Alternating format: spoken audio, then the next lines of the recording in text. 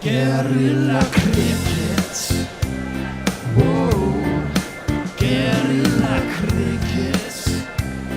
Whoa.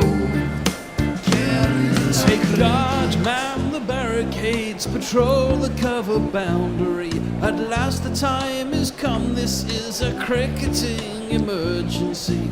Hear this call to arms for every cricket revolutionary. Take up your bats and stumps for the test match insurgency. At first they tried to silence us, but we would not be silenced. They threatened us with lies, so we threatened them with violence. Che Guevara, Sangakkara, Joseph Stalin, Douglas Jardine, Robespierre, Darrell Hare, Vladimir Lenin, O'Brien Kevin, Guerrilla Cricket. It's not about the winning, it's about how many rules you break. Even in cricket commentary, this is the best advice to take. Pick Guerrilla Cricket, it's the finest choice you'll ever make. There's so much more to cricket than rev counters and a slice of cake. At first they tried to sanitize us and clean up our act, but people like it filthy, and we know that for a fact. Fidel Castro, Lenny Pascoe, Carlos the Jackal, Umar Akmal, Mahatma Gandhi, Grant and Andy, Brendan Behan, Austin Ian, Guerrilla Cricket. Stick with us, cause you know we're not the kind of thing that you see on the TV and the radio. So vive la revolution. First they tried to buy us, but we would not be bought. Okay, we were, but then we ran away, and we will not be caught. Would not give up the ghost when they left us all for dead. They decapitated us, but we just grew another head.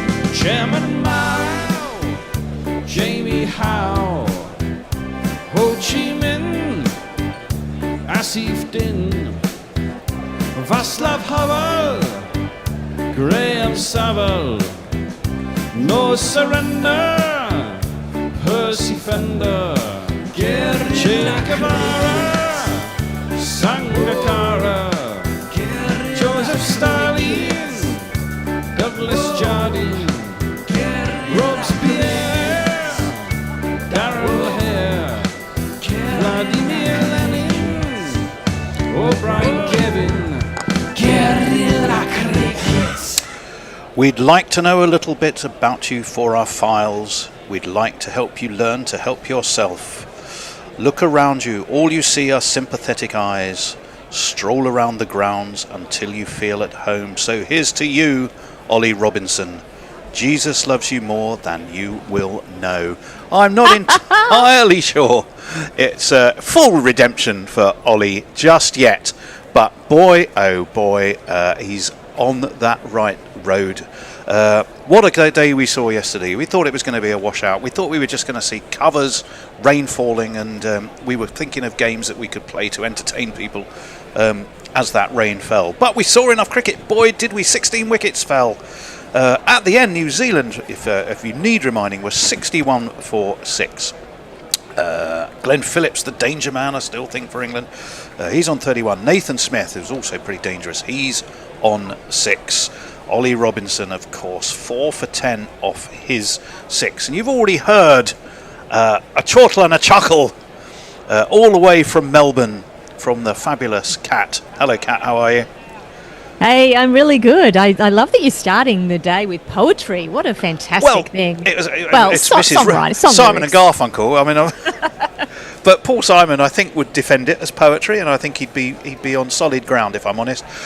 Yet to speak, but looking handsome, ready to rock, and worryingly youthful is Will Munt. Hello, Will. How are you? I'm good, thank you. How are you? I'm very, very well. Been following your journalistic exploits and works. Oh, You're good, very good you. at updating on LinkedIn, I notice. Oh, thank you. As you should be, as a young man of your age. So, I should also mention today, because it's a subject of personal interest and close to my own heart, today is Red for Ruth Day in aid of breast cancer and breast cancer awareness. So I'm all in for that. And we are seeing, as we speak, all the players lining up and wearing red caps. Lord's not quite full yet, but looks like it's getting there. So I've got a question for you both, actually. Now, New Zealand 61 for 6, Kat. We had them on the ropes. Ollie Robinson on fire. Yes, first test for best part of 2 years. So he'd had a break. Ben Stokes brings himself on and immediately got caned all over the place. He'd had a bit of a break. I was screaming at our TV here in the studio, give Ollie another roll. There's only about two overs left in the day. Why are you keeping bowling yourself? Get Ollie back on. Would you agree with that, or was Stokes right to back his own hunch and think, I'm going to give myself a go? I feel like Stokes knows exactly how far to push people before he pushes them over the edge, and I reckon Ben Stokes kept bowling himself up until the point when he knew that Robinson was absolutely furious with him, and then he gets him on, like when he's truly riled up. So I think that's one of Ben Stokes' powers as captain. He knows how to get the most out of his players, and that might have been the way to stimulate Ollie Robinson. Who knows? That's the famous Mike Brearley, Bob Willis principle. Bowling from the wrong end, getting really pissed off, and then when he's really, really angry, let him loose. Unfortunately, of course, that was Australia at Headingley and not New Zealand at Lords, but nonetheless, one of the most famous bits of cricket psychology ever, I think. William. Yes. Now, I've watched a lot of cricket at Lords over the years, and certainly in the last few seasons. The concern I would have slightly for England is so many times the pitch flattens out pretty quickly, and when it does, I'm just checking we haven't started. No, we haven't. And when it does, time after time after time, I've seen teams 6, 7 down, and then suddenly the lower end of the lower order suddenly whacks up 150. Too many times for it to be a coincidence. I do think the Lord's pitch has that tendency. Do you think England can get the job done early, or do you think there is? Am I right to worry? Well, I think it's definitely a valid concern. I think especially as bowling at the tail hasn't been a strength of England over the past few years as well. So I do think that's a valid concern, especially whilst you've still got Ben Phillips there as well. But I think it'll be important how the first few overs go. I think if England manage to kind of get 1 or 2 early, and they should be able to kind of clean them up in the end. But if, I suppose, the first few overs go by, and it does, especially if it looks a bit easier than it did yesterday, then I think that concern is definitely valid, yes. Well, that's true. Well, Kat, let's talk a little bit about Harry Brook. I don't know how much you managed to catch of yesterday. Look, I absolutely was glued to every bit of replay of Harry Brook. Dan and I think he's our favourite player, I think, at the moment. I just love watching him. Yeah, it was interesting because he was frustrating in so many ways. You were thinking, why are you playing that shot? But then you look back at the scorecard and you go, well, 50-something out of a pretty meagre total is the major contribution that could yet define this game. Oh, yeah. And I'm already feeling depressed. Who's bowling? Because about to carry on where he left off last night. Is it Ollie? No, it's not. Stokes. Stokes is halfway through an over. I think that's that could be it, because they went off for bad light. Yes, he's still got 4 balls to come. Yes. But this could be carted. Let's hope he goes for 24 in these 4 balls. Well, let's not hope for that. But up until that point, I was about to compliment you on being the voice of reason when my immediate gut reaction was, why? What are you doing? Get Ollie on! Well, there we go. Stokes has got 2 slips. He's bowling from the pavilion, and he is, as Kat so rightly said, going to bowl 4 more balls of his 4th over. Those 2 slips go down. It's wide of off stump. It's comfortably left by outdoorsman and general sporting guy Glenn Phillips.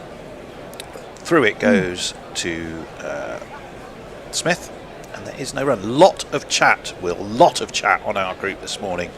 Are you doing the chat, Will? Is that your job? Yes, or is I am. No, he is. No, thank God for that. I was going to say our internal chat group, our Guerrilla chat group. saying, if you had folks playing, he could be standing up to Ollie Robinson. They wouldn't be able to stand outside of their crease to counter the swing. But Good they don't point. trust Smith Whoever to do said that. that. Well, it was a good Great point. observation. That kept fairly low. Through it went to Jamie Smith.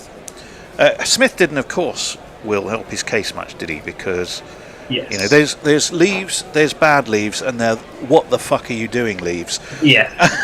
And I think we can safely say that Smith fell into that third category, didn't it?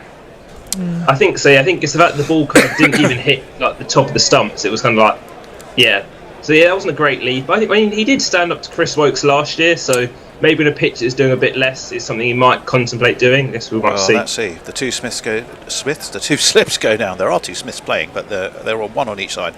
That's drilled straight to cover, fielded by debutant Gay, and there was no run. Oh dear, he's bowled a no ball. Come on, Ben, lad. Oh, for goodness sake! I was okay with 4 deliveries, but 5. Well, yeah, I think you're right. Although dot balls, he's doing all right. I think Emilio Gay was unlucky. I mean, if you were Ollie Robinson, you were looking at yesterday's weather conditions. You're going, this is what I need for my return. Unlucky to debut in this match. Yeah, unlucky to debut on this dreadful pitch. Well, I don't know if it is a dreadful pitch, but Lords with a bit of weather help is a handful for any batsman. That's full, steered really by Phillips. He might get 4 for it. It's Gay he's going to chase after it, puts in the sliding stop just before it reaches the backward point boundary, and they should have come back for 3. So I'm afraid to say that was a very should have been gentle 4 balls. He bowled a no ball, got an extra ball, and that has then cost 3 runs. But it means that at the end of the over, 65 for. Oh, there's another ball left. 1 to come, yeah. I'm getting too excited. I thought I'd counted the no ball, but that's right. Well, unfortunately, the only runs have come off. It's 4 off the over, and so it wasn't the extra ball that cost the runs. So I guess that's not too bad. I can tell you weather-wise, still cloudy, but it's sort of white cloud as opposed to dark cloud, and there's enough blue splattering between the white clouds that gives you hope that we should see a fair bit of cricket. Fingers crossed. 2 slips, 2 gullies. Stokes in over the wicket. That's a ball too, and it just moves away. Smith takes it near enough in front of first slip. It's 65 for 6, 1 over of the morning gone, and Will is on your messages. Yes, we've got Eric J. Morning. Starts with a hullabaloo about Robbo. The best performance yesterday was undoubtedly that of Jameson. Fair enough. He did bowl beautifully. That is pretty fair enough. Then Rational Red. What ho, chaps? Hope all is okay. I'm desperately trying to avoid work. So that's fair enough. Well, if you're going to avoid work, avoid it with us, mate. That's what And I'd then say. we've got Jay Grover. The debutant Gay sounds like a Regency novel. Oh, that's a great call. Doesn't it just? We did have a lot of debate about. Well, I say a lot of debate. Basically, me and Mog over email, deciding what we should have for his jingle. I was 100% backing Tom Robinson Sing If You're Glad to Be Gay, but Mog went with Enola Gay, which is probably not that surprising, really. But And then we've got done a lovely job of it. Sutu. Did Laws really need extra steaming as well? Well, true enough. Josh Tongue in. That's bowled him. What a ball that was. He's got Phillips. Absolutely just nipped away enough, or straightened really. Out came the off stump. England have broken through early. It's not Ollie Robinson, it's Josh Tongue. But what a delivery. What a start for England. 65 for 7. This game just keeps rattling on at an incredible pace. Let's have a look at that ball. Oh! If you're a bowler, are you a bowler or a batsman? That was incredible. I think we need to name that stump after Josh Tongue, because he's done this twice now, the cartwheeling off stump, right? He has. He won yesterday. The bear was very sage and thoughtful as we were getting ourselves together for today's broadcast, and he said, Glenn Phillips, he's the danger man. Glenn Phillips, got to get him early. So we have 65 for 7. Phillips has gone bold neck and crop by Josh Tongue, and very well done him. What a start. But yes, Kyle Jameson, Did you know, Kat, the combined height of Jameson and I think Will O'Rourke is 13 feet. That's 13 feet of fast bowler coming at you. Unfortunately, it's also 13 feet of fast bowler, both of whom have had stress fractures of their back. But there's some attack. That's an attack almost tailor-made for the Lord's conditions we had yesterday, isn't it? Yeah, and Tong isn't that tall, is he? I mean, these things are relative. If he he's stood next probably to you 6 or or 4, me, I suspect we'd both be looking up at him. Yeah, I That think said, so. I don't know how tall you are. I've only ever seen you from sort of neck up. Really? How interesting. Well, when Dan and You I might be come about into 7'4", and I don't know it. Never know. Yeah, we could be. Maybe I will have grown by then. I feel like I'm shrinking as I get older.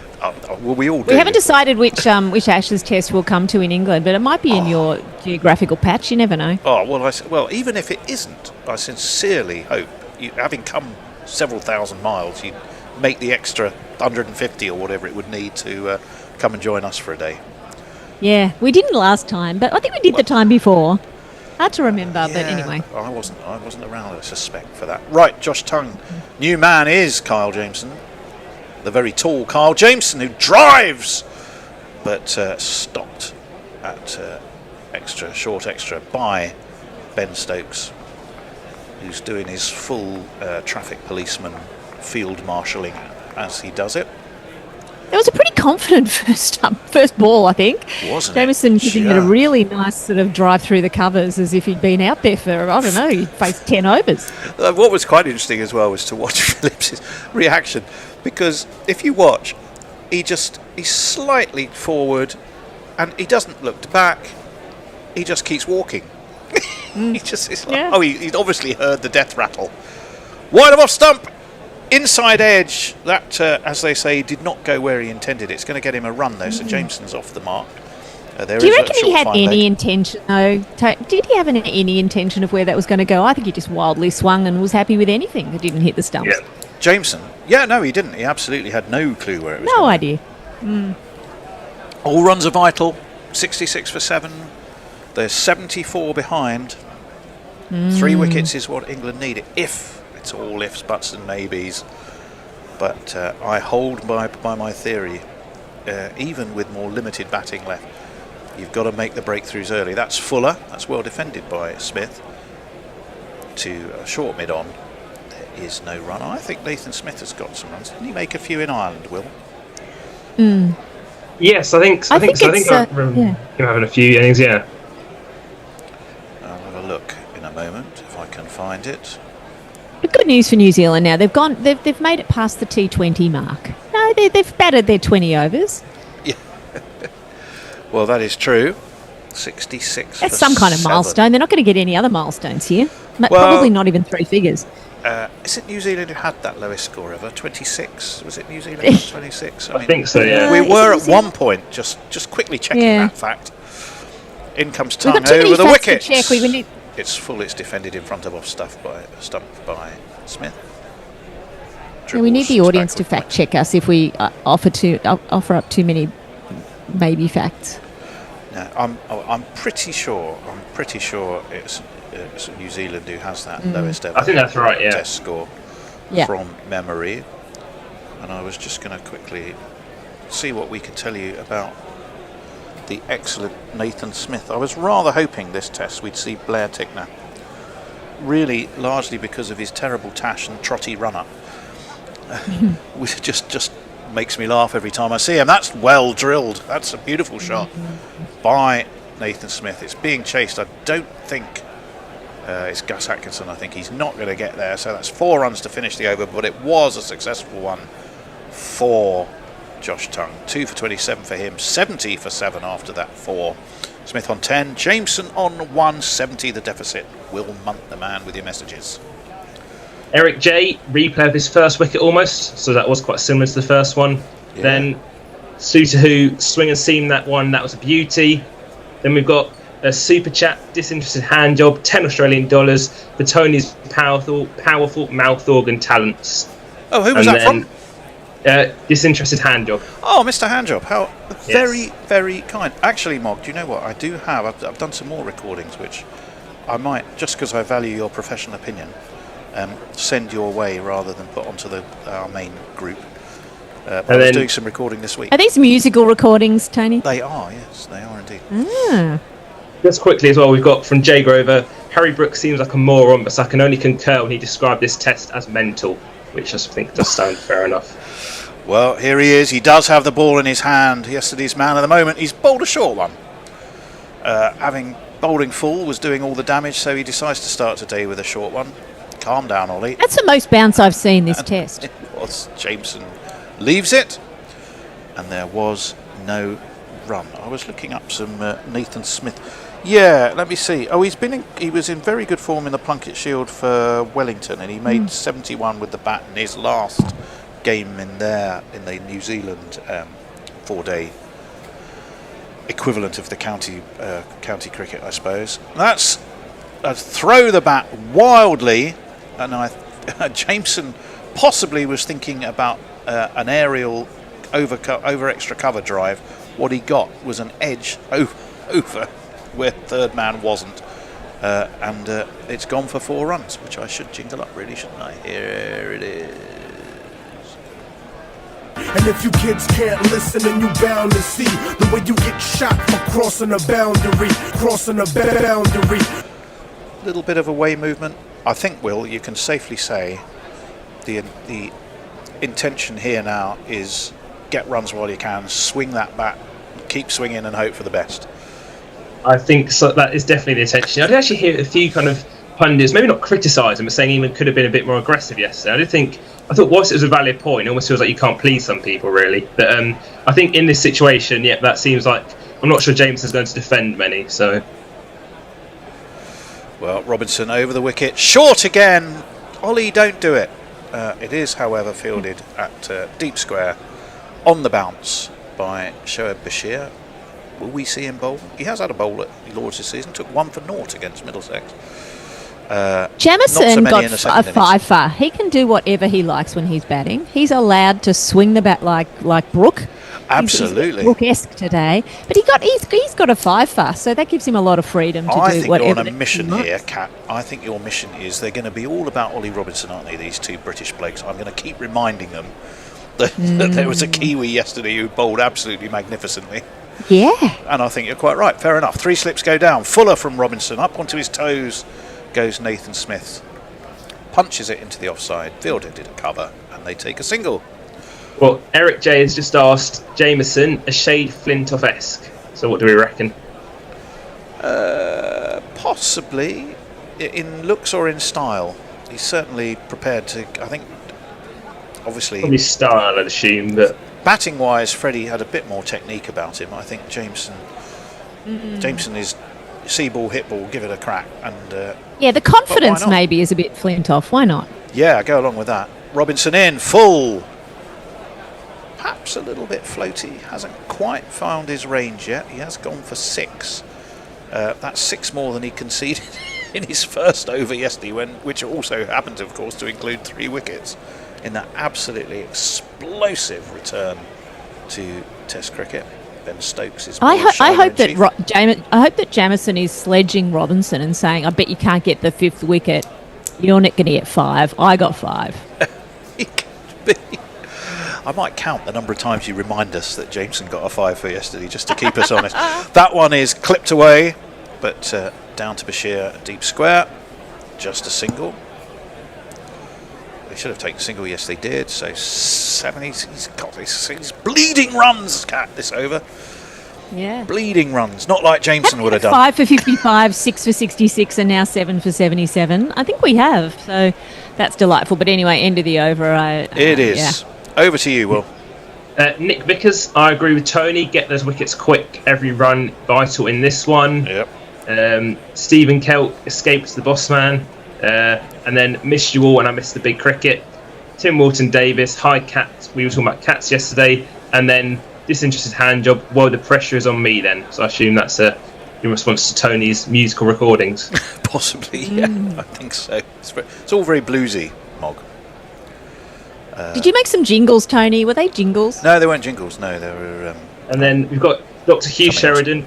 according to Wikipedia, Josh Tongue is 6'4" tall, so maybe he is not as short as Tony implied. No, hang on. It wasn't me that implied he was practically a midget. That was somebody else, and that one is bounced up at Jameson. Called him on the arm, I think, or the elbow. He seems to be all right. He's just shaking his head, so yeah, no, I'm fine. Followed him a bit, that ball, Cat, didn't it? Yeah, I think it's got him in the midriff as well. Yeah, it's hit him. Oh, it's hit him in the stomach. Is it the stomach? High-ish on the stomach, not in the low abdomen. But, you know, it's above the belt, but still. Well, that would have hurt. Yeah, he it really did. did a flicker of emotion on his face. He's supposed to be tough. Morning from the We just pavilion had end. a super chat as well, which I'll do after this ball, actually. Okay, well, it's Tongue from the pavilion end. The two slips go down. Short, Jameson tries to pull. He doesn't. I'm not sure what he got on that, and I don't think I think that was that a bit of helmet off his shoulder. Yeah, I think so.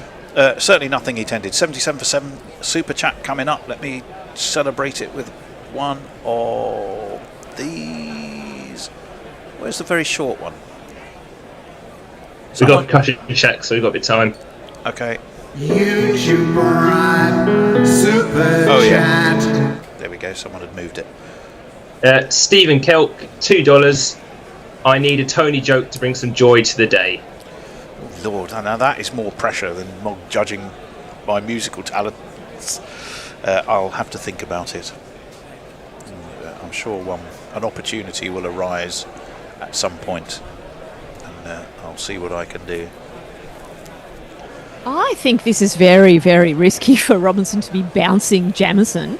I think he's going to get a bit of a taste of that in return at some stage. You've got to look after each other, you fast bowlers. Come on. I think the fast bowlers code has long gone. Yeah. I'm afraid. Josh Tongue. Got hit on the back of the neck there. We had the head injury protocol coming out. But, yeah, look, Jamison seems to be pretty tough. Maybe he's part robot. What do we think? Jameson, he's certainly... He's a built unit, isn't he? I don't know if he's a robot, though.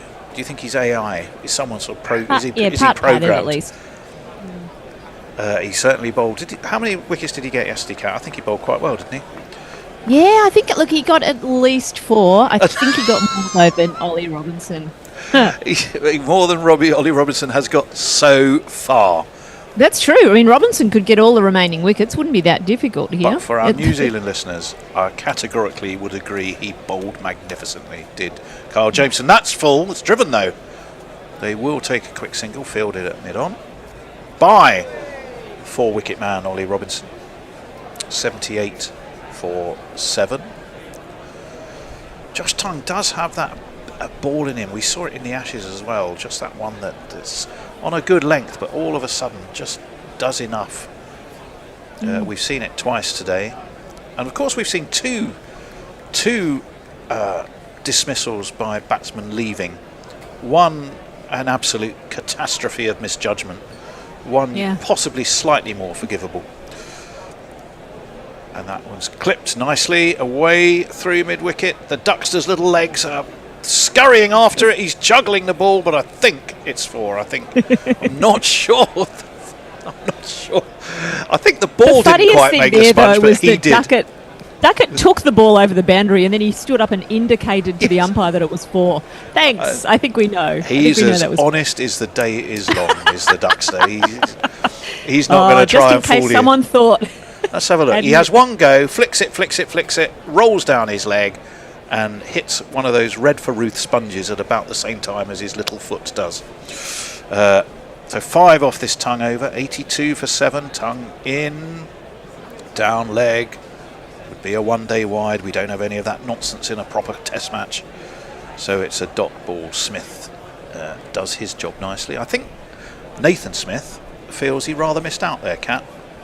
I think Smith, the more I look at him batting now, I reckon I've seen him play a pretty good innings. I can't remember where. He looks like a proper batter. Yeah, I think he made runs against England. Let's see. His highest score in Tests is 42, and that was against England at the Basin Reserve in that 2024. Oh, that is another leave. We've seen 3 now. We've seen 2 Smith leaves. My God, sorry, I cursed him. Now, come on, England, got to give me that wicket. Well, that one was outside off. That one nipped back. That was your absolute classic nip backer. Nathan Smith was shouldering arms, and it pinged the top of his off stump. It really came back quite a distance, and the 8th one is down. Ooh. Still not of the 2 Smith leaves. I think that's of the 3 leaves and wickets we've seen. That's the second worst. Yeah. The second worst. Is it forgivable? Because it did nip back a long way. Honestly, He shouldn't have left it, should he? I mean, I don't know how many Test matches you've played at Lord's, Kat. I've got to be honest and say none. Should it ever, for some reason, happen, my instinct would be leave nothing. I've watched so much cricket at Lord's, and how many times have I seen that over the course of the years? I think my Well, do you know what, instinct would Tony? be- It doesn't matter where I play cricket. I've played in lots of fabulous suburban grounds, and my rule is also to leave nothing, but I have also never hit the ball. So, Oh. effectively, I have been leaving most You've of been them, but accidentally really- leaving. I've been trying to hit them. That's, We played a game on a Saturday, and someone left the ball onto leg stump. I didn't think I was going to see a worse leave for a while, but I think some of these leaves haven't been particularly good. We've got a super chat here from Marvellous. Brenovo, £1.99. Oh, Good boy. morning, wonderful GC. We've got a lot of messages here. But, Oh, I'm being reminded by Noises Off, aka the Bear. GPL is open. Estimate the number of runs to be scored in today's play. You go to guerrillacricket.com, you'll see a tab that says competition. It's dead easy to register. The pot just grows and grows. I think it's hovering around about 40 English pounds at the moment. 14? If you 40. Oh, 40, okay. If you estimate it bang on the nose, you win the pot or a share of it. But very rarely have we had shares. If you don't get it, all the money in the pot just rolls over to tomorrow, and the pot gets bigger. It's a great way to help us. That's a swing and a miss by Jameson, who now is absolutely in the final scene of Butch Cassidy and the Sundance Kid mode. He's got his gun strapped to his wrist, and he's tottering out against the gunfire, just going to have a firing at everything that comes his way. Who knows? It may. Yeah, he's not every going run to be is done vital. leaving the ball, is he? He's He's- not going to be done leaving. He might be done missing, but he's never going to be done leaving. Well, that's the Cat Jones principle, isn't it? That you were just discussing. Never. Yes, you try and that's leave, right. but that's up in the air. And that has dropped short of Bethel, who is. I think the odds third. on Jamison being out caught, the odds would be pretty good. I think you would be. Pretty you short. would be dead right, Kat. Are we watching that ball come back in? Yeah, we're watching a beautiful. We're just behind first slip. In the camera angle, we've just watched that Nathan Smith dismissal. One, you saw just how much the ball came back because it was an absolutely superb ball. Two, Kat and I think both still agree. Tuck everything you've got in behind it. At least that way you. Better off it if you. You don't look daft why when you're not? out if you do get out. Yeah. That's full. That's well defended by Willow Rourke, who's the new man. I should probably jingle him up, shouldn't I? Our man from Kingston. Here he is. He'll never make 95, probably never 50, because Will O'Rourke is about bowling and the batting, but he's good at that, good enough to get your wicket, good enough to drive you crazy when you get out. Smith at least had the good grace to be really angry with himself. This one's full. O'Rourke gets a bat down on it. Doesn't look O'Rourke a is not natural going to be batter, does done he? leaving the ball. Look how much effort he put into trying to defend that. It was it was hard to watch, but he did actually put bat on it. Hey, looking at Jameson's 5 foot. Oh no, we're not. We're watching Ollie Robinson there. We're comparing, I think, I mean, it's hard to tell. This could be live. All the these different people leaves. leaving the ball. Bad and going leaves out. this test. There we go. Well, there's been 3 of them, haven't they? And interestingly enough, 2 by people called Smith. I suppose on the law of averages, that's probably not that unexpected. Oh, that was full, and O'Rourke again, looking every inch your number 10 there. As he just gets the bat down. The tall number 10 bowler, who doesn't necessarily look very elegant, but is determined No, he looks elegant to when get he's everything bowling. in the way. He looks adorable and elegant when he's bowling. I mean, I think it's pretty. Yeah, he doesn't look very comfortable now. Right, what have we got? Well, we're seeing. I'll tell you what we have got is more blue sky than we had when we started. Ollie Robinson is going to be continuing from the nursery end. The beautiful Lord's Pavilion is packed with members. There it is. It's full and straight. Well done, Ollie. And I could have sworn well there that defended. Robinson was going for the 3 slower balls, the last one being quick, and that would bowl him, but he didn't do it. The old 3-card trick. It didn't. It's 83 for 8, 24 overs completed, 57 the deficit. Will Munt the man with the messages. Yeah. Jay Grover, Duckett's height grows at every edition of the Cricketers Who's Who. He's taller than me now. Has he? Well, maybe they put him in a pot of fertiliser. Yeah. Then Geoffrey Ward. Tuffers shares a birthday today with Alan Board and the famous English cricketer Eric Hollies. But what is Mr. Hollies famous for? Well, he's got a stand at Edgbaston. Yeah.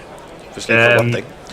Then Humbranervo, playing the GPL against myself today, put 2 entries ending 5 as well as the 7s. And then Jay Grover, boycott is looking like Banjo Patterson.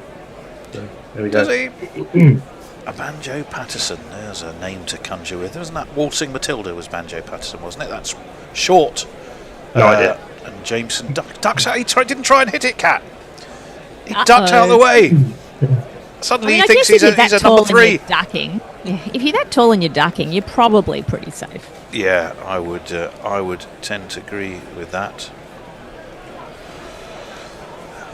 It's well, what a test match. I know I said it in the intro at the beginning, but crikey Moses. Yeah, what a dreadful, dreadful test match. It's just been full-on action. It reminds me a bit, was it the first test in the Ashes? Oh, that was a horrible ball. It's gone up in the air. Jameson's got all of that. It's smashed back over Josh Tongue's head for 6. Up go umpire Holdstock's arms. It wasn't a great ball, was it? Imagine doing that to Tongue. Like, he's been bowling so beautifully. Like, I'm just going to hit him for 6. Yeah. I think... it was a terrible shot too. Well, I don't think it was a terrible shot. I mean, I think that was a shot manufactured and made for... He almost missed T20 it, Tony. cricket. He took a step outside his leg stump and kind of swung the toe. Well, of he the almost bat. missed it for 6, Cat. I mean, there's ways of almost missing it and not almost missing it. Right, what's Tongue got in response? A shorter ball. Jameson nearly steps back onto his stumps. I don't know if he was trying to get out of the way, but he's actually turned trying to hurdle his stumps in reverse, backwards. It was a nearly leg over situation all over again. Yeah. But in the end, it's just gone for a single to square leg. And the New Zealand score moves on to 90. These are proper 1970s, 1980s tailenders, these guys. He is. And he's stepping so far back. His bat's pushed forward. His feet are jumped back. He now closes to those stumps, Cat. He's almost trodden on them. And he looks round and goes, oh, hello, what have I done? But he hasn't. He's got away with it.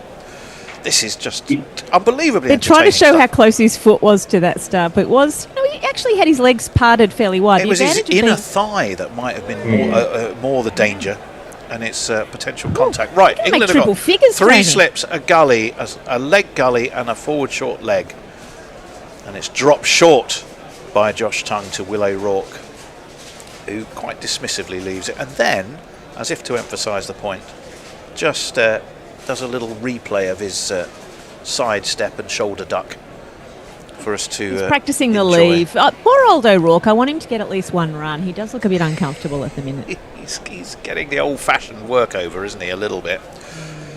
I do think I remember him having a decent innings as a night watchman when England were last in New Zealand. I feel like I remember him kind of hanging around for a bit, if not getting many runs. You may very well be right. Josh Tongue in!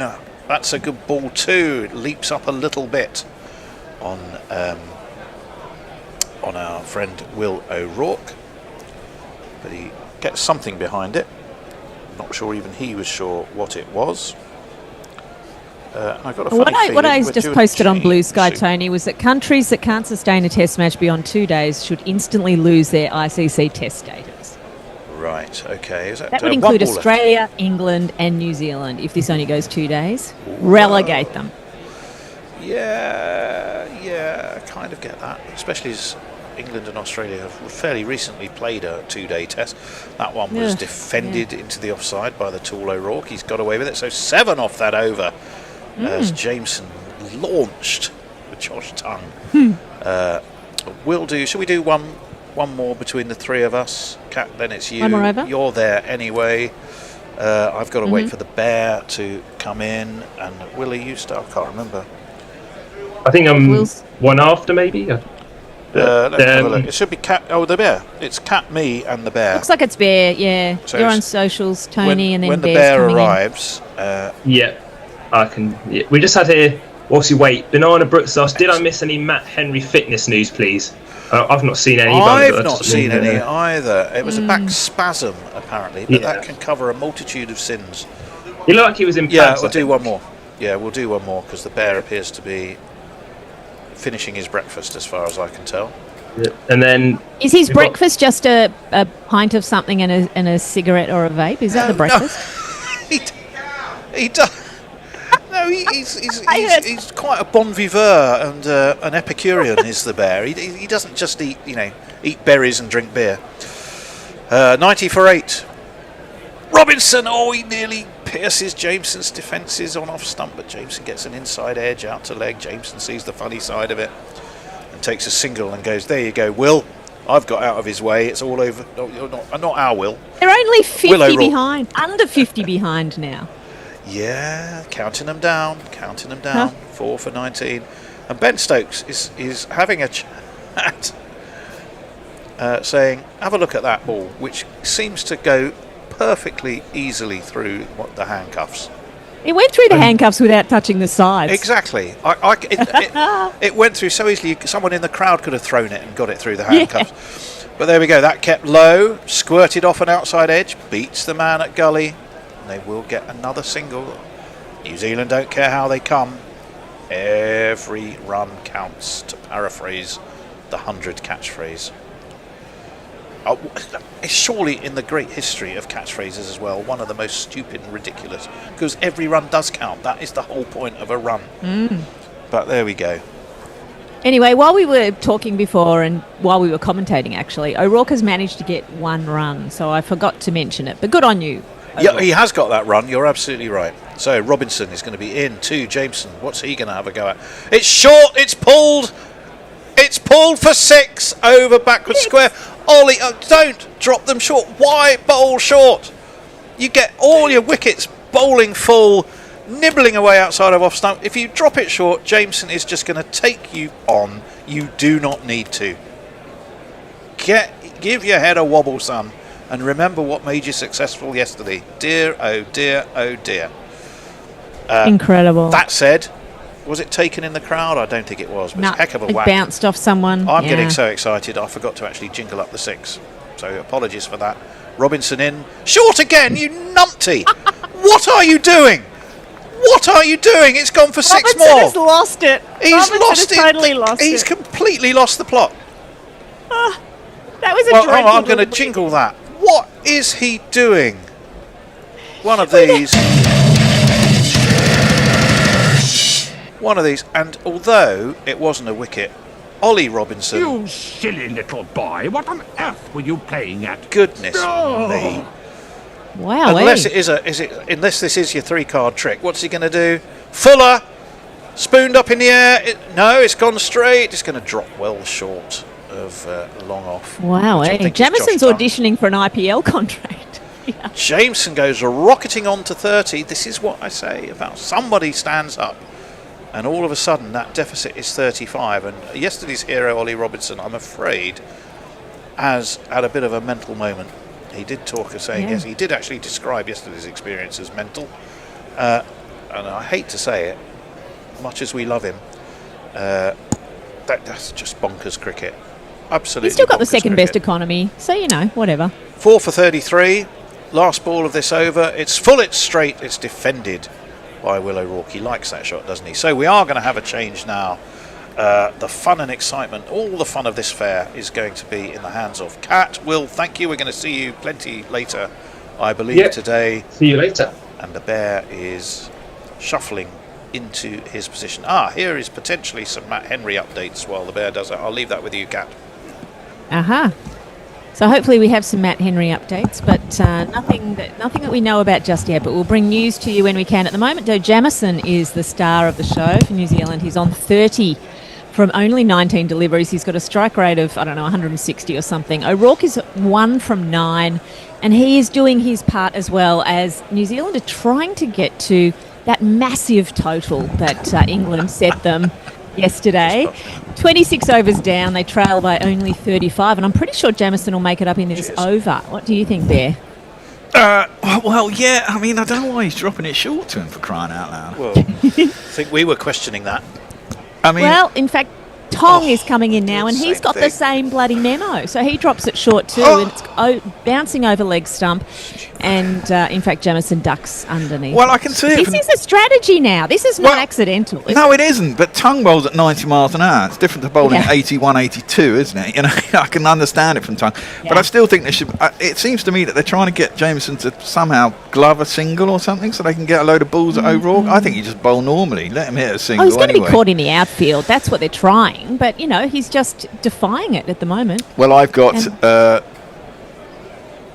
So anyway, this next delivery is defended. In fact, it squirts off an edge and goes to point, but along the carpet. So I think that's I've had 2 dots. 8 successful bets on this innings on unders for the wickets, and funnily enough, I went over for this wicket.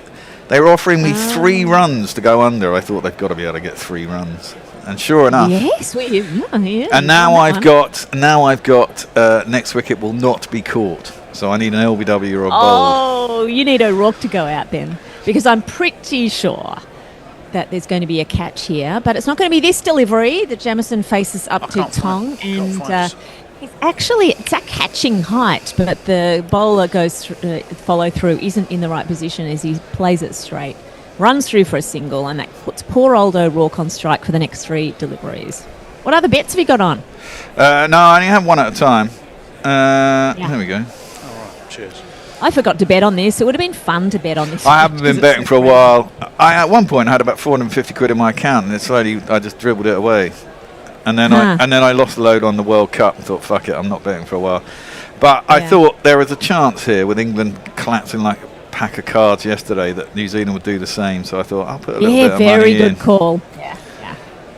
Give it a Good call, shot. but I suspect they're going to overtake if Jamieson can stay in. But at the moment, O'Rourke is facing up to Tong, who's coming through at about 140 kilometres an hour, and he lets this one go through to the keeper. It's not a leave that is dangerous, though. He's not likely to lose his wicket like everyone else. No, and they were showing the leaves that got bowled, and I guess the only one that was maybe forgivable was it Daryl Mitchell. He left as well, didn't he? But that was one that was on the stumps and kind of left them straightened a little bit, and he was a bit dumb to leave. But the other 2, I mean, I thought they were quite safe leaves, but the ball decked back so far that they both got completely done. So we have 2 slips, and we have Tong coming in, and this one is almost edged through to the keeper as O'Rourke misses a beautiful delivery, bouncing over off stump. I try Yorker here as well. I tried a couple yesterday that were nearly successful. I think O'Rourke's... he's dug out a few that have been Yorker length, so his defence isn't dreadful, but he had no idea what line that was following. Still, he's protecting his stumps here. He's protecting his off stump, and that is not what 3 other batters have done in the last couple of days. Very true. It's always bad. Playing inside the line. Well, I was thinking of other teams that might lose their ICC licence if they 2-day tests. Yes, I think so. I think they should. But anyway, this next one is also defended by O'Rourke, but it's defended with fresh air, safely through to the keeper. End of the over, 1 run from it, and the score 106 for 8. Surely India would be one of those, wouldn't it? I mean, there must be a 2-day test in India and the rag tops I think there was a 2-day test recently. We've had too many of them. I think we relegate the lot of them. The Ashes one. Right, Martin Smith. Hello to you, Martin Smith. Good to see New Zealand fight back as well. Well, it's good to have another Smith. Because we've had 2 entertaining us quite royally, both of whom have done spectacularly unsuccessful leaves. So what would you have done, Martin? Would you have played it or tried to leave it? Ollie switching back to pies and beer mode, says Stephen Kelp. I tend to agree with that. Just bonkers. What's he going to do now? We have Robinson now bowling to Jamieson. It's a wild swing that would have been 6 if he'd made contact, but in fact it goes down leg side, taken nicely by the keeper.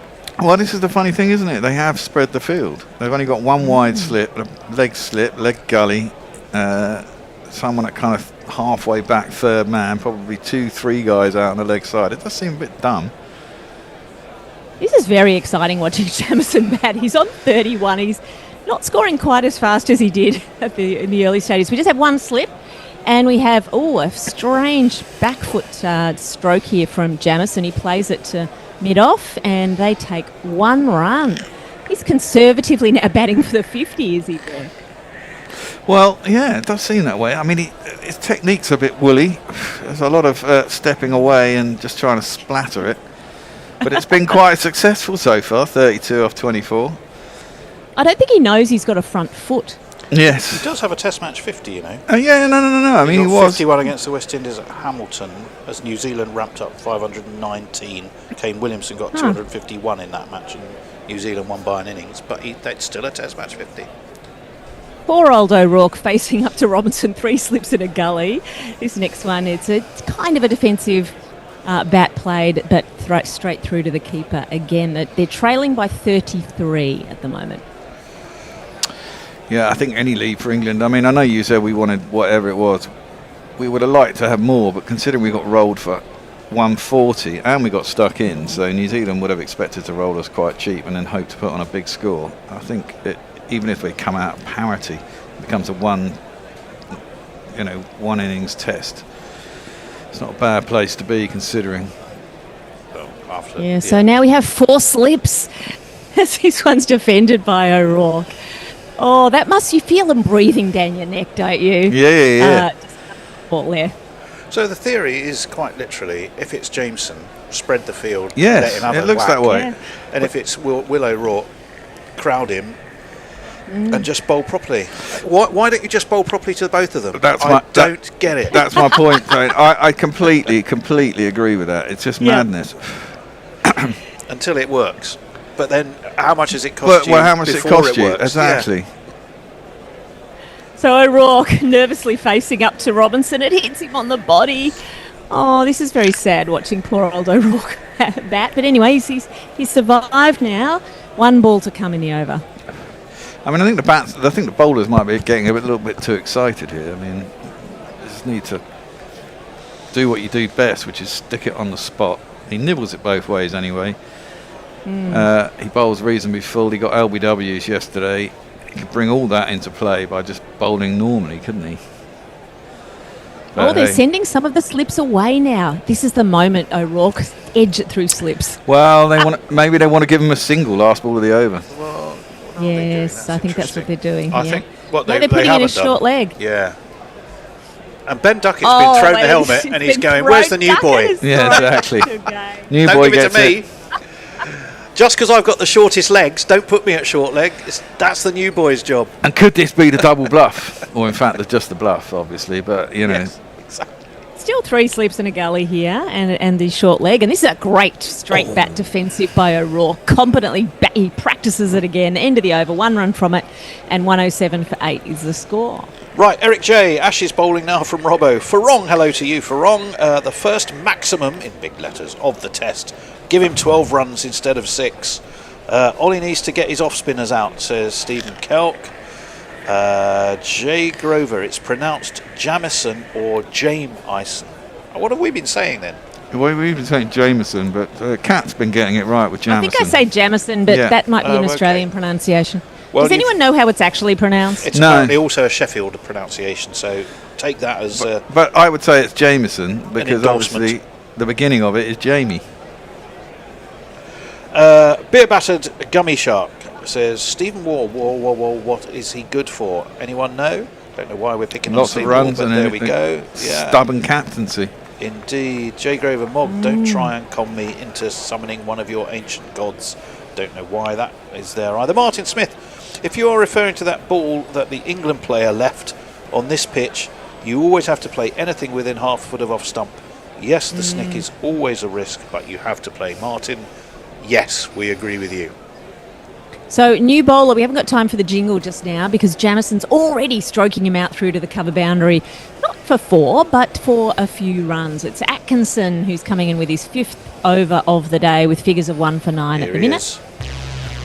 Gus Atkinson, he's not one to complain. He hopes he's not like Jafra, breaking down after every game. And O'Rourke is very disappointed they didn't get to the boundary Yes. because now he's 5 balls to negotiate. Well, Duxter is clearly the helmet carrier in chief. Look, They've got 2 helmets now. What are they going in for here? I think, what are they going to do? That's Maybe a sit him in really on, sit good him in question. off. Short square leg and a sit him in off. Yeah, and the Duxter now does have to put one on to move himself in. He thought he'd got away with it, but if it wasn't for those pesky got their kids, boxes on, their helmets on. They're crowding the bat here. They're trying to make Amelia him scared. Gay And put- they're sledging. Amelia Gay 2 put- slips in a gully. Silly mid off, silly mid on. And that has been edged to slip. It's caught at second slip. That is the end of O'Rourke. And of course, that means Bear has won his bet. No, it means I lost my bet. I said, Oh, no. Oh, did you? Not I was caught. caught. Oh, that's right. Yes, bad luck. damn, I was expecting another boulder on LBW. Oh, well. Yeah. Here's Do we have one. an out jingle? we do. Here it is. After you've gone. See, there you go. Line and length outside off stump, funnily enough. Yeah. Induces an edge and a tail ender. Huh. Well, mind you, Will O'Rourke always looked the more likely to do that. Well, of course. Proper bowling. And proper Duckett is bowling. Duckett's claiming that wicket somehow. He must well, have done a because really he good was in leg. his eye line, Cat. Obviously. Disturbing his eye line. But if I may, I've got one of these. Somebody's moved the super chat jingle, Bear. I don't know why. No. There it is. Someone's got rid of one. Oh, was it Super chat. and it is from a man who is himself a jingler. It's Richard Peel who sent us 2 Aussie dollars. It just says 4. Why would it be 4? Why has he said 4? I have no idea. Richard, that's beautiful. I love the message and thank you. Absolutely, of course. But what does 4 mean? Oh, I In the think what's context. happened is someone's dragged number 5 used to be in number 3, and the really long one of 16 seconds, which is the Bonnie Tyler effort, Oh, has been got rid of, which is a shame. I'll have to go and find it. Right, Martin Smith. If referring to the current Kiwi batsman, same advice unless the pitch is vastly improved. Well, still agreeing with you. Beer battered gummy shark. A hard-earned thirst needs a big cold beer, and the best cold beer is Victoria Bitter. VB. VB. Hang on, are you getting sponsorship? Are you getting money from VB for that ad? No, I'm just reading. I'm literally just reading the message. Priya. Anyway, we already have a Atkinson coming in again, and this is 3 slips in a gully. Facing up is Henry. He hits the ball into his own foot, and it ricochets off safely. Well, Jingle, it's right? interesting that he had a back spasm and he's okay today. Sometimes those things can go Well, on for we did days. see can't they? him- Bowling earlier, didn't we? Yeah, well, it wasn't. He looked a tad cautious and ginger. He didn't look like he was putting his full effort into it. Here he is. You can never trust a man with 2 first names. Matt Henry.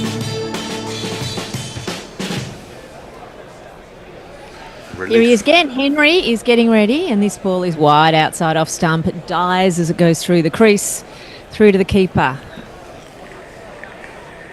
88 miles an hour. Not bowling slowly. Jay Graver said, I say Jame, as in Jame for Jameson, but I've never met the man. I thought Cat might have some Antipodean insight that I lack. Yeah, if it's Australian, New Zealand, I'm going Jamison, usually. Usually, but doesn't mean for him it isn't Jamieson. So we should find out from someone who actually So knows. if you're buying the Irish whiskey, what do you ask for? Jamison. No! Oh, no, not No, having that. Anyway, this Jeez. next ball is pushed to point, and there's no run. It's One more to come. There's definitely Jameson's. Draw I'm the afraid. line there on this Antipodean nonsense. Jameson. Well, there's Jameson and then there's Jamieson. I think Jameson is okay. Might be Jameson. But most of the time we have Jamison, and I think that's because one of my son's friends is called Jamison. That's his first name. So maybe that's why. We have 3 slips and a gully and a square leg, and this one is poked at by Henry, and it's a bump ball, but it goes straight to slip, almost a crowd catch there.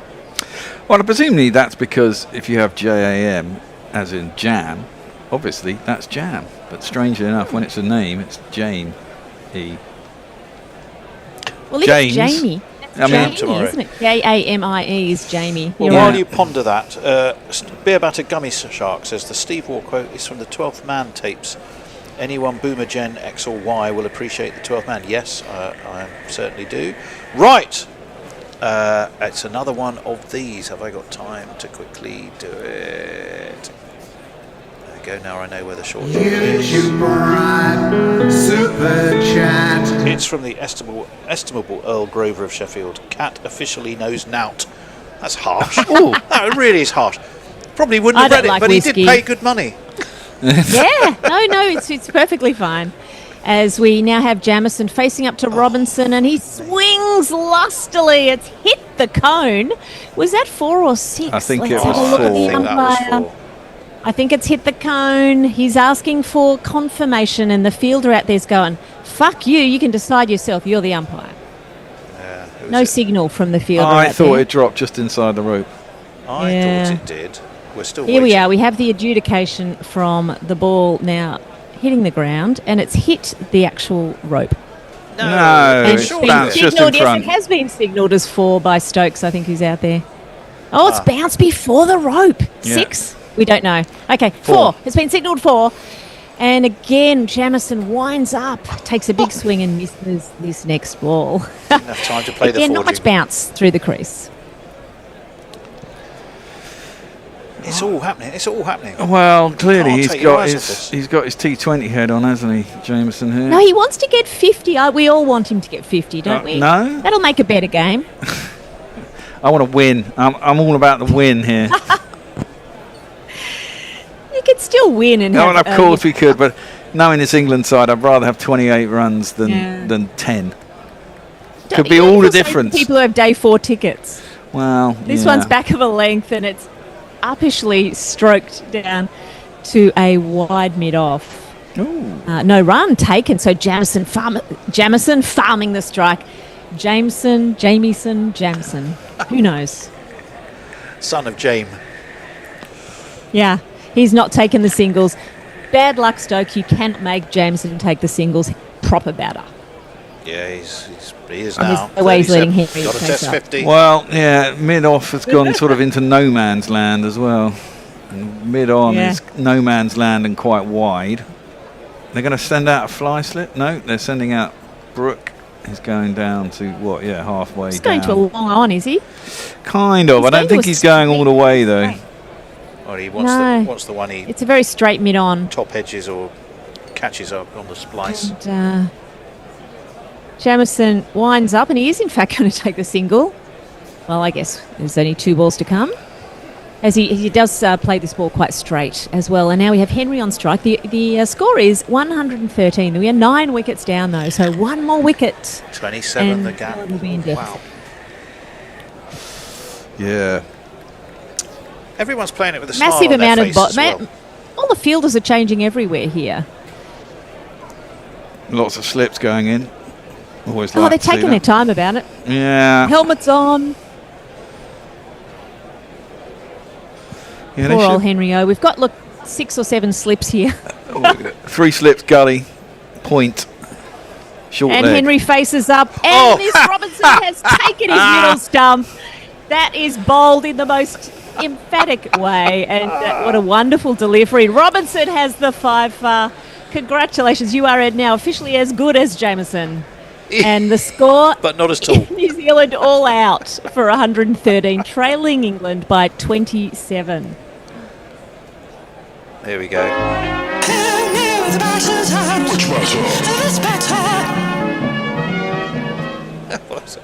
One I've not heard I've before. not heard one before. No, I've not heard that one at all.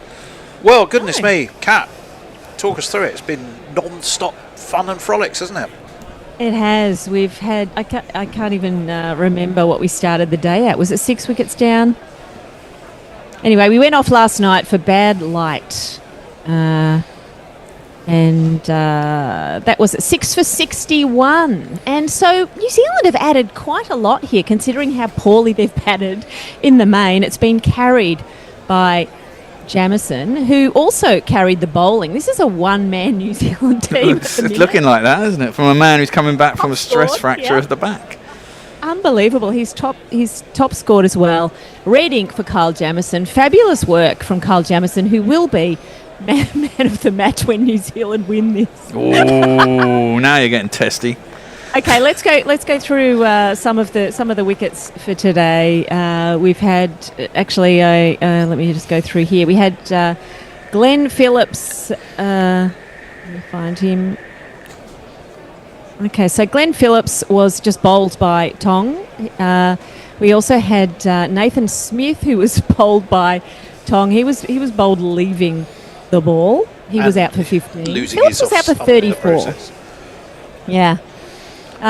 We also had poor old Will O'Rourke, who survived for 17 deliveries. It's quite a contribution, actually. It allowed Jamieson to make those 38 runs and for New Zealand to make it to triple figures, which we didn't think was really going to happen, before he was finally caught at slip, bowled Atkinson.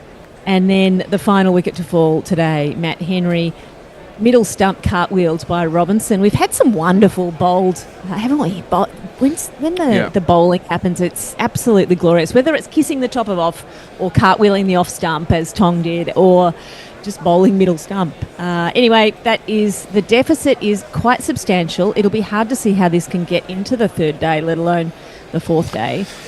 Well, I think it'll make it till lunch tomorrow, possibly. It all depends. I mean, England have got a slight lead now. Today is supposed to be a better weather day, a better batting day. Second day, maybe the wicket flattens out a tiny bit, but, still the ball is nipping about, and they're going to have a new ball. England need to get 250. I think the game will be out of reach then for, Tone here is 100 might do it. Well, yeah, Tony here is goes to Middlesex a lot, and it does tend to flatten out, so it'll be interesting. So we'd like to know from the listeners, what's our best thing to bet on at this point for the second innings? That's what I would like to know. Would you like to know that too, Bear? Do you want betting advice? Well, no, I have my own advice, and that would be. What is your advice? The problem is when England are batting, I don't want to go under for the fall of the first wicket or whatever, but it does seem a wise thing to do. Debutant on a deck that's still doing shit with a brand new ball. I'm just trying to find what the fall of the first wicket might well be. Currently, they've got it at 20 and a half. Oh, okay, definitely under. Jason Hiscox is in the house. Happy to tell you that. Hiscox has arrived. His bus was sent on the roundabout, but he has made it just in time for his first session. So we don't have a replacement Jason Hiscox. We have the real one. Richard Peel, by the way, said the super chat, the mystery super chat, is to ask Bear any chance you can mute the mic or move it away from your gob when you suck on your vape. The gurgling and sucking sound is extra gross in headphones. Please. There you go. Just thought I'd let you know. Jameson top run storers ? Well, no, Phillips I think says banana. Brooks. I might get our other mics fixed so we can go back to using lip mics then. Epicurean critic, a Mr. D Handjob of Melbourne, says that VB is genuine camel piss. It's pretty Martin awful, Smith, yeah. Kiwis will take being 20 behind. I'd agree with you there, Martin. And given they were 40 odd for 6, dead right. Yes, I think so. That's pretty good. They were good. 29 for 6 at one point. No, 20 is probably worth a normal 50 runs on something on a better pitch. A better pitch, right? I'm with you. Yeah, got it. Yeah. Frank Rockefeller disagrees with Mog, saying, I like camels. Fair enough. Presumably you say one hump or two.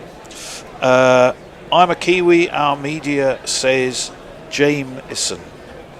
There you Jameson. go. That's Dr. Funk telling us. Excellent. Thank you for that official. Now I'm going off air in 1 minute, so someone else will have to worry about Jay getting Grover, that pronunciation. Frank Rockefeller, I weird Frankenstein bastard of a language. They're discussing the vagaries of English. Let me see if I'm nearly there. Michelle for Robinson, very good, says Eric J. Sad thing is 113 is still more than double our worst total. Right, hang on. there is another one. Crikey, I've just seen how far behind I am. But we'll always have time for one of these little babies. YouTuber Super Chat. It's from Earl Grover of Sheffield. It's £5 English, Bear. £5 English. Ooh, wow, thank you. Now, he's written it in a northern Sheffieldy accent. Now, I don't think I you got to read it out in that accent too. No, because he did tell me off last time I tried to do that. But it says, I'm ganning up the road in a minute and and asking for a bottle of Jamison just for giggles. might be beaten to death. Yeah, I was going to say. Nothing of value lost. Right. Oh, hang on. No, there's another one of these, Bear. They're just rolling in. Thank you very much, people. Always appreciate it. This is for $5. It's Frank Rockefeller. Thank you, Frank. Who would have thought for a Lord's pitch? England's strong favourites. Not sure. I think I'd call it all pretty even at the moment when you look at the two bowling attacks. Yeah, I'd say so. That makes it very exciting because it could go either way. Right, I'm going to have you and leave you. Well, same here. I think James. It's. I don't know who's in now. Someone's actually. taking Bennett. over now. You give us another one, or did you just press that by accident? No, I think he just pressed that by accident. He hasn't got his headphones on, have you? He didn't. Jolly good. I'll see you later, guys. See you next time. Indeed. I'm just going to quickly say that Jay Grover said that we're all right tone, which I think was my okay. accent. Come on then, Jason. You're on, mate. Right. Hello there, everybody. Thank you so hello, much, Bennett. Tony. How are you? All right, Will. I'm great. Thank you. Hello, Will. Hello. How are you? Good afternoon. Great. Good to hear. Good to see you again. Good afternoon and greetings wherever you are. It's Bennett Olusegun along with William Munt and Jason who's going to keep you company for the next half hour or so. So New Zealand winning the toss, inviting England to bat yesterday.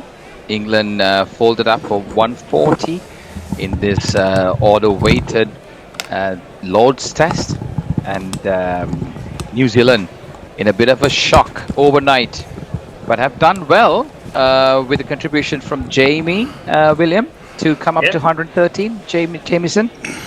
Definitely, I think when they lost a couple of early wickets, you maybe thought they probably weren't going to get that many. So I think gave them a bit of momentum. I think for England at the end, they'd take having any kind of a lead, which they've got.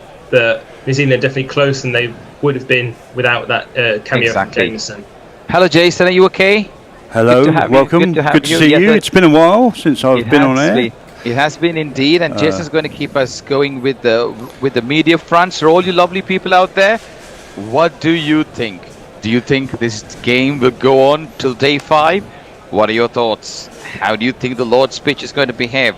Keep Jason busy, and he'll keep us busy with the jingles and the bits and bobs in between. And I think every single run is almost like gold dust here, isn't it, William?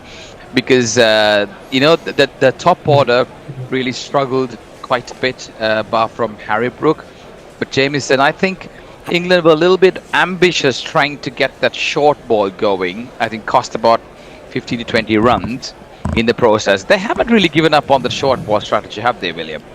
No, and I think it's kind of overused, but especially today, I think when you kind of think the balls that are hitting the stumps, some of the best players in the world are getting out to them. So it's kind of like, if it's good enough for them, it'll probably be good enough for the lower order. So it's kind of just stick at it, really. And if you have someone like Josh Tongue, who's hitting the off stump, got three sort of good batters cleaned up, why would you get him to bowl short pitch balls when he could get those regulation sort of balls to get the wickets in? So in the bowling, we had Ollie Robinson. What a comeback he's had. He looked a little bit tired and weary towards the end, lacked a bit of pace, bowling in the high 70s. But he picked up, but Stokes kept him going because he wanted him to be on the honours list, didn't he? He got 4 wickets yesterday, very micily, but today he was taken on a little bit. But today for me, William, as the pick of the bowlers this morning was Josh Tongue. Yeah, I think I'd agree with that. Yep, hit the stumps, like you said. Bowled pretty well. I think with Ollie Robinson, when they're trying to get him to do that short ball plan, he's not really that kind of bowler. So that probably did take a bit of a toll on him. He looked a bit weary and forlorn today, a bit tired. I think he was trying, just that excitement of getting back into the team. But again, I thought Gus Atkinson did a wonderful job as a holding role. Even when he came on to bowl, he looked like just bowling well within himself. Very good figures of 2 for 9. Josh Tong 3 for 40. Stokes was taken on quite a bit.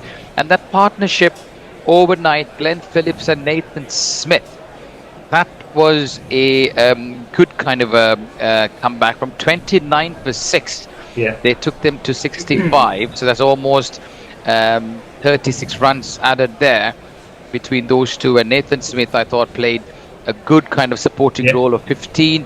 Glenn Phillips did more like the Harry Brook kind of role. So with the openers out there, we got maybe some couple of jingles, Jason. We have. The openers going. Here's the batsman.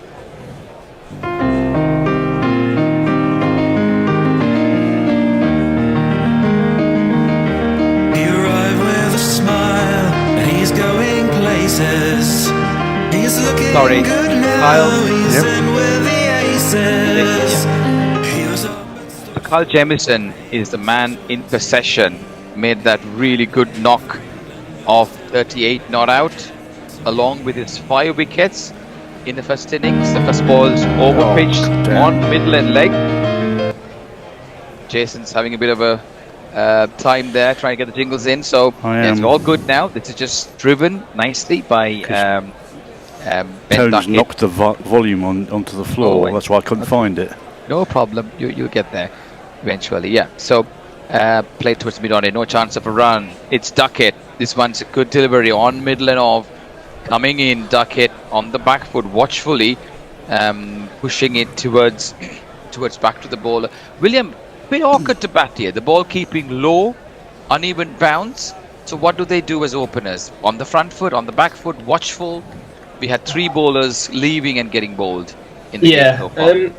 I think it'll be interesting to see how we're going to go about it, so whether they'll look to be a bit more positive. I think obviously the sideways movement, like I said, is one thing, but when there's uneven bounce as well, it does make it very difficult to play, so it'll be interesting to see their approach, so whether they go a bit more aggressive. Jamieson comes in, bowls. This one's outside the off stump on a length, but Duckett certainly not looking himself. He likes to play through the line, doesn't he? And that ball stood on him. He kind of didn't really rise up, so Duckett watchful. He has to curb his natural instincts. We have 3 dot balls from him. We don't see that often, do we? Duckett playing away dot balls. But again, a good game here for Emil O'Gay, who played 2 nice-looking shots. He had a freebie first up to open the account, the very first ball he faced, and he was unfortunate to be out for 8. A lot depending on him today to grab his chances. Jamieson bowls again on a good length. Not much of movement. On the front foot goes Duckett, watchful at his shoulders, arms, and lets the ball go through to the wicketkeeper. It's been a Carl Jamieson so far, Carl Jamieson show, whereas New Zealand is concerned, William. He's been away for a bit, come back, and done remarkably well so far. Yeah, with the bat, kind of chanced his arm a bit, but got away with it, got a few boundaries away, and then with the ball, started a bit ropely, but then kind of got into his work, and bowled pretty well towards the end. So he's had a good return so far. Had a good start to his career in Test matches, and then obviously had a few injuries, but New Zealand I hope have a few less this time around. Carl Jamieson comes in steaming in. That's a good delivery. That got a bit of a lift with this kind of height from Carl Jamieson outside the off stump. Duckett interested on the front foot, watched it as it awkwardly bounced, and was taken at a decent height by Blundell behind the wicket. So he was fishing for it. He was fishing. He should have let it go when he wasn't sure whether the ball was coming in or not, William, on that occasion. I think so. I think definitely we kind of seen with the bounce as well. It's kind of hard to leave based on that. I think obviously with that one, with the lie, probably would have been okay. But I think we'll see a few batters, especially with them being bowled. It's kind of. I feel like they'll now probably be keener to play than leave, and that could lead to more edges behind. He was playing away from his body, which is not ideal for an opening bat. Oh, that's a better delivery again. Again, more onto the stumps and drawing Duckett on the front foot as it goes through to the wicketkeeper. End of over number 1. Duckett yet to score. England not without, none lost. Jason, what have we got from our listeners out there? We've got one from Jay Grover saying, "Hooray, Jason! Yes, I'm back. It's been a while."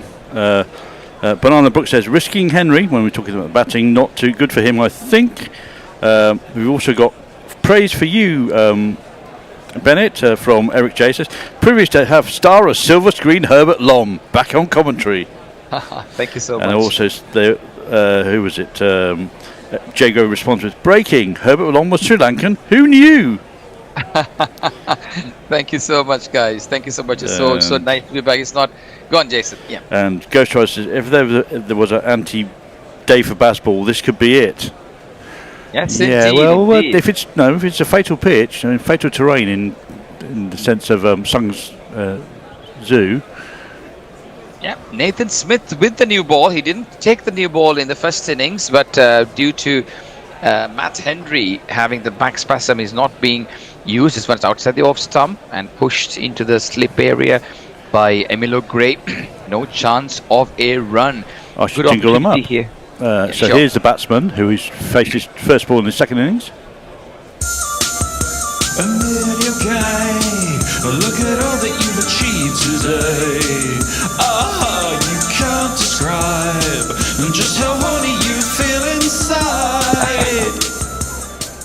Nathan Smith, right arm round the wicket, short on Emilio Gray, watchful, looking for that ball that keeps low, and he just tucks it again into the slip area. So Slip Gordon certainly in business here. Yep. And Emilio Gay, he has actually it's an interesting background. His mother is Italian. He played for Italy not too long ago. Last year, yeah. And his father is from Grenada, so he made some moves from up north, and now he's in Durham. He's really scored a ton of runs. It deserves to be there by virtue of his performance in the county level. Outside the off stump, well left. He looked quite stylish, William, and he looked good yesterday. I thought he did a good job. I think he got a decent ball that probably most players would have got out to that ball. And I think, he looked quite good. I thought he looked quite calm, really. He didn't look that rushed, even that first ball that he got. I mean, some players on debut might have kind of panicked, tries to overhit it. But yeah, I thought he looked quite composed and did a decent-ish job, really. He's a very fluent scorer when he gets going. I saw him get 160 odd against Surrey last year, and just runs just oozed off, and they got a massive run chase earlier this year for Durham with him. There was a major component of it. Nathan Smith balls his ball keeping low outside the off stump, and he lets it go without any damage done. I think Nathan Smith, that's 81 miles per hour, by the way. It didn't look that way, did it, William? It kept very low. It looked like more in the 70s. So the pitch is really a force to reckon with. They're battling more with the pitch here, the players. But we didn't see any frontline spinners bowl. Bashir was not given a ball. Every time he's played recently, he's been a bit of a passenger, hasn't he? Batting at 11, not having a ball. He's just keeping those numbers ticking for the test caps that he's getting as Smith bowls. This one's again a better looking delivery, and Emilio Gray stylishly on the front foot. He definitely looked like a really good opening bat, and for England's sake, let's hope that he sticks in there and gets some runs. To all you listeners out there, keep chipping in. Thank you so much for your comments. And as you know, we are a voluntary setup here who are passionate about cricket. All of us have day jobs. Well, some of us do. We're still in the workforce, but we're here to bring you this ball-by-ball commentary. And it'd be nice to get some super chats with lots of other things. Go on our website to have a look to how you can get involved as well. This one's a better looking delivery, a bit of pace, 84 miles per hour. Emilio Gray drawn into the drive, but didn't get to the pitch of the ball. He's lucky not to get an edge, and that's the end of over number 2. Jason, what have you got? Dave Turner says, if Bennett is Herbert Lom, then Jason is a dead ringer for Larry David. I wish I had his money, that's for sure. And Jago says, you're right, Shoaib has a dashing profile. And we've also got Jago saying, Alex Stewart's just gone down in my admittedly irrelevant estimation for being spotted on air in the company of presumably his former Surrey chairman and chief CEO, which is the two Richards, Thompson and Gould. Indeed, it's Jamieson again. The balls, this one's on the front foot, pushed back to the bowler. No chance of a run. Interestingly, William, New Zealand decided to go leave Santander out, but they don't have a frontline spinner. I know Kane Williamson bowls a bit of spin, but they don't have a frontline. So, Rachin, what's the name now? Ravindra. So I'm getting confused with the Rachins and the Sachin. Rachin, he bowls a bit of spin, but he's not been bowling quite as much. He's quite decent, a bit like Bethel, isn't he? Yeah. But then with their bowler short, at least Henry is there, but we don't know how fit he is. He's short, outside the off stump, 79 miles per hour. Not climbing on him. Duckett looking quite uncomfortable, William. He's not looking himself, isn't he? No, I think, like we said, it's the bounce. I think Ben Duckett obviously likes to cut, and obviously that is hard, and the bounce is different. I think as well for New Zealand, I don't think like the spin will be that needed, but Glenn Phillips bowls quite a bit as well. He bowls quite a lot for them in a limited overs cricket, so they've got options. But I think as we've seen, it's definitely a seamer's pitch, so I don't think they'll be regretting that decision really. Exactly. So this is a keen tussle between bat and ball. The ball being the winner so far. What can the batters do? Jamieson steaming in. This is Lord's second day. It looks like almost the fourth day where two sides have already batted a good length outside the off stump, and he lets it go. So I'm in the south of Wales, William, between Cardiff and Bristol. Whereabouts are you? It's looking very gloomy out here. Not very nice. So I'm in Hertfordshire, so it looks quite nice actually. So we've got quite a lot of blue sky today, so definitely better than yesterday. We got a bit of sun, a bit sort of annoying because my games for the Wales senior team got cancelled a couple of days ago, and looking like bad weather over the weekend as well. Really keen to get on the ground to play some cricket, but the weather gods are not with us at the moment in these parts. At least Jamieson comes in. This one's a good length delivery, just pushed away into the covers. Duckett keen to get onto the non-striker's end, and no chance of a run. England have a good batting lineup with Jacob Bethel and come in at number 3, followed by the regulars thereafter. Jamie Smith and Ben Stokes shuffling with each other, with Jamie Smith given a little bit more of a opportunity to bat further up the order. Ben Stokes' returns have not been great. What do you think of that, William? That move? I think it's a good move. I think Jamie Smith has been batting quite high for Surrey. He's been batting at 3, so I don't mind that option really. And with Ben Stokes bowling, gives him more of a rest as well. Jamieson bowls this one slightly over pitched, and Duckett flashes, not convincingly, but it clears the fielder on the cover area and rushes to the boundary, and England are off the mark in the 3rd over, which is very, very not like the usual way. He's going great guns. I hit the ball 4 runs. I hit the ball and it went for 4 runs. Thank you, Jason. So as you come back, just England just off the mark. Ben Duckett just opens its scoring, and New Zealand likely to be one bowler slightly short. Go on, William. I think it's one of those pitches where I think they're going to have to take, when there's a chance to score, they're going to have to really go for it, really. So exactly. That one kept low. That was a beauty on a good length, and Duckett had to crouch further down to get the ball on bat there. If you missed that, would have been plumb in front. Uncomfortable viewing here for us and for the batters. End of over number 3. England 4 without loss. Big Battle Coming Shark says, how many player changes have there been to England's team since the Ashes? Not many is the answer. Banana Brook says, Gay, it's a tough pitch to debut on. And some dissing of Bashir by Robin Mark Phillips. He says, surely England have another spinner worthy to play Test cricket. Bashir's been around for about 3 years now. Jacob says, the Richards are not who I have an issue with. Sorry, Jason, and he's gone. He's gone, is he? Oh no, sorry. I thought he was. This is outside the off stump. Beautiful delivery. Emilio Gray driving, and that was a movement that was off the pitch. My apologies. I thought that was an edge. This wasn't William. It looked like it was an edge. I thought it was, to be fair, actually. Yeah, I thought he. Yeah, it's gone quite big, that one. Yeah. Drawn onto the drive, and that was going well just outside his reach. He's lucky to be there. Wonderful bowling, Nathan Smith. William, come in. Yeah, he's had a couple of those drives now, Emilio Gay. I know it's difficult, like we said, but he's kind of driven it a few loosely so far in this innings. So he's looking to get the mark here, but. Oh, again. Ben Smith bowls, is on the off stump, looking to drive. He didn't get hold of it. It looked much more closer than that, William. Did he get bat on it? Perhaps they've Outside gone through off, I think. for the single. Yeah. They've gone through for the single. Let's see what the umpire said. They're waiting to see if there's a review. Yes, it's off the bat. So that makes sense. It looked very close. It might have been quite dead in front, possibly, if there was no bat on it. So Amilo Gray living rather dangerously at this moment in time. Yes, an inside edge there. Very thick inside edge onto the pad. That probably saved him there. So again, I think these openers and the batters to come will do well to stay in there for a bit without looking for those drives that they usually would be able to do. This one pitched on middle and off, coming in, duck it on the back foot, trying to work it around the corner from square leg to mid wicket, and he finds the fielder there. Tom Latham, the skipper. So they lead by 32 runs. This 32 is almost like about 150, William, in these conditions.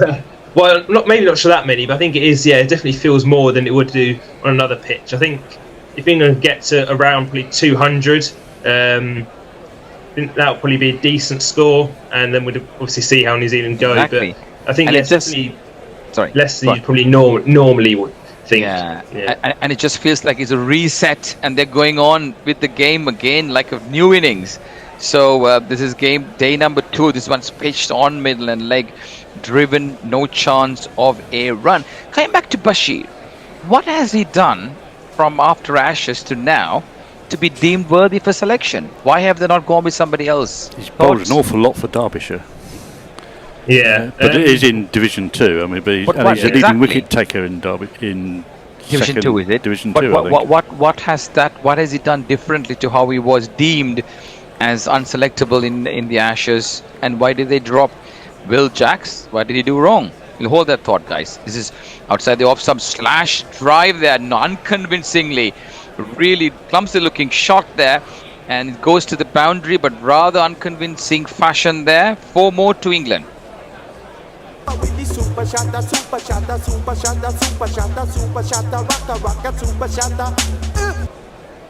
Yeah, 4 more to Ben Duckett. William? I think it's probably, in terms of the Bashir thing, I think it's probably more that there's not maybe that many options for England to choose from really at the moment. I think they're weighing up between Ray and Ahmed, but I think often England tend to pick off spinners for home tests over leg spinners. But why don't they give Ryan a chance? He was in the equation. They thought he's batting well. He's in and around. Just to sort of give another option for him. He got a 5-er in his debut in Pakistan. He got to play decently in India on the leg. And this one's pushed into the mid-wicket area.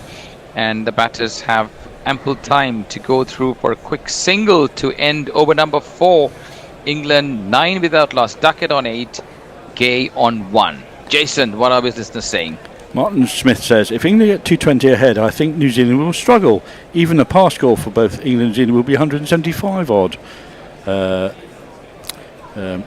Prash asked the question, why are England now making rubbish pitches? I mean, they have the potential here to have the third 2-day test within 6 months. 2 in Australia and this one potentially here. What else we got? Who is Emilio Gray, says Jimmy Weavers, and Jacob says he's a picture in an attic. Jay would wish people would stop moaning about the pitch. Right, keep them coming in, guys. Keep them coming. Keep Jason busy. Thank you so much for those comments, for the interaction, for the engagement. Jamieson bowls. This one's driven. A much better looking shot by Duckett. It was on the up. This is more like the Ben Duckett we know. Over pitch. Drives it handsomely between extra cover and mid-off for the first convincing boundary of the innings. 14 without loss.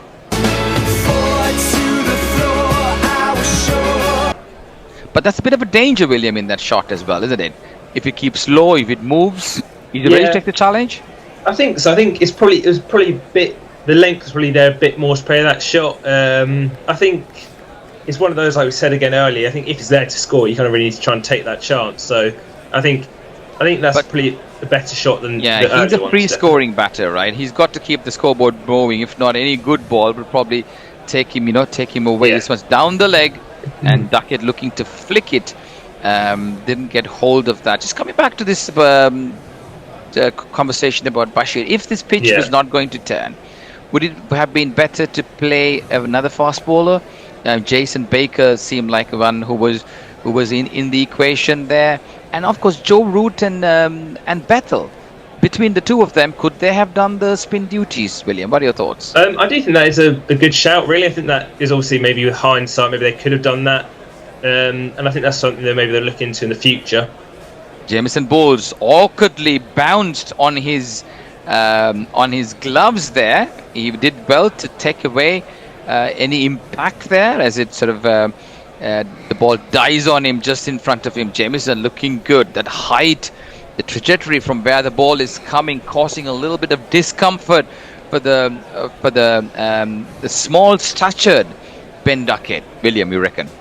Yeah, and I think also with like going back to the spin thing, I think for Rayan Ahmed, I think his kind of almost way into the side in England definitely will be almost like the Steve Smith route. I think of becoming more of a top order batter who bowls more occasional leg spin rather than just being out on that leg spinner.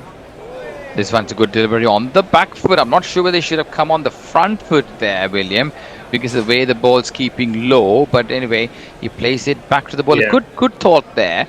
But he's equally, I think he's just looking to get himself positioned, isn't it? Whether it's like a batting all-rounder, a spinner who can bowl both ways, but I think he needs to be given more opportunities to perform, either with bat or ball.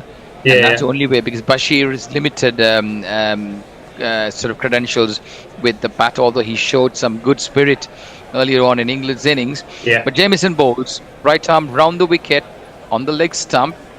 Duckett looking to flick it, but he finds a fielder there, and no chance of a run. So guys, what do you think? Is Bashir a good pick? Should they have gone with Rayan Ahmed? Should they have gone with another fast bowler who bowls in the 90s, Jason Baker? What are your thoughts? Oh, that's a drop catch, isn't it? Oh yes, that was a drop catch. Another one by Rachin Ravindra. This one was a very easy chance again. That was pushed on the leg side straight into the hands of Ravindra, and he drops him at the second catch that is dropped in the match. Jamison Bowles, this one's on the leg stump, looking to push it away, and no chance of a run. Duckett lucky to be there, dropped off Ravindra when he was on 12, and the score on 14. End of over number 5. Jason, what have you got? There's some tweets about the makeup of the New Zealand side. Shalimar says Conway better get some runs. I'll tell you this. Shalimar also says Conway and Blundell are just average. Bit harsh, says Jay Grover. Latham is strong and bringing Chapman, says Shalimar, and Jay Grover says Chapman's had a weird career. Bennett might know him from Hong Kong, but he always seems to be a nearly man. Well said. Yeah, I mean Chapman's more of a T20 stroke ODI player, isn't it? I'm not sure whether he's suited for Test cricket, but very talented young man. Sorry, Jason, have you finished? Yeah, but just about the bowl. Yeah. And it's going to be Nathan Smith again on the off stump, and nice looking push into the covers, and the batters go through for a single. There's going to be a change at the end of this over. We're going to have the next set of commentators who are ready and raring to go. And William, Munt and Jason, thank you so much for this time. We've got a few more deliveries to take our listeners through. So keep us company right throughout here. And we like to bring you the ball-by-ball commentaries in the UK here, looking very overcast wherever we are from. London looking a little bit brighter. But guys, let's pray that we'll have a game on. That's the most important thing, isn't it? Smith bowls. This one's over pitch, driven nicely, but too straight to mid-on. Bit of a square mid-on there. No chance of a run. Along with the Queen and the Bangles, Ben Duckett looking to break free. But he cannot break free at the moment because he's been entangled here with some clever bowling. He's lucky to be there. Dropped by Rachin Ravindra earlier on in the last over.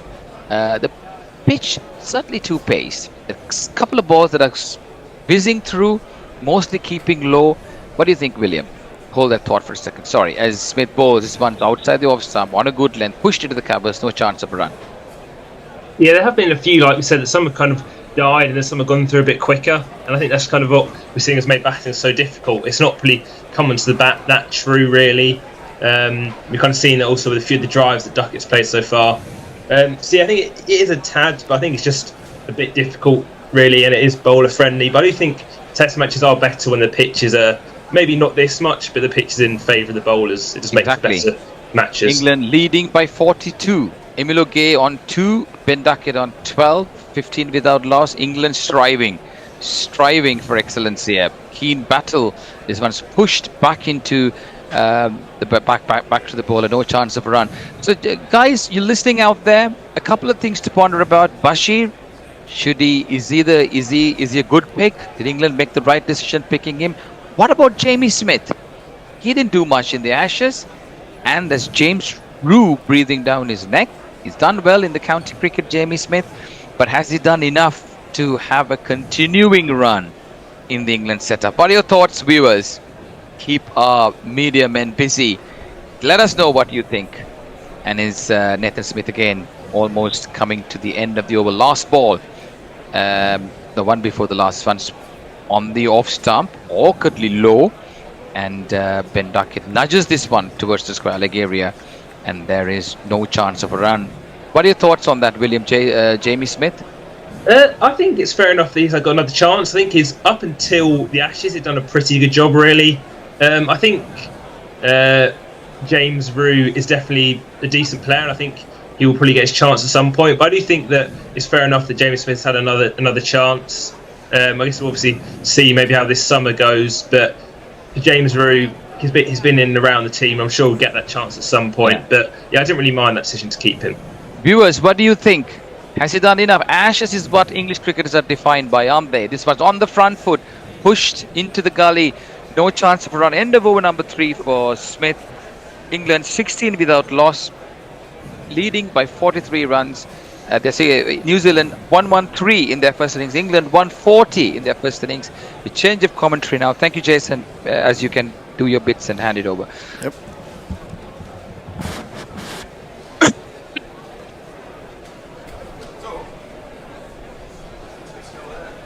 Who's going to be Bear? William, Month, are you staying on with the media? Yeah, both you two are staying on.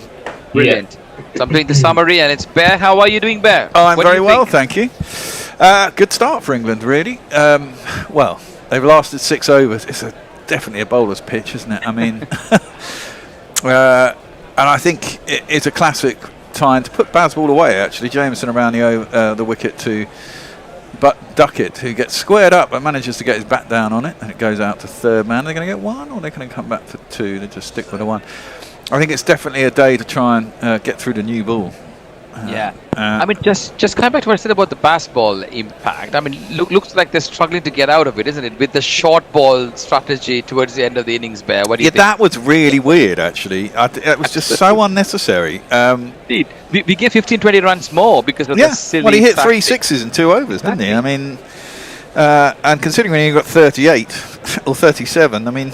But that could be a decisive factor, you know, 30 well, it could be, but, you know, a handy lead of essentially being at 44 for none looks quite a good position to be in, to be fair. That's onto the pads. Gets squared up again. Goes out to point. Get over there. It's the last 2 wickets there. Why in the wide world? Josh Tongue was bowling beautifully on top of off. He got three set batters clean bowled. And they're going to the short ball. So Jameson as well, who didn't look exactly... I mean, he was obviously trying to step away and score quick runs, but let him try and do that off decent balls, you know. Exactly. It's a very strange what they did there. And then they went back to bowling normally. Which they got the wicket. And they got the wickets. That's just a type of stupidity. Strange things happening. People, considering they were, you know, virtually all out for less than 100 as well. Yeah. That's down the leg side. Doesn't miss out on that. Amelia Gay nicely clipped off the pads. Is it going to make it to the boundary? It's just not going to make it to the boundary. Just hauled in there. They should get back for 3. And they do. Takes the score on to 20. And I won my first bet of the innings. I rarely do I go over for the fall of the first wicket, especially at the opening partnership. But they were offering it at 19.5, and I thought surely we can get to 20 without losing a wicket. And we have managed it, so that's good news. So what do you get now in return for the bet? About £4.70 something or other. I bet a fiver, and the odds are 6 to 5 or on, which is 5 to 6. So that means you get another £4 more. You get 9 back, is it? Yeah. So essentially, you get £9.67 back for a £5 bet. So. Okay. But that's how I like to do it. That one's left alone. It went away from Duckett through to the keeper, and there is no run. I virtually got all of them in the first innings. I went under for pretty much every wicket in the first innings. I think I got about 11 bets, and I lost 2 and won the other 9. So that's all quite sweet. Interesting. But it looked like one of those days, didn't it? You know, where everyone was just going to tumble. Yeah, it's one of those days, isn't it? But with the adverse weather conditions forecast, I don't know how it's in London. I think it's probably good to sort of. I mean, how is it like where you are? Today's slightly better than yesterday. Yesterday was very moody at times. There was blue sky in between. Today it's kind of higher, a little bit lighter grey. But I mean, we are only 9 miles away from Lord's, so it's not that different down here to what's up there. That one's off the pad, I think. I think it's going to be a leg by. Yeah, it is. Duckett doesn't get any more runs, but England move on to 21. This session, of course, we go on until 1:15, guys, by the way. That's the session timing for this. Obviously, they're trying to add time, and I think the game standard time goes on to 6:30, and presumably the extra half hour means they can go till 7 today. So are we changing at 1 as planned? No, we're just going through. All right. No point. So it's a long session, Bennett. No, that's no problem. It's lovely to be on air with you and William. I just love it. No problem at all. Well, Gay facing up 5 off 12. He's got Jameson around the wicket to him. It's thrown up wide and tempting and going away from him. He's been bowling very well within himself, hasn't he, Bear? I mean, I thought he'd been bowling really nicely. What, Jameson? I mean, he's still got. I mean, he's tall, so he gets a little bit of pace. But I mean, he is coming back. This is his first test, isn't it? Back from the stress fracture. Yeah. I'll just do a couple of messages while whilst it's over. Go on, then. We've got so Pirate Bad Shah. Is it even possible to put Bazball back into Pandora's box? Then Shalimar. Conway is a number 5 at best. He just can't dole the ball. Jay Grover. I'm no classicist, but I think that is by definition impossible in terms of the Bazball and Pandora's box. Shalimar, you're better to put in younger fellas, to be honest, someone that will fight. If Latham and a younger opener pushes out Conway, that would benefit the opening. Conway has Tourette's or something. I have no idea about that, but you know, I mean, he started his international career with a double 100 against England, and you know, everyone goes. It's a high place to start, isn't it? I mean, he's had his troubles over the last 2 or 3 years. Well, I mean, he did get twin hundreds against the West Indies quite recently, so I'm not sure he's been in that bad form. Yeah, well, exactly that. I mean, that's what got him back in the side, isn't it? And not only that, that's an inside half of the bat, but nicely timed by Duckett. Goes square on the leg side, and they should pick up a couple. You know, the more people see you, the more they figure out your slight weaknesses, don't they? And then they try and target them, and then you've got a, you know, even someone as great as Root or Kane Williamson has had their moments where they haven't scored runs because people have, you know, Root, there was a time, sort of 2016, 2017, when he tended to be falling over a little bit and a lot of people getting him LBW, you know, he sorted that out. Everyone has their weaknesses at some point. When you're facing bowling up to 90 miles an hour, you're going to get out at some point. Never easy. Duckett facing up to Smith and guides that square. So, backward point, he's about halfway back. You get an easy single. As for the Bazball, well, I think it'll come out. If they get, you know, I think to a certain degree, Bazball isn't really Bazball, is it? I mean, we saw in the Ashes that they reeled it back a bit. And sometimes it is sensible to play sensible cricket, but I don't think they'll shy away from taking the chance to put their foot on the accelerator and take risks. It's a bit like you can't change the leopard spots, can you? No, but I think, you know, I think if these guys get through to lunch and then come out after lunch, bed in after lunch, I think things might change up a little bit if they're still there for a start, because then you'll have 10 wickets left and probably nearly 100 ahead by then. But I think their approach. Sorry, their approach, I think, varies. I mean, sometimes you're like almost like you want to back your tactic until it comes good, isn't it? Exactly what they did with Crawley, right? I mean, if Crawley had scored runs in the county circuit, he'll be still batting today, Yes. right there now. But he never So scores. they He never scores any runs in a county system either. Exactly. So, but rarely. they didn't want to drop him because it's almost like saying, hey, I made the wrong call. But I think they wanted to show everybody, look here, we're changing now. We're looking at county cricket. This is the assurance we gave the guys, and the board before we got the jobs back. But what about the short bowling? I'm gutted with that, to be honest. Now that's hit him on the pad, nibble back. Nathan Smith is very excited about it, but Emilio Gay did definitely bend his knee to say that hit me outside the line or off stump, but I genuinely think it probably did. I think it was close. Nathan Smith was convinced, but none of the others were, man. Well, because I think it did hit him outside the line. I think he exaggerated his knee movement, but he does take that step across. It's hit him outside the line, that's why. It's not coming in? Well, it is coming in, but it's hit him outside the line. He's playing a shot, and the umpire's given it not out, so there's not really a lot going for it in terms of reviewing it. But even if it is outside the off stump and it's coming in on impact, you think? Yeah, but if he's outside the line on impact, or even if he's umpire's called on impact and the umpire hasn't given it, then he's not going to be out, is he? That one. I think Emilio Gray is playing with fire there. He's going on a half cock, not the back or front, and it's going to be this is okay. But the one after, even here you can look, he's not launching on the front foot. Neither is he back. He's almost like half cock there. Yeah, that's the first. I mean, I'd never seen him before yesterday. It was one of the first things I picked up. He does this little sort of forward press. It's dangerous. It is dangerous. It leads. It definitely does lead to the possibility of LBWs, doesn't it? If he gets caught, one coming back, he's got to play around his pad. But you often see it. Some players want to play like that. That one, he goes back. That's nicely played, though. Plays it under his eyes. I mean, to be fair, he's quite compact. Plays it late. It's a little bit like Alistair Cook. Not as good. Bit more stylish, isn't it, than Alistair Cook? Well, yeah, but I mean, Alistair Cook was an exceptional opener. Go for it. Yeah, we've got a lot more of the chat on Conway here. Jay Grover. Seriously, of all the rabid hatreds, Conway, not saying his Lara out, but now being a bit harsh. Then Shalimar's replied, bro, I've watched Ken Rutherford, it's the same thing. Sutu, probably just chill out then. Shalimar, you need Ross Taylor to beat these guys.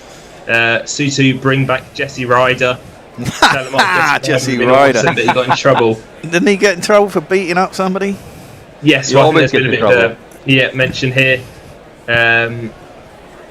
Shalimar, no offence to the fans, just need a more dog opener for New Zealand, that's all I'm saying.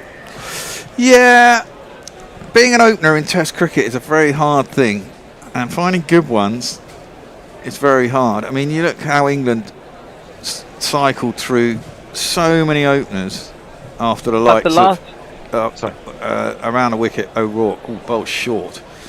That was rearing up at Duckett. He defended it well. I'm not sure if it got him on. I think it got him on a glove as well. Yeah. But I mean, he defended it well. I mean, you look at the trouble Australia are having with their openers now. Yeah. Warner's gone and See, but thing is, bad that there's always a patch where you have some continuity, right? When Warner and Usman Khawaja were batting, that was like a pair, made sort of a good pair for a long period of time. Same with us, Sibley and what's the other guy's name who opened with him? Was a funny stance. Rory Burns. Rory Burns and Sibley. They were quite set for a long period of time. Zach Crawley was like the spare kind of an opener who then batted in the middle order. Yeah, but Rory Burns and Sibley never really settled. I mean, they were never really that good, were they? I mean, I think Rory Burns got a couple of tons maybe as an opener. Yeah. But Sibley likewise. But I mean, they weren't consistent enough. But they played together for some time. But it is shocking to see in a place like England where two unorthodox, probably the two most unorthodox openers you can find in the country, opening for England, isn't it? We always teaching kids technique and soundness. I mean, you look since Strauss went. I mean, Alistair Cook. How many partners is that? Alistair Cook had about 17 partners between Strauss going and his retirement. I mean, that's a fucking lot of openers you've gone through. Just whilst we've got this delay, we've got super chat from Jay Grover. Yes. £5. Watching the match on a HD telly as opposed to radio listening on my filth-ridden futon is mint, but it gets me irrationally angry about haircuts. Well, yes. There's a lot of mallets out there, Jay. Anything else, William? Yeah, we do have a few other ones. Beer battered gummy shark, Bazball, or 16 consecutive Test match victories on 2 separate occasions, 1999, 2001, and 2005, 2008. Shalimar just needs someone to make Latham comfortable. Jay Grover, Ryder got beaten into a coma. He did twat several home furnishings mind. Who just do what England do and steal an opener from another country. I think wasn't Conway born in South Africa? South Africa, that's right. Yeah. South Africa, And Eric J, the lad has shocking dandruff. And Shalimar, Ryder was really good, just buggered it. So there we go. Oh no. Thank you, Replays. Jay Grover, for the super chat, Jay Grover. Exactly. Bucky looks in a bit of pain there, to be fair. So I wonder if like it was a painful blow. I mean, that kind of pace, it looked like it was coming, isn't it, for him? The way he was batting, he had a couple close ones to that earlier on because the ball just sort of got big on him, and he's a short man, he is.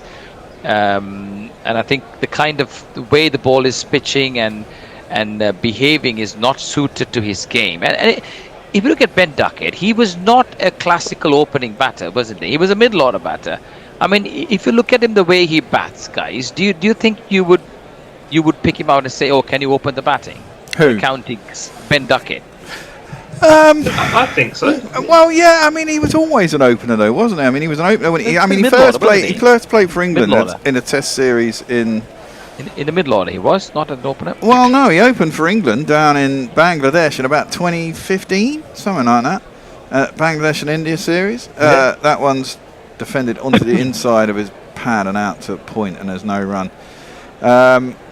And had a torrid time against spin, and then just disappeared as far as everyone concerned. And then he came back in. But I mean, I think he fits into the Bazball mould that Brendan McCullum. I mean, when he came back, I mean, I was thinking, really, Duckett?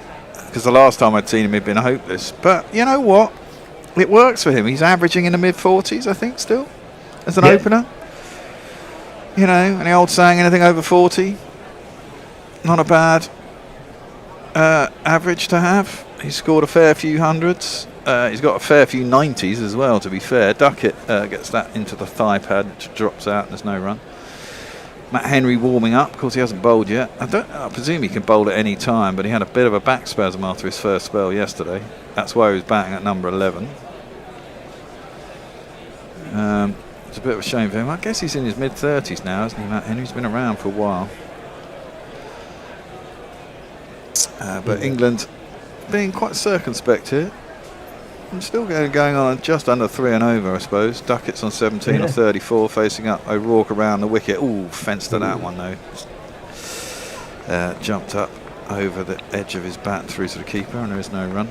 You're right, Bear. I think when he first made his debut in the ODIs, he batted at number 3, and then the Test he opened. So yeah, Ben Duckett did open in the Test in Bangladesh 2016 with Alistair Cook. Yeah. And I think he was that an India series as well after Bangladesh. I can't remember, but I think he played one place and kind of did okay, and then went to India and was fucking hopeless, and immediately got dropped. Yeah, and he also had some problems off field, didn't he? Yeah, when he was young, got pissed, you know. I think he still does. He escapes because they back him. I'm like in Australia where he was lost looking for his Yeah, but they back him, don't they? Yeah, I mean, I don't care about that sort of shit. That one's into the leg side. It's no one. As far as I'm concerned, what people do away from the pitch in between Test matches, a long way before, you know. I mean, that was during their break. Supposedly they were on holiday. I mean, what anyone was picking up on that. So what if he gets pissed? He's in his fucking 20s. He's a professional sportsman with money, and he's in Australia on a tour. Yeah, he goes out and gets pissed one night. I don't really give a shit, and it really annoys me that the press pick up on things like that because they need a story because England are losing. That one's defended back to the bowler and there is no run. Was there a game the next day? No, it was in the middle of when they were in Bendigo, or not Bendigo, wherever it was. They went to the coast. It was ridiculous. Anyway, Will, over to you. Yeah, we've got a lot of debate here about if Duckett is or isn't unorthodox. Jay Grover says he was always an opener, aside with his wicket-keeping flirtation. Mr. Tired, Duckett and Strauss are similar setups, just play the percentages differently. Duckett is not unorthodox. Sutu then says he plays different to all other openers, therefore unorthodox. Salamar still talking about trying to get Chapman in, and if Chapman came in, he can fill the opening role and keep. I find that's a bit harsh on Tom Blundell personally. I don't think he's done that much wrong. No. Sutu technique isn't the only consideration for unorthodox. Well, yeah, I'd agree with that. That squares up Emilio Gay, but he always manages to get the bat down now, which is fair. But I mean, he is a bit his bat's a little bit wafty as well for me. But you know, straight, isn't it? It's not straight. Yeah. No, it sort of wafts out and comes in. That's defended square though out to point, and there's no run. Look, he scored runs in the county championship. It's a step up, and that's the thing. It is a step up, and there are some very, very good county players who haven't been able to step up to Test cricket in the round over the years. You know, and I guess if he does stick around, he'll get some advice from people and probably tinker with his technique a little bit. That one again, he defends up to mid-on. There's no one. He does manage to draw his back foot behind the bat. I'll give him that, even though he does plonk it down the wicket a bit. He doesn't plonk it too far. He doesn't have a big stride forward. It's just a little push forward. But he scored runs. That's the end of the day. That's what matters, isn't it? Exactly. He's scoring runs, and it looks and everyone, good. You know, and everyone says. I mean, he's got an average of 78. He is in Division 2, I suppose. 300s this year, high score of 159. So he's in form. And the timing, isn't it? Sometimes you play score runs, they ignored or they don't look at county cricket, but it's just the timing for him, I think. Well, yeah, that's nice. That was up there. He didn't drive it with any real conviction. Yeah, he kind of prodded it out to cover though. Got himself a single. I mean, he must be nervous. I mean, he got 8 in the first innings. He got a very good ball to get out. I think he has the temperament to succeed there, and it'll be a good match on good wicket for Ben Duckett because they're contrasting styles of play. Yeah, how have you seen here? Duckett certainly not chasing the ball like he has done in the past. But then again, it's not the wicket to do that, is it? Exactly. Lucky to be there. On the other hand, he was dropped. Oh, I didn't see that. I must have been in the loo. That one is down leg side. It's chipped off the thigh. I'm not sure if it came off the bat or the thigh pad. It's a single out square. You think it came off the bat? Maybe. Off the bat. Yeah. But I think even like when England were kind of more batsable, there were the games where they play like this. Against India in the first test last year, Crawley and Duckett did play quite watchfully. So they've had kind of periods when they have done it. It's just been over time. There have been periods where they've kind of gone completely opposite way. Yeah, well, they started off at breakneck speed, didn't they? I mean, it started off against New Zealand 4 years ago, and you know, it was particularly Bairstow's series, you have to say. Yeah. You got 300s chasing down big scores, and suddenly that was it. You know, that's a good shot. It's a tall man going. He leans back, shortish ball, little bit of width. Cuts it nicely behind square, goes out to the boundary, and it's 4 runs. His first boundary, by the way. Yeah. He's been busting it out. On the floor, and one more 4 than the 4 before. That's what 4s are for, to get funky on the dance floor. It was quick to realise it was short, played it down into the ground. It was a good shot, really. He steered that between the colours and the cover, isn't it? But just coming back to Bairstow, I thought Bairstow embraced the baseball era, didn't he?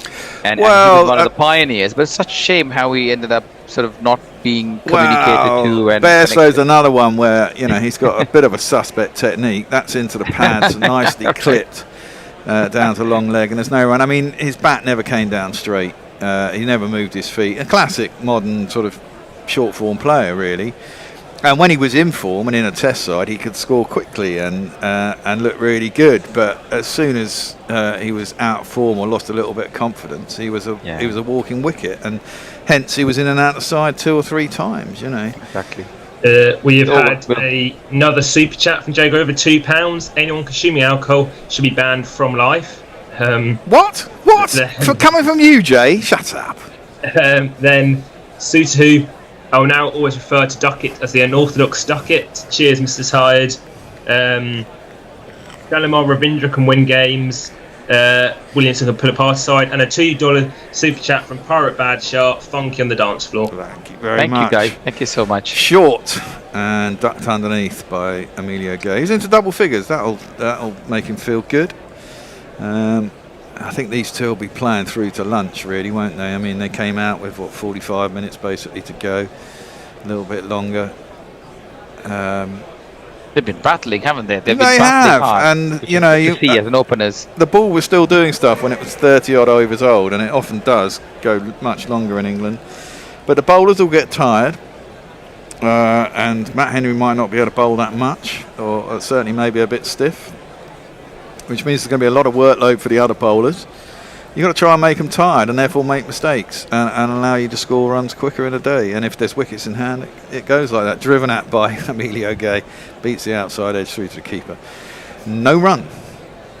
Yeah, I mean, Glenn Phillips can bowl a bit of spin if required. He's quite handy, and I think that's why they have not gone with the frontline spinner Santander.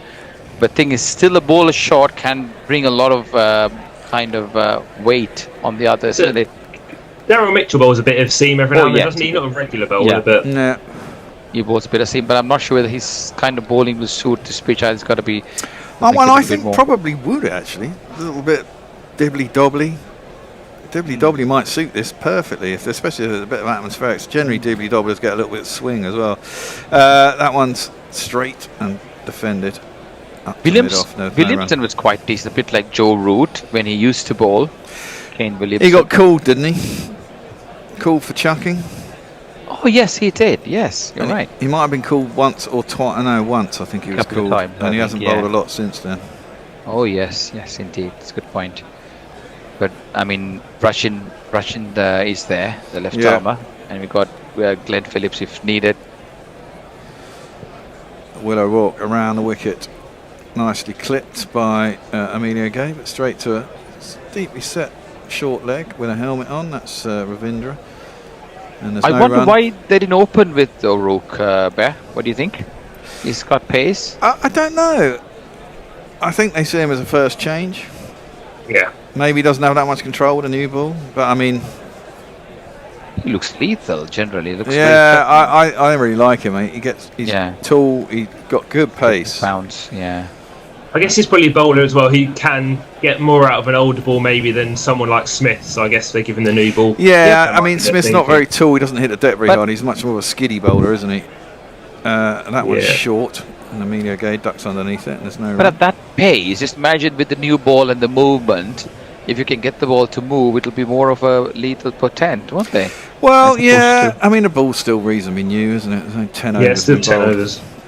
It's a very different bowling with a 10 over ball to a brand new ball, isn't it, Bear? Well, yeah, but clearly that's the way they want to go. Yeah. Maybe they like the fact that one guy's bowling the two different trajectories. Yeah. Slightly shorter guy and a taller guy. I mean, I'm surprised that Jamieson opens. This is it. I'd have rather O'Rourke opened with whoever. With Henry, right? Yeah. I mean, if he was ideally, fit, that's a nice shot from Gay. It's a little bit fuller, but width is offered to Emilio Gay. Drives that backward a point and down a third man, or backward point for 4 more runs. We've had 1, 2, 3, 4. Go for it. We've had so Martin Midgley asked, have they had lunch yet? People replied no, but that's due at 1:15. Yep. Sutu Santner has just come back from injury and is barely fit. That's then true. we had a super chat, £2 from Jay Grover again. There, I demand high standards from anyone, not me. Of course, Jay, of course. And then Jay went to Shalimar. My word, lads, thou are a font of Kiwi hatred today. And the Sutu Santner is a great one-day player. Yeah, he had a good series though, didn't he? In India, he was when New Zealand beat India in India, he had a cracking series. Doesn't play a lot of tests, it's true. Then Geoffrey Ward, just quickly, the primary role of openers in Test cricket never changes. Put overs into the bowler's legs and soften the new ball. Absolutely. Well, unless you're Baz Boulian. Right, we have a change of bowling. I'll give his jingle after his first ball. Had a back spasm yesterday to give you a clue. He's round the wicket and his first ball is a little bit of a loosener. Maybe that back spasm is telling. because it's just been driven straight back past him, down to the boundary for 4 runs. It's Nissan She. And it is. You can never trust a man with 2 first names. Matt Henry. That was a nice shot from Duckett. He moves into the 20s on 22. Gay on 15. We'll have probably, 4 overs till, maybe 5 overs till lunch. Again, that's full, 2 full. And it gets the same treatment again. I bet Duckett's liking that. Easy picking, isn't it? Yeah, it is. It's very up there. I've been waiting for a bit, battling all these overs, and now I get 2 freebies. Oh, I love this as an opener back. Exactly. Kind of balls. Well, he's faced 40 balls. 4.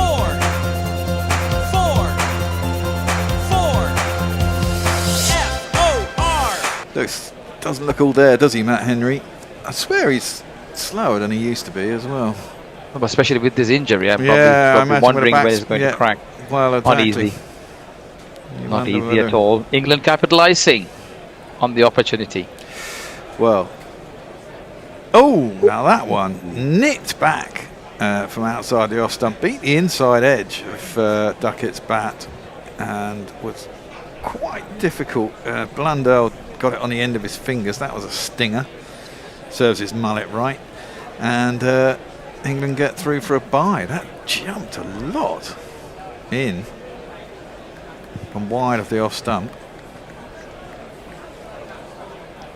I remember when Henry first played for New Zealand, and he's been in and outside quite a lot. But when he was young, he was quite rapid, I seem to remember. He must be in his mid-30s now, Bear. Yeah, he must be. I mean, that's another beautiful drive. They're going to get the single this time. Driven, fielded by the bowler, otherwise it would have been another 4 runs straight down the track. But England doing well here, 45 for none. They'll be very happy with that. They're essentially 72 for none. They're into the 12th over. They've had a spell of opening bowlers already. They'll go off for lunch shortly, hopefully. Most expensive over of the innings so far, 10 of the first 4 balls. 9. No, 10, yeah. The one was up high, wasn't it? Yeah, of course. Doesn't count against the bowler. Henry in. Again, that one ducks in a little bit, but it's well defended by Duckett. Just turns it around to long leg, gets himself a single. And England must be feeling quite good about themselves right now. That's a good, solid platform here to build on for the others to come in. I'm not sure with a bit of dry weather how the pitch will play out there. Well, Lords does tend to flatten out, although tomorrow I think it is looking quite weather worn again. So England might want to make hay today. That one's driven back to the bowler and there is no run. I mean, essentially they've got a full day. There's supposed to be 98 overs today. They bowled 12 or 13 this morning at New Zealand, so they've essentially got a full day's batting to come. If they get a lead, if they get to 250, England, I think this game is probably done. I mean, there's going to be plenty of time for New Zealand to get the runs. It's just, you know what it's like when we have. William. Yeah. We've had so when Jeffrey Ward spoke about openers, Shalimar said Conway's doing which Conway's doing poorly in terms of seeing off the openers. Spending like gut till doesn't work in Test cricket. Suits to do 270-odd half volleys. About Matt Henry and Banana Brooks. Shalimar becoming a fly in my lemonade. I assume that's with all the Conway hating. But well, there we go. It's amazing, right? How when you're on top of your game, everybody loves you, and then when you're not scoring runs, they start hating you. Quickly changes, doesn't it? That's again very full and driven by Duckett. It's fielded out in the deep. Let's see who fielded that. They'll get back for 2. Conway. That's Conway, yeah. Speak of the devil. Poor guy. I remember there was a time when he was playing in the IPL and he was scoring bucket loads of runs, and everyone was like, wow, this is really great. He and Mitchell and Ravindra, they were the most loved New Zealand trio. Yeah, I mean, well, to be fair, last time we went to New Zealand and we won that Test series with 2-1, didn't we? And first time we won in New Zealand in God knows how long. I always think New Zealand, they don't have so many options, but when they find them, they kind of learn in the cauldron of Test cricket, and if they stay there long enough, they become quite a battle-hardened unit. Not always the best, but as a unit, they play really well together. Duckett plays it out to extra cover, and there's no run, and they're always hard to beat, you know. But when we were out there last time, I was thinking it was going to be a very tough series, but all three of those batsmen, Kane didn't have I think Kane missed the first test and didn't get particularly many runs in the other two, and all the batsmen who you think would fire, again, were all just a little bit out of sorts and allowed England to win that series. Duckett facing up, O'Rourke pulls that one nicely, beautifully pulled there, just flicked his wrists. From a 91 mile an hour delivery outside his off stump, he's just got on the back foot, swiveled and hit it straight out of the meat, square on the leg side. Beautiful shot. It's going to be 4 runs. 1, 2, 3,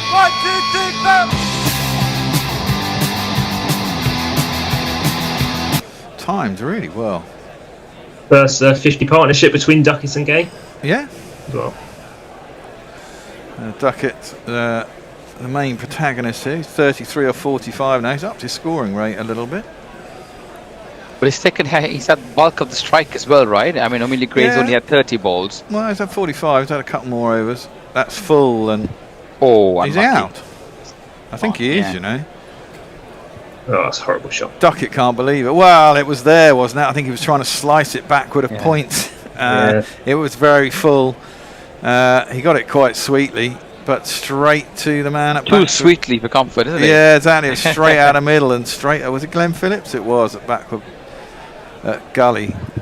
He's not going to drop any of his Phillips. I think it's a little bit unlucky. He can't believe it. Slice between the gullies. He was just getting into his Bazball best there. He's thinking, oh, that's 4 runs, and he's straight at the fielder. It's a bit unfortunate for England, but we have to say goodbye to Duckett. The crowd says, the crowd says, the crowd says you. And I think he'll be a little bit annoyed with himself. He was just starting to get into rhythm. And annoyingly, that wicket has come just before 10 minutes before lunch as well. And it's done well to battle the most difficult part of the time, isn't it? Whereas with the new ball and the pitch was playing awkwardly, so I think a bit more patience. Unlucky, to be fair. That could have gone anywhere. It could have done. He timed it quite nicely, didn't he? He knew what he was trying to do. It's just he hit the fielder, which is a bit annoying. And it wasn't that far off the ground either. Didn't give it much elevation, but it's a good catch by Phillips. He's not going to drop any. Well, he doesn't, and it was straight at him as well, wasn't it? It wasn't. There was no width at all. It was straight between his legs. So it's interesting that we have the top 3 are all 3 left-handers for England. And Jacob Bethell does come out. Now, yesterday we lost 3 wickets in 15 balls. I don't want to see that again today, because that immediately puts you under pressure. Even if the next wicket takes 30 or 40 runs, it eases things a little bit, takes out another 10, 15 overs. You've just got to put some overs in the bowler's legs, make them tired. It was almost a hockey shot, wasn't it? He just kind of scooped it. I like that. He timed it quite sweetly. I thought it was going for 4, but hey, next man in. Jacob Bethell's born in Barbados, now he plays for the English team. They say that he is an all-rounder, but that remains to be seen. Yep. Looked okay in the first innings till he got out. It was another one that jagged back, missed its inside edge by a mile, and he was plumb LBW.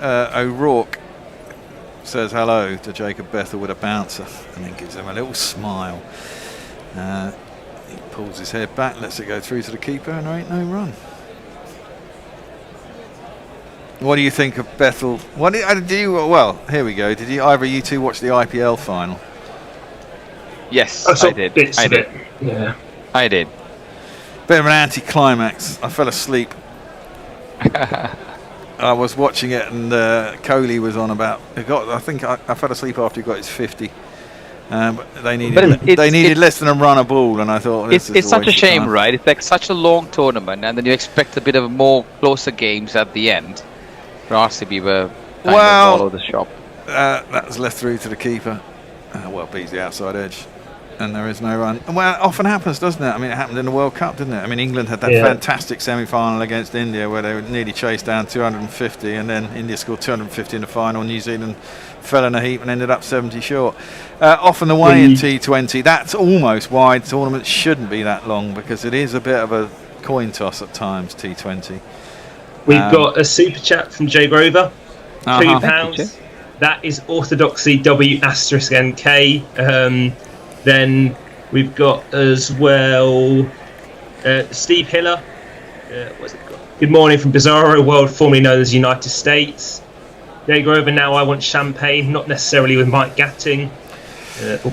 Mike Gatting's like a ball these days. Certainly his head is like a ball. Now that is a lovely shot from Emilio Gay. It was full, and Henry's a little bit out of sorts here. Probably worried about his back, but he's put that up very full on a half volley length. Some easy picking there for the batters. Absolutely. You want that. It's just come onto the bat nicely. He's driven that beautifully through the covers, and it's gone for 4 runs. He's got to 20. Must be getting confident. Sometimes as an opener, when the bowling is so tight like it was, it's very difficult to score. I mean, maybe an opener, I know how it feels, and it seems like you're in batting for a long time, but look at the scoreboard and thinking, oh my god, I haven't really scored much. But these loose balls, not loose balls, but in that level, in the international level, these are sort of easy pickings for somebody in that caliber, isn't it? Well, exactly. I thought I saw Matt Henry feeling his back a little bit there, and then they tried to get a ball change, which didn't succeed. 13 overs, they asked for the ball change. I mean, England did the same. I feel like, especially with England innings, they're still doing quite a bit, and they still wanted the ball change. I was like, just leave it alone. But I know. It's a bit mad, isn't it? Well, England handily going along, because of these few overs, they're going along at nearly 5 and over now, aren't they? No, 4 and over. 4 and a bit. Oh, edged! And through the slips this time. Keeper came up to Blundell's up to the stumps for Henry. Darryl Mitchell is at first slip, and presumably he didn't see it until a little bit late because the keeper's up to the stumps. But Emilio Gay just fenced at that, got an edge. Did it carry? I presume it carried. Yeah. Well, probably second slip should have actually just gone across and on his foot, isn't it? Yeah. Boot. Latham is at should have taken second that. slip. No, actually, it was nearer. It was Darryl Mitchell. No, but then you're always going away from you as a slip fielder, so that's Darryl Mitchell's catch all day, all long. Yeah, I'd say it was nearer him. Anyway, I reckon, like you say though, with the keeper up, I reckon that probably put Mitchell off a little bit. Yeah, that's a good bit of fielding. Glenn Phillips has to be Gully. Just forced off the back foot, just behind square, but Phillips dives on it. Stops. He doesn't dive, he flies literally, doesn't he? Yeah. He takes off. He doesn't dive, he flies. He's probably the fastest fielder, in my opinion, in the whole world at the moment. Yeah, well, we saw enough of that, didn't we, when New Zealand, we had constantly Glenn Phillips' life story every bloody break. That one's closer into the stumps from Henry. A little bit of in-duck. Defended, and there is no run. 24 off 34 for Gay. That's good going there. Yeah. Well, since Matt Henry's come on, he's gone for runs, hasn't he? It was late, wasn't it? Mitchell was so late in reacting. He's almost putting his foot out. Well, yeah. Well, he's narrow. He's narrower to the keeper, isn't he, as well? So he probably saw it later than the second slip. That's defended by Emilio Gay, and there is no run. Offers something different when the keeper comes up, doesn't it? I mean, you can't go a yard outside the stumps. Kane Williamson, you reckon he's finished now with this tour? Last game at Lord's? Well, he's another one who hasn't taken a contract, isn't he, with Central?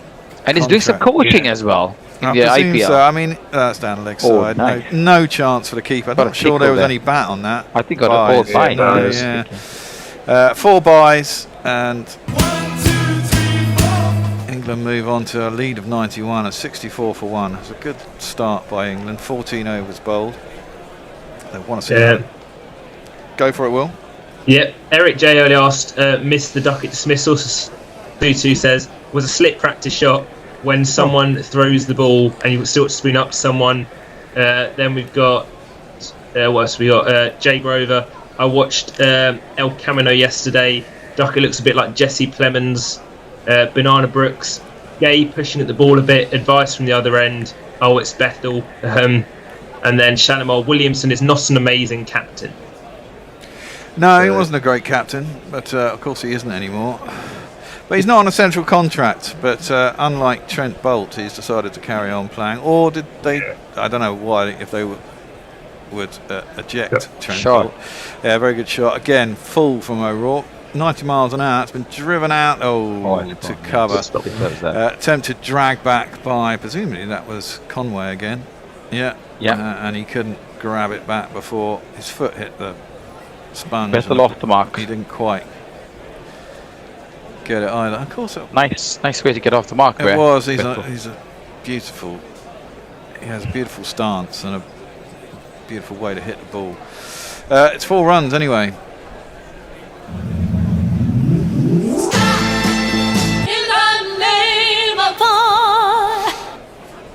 I don't know about Kane Williamson as a player or a captain, but he's certainly a great human being and a gentleman, isn't he? Yeah, he's good bat, still a good bat. That one's left alone through to the keeper, and there is no run.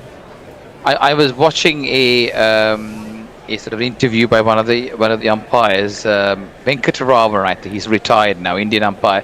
He was saying that Kane Williamson is the only captain when he reviews something.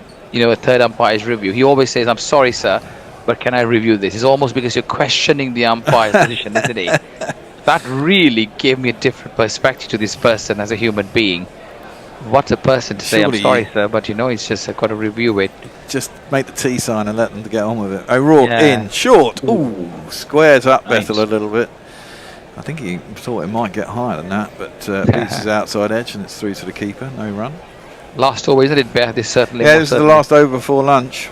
You want to get through this. Of course, if a wicket falls now, they'll just go off for lunch, one presumes. Or do they do that at lunch, or do they make them come out and finish the over? I don't know. I can never remember when it comes to breaks in play. I think this is good cricket here, Bear. England ticking it there, and New Zealand sort of losing his luster a little bit now. Over the last sort of half an hour or so, England. Well, England have put pressure on them, haven't they? I mean, they've only lost 1 wicket. That's nicely guided. Got on top of that, did Bethel. Guides it down past third man. It will make its way to the boundary. He gets himself another 4. What are we going to go for this one? I'm looking over a 4. Little flurry of runs in the last 5 or 6 overs, hasn't there? There's been quite a few 4s all of a sudden. It doesn't matter how they come, does it? No. It's just runs on the board. Runs on the board count. And England, even the context of the game is just brilliant. Exactly. Well, England they've got a lead of 99, so effectively they're 99 for 1, which is not a bad position to be in on a pitch that's been doing all sorts, and both sides were bowled out for less than 150 in the first innings. We've got a quick super chat which we'll do after this ball because of the lunch coming up. Okie dokie. Short again, through to the keeper, no run. Go for it.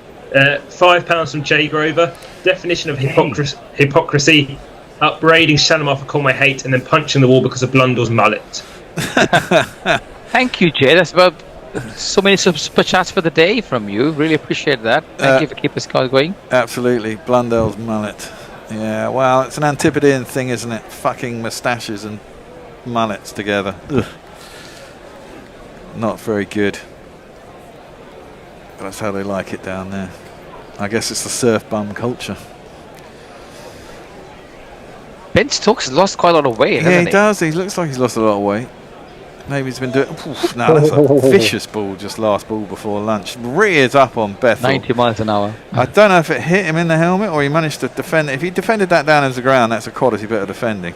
If it hit him on the helmet, so be it. But that's a nasty ball to get last ball before lunch. But he survives. He's on 8 off 8. Let's have a look here. Did he get... Yeah. On his glove onto arm. I mean, getting in the way of that takes quite a bit. I mean, he's regularly up at 90 miles an hour, is Will O'Rourke. he doesn't look that quick sometimes. Well, he's a bit of a lumberer, but he's clearly got strength in him when he delivers it. Right, that is lunch. England got there for 72 for 1, a lead of 99. The only man out was Ben Duckett, who might count himself a bit unlucky. I mean, he played the shot and he sweetly timed it, but straight to the fielder at gully. It wasn't that high off the ground either. But Emilio Gay has done well. He's got through to lunch.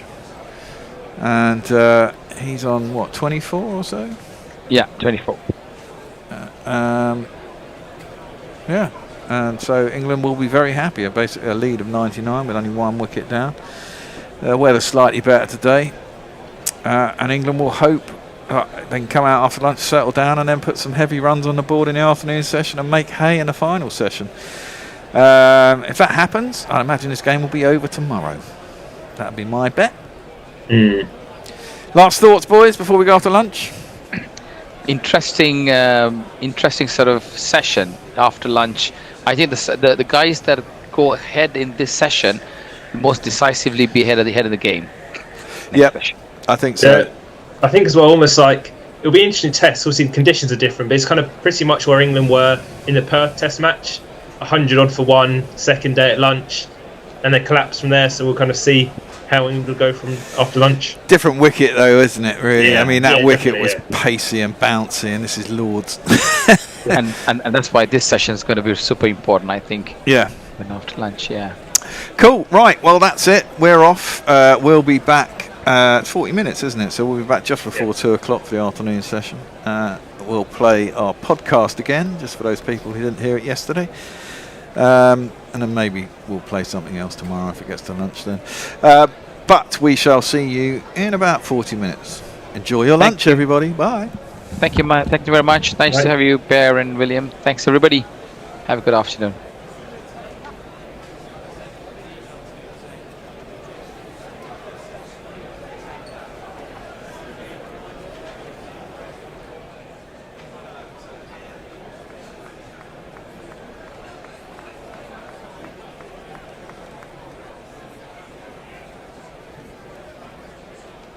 Football, it's in your DNA.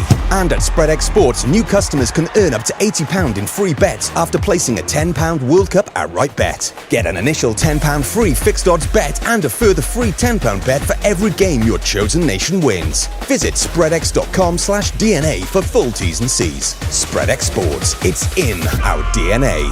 18 plus gambleware.org. First World Cup outright bet only qualifies. Free bets capped at £80. Free bet stakes not included in any winnings. Free bets must be claimed within 14 days. Hello, Ben Young's here. Dan Cole is also here. Say hello, Dan. Hello. We're here because For the Love of Rugby is partnered with Tide, the all-in-one business financial platform designed to run your business better. Trusted by over 2 million businesses globally. Do you want a new business account? And would you like a £100 cashback reward? Tide is more than just a free business account. It's designed to make you manage your admin easier, save you valuable time every single month, and help your business savings grow. Because it doesn't just store your money, it helps you actually stay on top of your business and make more from what you earn. That's right. With the Tide app, you can stay organised as you go, rather than dealing with admin in big, stressful chunks. It's a complete financial platform that brings everything together, from payments and savings to cash flow insights, helping you focus on running and growing your business with less stress. You can track expenses, capture receipts as you go, create custom invoices, and manage your accounts all in one place. Whether you're just starting out or already established, Tide helps you save time and run your business more efficiently. Open a free Tide business account and receive a £100 cash reward when you spend up to £500 in your first 30 days. Enter code FTLOR100 at sign up. T's and C's apply. Go to tide.co/FTLOR and use the promo code FTLOR100. Close your eyes. Focus. Listen to work getting done with Monday.com. Relax as AI does the manual work, while your teams are aligned on a single source of truth. Feel the sensation of an AI work platform, so flexible and intuitive, it feels like it was built just for you. Notice you're limitless. Now open your eyes, go to Monday.com, start for free, and finally, breathe. The Bishop and the Bear, the Bishop and the Bear, and 2 To the delight of everyone, they're here to share jokes and rants and guests and things. Who knows what any fun they'll bring? Not affiliated with the Mad Bishop and Bear pub at Paddington Station. The Bishop and the Bear, bats beyond compare. Buckets of savoir-faire, the Bishop and the Bear. Welcome back to the old Bishop and Bear. We're very excited. There's a test series just around the corner. We were going to do a Bishop and Bear all the way through. We were going to have a weekly Bishop and Bear during the IPL. But the problem was we ran out of steam after the first one. Yes. Or enthusiasm. I think, if I'm honest, at least one half, possibly the more large-poured Ursine version of the partnership, ran out of steam during the first one. So, the IPL. So in actual fact, this has been the first one for a while. We've got New Zealand around the corner, so we're going to be chatting about that. We have a very special guest today. A man who's shy, retiring, very rarely turns up on podcasts, so it's been a real treat to get him on the bar stool of bravado in the Bishop and Bear. It's none other than Grubby Paul Howarth. How are you, Grubby? I'm very well, thanks, Tone. Thanks for having me in the lovely, cool, air-conditioned Bishop and Bear. Isn't it great? Do you know what? I was doing a regular thing I do on a Tuesday night jam session at the Cavern in Rains Park, and people were actually saying it's too cold in here. Yeah. Because the air conditioning was turned up. So because there's a lot of equipment and stuff, nobody wants a boiled amplifier. But there we go. Right. Well, yeah, that is. What can we get you to drink, Grubs? Oh, I think, given that it's over 30 degrees out there, I think I better have a lovely, refreshing cider over some ice, and I'd like also one of those massive G&Ts in one of those huge glasses, tons and tons of ice, and I'd like a pint of Guinness. And I'd like a bottle of Chateauneuf du Pape. I'm quite thirsty. Well, we can do all of those things. Thank you. Because we have a limitless supply of virtual alcohol. I thought you did. No food, thanks. Well, but you might. The thud you're likely to hear after about 20 minutes is Grubby falling off his bar stool, but we'll have to live with that. Right, we're going to be talking, the Bear and I and Grubby, about the New Zealand Test Series. Very exciting. We're going to have a little chat about the Women's World T20, probably acknowledging that none of the three of us are necessarily experts in that area. But speak for yourself, son. Speak for yourself. There you go. County season to date. We had hoped to have Annie, but it was always going to be a bit touch and go. In which case we would have had two Somerset fans. So I was a bit afraid that would simply be a let's talk about Somerset session and not much else about everything else. But 6 games all in a hurry, bang, bang, bang, bang, bang, bang, bang, bang. Let's all stop and go into the blast, which we're also going to talk about. We are quite interested in how serious the ECB is about saying it's going to start to look more at county cricket as it starts to select the England team. We've seen some evidence of that, perhaps. The blast is going underway. Middlesex have taken up their usual position near the bottom, and losing to Surrey for the 748th time in a row. 7th time in a row. All right, we are in the middle of the IPL. The end, thank God. We're approaching the end, actually, because I don't think any of us can do the final, bizarrely, after all that hard work. It's on Sunday, isn't it? Yeah. But we are going to have a little chat, if we get time, about the fact that the audiences are supposedly down. Some just say it's because they're watching it in different places, but those places, to me, are still countable, so I don't think that really holds water. But, Grubby, I'm going to start with you, but it's going to be a free discussion anyway. The Kiwis are in town. What are your thoughts and expectations? Well, the Kiwis are in Stormont at the moment, playing Ireland. Got that on the screen over there. They're 50 for 2 currently. Lost 2 early wickets to Mark Adair. So they're having their warm-up test match there. The 4-dayer, isn't it, as well, I think? I think so, yeah. So, I mean, we always have good series against New Zealand. I think that's the first thing to say. So I'm really super excited about the forthcoming series. Really, really thrilled to be coming in on the first day. And as you know, I like to do first day of a test series. We always have good games and good series against them. I think they've got they're always a tough side, aren't they? If you look at their sort of recent lineups, that top 6 or 7, which is kind of Latham, the captain, Conway, Williamson, Ravindra, Mitchell, who always seems to raise his game against England as well, Blundell at 6, keeping wicket, and then probably Glenn Phillips. He's not playing in today's warm-up game, but if you look at that as a top 6 or 7, that's as good as anything really in world cricket, I would say. Got some power, isn't it? Yeah, and then the bowling we can talk about in a minute, but I should imagine they'll draft Matt Henry, and again he's not playing in this warm-up game, and they've got the likes of Jameson, Tickner, O'Rourke. Will O'Rourke really impressed me last time around. Yeah, it was his debut, wasn't it? In Australia, in New Zealand last time, wasn't it? I mean, I presume the last time that New Zealand came here was the beginning of Battlerball, wasn't it? 2022. Yeah, it was. Yeah, it was. It was Bairstow battering. Bairstow's battering at Trent Bridge, wasn't it? Trent Bridge, when he nearly got the. I can't remember whose record it was. Missed it by a couple of runs, didn't he? Oh. Gilbert Jessup. Gilbert Jessup was the Jessup record. Yeah. And I think we did lose. I think we did actually lose one that series, if I'm right. Yeah. Yeah, I got a feeling we did. The only thing there that I think is interesting when you look at that New Zealand side, a bit like England, there's an element of transition. I mean, you've obviously got no Southey, Bolton, Wagner. Yeah, in the bowling. But also they're a bit aging. They're a little bit aging, which you could look at as going bags of experience, whereas England possibly will have some selections in there that certainly don't. Or you could look at it, there's a few players that nudging towards the end of their careers. Are they still the force that they seem to have made themselves once? Well, I mean, the thing is, you can only play what's in front of you, can't you? And if they stick out, as Grubby said, I mean, that top 7 looks a pretty decent batting really lineup. solid. It's very solid. I mean, I think the last time we played them in New Zealand, they were a little bit off colour of how they normally are against us. I think we got Kane pretty cheaply in most of those. Ravindra didn't get outstanding runs against us. I mean, and that's why we won the series, actually, wasn't it? We went 2-0 up and then we lost on that dodgy wide in the last game, didn't we? Or did we win one, draw one, and then they won with the dodgy wide against Anderson? In the Test series in New Zealand, we won the first 2 and got absolutely battered in Tim Southey's last game at Seddon Park, where it was the equivalent of footballers turning up with their flip-flops on for a last game of the season because the series was already won, and we were just absolutely awful. What was the series then where Jimmy had that wide that was given that wasn't given? That was that was a long time the ago. series before. Oh, was that the series before? We were. You're right. Trying to hold on for a draw, and he nearly did it. And if we'd have got a draw, we'd have won the series. I think I'm definitely right in saying that was pre-Bazball. So your time scales are. The thing is, a little bit to cock back. We seem to play in New Zealand every winter, as far as I can see, which is also very annoying because we all have to get up or stay up through the night every time we go to New Zealand for pointless Test series, which seems to happen every year.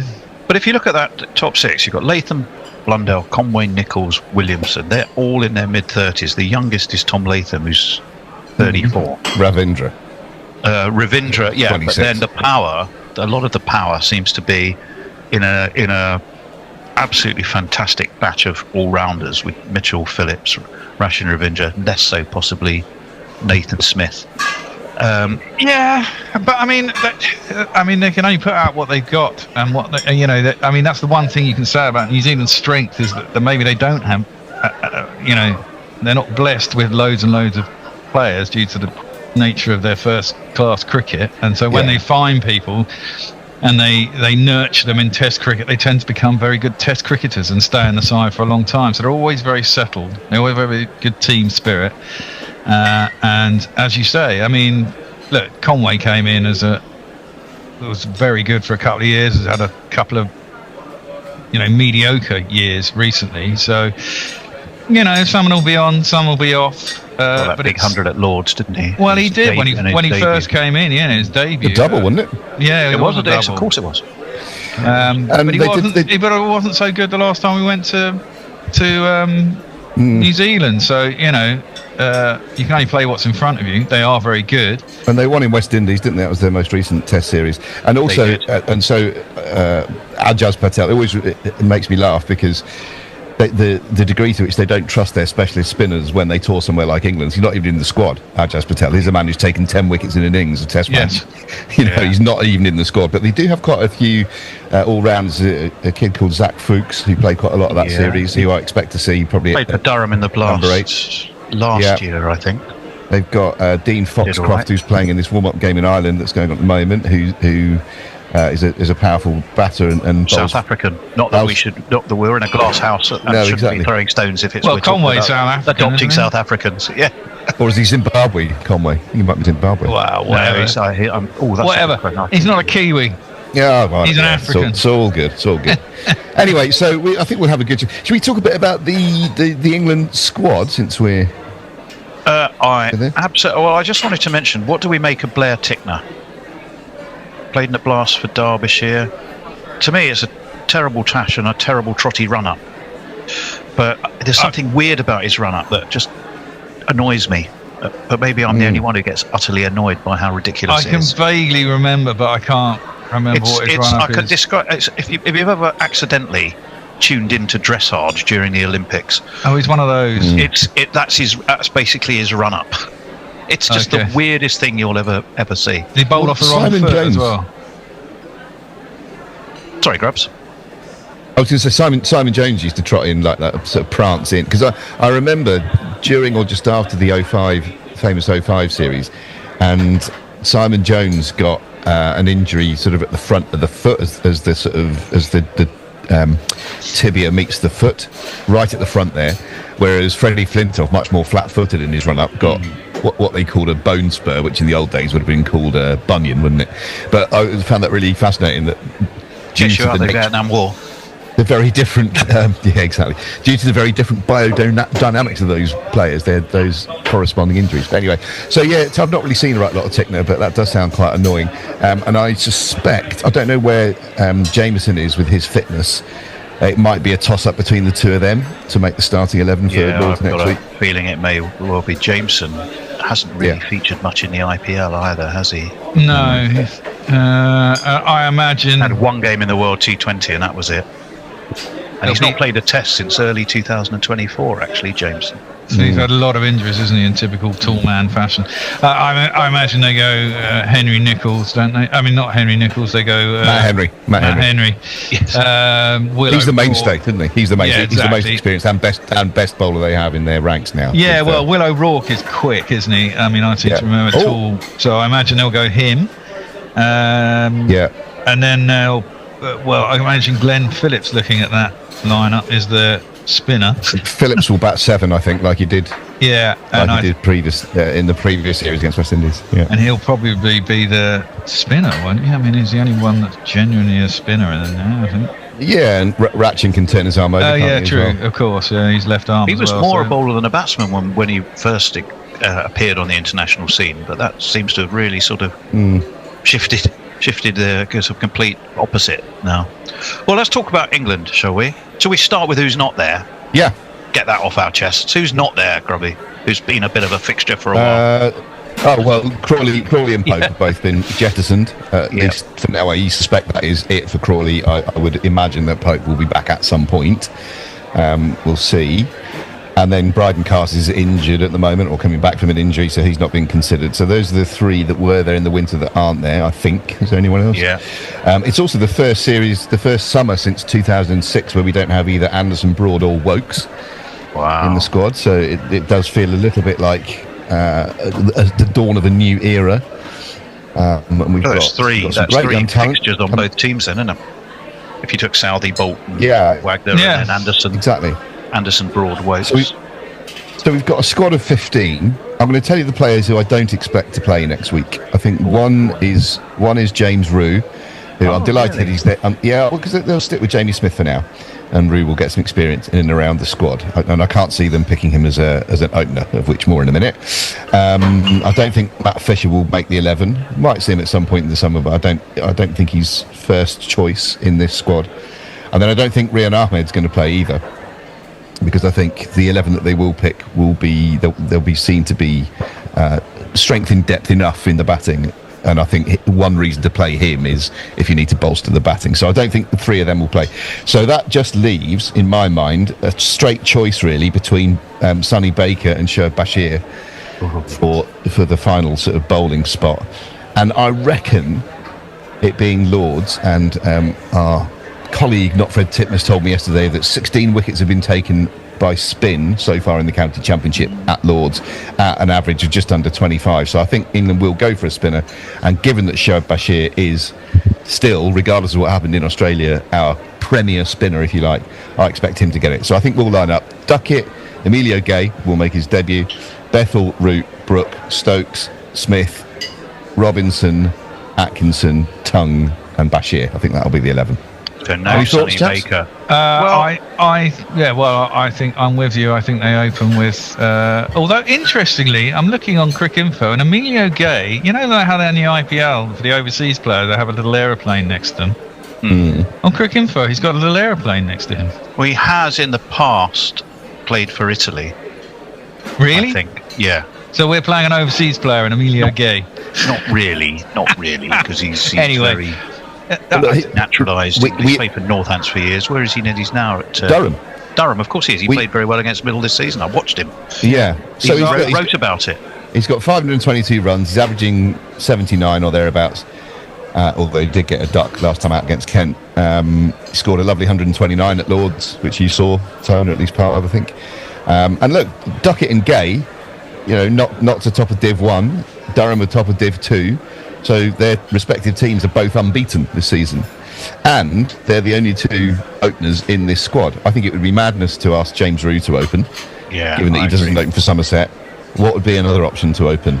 I don't know. Gay made 129 against Middlesex. He's also made 41 and 159 against Lancs and 128 against Kent. I mean, he's in championship form. Yeah. Not only has he got big runs, he's got big runs at Lords. I mean, that's a fairly high profile. So I'm sure Brendan McCullum's listening to this and going, "Oh well, we'll give him a rest then, and bring back Crawley." The other thing you've got to think about is that Jacob Bethel may not be fit for the first test. He's got finger injury. That's why he's come home from the IPL. In which case, they were talking about Rue being his replacement. He would be a very logical. Oh wow! Well, he's a big hitter, isn't he? That'd be great. Would they stick him in at 3? I mean, again, we're back presumably so. I can't see Brooke or Root wanting to switch from 4 or 5. Root, in his level of seniority and age, has said no to the number 3 position. I don't think he's going to change mine now. Yeah, I think that Stokes will be at 6 or 7, as will Smith. I mean, I'm still not convinced by Smith for the reasons that Hendo said last year. Against the ball that moves, it does look a bit suspect, and I'd be tempted to see what James Rue is like. But I think he's in possession. He didn't have great Ashes, did he, Smith? No, he didn't. And more of a worry for me was what seemed to be a bit of sort of mental weakness, or a bit of not really handling the pressure particularly well for Smith. He came in a couple of times, just looked like a rabbit in the headlights, and got out really quickly, and I thought average 23 in the Ashes. He'd managed to get a 60, but nothing. And he did well in the championship though, but a lot of his championship he's averaging 50. But he got 166 against Leicestershire at the Oval, and then 89. But from my memory of talking to people about that game, it was an absolute road, didn't it? About 700 odd. They scored about 700, didn't they? Yeah, and actually a stupid amount of runs. Well, Lords may well be a bloody road after the weather we've had this week. Lords can next week even out. Lords has a tendency to even out over time. Doesn't necessarily get harder to play, and often it gets easier. Well, a real feature of Lords you were talking about there, rather than the Oval. On the Oval. The Oval, one of its characteristic of the pitch often looks incredibly green, and you think, this is going to do all sorts, and it maybe does nibble about on the morning of day 1, but certainly by day 2 it's an absolute road to bat on. And the only bit of county cricket I've seen so far this season was at the end of April. Quite nice weather, not quite as hot as this, but nice, when it was Surrey against Essex. And the day that I went, Elgar and Wesley shared a partnership of just under 200. Never looked like getting out. I mean, Gus Atkinson, one of his run-outs did have figures of 1 for 12 off 11, so he was quite economical and looked okay. But it was, other than that, it was a bit of a batting paradise. So look, but I don't think you could have asked any more of Jamie Smith to do what he's done. He's gone back. He's got 450 runs at 50, as you said there, Tone. And I think they'll, he's the man in possession. And James Rue will get his chance at some point, whether as a specialist batter or behind the sticks. He's well, this is it. I mean, I just think a question of when. Well, he might do if Bethel isn't fit. Exactly that. I mean, I think they probably both have. His brother as well. I mean, I think bowling wise, Josh Tongue, Ollie Robinson. I've Ollie Redemption Robinson. Yeah, I mean, I've kind of forgotten about Ollie Robinson, but he is a class act, isn't he? Class. I'm tipping him to have a really good summer. Oh, I would too. I mean, he was very good in England in his first summer, and then he basically became a slob and didn't do enough work and got himself thrown out the side because he was fucking lazy. Last test was in India, and he did well with the bat. He made 58. But he was dreadful with the ball. Well, 54 or 13, I think. Who gives a shit about what bowling in India is not doing in easy? India? Well, exactly. That's a waste of space, isn't it?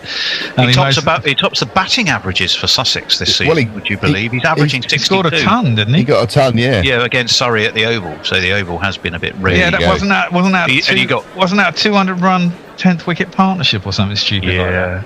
And he also got 40 not out and 41 against Yorkshire heading. But he has got 18 wickets at 26.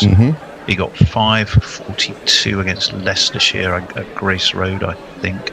And he ended last season with a 6-for and a 5-for in the same game against Worcestershire. I mean, he is a quality bowler in English conditions, no whether you take him abroad or not. You can be if his head's right, and if his head's right and he's fit, and he can.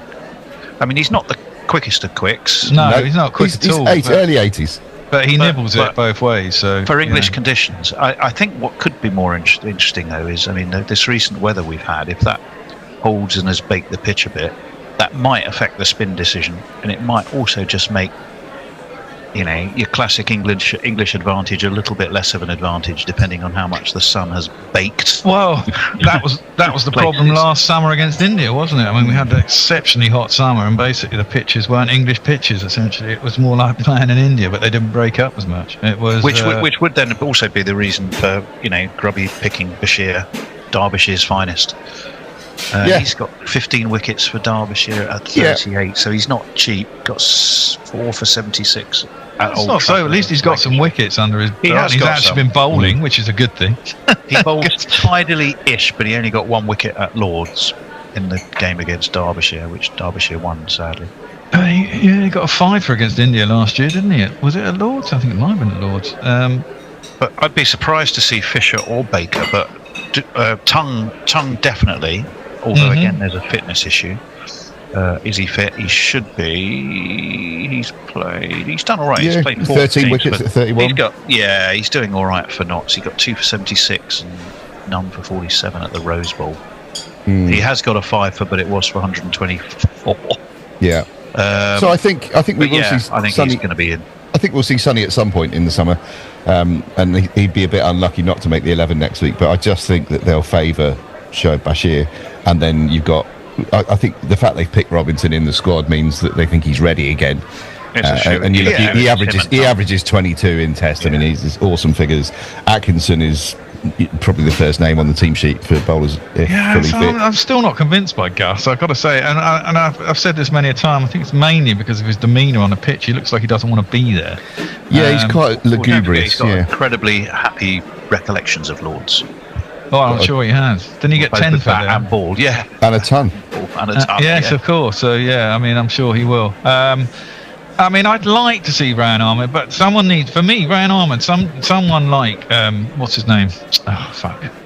Our man who bowls in the T20s, whose name has completely gone from my head, who's been bowling for us for years. Jofra Archer? No, our leggy. Jesus.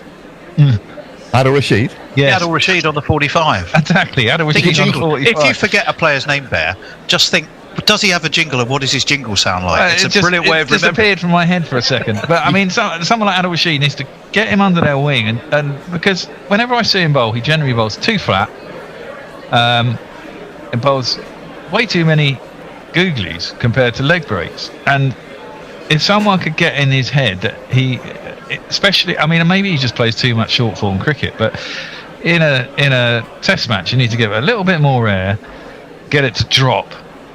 Have stop ball, blah blah blah, and he just doesn't seem to have that. And until he really gets that, for me, he probably won't get much of a chance in a Test side.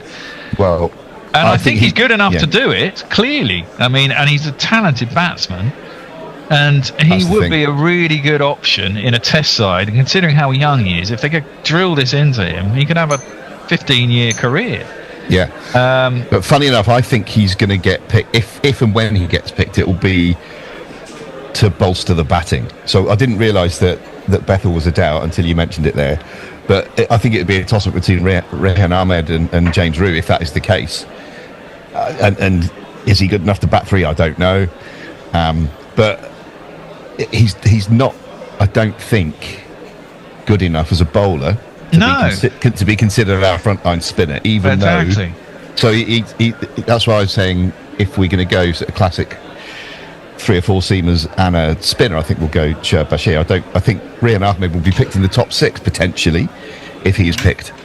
Yeah, I mean, I'd like him to concentrate more on his bowling. I mean, his batting's great, but I'd love to have a world-class leg spinner playing in a Test team. But who's our at the moment in terms of bowling coaches, and do we have a spin coach? And do we know? We don't know any of that, do we? But yeah, absolutely. You'd be knocking on Adil Rashid's door to say you're our best spinner of a generation in all forms of cricket, particularly short form cricket. Yeah, come and impart your wisdom, please. Exactly. I presume Ben Stokesy is all right to bowl currently. Yeah, the perennial question. So he was at Lords for the Middlesex Derbyshire game, and he was creating quite a stir. He was batting in the nets, and I think doing some bowling in the nets, and he looked sharp enough. He was certainly happily signing autographs and wandering about and making his presence felt. So you've used that as a bit of evidence that he's fit to bowl. He's signing autographs. His autograph signing hand. He's looking all right. Yes. So, but no, he looked. I had a quick gander at him in the nets. I know it's very hard to tell in the nets, but he certainly didn't look encumbered. Yeah. So it would be a real surprise if he doesn't make it. So he's had a little bit of time off, hasn't he? Because he got pinged in the face in the nets up at Durham. Oh yeah. Oh, that looked horrible, didn't it? It did. And it seemed to quite change the way he looks actually to us. So I think it was worse than we were led to believe. So it's 3 tests. It was Lords, Oval, Trent Bridge, I think. Am I right? No, I think that's the order. 2 close together. The second 2 close together, and a bit of a gap between the first 1 and 2. Okay. You've got England 2 sides in a bit of transition, but perhaps New Zealand more settled in the batting department. Certainly the batting department, yeah. Yeah. Grubby, you're a man who likes a flutter or 2, an informed flutter, not lucky guess. So where do you think your money would go? I think England home conditions will probably squeak the series 2-1. You're going for a result in every game. Yeah. You don't get draws these days. The weather holds. By the way, talking of betting, I found this Guerrilla artifact. I'm going to show you up to the screen. I don't know if you ever put out clips. This is something that I wrote on a napkin, as you can see, years ago. Do you remember, Bear? I forget which series it was for, but we were doing some work with Betway. Yeah, and all these. So I've got things written on here like in running, match odds, jingle, betway.com/GC radio. That's right. That was the 2019 World Cup. Only Gorillas get enhanced odds at Betway. That's right. That's true. And I used to do the Guerrilla Bet of the Day, which famously, my best one was when England lost to Sri Lanka at Headingley, which I was at. And because by that time I was quite tired, and I used to pick fucking random things, and Malinga was still playing, so I feel like Malinga, I had to pick best player for one side, best player for the other, and then who would win the game. So I picked Malinga to be best bowler for Sri Lanka, Root to top score for England, and for Sri Lanka to win at odds of 28-1, and it came in. Well done, Bear. Well, that's brilliant. I was at my mate's mum's funeral that day. My mate Justin. That was when Jason Roy was injured in the mid period. He pinged his hamstring or something, hadn't he? And James Vince was playing. James Vince was in, and he kept fucking it up. Yeah, he wasn't out for 30 odd, was he? Nicking off behind. I think it was less than that in this instance. Anyway, if you want this little artifact, maybe frame it up, put it in the studio. Lovely. Lovely. Can do that. Bring it in. Bring it in on the first day of the. I will. You bring the framing equipment, and I'll bring the material. Will do. Right. Bear, did you say what you said? No, I haven't. No, I didn't. Am I going to be really optimistic and go England 3-0 at home? 3-0. Look, what chance have we got to get into the World Test Championship? We've basically got to win every test between now and the end of South Africa, haven't we? If we care about it, I'm not sure how much. Well, I quite like to be in a Test World Championship final. It'd be lovely, wouldn't it? So would I, but. So I quite like us. I mean, we actually won a Test in Australia, and we didn't get battered at home last year by India. So, although we're quite low in the thing. I think if we get on a run, we might be able to make it. So I'm going to go for 3-0 in England anyway, being my usual optimistic self. There's the optimism. Love it. Well, I'm going 1-1 because I think there will be one draw. I'm looking at the weather. I've just got a sneaky feeling one game, for one reason or other, it might not come to a conclusion. And I think both sides, there's big question marks. The Right Reverend Bishop pessimistic. Well, I wouldn't say I'm pessimistic. I think it'll be a good, and I think it'll be a highly entertaining series. Yeah, but it won't be. It'll be flawed in some places for both teams. Depends what the weather's like as well, isn't it? I mean, we've had it really hot this week. It looks like there might be a little bit of rain about and drop in temperature next week, although it's still reasonably warm. So, I mean, if there's a bit of moisture in the air, we want to try and get 100 people in a marquee on Saturday in the hottest day, or Sunday on the hottest day of the year.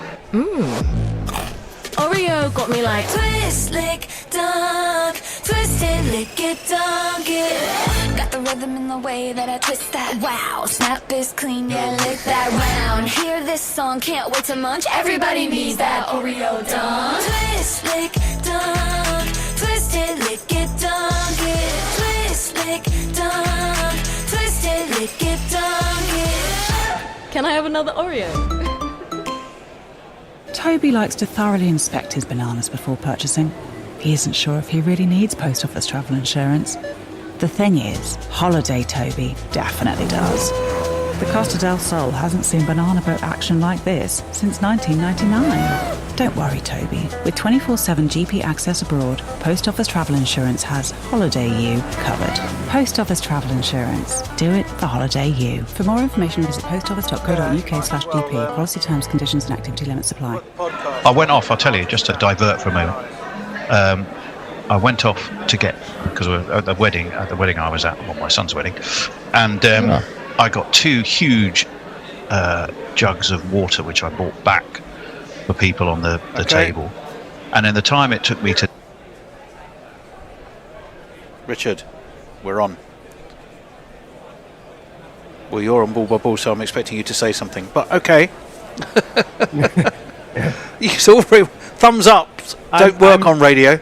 I'm not used to this. Not when you're in the chair in the studio. This is a world first, but I can take it on. Yeah. It's great to be back. It's been several months for me, I think, during the cricket wasteland that is the IPL. For me, anyway. And several others of our esteemed Guerrilla crew. Mm-hmm. Nice to see you, and William as well, who I'm seeing for the first time today. Yes. Good to meet you. Yes, you too. Have you been around with the crew for long? Were you in the IPL wasteland that I was studiously ignoring? Yeah, well, yes, I had a lot of university submissions, so I took that bit off. But yeah, no, back to for the Test cricket. Yeah. Yeah, well, rightly so. It's good to see such correct attitudes amongst the youth. Yeah, very professional. Yeah. We all enjoying the Test match so far? It's been bonkers. Very good. Yeah. In a good way. Been on fast forward, that's for sure. It's a bit like that. I couldn't remember. I still can't remember. Was it the first or second Test in Australia where it was all done in 2 days? Well, I was thinking, don't worry too much about your rotors for Sunday. Yeah, well, you say that. You say that. Beware the flattening Lord's pitch is what I would counsel. I've seen it too many times. Happy to see Emilio Gay doing well. And I thought that the smart piece of bowling that got Duckett, you know, it was a short ball and then one wide of off stump, knowing he'd go for it. He was back waiting for the short ball and just edged it over to Phillips at gully, who doesn't drop many. I don't know if it was discussed before the break, but Nasser Hussain on Sky did a little insert saying he had a theory that Duckett just didn't see it, and he was about to try and get under a short ball, and then he realised it wasn't a short ball. Exactly. He was completely scrambled. Yeah, no, it was a clever ball, but I mean, you got to say that's a tidy lead, 99. But Lords, you know, days 2 and 3 could well be the best days to bat. So I wouldn't be counting too many chickens just yet. Anyway, over to you again. Well, it would be lovely to see a Test match go beyond 2 days or even 3 if we're lucky, as the Test summer gets going. So hope that those Sunday rotors are relevant. Hope you're right. And it will be Emilio Gay to take strike on 24, first up after lunch. England leading by 99, so they'll be wanting to get that up to 3 figures just as soon as possible. And it is Matt Henry continuing. It's wide outside off stump, left alone, and that answers one question that we had before lunch. Will Matt Henry continue? Didn't look that fit to me. But No. he looked all a bit floaty and was getting some treatment, wasn't he? Let's jingle him up, shall we? That's assuming I can find him. Here he is. You can never trust a man with 2 first names. Matt Henry. This one is straighter, strikes Gay on the pad. Up goes Henry. I think it's a bit high, and he's rubbing his chin thoughtfully. The DRS ticks down. Doesn't look like they're going to send it up, but they are still chatting. And I reckon it's probably outside the line as well. Maybe. I think they're going to all walk away and have another crack. But yes, it is. Let's have a look at a replay on this. Does jag back a long way from Henry? No, not.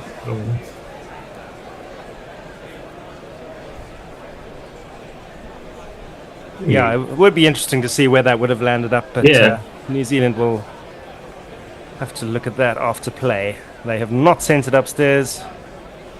It'll go down as a dot ball. Here's Henry at the top of his run. Into Gay once again. It's full, it's driven into the covers with absolutely no power. They'll get one as the fielder trots around to tidy up.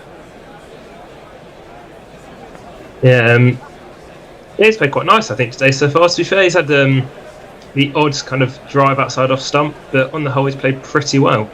Yeah, very watchful, I'd say. He's looked after his wicket. You'd say he's done his time. Yeah, and the replay's just gone up and shown that would have been out if New Zealand reviewed it. Wow. Yeah, Really? it was hitting leg stump. Extraordinary. Shows how wrong we can all be, Exactly, including the whole New Zealand team.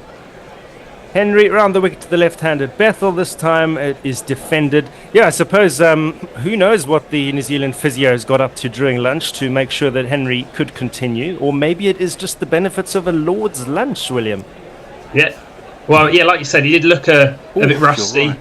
But, yeah, I mean, to be fair, he started this over better than he started his first over, so. Yeah, he has created opportunities despite being spanked for a couple of fours. He's created Is there another one here? No, it is blocked out by Bethel. But he had that edge, of course, which neither of the slips really went for just before lunch. And then there's this LBW shot, which it turns out should have been reviewed. So he's making things happen, is Henry, despite an economy rate of 6.71, which is coming down, it's fair to say, since lunch. It was worse. I do think as well, it's quite a good option to have the keeper up. I think when you've got a bowler like Henry, who the keeper can come up to, so I think that's worth maybe looking out for at times as well. Yeah, we did have that before lunch. There's another shot here as Bethel is struck on the pad. Umpire shakes his head. Henry has a pained expression. Latham's not looking keen, but he's walking up for the chat. Is it a token gesture? Will they respond now and send it up just because they've seen that the last one should have been sent up? He's sticking to his guns as our Kiwi... No, he's not! He's not!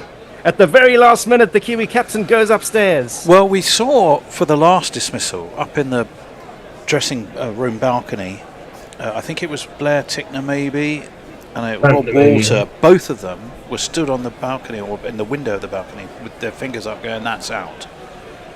And they got ignored. That's a similar ball, the jag back into the left hand. There he is, a good shot. Is there an inside edge? We're about to see an ultra edge. I think reckon umpire's call on height, maybe? If it's not, it's looking more out than not out to me. Doesn't get up much. Umpire's call on height. Bang on. Yeah. You got it perfect, William. And of course, it was inevitable, wasn't it? Yeah. As they sent that one up. If they'd not reviewed, I mean, that's actually not that bad a review, but it's one of those where if they hadn't not reviewed the one previously, maybe they would have been less tempted to go for it. But that's where they've not lost the reviews, so it's worked out all right for them in the end. And we finally got through the first over after lunch. The lead is exactly 100. Anything to report on the social world? Very much so. People are flooding back in, but we have one of these. YouTube comments. We're not getting a mention. I've accidentally pressed Too one many of the longer ones, which I shall play down. It's Jay Grover, the fantastic Jay Grover, £2 Hooray, Richard, he says, get in the back of the fan, which sounds slightly worrying to me. I'm not sure I signed up for that. No, I certainly, it's not something you'd ever choose to sign up to, I suspect.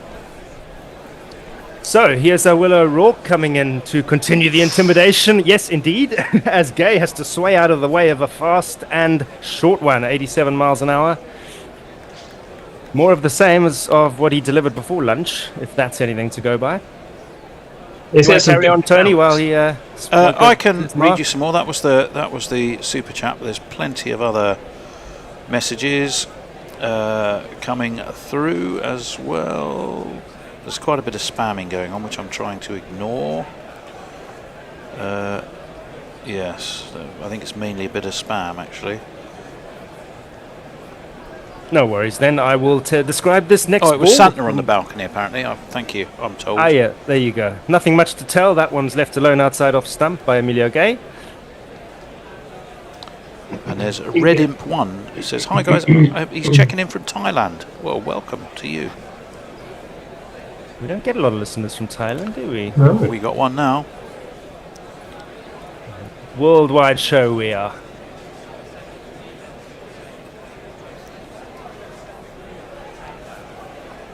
Definitely.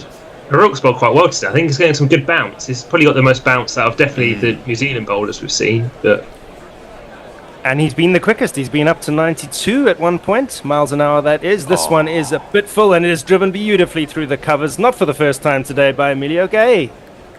That was beautiful. In the name of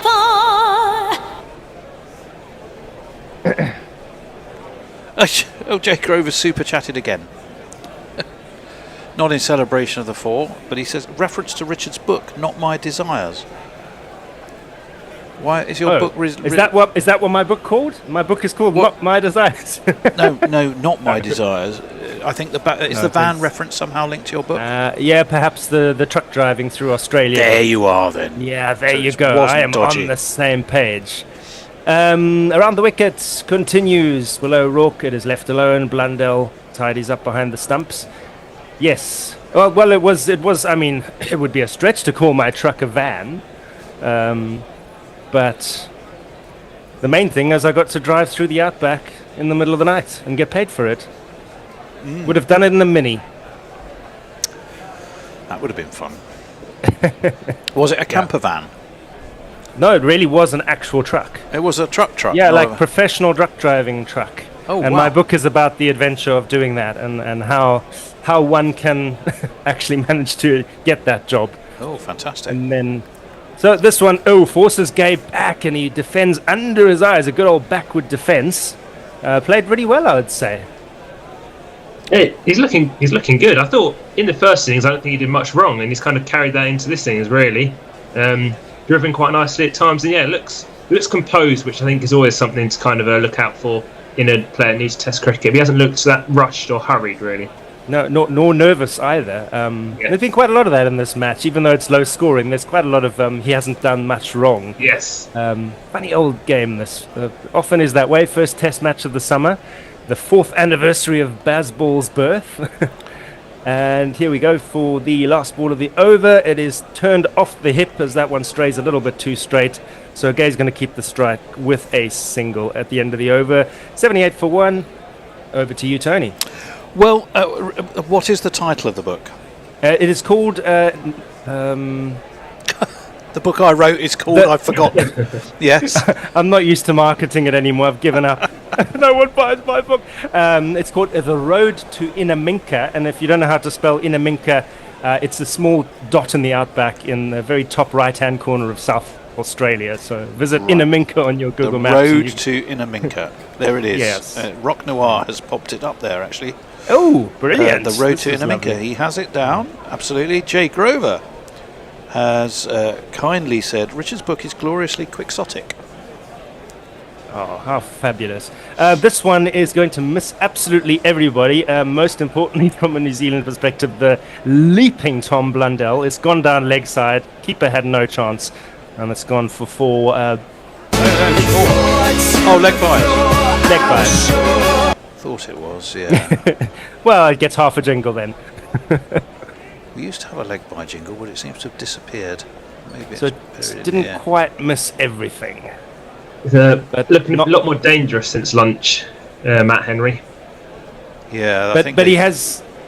It's been a bit of a mixed bag, but his good balls have been really good. What does he come up with here? This one floated up outside off stump. It begs to be driven through the covers. It is, but there is protection out there on the ropes, so it'll be 2 for Emilio Gay.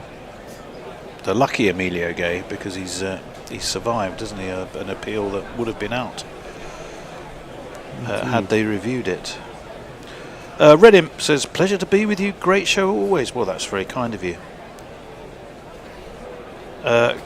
Greystoke says there's a fine line between quixotic and delusional. Well, that's the whole point of the Cervantes book, isn't it? It's exploring that line. Well, as this board is left alone outside off stump, I must say I haven't read Cervantes' book yet, but it's not going anywhere. Well, who knows? The way the world is going, they'll probably ban books next. Yeah, well, you never know. God forbid. Or perhaps it'll just be an organic process whereby they die off. Oh, I've come with my cynical hat. Let's turn our attention to Matt Henry. It is straight, maybe a little too straight, played away off into mid-on. Gets away with a dot ball there, does the bowler. I think as well, looking at Gay's strike rate, it's not actually that bad for 32 or 49 balls. He's not been going at it too hard, he's not really been too aggressive, but England are actually ticking on quite nicely anyway without being overly aggressive as we've seen them in the past. And the funny thing is, you could also have said the same thing when Ben Duckett was at the wicket, which is something new to see, and I quite enjoyed. Henry continues. This is a nothing delivery outside the off stump. Might have been a little bit tempting for the cut, but Gay does not go fishing for it. Lets it go through. Yeah, he's capable of a studied leave, is Emilio Gay, which is a good sign, I think. He's already got 100 at Lords this season against Middlesex, and he batted quite beautifully in not particularly easy conditions, as my recollection was. Just like these. I was going to ask if you were there. He does have a flash of this, does Gay. It's Fuller outside off stump, but he misses it, as does the wicketkeeper who makes a hash of it. Ends the over, 84 for 1. Right, well, yes, your book is getting some love, I have to tell you. Greystoke, Jay Stoke is saying it's a good read. Ooh. So there you go. Sudo says Gay has been dropped and given not out. Quite fortunate so far in this innings. Yes, he has been. Pirate Badshah, quixotic is the inherent natural state of any would-be gorilla. I think that's probably true. If there were windmills in Lewisham, we would be tilting at them. You could be sure of that. Who would be Don Quixote though, and who would be Sancho Panza? In our lineup. In our lineup, yeah. Okay, well, you'd have to have the bear as Don Quixote, wouldn't you? He's always so relentlessly optimistic. It's O'Rourke to continue. Oh, and Bethel has to do everything in his power to get out the way of that one. Now, has he got a glove while trying to sway/fend? Waiting for some replays on this. It seems like it's gonna go down as a dot ball. It's obviously short and fast. Okay, it's been caught him on the shoulder/neck, so definitely not out, even if it has been pouched by a short leg, as it was. I don't believe that's got any part of any bat or glove. No, it hasn't. We will continue with the game, but that was a scary delivery from O'Rourke, and not his first of the day. We were already ready for his next one. Here he comes, trying to rough up Bethel, but this one is harmless. Bethel can let it go outside off stump. That was an ugly delivery, wasn't it, Will? Yes, but I do think Bethel plays those deliveries quite well. We've seen a couple where he's kind of managed to get his hands out the way, he sways quite well, but yeah, that is he's definitely got a few of those there, O'Rourke, and they are difficult to play, but like you said, managed to do well there to get his hands out the way, and I suppose it's one of those where as a batter, you'd rather be hit on the body than be caught, so you'd probably take that. It was gloomy at Lords. that particular day. I can tell you why in a moment after this ball. A third of the over from O'Rourke to Bethel. It is a good line and a good length, and it's defended. Tell us. Well, because my match report is on our website under the headline Higgins and Rain before Gay Abandon illuminates gloomy lords. Now, why would I have put the gloomy part into the headline were it not for the fact that it was gloomy?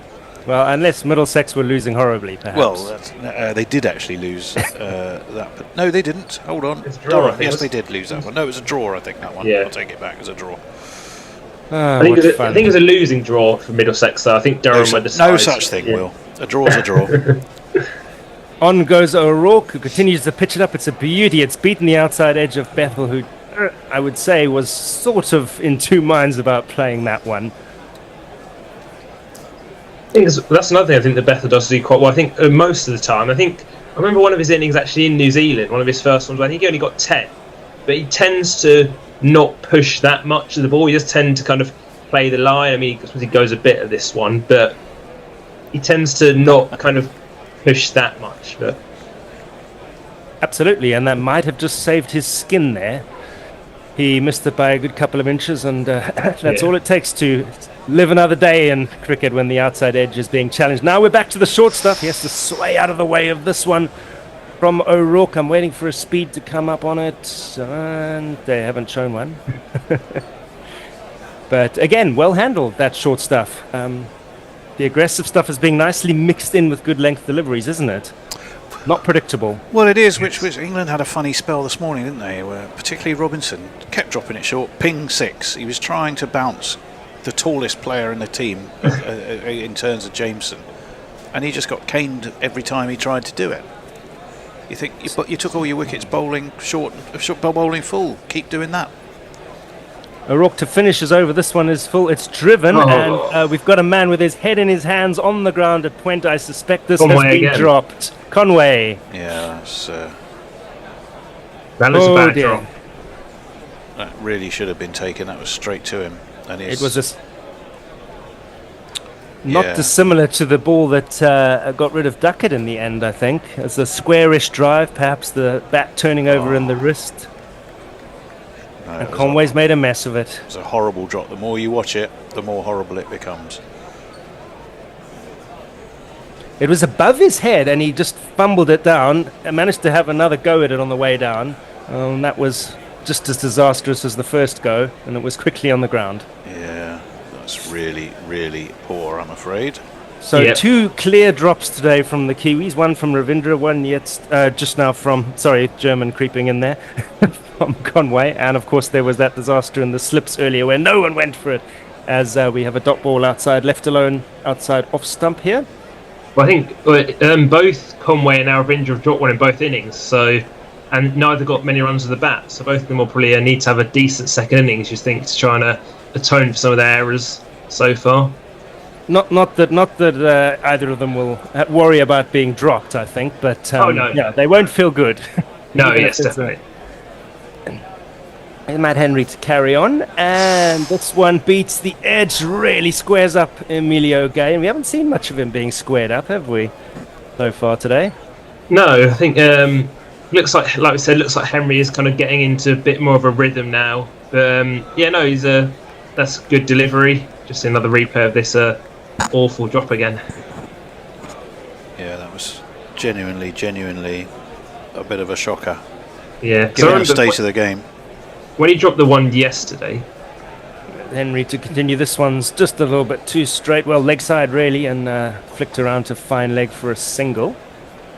When he dropped the one yesterday, a few of the commentators made the point that they thought he wasn't used to fielding that position. But I kind of feel whether or not he's used to it, he should have caught that one, definitely. The one we just seen dropped. Yeah. He went for it, Aussie style, fingers up, and it just never looked like sticking somehow, did it?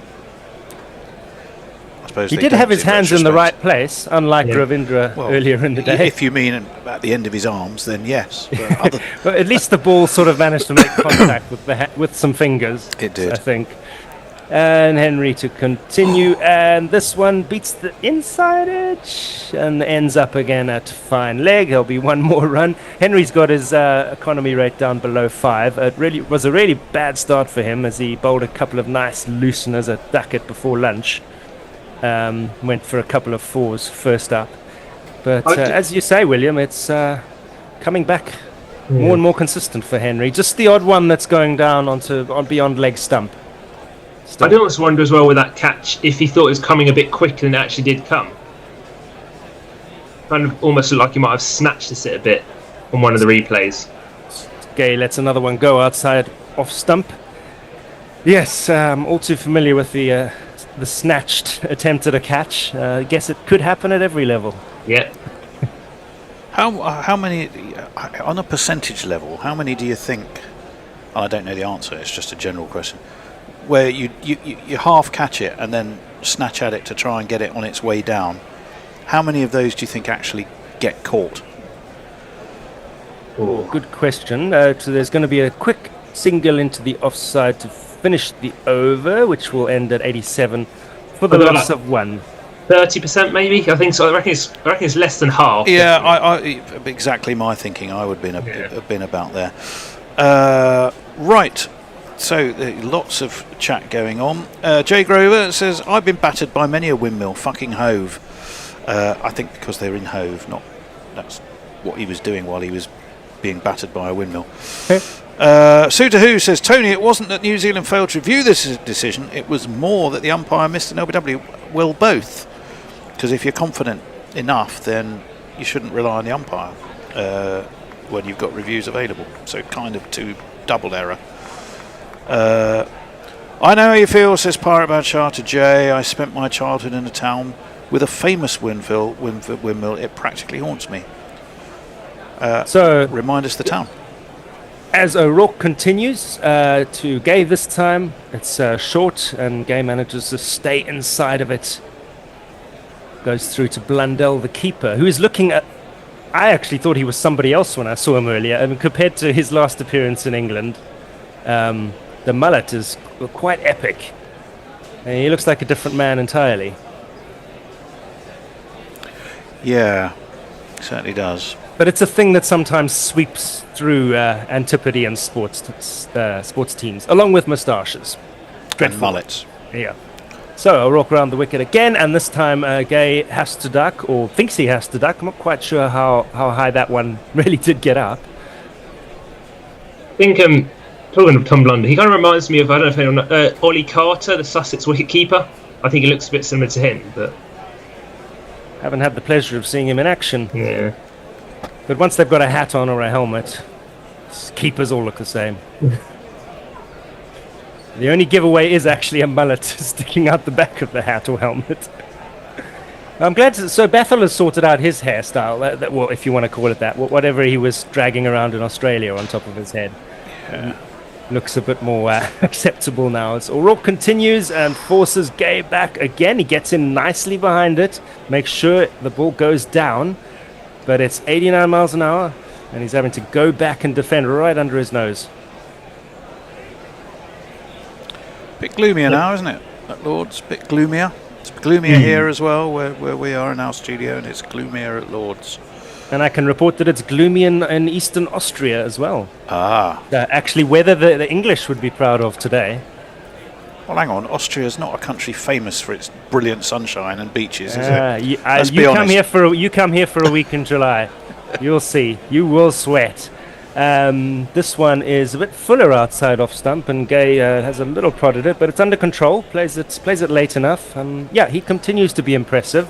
And Central Europe, do not underestimate the summer temperatures in Central Europe. No, I've been there. I've been in Hungary as well when it's been the summer, and boy, that can get hot.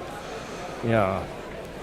And by now, for this time of year, 19 degrees is, and a cold wind coming in from somewhere chilly is not acceptable. But good weather for cricket commentary on Guerrilla. 87 for 1 the score, couple left in this over. O'Rourke has not conceded a run for a long time because he's been bowling some good stuff. This one is one of his less threatening deliveries. Gay lets it go outside off stump, but he's been on 1 for 23 I think since lunch, really. Now into his 6th over, I think that is. I can't quite read. 7th over. I think maybe, yeah. So 1 ball left of his 7th. Yeah, he's bowled very, very well. They both have. And I'm sure there was some kind of manipulation of Matt Henry at lunchtime to create the transformation there. Because he's looked a very different bowler after lunch. yeah, well, either he spent it just eating or spent the whole thing on the physio's table.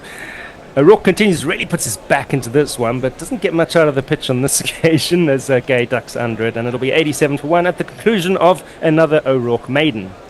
Well, still windmill chat going on. Greystoke 666 says, don't get Trump started on windmills. Well, no, that's very true. Greystoke says, the one when a Toblerone was the murder weapon. Oh, that's some discussion of a film. I don't know what that's all about. Probably best ignored. I'm out in salt and vinegar crisps. I'm out of salt and vinegar crisps. Far worse problem the Kiwis catching, says Greystoke. That said, I look up and I find that hard to believe because I'm watching yet another replay of Conway's shocking drop. Matt Henry. Ooh, he's got a bit of jag in there as Bethel defends straight back up the pitch. Plenty of encouragement for the bowlers still, right? Can I say Will or William? Yes, that's fine. That is fine. Yeah. Yes, no, I do agree. Yes, I was thinking it doesn't seem to have become lots easier for batting. I mean, I think England have played relatively well, ridden their luck at times. But yes, there's definitely still something in it for the bowlers and they hit the right area. So this one is another decent ball from Henry, but it squirts out into the onside. I think they might get back for a couple here. Yep, Bethel picks up 2. I think from the neutrals' perspective, it's actually it's a shame New Zealand haven't held on to a couple of catches because they're looking like long odds already. Just to keep the match more interesting, you'd have wanted those to stick. Yeah, especially the lead 116 already. Yeah. 9 wickets left for England. It's another good ball from Bethel. Just draws from Bethel. What am I talking about? From Henry, who draws Bethel a little bit outside off stump to defend. The battle continues. Well, we made this criticism earlier of Smith not standing up. Do you think Henry's operating round about 80, and Bethel is standing well outside, is taking guard well outside of his crease to try and negate any swing? If you were Blundell, would you be thinking about standing up to Henry? We'll chat about that just after this ball. There's a bit of width here, and Bethel just punches it away into the offside, and the man runs in from the boundary to tidy up. 1 run there. There was that over before lunch where Blundell did stand up, and of course that was the over that had the edge that went to Mitchell / Latham and not to hand. Yeah. So he did try it, and he's obviously either decided he doesn't fancy it or there are better strategies. Presumably he knows what he's doing, but I think it's a good point. Fair enough. I was asking the question, not giving the answer. Always the best way when commentating. This is one of Henry's worst balls. It's gone down leg side. Don't think it's caught any pad, has it? I think it's 4 byes. 4 byes. 4 wides? No, 4 byes. I think in terms of the Blundell standing up, I think it'll be a consideration. I just wonder at the moment because it's still nipping a bit, where he thinks he might be in with more of a chance standing back. But I think it will definitely be in his mind. And if I suppose the partnership continues and the ball starts to maybe nip a bit less, I think he would definitely consider trying to keep the batters in their crease and also make them kind of second guess getting on the front foot. Yeah, good point. Okay, so forward comes Gay and defends this one out towards mid-off.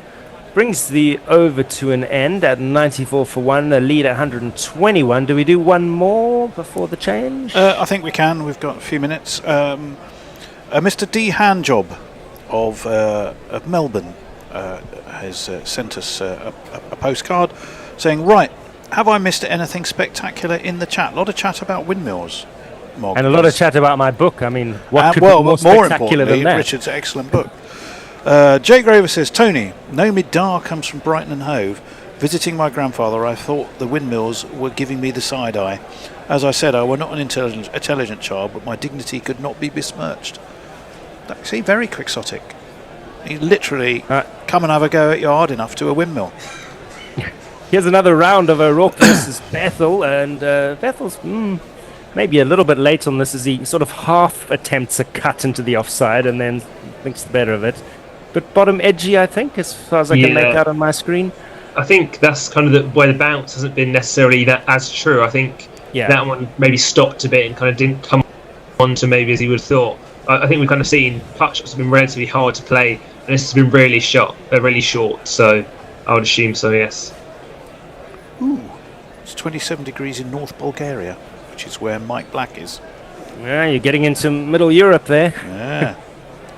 O'Rourke continues round the wicket to Bethel. Oh, he's defended that one, but he looks a bit flummoxed. Has that one kept low? I think it's pretty similar to the last one, really. I think, and that's where you're in danger of chop ones, as you kind of see that's kind of gone down and backwards. And then he's kind of also maybe like tried more of a back foot punch in his kind of shadow batting afterwards. Maybe he's thinking he would have been better serve playing that rather than maybe a full-blooded cut when the bounce isn't as true as you might want it to be. Well, on the basis of the last two balls, you suspect, he is having a little bit of a chat with himself in his mind, isn't he? He's been slightly in two minds on the last couple of shots. He's gotten away with it all right.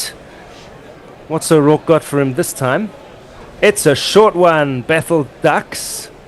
There's all sorts of drama in the slip and wicket keeping department, but I think, Daryl Mitchell's on his... Is that Mitchell? Yeah, he's on his back. I don't know why. Blundell's... Looked like it wobbled quite a bit. I think maybe it kind of went kind of after it passed the batter. I know it often kind of does that in England and at Lords, but it didn't look like there was any kind of deflection of Bethel, so I wonder if it just kind of wobbled after the bat a bit. Yeah, there was some uncertainty behind the stumps, but it didn't get through the cordon. And just showing as well kind of the setup from O'Rourke to Bethel, which we'll talk about more after this ball. Yeah, from O'Rourke. This one is defended out into the offside as Bethel goes inevitably back. Yeah, what was your point? They were just showing kind of with the kind of the pitch map of O'Rourke to Bethel, and it showed that the drop chance was by far the fullest delivery. So it looks as if you kind of bang away to length, threw one up to entice Bethel into the drive. So it looks like a good plan that executed O'Rourke executed it quite well, and then his fielders didn't really back him up. No, that's where England did a little bit better. Mind you, there wasn't a lot of catching involved in New Zealand wickets. So all LBWs and bowls that I can remember. So O'Rourke's... Oh, this one's defended by Bethel. Solidly enough, although it's 91 miles an hour, and you do just feel the pace. It's a good battle to watch, this one. And he's on the verge of another maiden. Yeah, he's bowling well. Right, I'm just going to read this very quickly, and then I'm going to leave all the socials to bear when he comes in at the end of this over. Not Jeff Thomas says, here's a good game, viewers. Try tilting at the like button. 57 of us have already successfully hit it. Yes, please do. Smash the like button and subscribe and do all of those things. And the Bear will be telling you all about the benefits of supporting us on Patreon when he's on in the next over. Well, so stay tuned for that. Do that. As O'Rourke finishes our stint, as Bethel leaves it alone, and through it goes to Blundell. Everybody oohs and ahs, and we are out of here and making way for the next crew. See you guys later. Job. It's Forthy, another man of Melbourne. Well, that's always like to be greeted with a yelp. Thank you very much, Richard. Thank you very much, William, and thank you for the yelp, Tony. It's great to be with you again. Score stands at 94 for 1. The lead is 121. 23 overs are down in the third innings of the match. England's second innings. Second Bethel is off 68. Emilio Gay match is 34 off 64. Matt Henry, who has had some back spasms, he's number 27 off 6.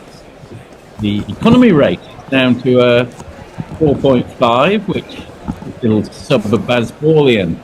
Our new crew is taking over in Ladywell. I can see Will. Hello, Will. Hi, how are you, Forthy? Very good, thank you. And you have a substitute bear in the form of me. Oh, hello. Hello. Is bear as he deals with landlord stuff. Okay. It looked as if we've had a run already just while we were... And it was a quick one. It was be very quick and try at the stumps there. Maybe quite interesting. Anyway, Gay's back on strike. That was Vettel's run. Henry's in. And with this awkward angle around the wicket, which is confusing batsmen from time to time. So confusing umpires who are trying to get their trigonometry correct and failing. One notable occasion in the morning session. I felt it was justifiable will to not give the LB decision, which it turned out was smashing into the top of leg step. I don't know whether you saw it, because it was very hard to be sure because of the angles. I'll come back to you in a second. Forty, you're breaking up quite a lot. Am I? Yeah. Or you're a bit sort of muffly. If I'm too close or too far away from the microphone, is that any better? Yeah, that's better. Right, okay. Okay. I'll come back to you again in a moment, Will, hoping that you can hear me clearly. Maybe I was just loud, I don't know. I don't know. Emilio Gay's facing up from Matt Henry. Ooh, he had a little poke at them. It's definitely a play and a miss, but he just hit the edge. What did you make? Did you see those LB twisters earlier? Ones that Oh yeah, I thought it was kind of... I thought he was slightly lucky to get away with it, but also, you know, if they don't go, they don't go, and that's just cricket, isn't it? Oh, I love the philosophical nature of that from let's speak to the Arsenal supporters. Championship,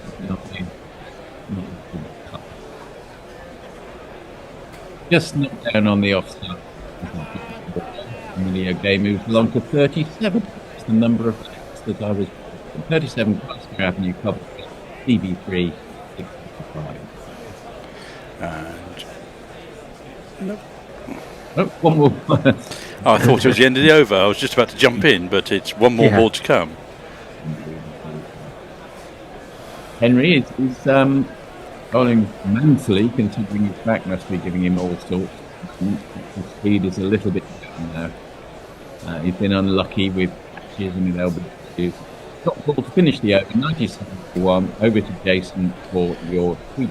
We have a super chat from Jay Grover, £2 English saying, "Hooray, Fourthie! Hooray, Will!" Alphabetical order. You also, Banana Books is describing your sound like, as a bit Norman Collier. Cutting out. Is it? Yeah. And broadcasting from his aquarium, says Eric J. What else are we going to say about this?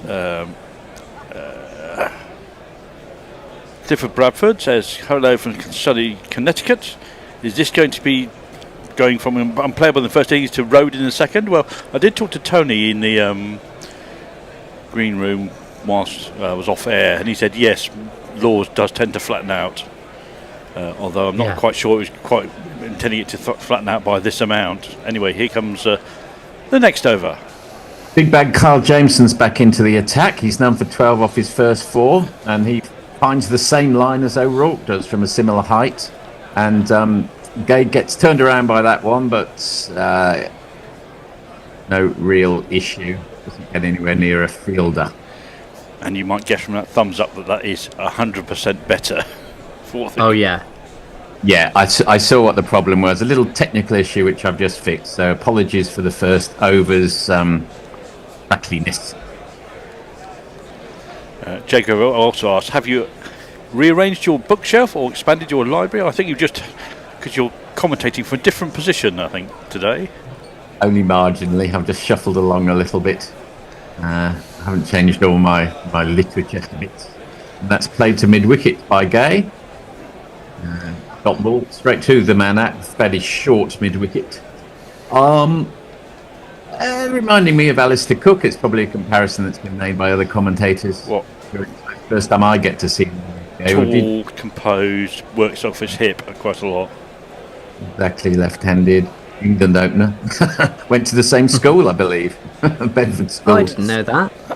Well, Bedford School's got a lot of people who's come from it over the ages. I'm trying to remember, didn't Monty Panesar go there as well?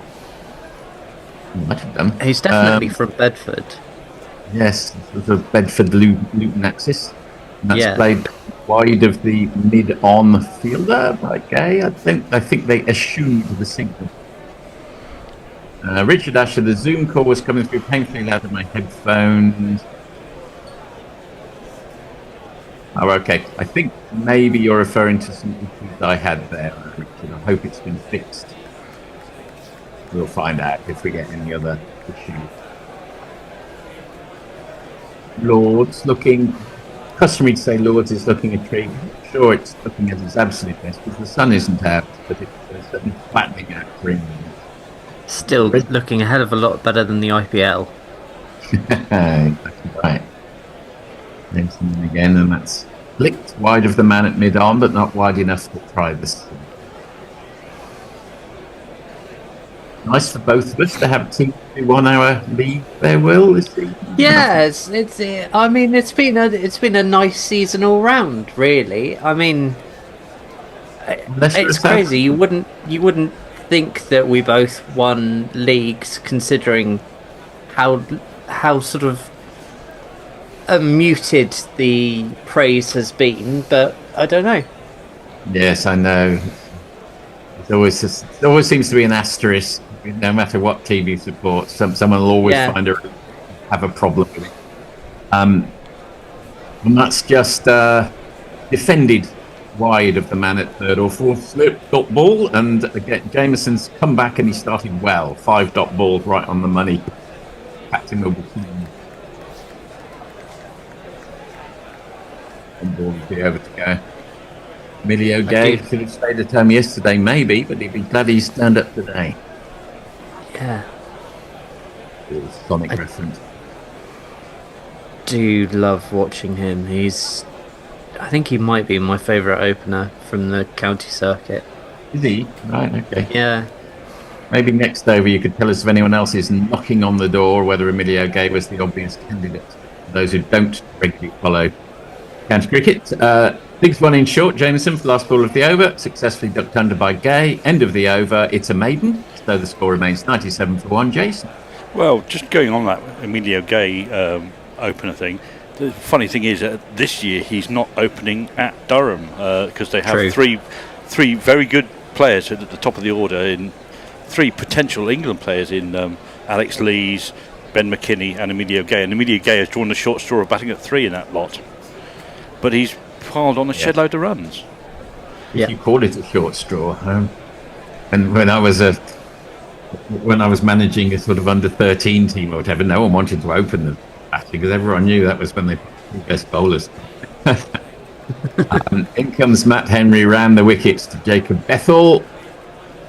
Just defends and slightly wide of the gully dot ball. Will, anyone else on the county circuit? Well, it's interesting because I was going to say Ben McKinney is actually probably the other kind of the next cab off the rank, but I think that Sean Dixon is. I mean, he's not English, so it doesn't really count. But he's really good. I can't believe Somerset have let him go. That one stayed a bit low, but it was lowish. So not a problem for Bethel to defend. Dot ball to middle. The 2 people that haven't been mentioned in dispatches yet in this conversation are, of course, Sussex's Tom Haynes, who is 27, I think, and has been a team captain on a couple of occasions. But no, maybe his face doesn't fit. And the one people rave about, but he's probably a bit too young, is Asa Tribe of Glamorgan. Yeah. Yeah. How young is too young? I think he's 22. Yeah, 21, 22, something like that. Well, wasn't Graham Smith, wasn't Graham Smith captain of South Africa at 21? I thought he was younger than that, but you could be right. Okay. Jacob Bethel now facing Matt Henry, and as an indication of Matt Henry's pace slowing up, the keeper Blundell has come up to the wicket in a slight delay before the last ball to receive a helmet. Top ball. That wasn't far away, that ball. That might, yeah, that was definitely worth going up and having a look. It was just over the top left corner, I think. It's probably just over the top, but of course, if it's just clicking in the review, that's angled off the edge of the bat by Bethel, but wide of the man at second. It's never a chance. I'll come back. I'm not sure if that didn't just carry to Latham, but Yeah. it was dying on him, certainly. It would have been a very good catch. Let's have Well, a look on the yeah, replay. certainly. No, it went down. Yeah, New Zealand not operating in the field of very good or very bad catches at the moment. They're telling the most unlike New Zealanders. Had already 2 from Ravindra and 2 from Latham, is it? Yeah. Yes, Latham. Defended by Bethel. Life moves on so fast. It wasn't so long ago we were talking about Jacob Bethel as the wunderkind. Yeah. Now he looks pretty established in the batting line. Got a question for you, Forthy, from Farong. Oh, yes. Any books Maybe about penguins, Forthy? Not books about from the publisher named Penguin. Well, I've got one. Yes, I've got books about penguins for you. He's been bowled. Jacob Bethel is out. Matt Henry strikes. The off stump is in lolling lazily because it's been smashed quite out of the ground, but bowled Henry. Jacob Bethel for 14, England 99 for 2, and that's the end of the 26th over. What do you make of that one, Will? That's just pure Matt Henry being Matt Henry. He is relentless and just kept low. hugely talented. Incredibly low. Oh, he couldn't do much with that, could he? But it's funny because there was a ball earlier in the over which kept low, but that's just ridiculous. That's Nasser Hussain type low. Yeah. Anyway, I mean, it was almost rolling. Bizarrely, might almost be as good news for England as it is for New Zealand if the picture started flat. Anyway, over to Jets.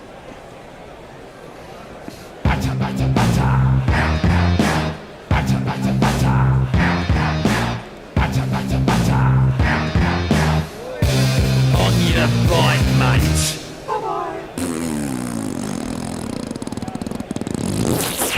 Yep, well, very quickly before the next batsman comes in, my Penguin book is, of course, Penguin Stop Play, which is the book by the other half of the Captain Scott 11. I forget the author. I'll come in with Harry something. It's very funny. It's great. It's about a tour to Argentina. Yeah. It's very, very good. Joe Root is the new batter. A man who needs no introduction, so I won't bother. He does have an average of 50. I'll just jingle him up, and then the bear will replace me. His voice is high-pitched and ginger hair like a picked, but massive runs he has hit, so there's that. Introduce yourself. Joe Root. Introduce yourself. Joe Root. Introduce yourself. Joe Root, actually. In comes Jameson to Emilio Gay, first ball of the over because the wicket fell on the last ball of the previous over. Defended. Books on penguins. I will just give you The Worst Journey in the World by Apsey Cherry Garrard, the sort of definitive account of the fatal Scott expedition rather of 1912. There's many books you can read on that expedition. I wouldn't read the Roland Huntford one because it's so ridiculously one-eyed pro Amundsen as to be third. There's a good one by Ranulph Fiennes actually, who actually went and flew himself to the South Pole and gives a more balanced view. That's defended. There's so many. That's defended by Emilio Gay. Did it keep a little low? James has got his hands on his head. Hello, Bear. Hello there, Forty. Have you got your pop shield on again? What, yes, I have. What? Do you think I shouldn't? Yes. Taking it off. I think there was a problem the first over, and that it wasn't the pop filter, but it was something else. Anyway, I think we're okay. Yeah, we are okay. We are now. Anyway, you were getting a bit muffly there. I don't know why it happens on our show and not on your podcast, Forty. It never used to be like. It never used to be like this. Okay, I think yes, I know. I think I know why it might be. In comes Jameson again, and that he drifts that down the leg side. Hard to get these angles right. And yeah, he has a little flicker at it. Doesn't get anywhere near. Doing all right here, though, aren't we? 99 for 2, considering we were all out for 140 in the first innings. Yeah, I mean, perfectly this is an absolute dream compared to the first innings, but I don't know. It does look like it's really flattening out, kind of more than. Well, you say that. I just watched Bethel get out, and that one seemed to keep a little bit low, considering it's day 2 and only the second session, and we've only had about 95 overs in the entire match. Doesn't bode well, does it? There's been a couple since lunch that have kept very low. That's a nice shot from Emilio Gay, straight to the man at the sweeper position on the offside boundary. He'll just come through for 1. Qualified to play for 3 countries by birth, Emilio Gay. England, and through his grandfather, the West Indies. Do you know what the third country is? Italy. We all know this.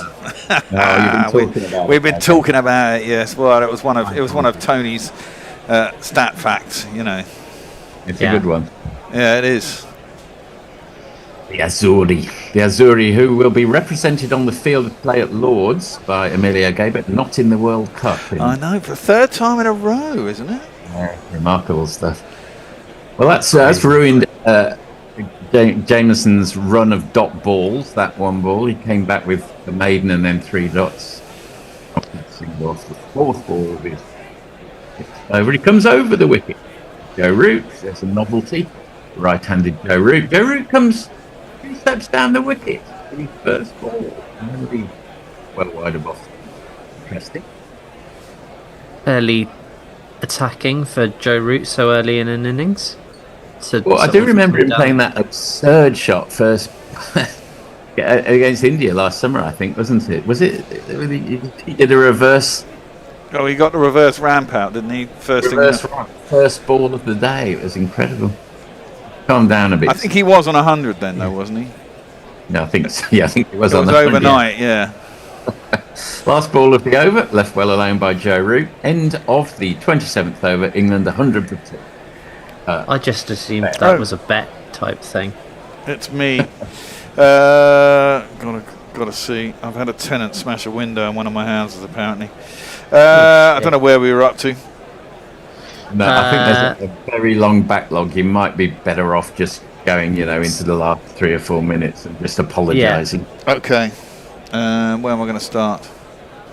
Well, Frank Rockefeller says he likes to lie low. Good for you. There's a lot of chat between people. Yeah. So I'm going to avoid it and wait until something comes in that's brand new at the end of next over.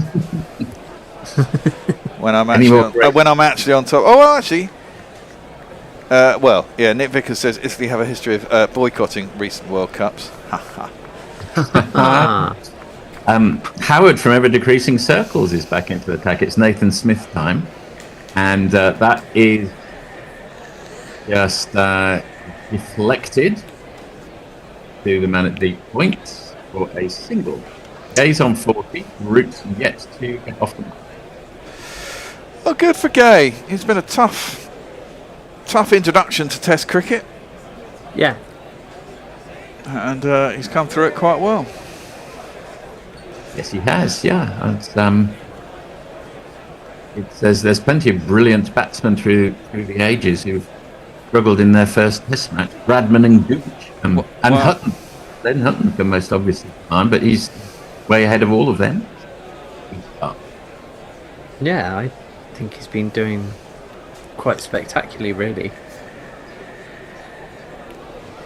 This is in the great scheme of opening and debut and all the kind of contributing factors. Looks very composed as an opening batsman should. Yeah.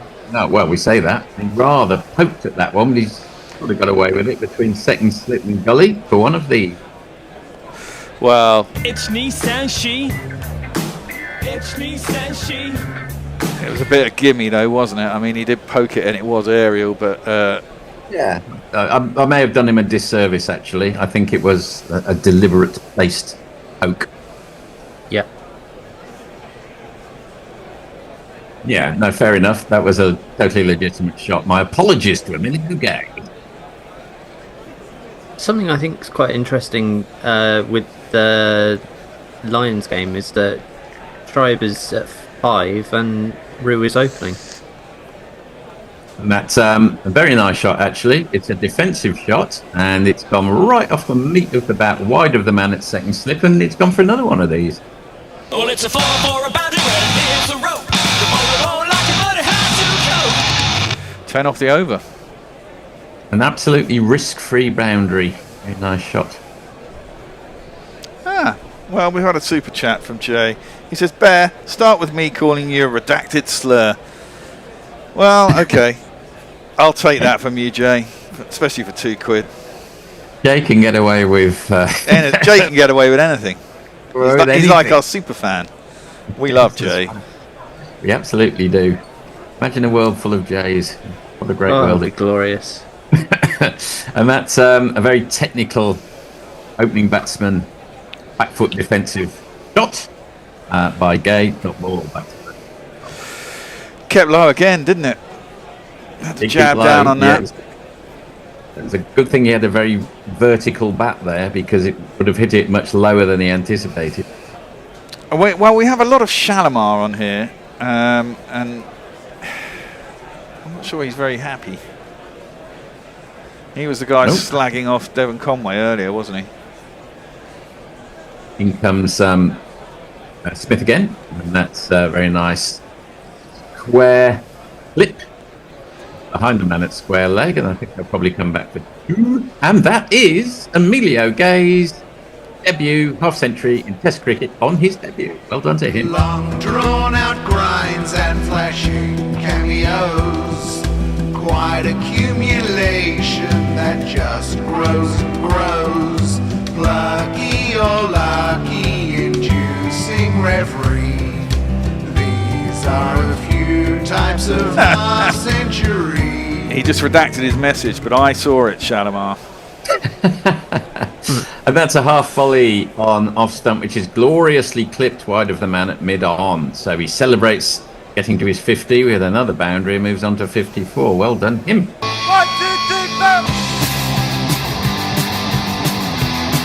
4. He basically said if Conway doesn't fuck it up, we should win this.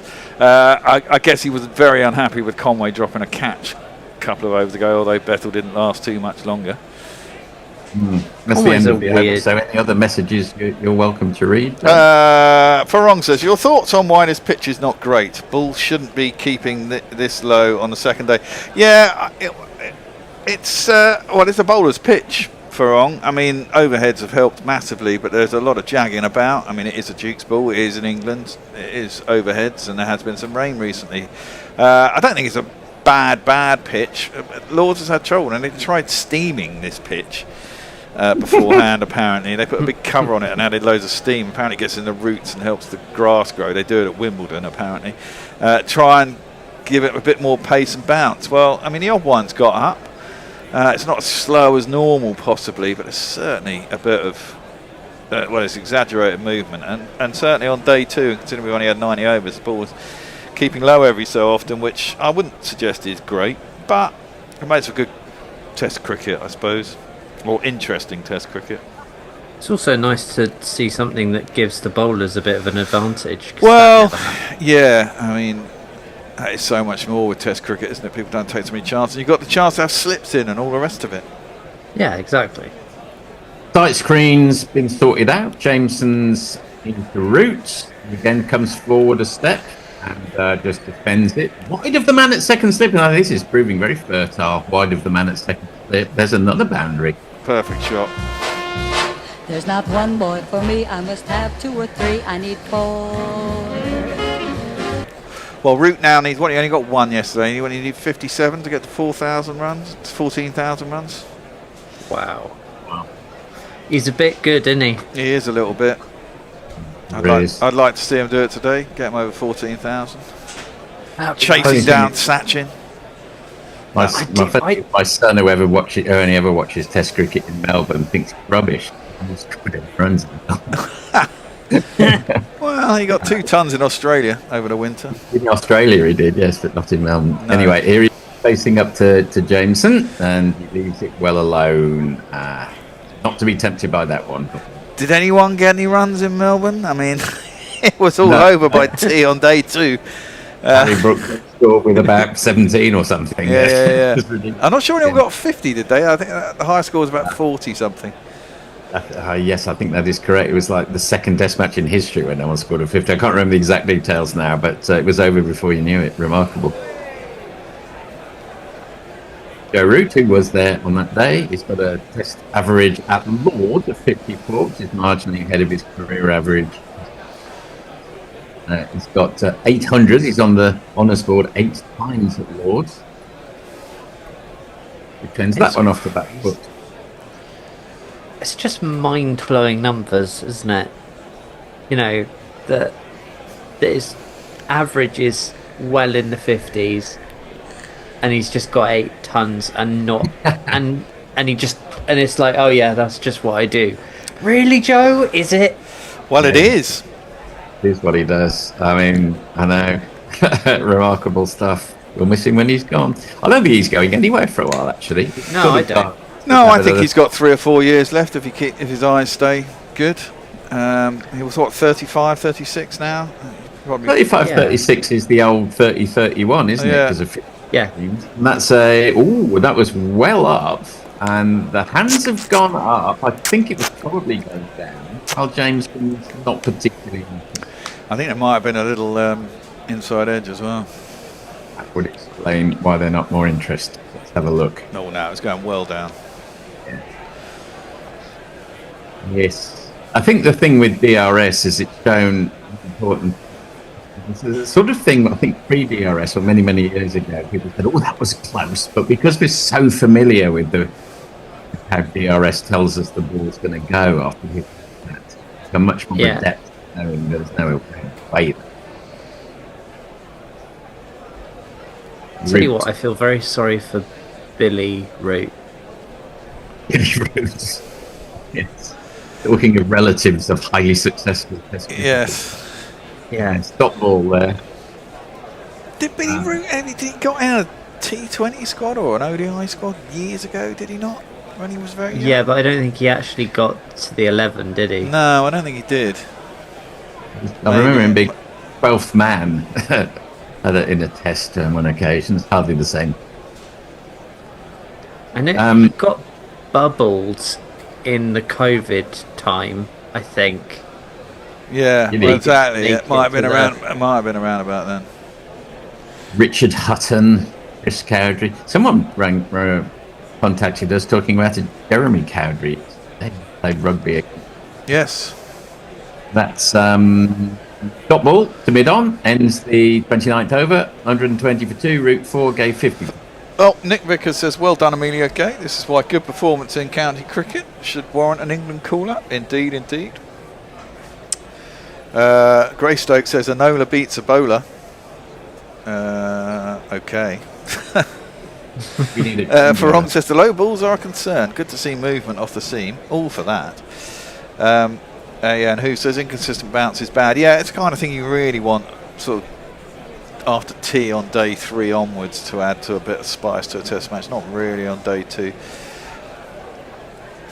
Pirate Bachelor says, I'm not green-fingered, but surely steam in the grass would make it wilt. I don't know. Yeah, one would assume it would kill it all. Special steam or something. No, when it's steam, it's still 100 degrees. It's supposed to penetrate the ground and help the roots grow. I thought it had, like, stuff in it, like, I don't know, like special...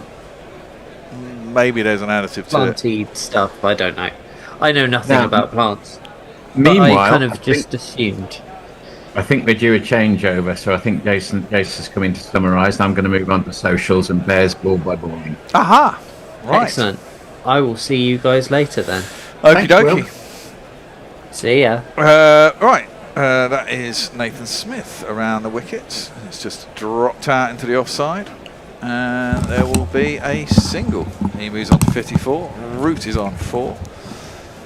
And Welcome, Jason. Thank you for taking my. You lost your little sponge. My bit off the fluffer. end. It's gone again. I don't know where it is. You'll be sitting on it somewhere. It'll be on your seat. Right. Or on the floor. Yeah. One or the other. It won't be far. So I'll be popping whatever. Well, yeah, exactly. We can figure it out a little bit later. Who's doing socials? You? No. I'm doing socials. Uh-huh. Well, there's a lot of messages, Forthy. It's quite difficult. I hate it when it's difficult. Nathan Smith over the wicket to Rooty, who gets on the back foot, defends that into the leg side, and there is no run. Yeah, he's quicker than he looks, Smith. He's quite skiddy. Yeah, well, he's not particularly tall, is he? He's just. He's got to see quite a lot of him. I think it was last year and the year before when he was at Surrey, and no, he doesn't look much of him, but no, some of the balls on you awful quick. Yeah, I can imagine. He was the Sean Abbott replacement for Surrey, and now they've gone back to Sean Abbott this year. Okay. Because they're touring, obviously. Of course, yeah. Nathan Smith in route leaves that outside his off stump through to the keeper, and there's no one. It's very much more traditional cricket, isn't it? But by the way, we are scoring at nearly 4. We are scoring at 4 and over still, aren't we? I mean, it doesn't feel like we're. I think it's because every ball that gets edged through the slips goes to the boundary. Yeah. And so we're not really having to try. 1 or 2 of those every other over. Yeah. Which is 3 runs almost. Indeed. Do you think Gay can get 100 on his debut? Certainly got the time. Yeah, he's shaping up okay. No, this is not his most fluent innings. No, but I wouldn't expect it to be. I imagine he's been a little bit nervous. Debut in an England shirt. That was defended up to mid-off, and there is no run. Because, to my mind, he's got a reputation of a bit more of a dasher than this. I don't think the wicket helps, though, does it? I mean, it's not really a wicket conducive to traditional Bazballian behaviour, to be fair. And I think England have played it right this innings, really. You know, there are only 2 English men's cricketers who've scored a Test century on debut at Lord. Ooh. All right, okay. Well, we're going to start discussing that then. Smith in. That's defended. Sorry, left through to the keeper, and there's no run. One of them's been in my lifetime. I'm pretty certain I've saw it, and maybe it's not an England player that I'm thinking of. Well, he very nearly got 2 as well in 2004, didn't he? Was that Straussy? Yes. Run out by Nasser in the second innings on 99, wasn't he? Yep. Not at 99, on about 75 or so. Oh, okay. 84, anyway, I think. The other one was 1969. It was John Hampshire against the West Indies. Here we are. Yeah. Right. Okay. Ooh, is that a super? Oh no, we redacted. So we've had. Right. Okay. Sorry. Hooves won. Cricket Australia lost big money last summer due to short tests. That's true. Emilio said, "I'm batting with Root," says Banana Brooks. Yes, I know. Interesting chat on Sky about how England team doesn't work together with county teams down race straight. How's it? And Suter Who says, let's face it, this ground wouldn't be an international ground with this slope. The heritage saves it. Well, quite possibly, but... yeah, it's grandfathered, isn't it? It wouldn't pass the current ICC regulations. What are the current ICC regulations? Why not? I think it... Well, ideally, they've got to be flat. That's one thing. They've got a minimum boundary size, I think, of 65 yards. I'm sure it could get away with that, couldn't it, in the middle? I mean, it's not the smallest of small grounds, is it? It's not like an Indian ground where they have tiny boundaries. I might propel along with a few more, so many. Go for it. Jay Grover says, I was confused about yesterday, but apparently it infuses the moisture in the ground and gives it more, Jay said, bounce. Not sure. Bounce, I see. Yes, bounce is supposed to. That's the whole point, yeah. MCG caterers had to throw away $100,000 of food. The MCG, yes, they did. I could have had some. Because am I getting cold or sunburned? You can't beat the weather in Asturias.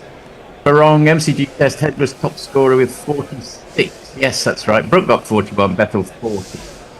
Yeah, I was there for all of that. have a look. Banana Brooks Bonch is a new entry in Rob Coltrane's Dr. Johnson book. Ghost Rider says Gay is the first England that can score a half century since Andrew Strauss. Bit more talk about Bounce. Diana Patterson, welcome to you.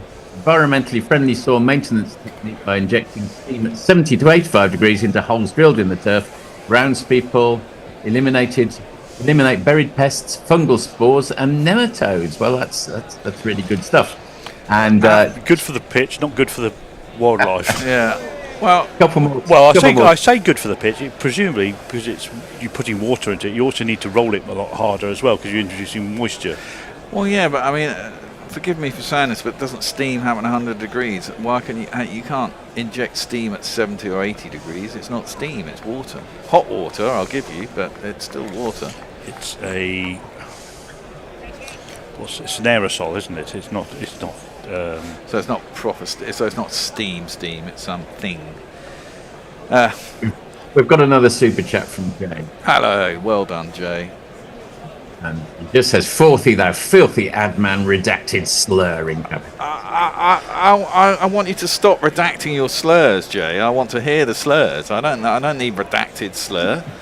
This isn't the BBC, goddammit. He's going all BBC on us. Yeah, exactly. Fuck Not that. redacting cricket, it's guerrilla cricket, mate. Come on. Yeah, exactly. Some more stuff about baking, done, rolling, and Gareth Davis says things glad to I think they may be having a drinks break. They are having a drinks break, which is why we're wibbling a bit longer. Yeah, exactly. But yeah, that was 40 to catch up. Thank you. I'm caught up now. We may have missed a few earlier, so apologies to everyone, but it's a good sign if we're skating over some YouTube. It means we're all engaged. Well, Jameson over the wicket to the left-hander. I haven't seen this yet today. Everyone's been coming around the wicket. Jumps a little bit on Gay, but he gets on top of it. Just knocks it out on the offside, and there's Had no to run. leave his bottom hand off. Well, I mean, it has to be said. He is a tall man. Yeah, he is a tall man. Both Gay and Jameson. So yeah, I mean, the fact is that's what super chats are for, my fellow or my lovely listeners. As you're all chatting away so quickly, if you definitely want us to read something out, you know what to do. You super chat it, comes up in a big box in colour for us, and we know to read you out, and you get preferential treatment. Oh, that one kept low. Attempted cut, but it went well under the bat from Emilio Gay. It was quite short and just kept down. Quite wide as well. Yeah. I mean, that was a no-footed swat basically by. Well, because Gay. I think he thought it was quite nicely wide, and if it had got up to the height it's supposed to get up to, it'd have been in nicely in the arc to crash it through the offside to the boundary for 4 runs, but it barely got up above knee height from that length from a tall man. I should imagine England's tall bowlers, Robinson well, exactly and, that. I think Tongue are licking their lips. Precisely. I mean, if England get a lead of 300 here, you think, well, bowls like that on the stumps are going to be lethal. 250. Yeah, 250 would be nice. That one's just defended square on the offside. He'll get himself a single. Well, whoa, they're halfway there. Well, they are. Well, and then another 100 runs to get to 250. I think that if they only lost another wicket or two. Oh, look at that. I mean, that kept so low, the ball that got Bethel. Yeah. Nothing you can do about that. You've got to hope you hit the bottom the tiniest bit of bat on it and it goes into your pads or something. Yeah. We've got a £10 super chat. Ooh, that's a biggie. Well, I shall do it after this ball. Yes, you may as well. Jameson's going to bowl to Joe Root, who leaves that one outside his off stump, through to the keeper, and there is no run. Go for it. Stephen Shipcott writes to us. Hello, everybody. Among the other momentous things since I last tuned in is the fact I retired in April. Well, join the club, Stephen. By way of celebration, here's a tenner for your beer fund. I promise I'll keep Patreoning. Oh, you're very welcome. And Very thank welcome you so much. indeed. Yeah, please. One of the ways we do keep ourselves going is Patreon, and you get lots of extras on there. You get first look at podcasts. There's access to our Discord channel. Access to the archive. Access to the archive. You get a gift if you Patreon for a certain amount of time. All those kinds of things, and it's well worth it, and it keeps us going. That's nicely driven by Root through the covers. Just forced. It's not going to make it to the boundary, but they should get back for 2, and they do. And it gives us what we know is a balanced income every month, which means we can pay the rent on our studio and things like that. We appreciate Super Chats all the time, and we love them whilst we're doing it, and it keeps us going as well. But Patreon is our main source of income, and it allows us to be on air for your pleasure. So if you want to become a patron, please go to patreon.com and look for Guerrilla Cricket and become a patron. And we'd love you forever. And if you do $10, actually, you get your name going on the screen in perpetuity forever on our YouTube videos, and you can feel yourself famous. There you go. Or infamous. Infamous, whichever, yeah. Jameson, last ball of the over, right up there, driven by Root, but only as far as mid-on. And there is no run. Over to you, 40. Yes. Pirate Badshaw thinks it's a misnomer to call it steam. That's more like a mist. Greystoke says, have you been reading the Epstein files too much, Jay? Anna Patterson says, steam is water in gas, temperature and pressure makes steam. Come on, someone besides me. Physics. Well, I was terrible at physics, so I cannot contribute. Well, pressure changes the boiling point. Jay Grover says, yes. I am confused by kettles. And Hooves one has given us another super chat. He says, I say 3-2 series win to New Zealand. I doubt a draw will occur. Thank you one very much. 3-2? Probably. Are we back with the cricket? We probably are. We probably are. We are indeed. Nathan Smith is going to continue. He is coming around the wicket to Gay, who just plods that out on the offside. And there is no run. He's looking a lot more comfortable now, it has to be said. I was just thinking that. I was thinking, no, he's more composed. He's not chasing the ball quite so much as he was at the start of his innings. He's not so anxious to score off every ball. No. He's found a natural pace and rhythm which he thinks suits this wicket, I think, now. Yeah. And he's going to go, as we see Smith disturbing the pitch and making a large hole for his boot to land in, which probably has just ruined the groundsman's work over the first innings break, who have just filled it all in with some rock hard soil and sand mix. Get the mound pounder in. Yeah. Well, no, they really should ask the players what they want before they decide how much filling in they need to do. Yeah, I mean, we're having another little stoppage here, presumably as they call the ground staff on to fill in the hole that he's just dug up. Yeah.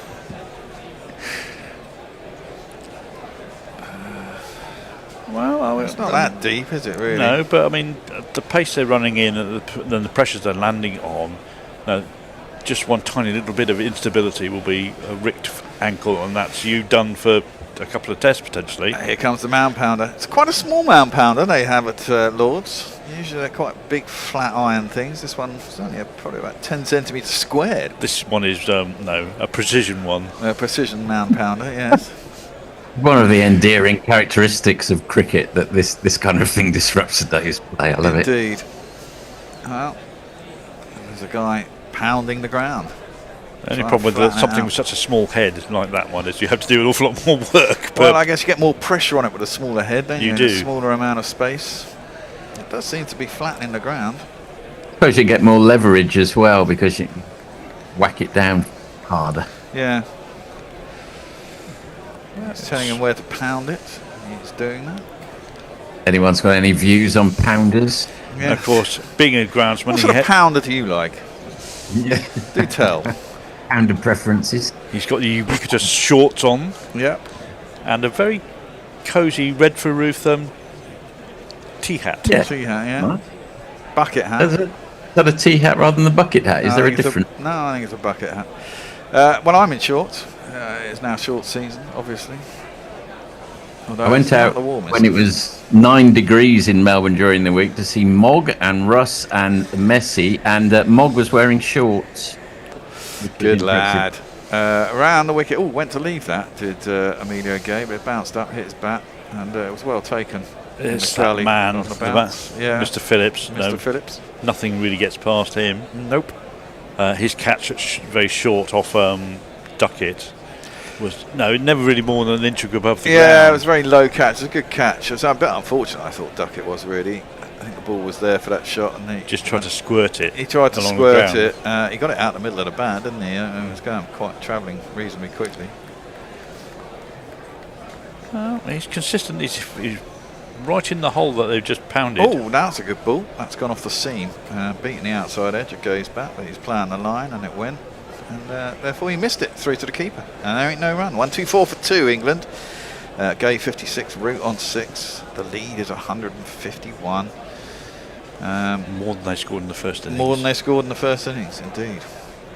It's more or less where they were in Perth, wasn't it? When the sky fell in.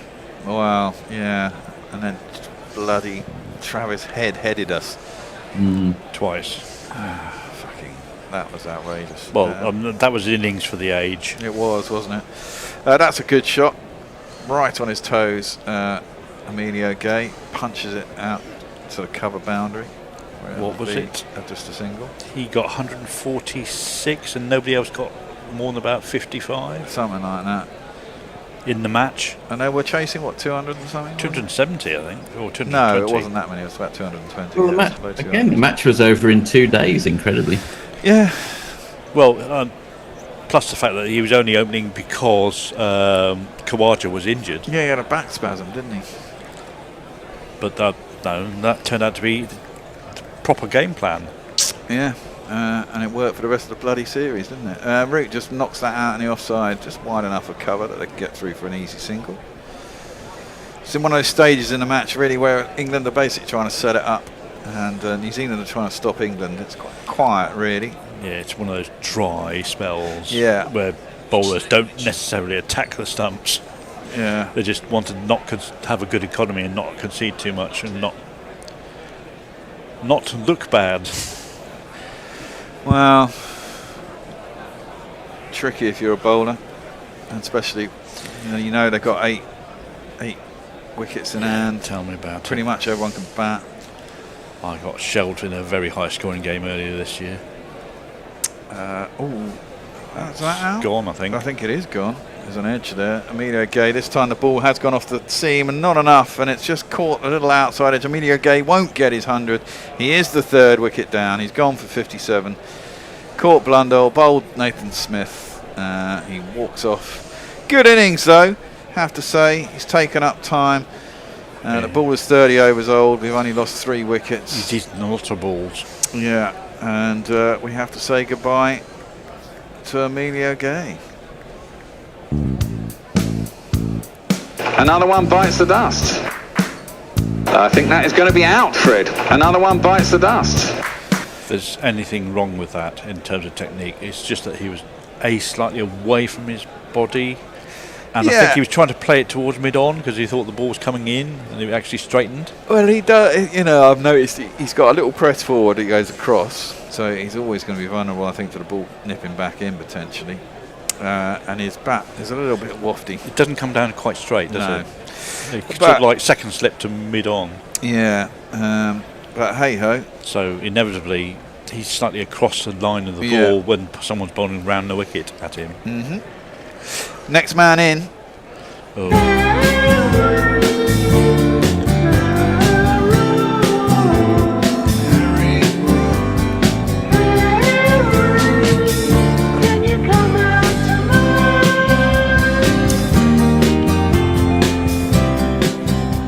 In Sheffield might pronounce God's own country as at the wicket. What do you think, Porthy? Is it going to be Bazball Brook or? I think. Well, I think what it'll be conventional Brook, and we'll all say, "Oh, this is so fantastic," and then he'll play one of his idiotic shots and get away with it. Then he'll probably be out for 56. Oh, he's averaging 54 in 36 Test matches. That's not bad, is it? Incredible! It's incredible. Yeah. 10 tons. When I say idiotic, he's one of the very best match players in the world. I don't know. It's an enigma to me. Yeah, I mean, he takes his chances, but he's got a fantastic eye. He has. Great hand-eye coordination. He kind of gets away with it. O'Rourke is into him. No, it's into Root, sorry. He just defends the first ball, and there is no run. I still think there's time to take more off of this ball. Give it another 20 overs and this ball will be soft and their bowlers will be a bit tired, and then there will be runs to be had in the final session of the day. It's come back a long way. It has, and I would like Brook to be there when that happens. That's wrapped him. Yeah, that's an interesting aspect of Bazball, which Bazball as a strategy is completely ignored, that the ball becomes easier to hit and bowlers become tired. Yes. Yeah, there we are. I mean, this is it. Often England innings are over in 60 overs, aren't they? They don't get second new balls often. That's just dropped into the offside. They go for the quick single and they make it.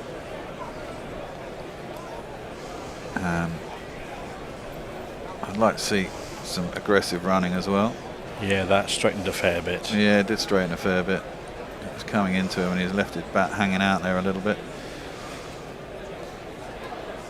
Very obvious edge. Low down for Blundell, but he took it. So what's that, averaging just over 30? Yeah, that'll do as a start. Oh, it'd be nice to get 50 in your first innings. I mean, there'll be easier wickets. You imagine Trent Bridge will be a lot better, and the Oval.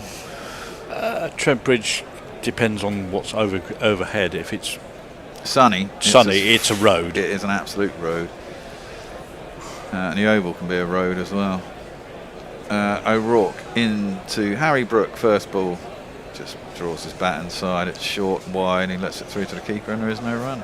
I'm not so sure about the Oval. It's generally a good cricket wicket. It offers something for everybody. Generally, it's certainly when you rock up for county games at the moment, you look at the pitch and say, "Where is the wicket?" Because it's almost the same colour as everything else. Yeah, but it soon goes, doesn't it? And it also it does a fair bit in the first session and a half, 2 sessions, which is why people have the tendency when they come to the Oval of winning the toss and then the opposition now and not batting first.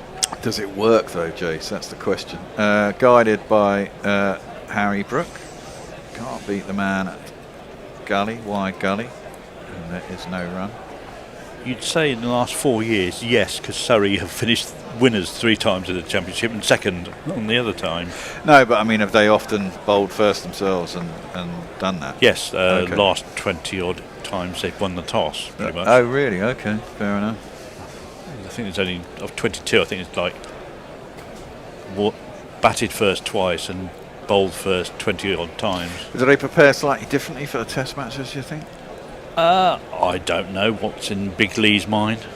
O'Rourke bowls short, doesn't trouble Brook, just ducks underneath, lets it through to the keeper, and there is no run. One gets a feeling looking at Big Lee Fortis that no, he's the kind of person who would say they get what they're given. He'll listen to what they want, what they would like, but they'll get what they're given. Who was it was getting loads of grief against? Was it him against India last year? Yes, because he allowed them to look at the wicket or not look at the wicket. Yeah, that's right. And he said, well, you're treating us differently to the way you're treating the England setup here. I mean, that was ridiculous coming from India, sorry. Oh, now that's got to be close. Just going over the top. Oh, he's been given. I think I might review that. Yeah. He is going to review it. I mean, he got quite a long way forward, but it jagged back quite a long way to Brook. I mean, the problem is he's been given out, so if his umpire's call, it's not going to do him any good. But it was a great ball from O'Rourke. It was a little bit fuller, and it jagged back in. And the question is it going down, and is it a little bit too high? He's a tall guy. It's shaped in. It's hit him on a knee roll. He's pressed forward. It's going to be close. I think that's going to be close. Call. I think it might well be umpire's call. Yeah. There's no bat on it. It just straightens a touch, isn't the problem? It's quite an angle. It is hitting, actually. He's going to be... We've lost the review, and Harry Brook is not going to make any runs. Perth is coming streaming back into our consciences as England suddenly fall to 127 for 4, and Harry Brook is out after only 4 balls. That was a cracking delivery, though, from O'Rourke. Did everything he wanted to do. He will not be happy, Harry Brook, but sometimes you get good deliveries, and when you've only faced 4, it can be quite tricky, and that was one of those, and so we have to say goodbye to Harry. I won't look back. 'Cause by the time I think that hurt his knee as well. Yeah, he was got a dead leg from being smacked right on the patella. Yeah. I mean, the balls which hit the top of the leg stump earlier just kept swinging and swinging and swinging, and it was hard to get your trigonometry right as an umpire. But that one straightened, and I can see why he gave it, and he was right to. Yeah. That was a good delivery. Which brings Jamie Smith, who shouldered arms in the first innings. And we could do with something from him here. Once you... Jamie Smith, are you a good keeper or batsman? Either way, all your hopes of getting a game are fucked. He's had a very interesting season already. He scored lots of runs at the Oval, hasn't he? But he scored lots of runs to start off with when he was just playing as a batsman and batting at 3. And Folkes was in the side. When Folkes injured himself, idiotically bowling in a dead rubber. What? And then he then had to keep, and England asked for him to keep so that he could get some keeping practice in, and he scored no runs at all since then. Yeah. You know, his days might be numbered. This might be, you know, if he doesn't get some runs in this series, it wouldn't surprise me if they gave Rue a bit of a go. Because, fair enough. As Hendo rightly points out, he hits the ball sweetly, but he is a bit of a... But yeah, he got 200 in 2 games, I think.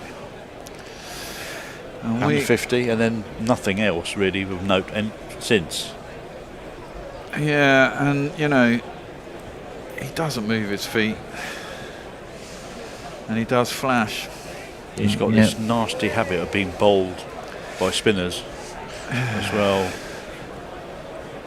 Well, Joe Root's still there. Oh, is he? That's out as well, surely. Yes. Fucking hell. Joe Root's been pinged right in front of middle stump as well. Is he going to burn the next review? Don't review that one. That is well out, mate. Oh, he is going to review it. That's fucking foolish. That is so plumb. Well, the ball is suddenly starting to do all sorts. Yeah, that one decked back again, and it's hit me on the... I think that's so plumb. I don't know why he bothered reviewing that. But we shall give it reviews. We'll give it one of these. I was definitely in. Were you definitely in? I don't know. It's just a bit late on it because of the movement. Yeah, I mean, it's just above the knee roll, but he's not really taking any step forward. No, he's on the crease, and it's come back into him. I think that looked very out to me. No, umpires call it worst, I think.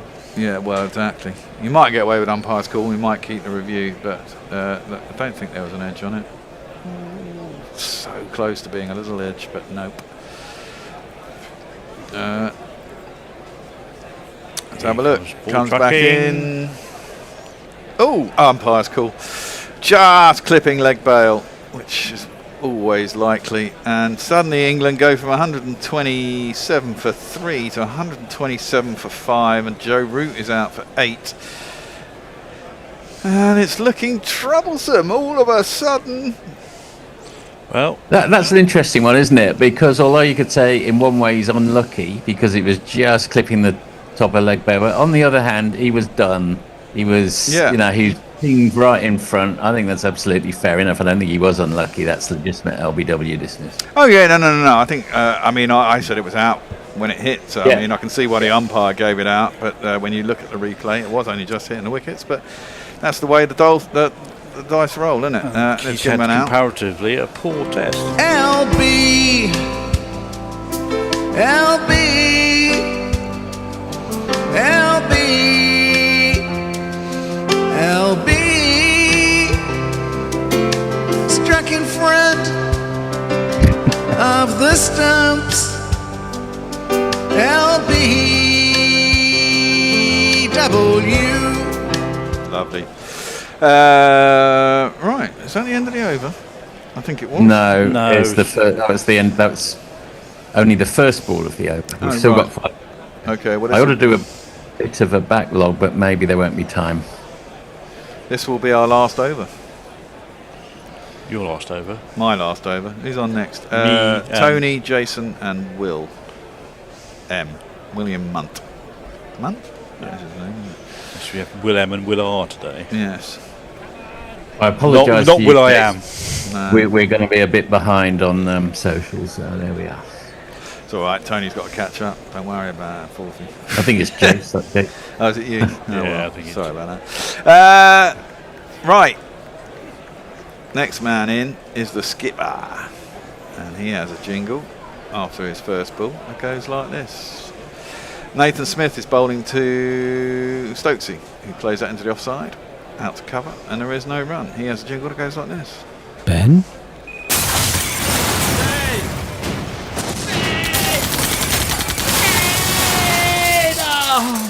Ben Stokes. He looks like he's been on the Ozempic. He's lost a little bit of weight. There's a lot of that around. Painfully thin, doesn't he? He does. He doesn't need to be on anything. Anyway, that's a lie, because I doubt he's on Ozempic. He's probably been working hard at the gym. Or overtraining. Or overtraining, yeah. It wouldn't surprise me. He's Ben Stokes, isn't he? Leaves that one outside his off stump, through to the keeper, and there is no run. Scruffily stopped, but stopped nonetheless. Aye. So that's all that matters. Well, you can lose a couple of cheap wickets, as everyone else has got to make the grade, haven't they? Leading's still only 154. I'd like 250. I'd like another 100 runs. And even then, that's not guaranteed. Yeah, it's not the highest score to chase down in a test match. And Smith and Jamieson are doing a fine job for New Zealand in the absence of their premier, probably fast bowler, Matt Henry, who's not quite at it. He's certainly not quite at it, but he's had a back spasm, hasn't he? Right, Smith around the wicket. Oh, it's bowled him. Fucking hell. We're in trouble now. Suddenly, for 127 for 3, England are all at fucking sea. It's 127 for 6. You know what? This is how I'm feeling. Fuck off! Just fuck off! Has that done anything on the pitch? Not really. On your right, mate. He's played down the wrong line. Played down the wrong line, hasn't he? He's played down the line as if he's... He might have done a little bit. Might have moved. Well, you only got to move a smidgen, haven't you, really? But yeah, I mean, things are happening. I mean, that's what? 3 or 4 wickets in about 5 overs. Yeah. I'm not sure that really did anything very much, to be No, honest. I didn't think so. I'm sure they'll have a Hawkeye thingy. Tell us the amount of distance it's moved or not. And it doesn't need to move. It only needs to move an inch or two, doesn't it? Right, we're into the batting all-rounders now. Well, we are, aren't we? Fuck. Well, I quite like now Smith to potentially go a little bit bad ball in. I think you need to try and score 50 runs as quick as possible. Might be a wise thing to try and do. Atkinson's out there. Of course, he scored a ton at Lords. Yes, it's Smith to Smith. Yeah. It's this man. Gus, the hat-trick son, that's 3 wickets in a row. Gus, hat-trick son, a bowling impresario. When it was all looking so serene about 15 minutes ago. Yes, I know. And now... We've got another super chat from Jay, who says, I want Smith to do well purely to annoy Hendo. Well, I'm sure that can be arranged. Well, I'd liked it to be arranged, to be fair. Doesn't take much to wind up a Hendo. No. Right, Smith into Smith. No, Atkinson, sorry. He takes a step down the track, drives it back to the bowler, and there is no run. I mean, his adrenaline will be pumping now as well. Well, I mean... Here we go. It moved. Well, to be fair, he was playing down the line of the ball, and it moved just enough to beat the outside of the bat. I mean, if you look at the original line of the ball, it's going to hit the sticker on his bat. But it was obviously a straight enough delivery that a little bit of movement beat the outside edge of his bat and just kissed the outside of the off stump. It's good delivery, I have to say. The one saving grace I'll say after this ball. Smith, Atkinson leaves through to the keeper. There is no run. And I think that's the end of the over. The end of my spell. Tony's going to come in and take over from me. William is back. Is that it for you, 40 for the day? Yep, that's it for me. It's been great to be with you guys. Jace, Yep. go back to, I say, 3-2 series win to New Zealand and pick your way through what happened. That was from Hooves one, a super chat, and then pick your way through. There's quite a lot of just, back and forth. You can probably See you later, Forthy. Cheers, Bet. Before we move on to that, I'll just say that the only saving grace at the moment in this impressive spell by Smith is that he's now facing two batsmen in Jamie Smith and Gus Atkinson. He would have bowled an awful lot in the nets, but they would also seen a lot of his bowling yesterday. You're right. Will O'Rourke, though it is at the moment, who's in. It's very full. Smith drives. He gets a run. He might get two. They do come back for two, solidly enough. And the score leaps forward, at least, finally. I'm going to try off that 127 mark to 129. Jason, half an hour. That's all you had. You had half an hour between you and Bear. Everything was going brilliantly. 126 so it's my for two. Fault, is it? Was all looking great. Well, if the cap fits. What can I say? This is correlation, not causation, mate. You try and flummox me with your sciencey words. That's well defended by Smith down onto his toes. Literally, 126 for two, building a comfy lead. 154 the lead will have been. I was thinking everything's great. Then suddenly, bang Gay, bang Brook, bang Root, bang Stokes. I'm speechless. Speechless. And suddenly, this whole game has been prized wide open again by some, I have to say, really good New Zealand bowling. A lead of 250, well, I think that's a long way off. 6 down. New Zealand are right on the prowl. O'Rourke is in. It's well defended by Jamie Smith. Now, you watch a lot of Jamie Smith. If there was ever a time to recover his England credentials and stamp himself on this England team, this would be it, wouldn't it? You would have thought so. I'm not sure how he does it without a certain element of risk, though. Well, that is an interesting It's a question thought. of how much he can afford trying to be expansive and to get runs on the board.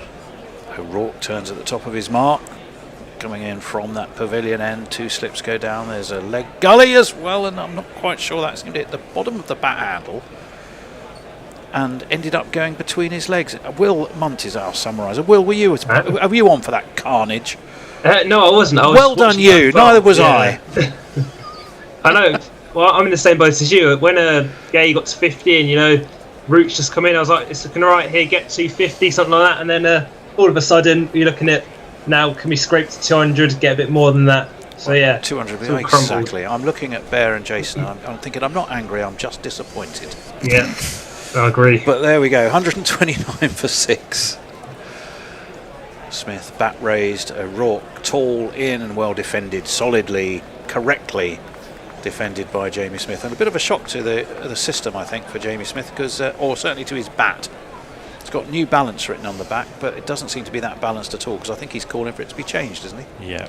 It's not used to correct defensive shots. It's not his slogging bat, he wants a different one. Oh, well, can I have the big one that looks like a giant? Anyway, whilst they were waiting for it, I'm going to get through some. Please do.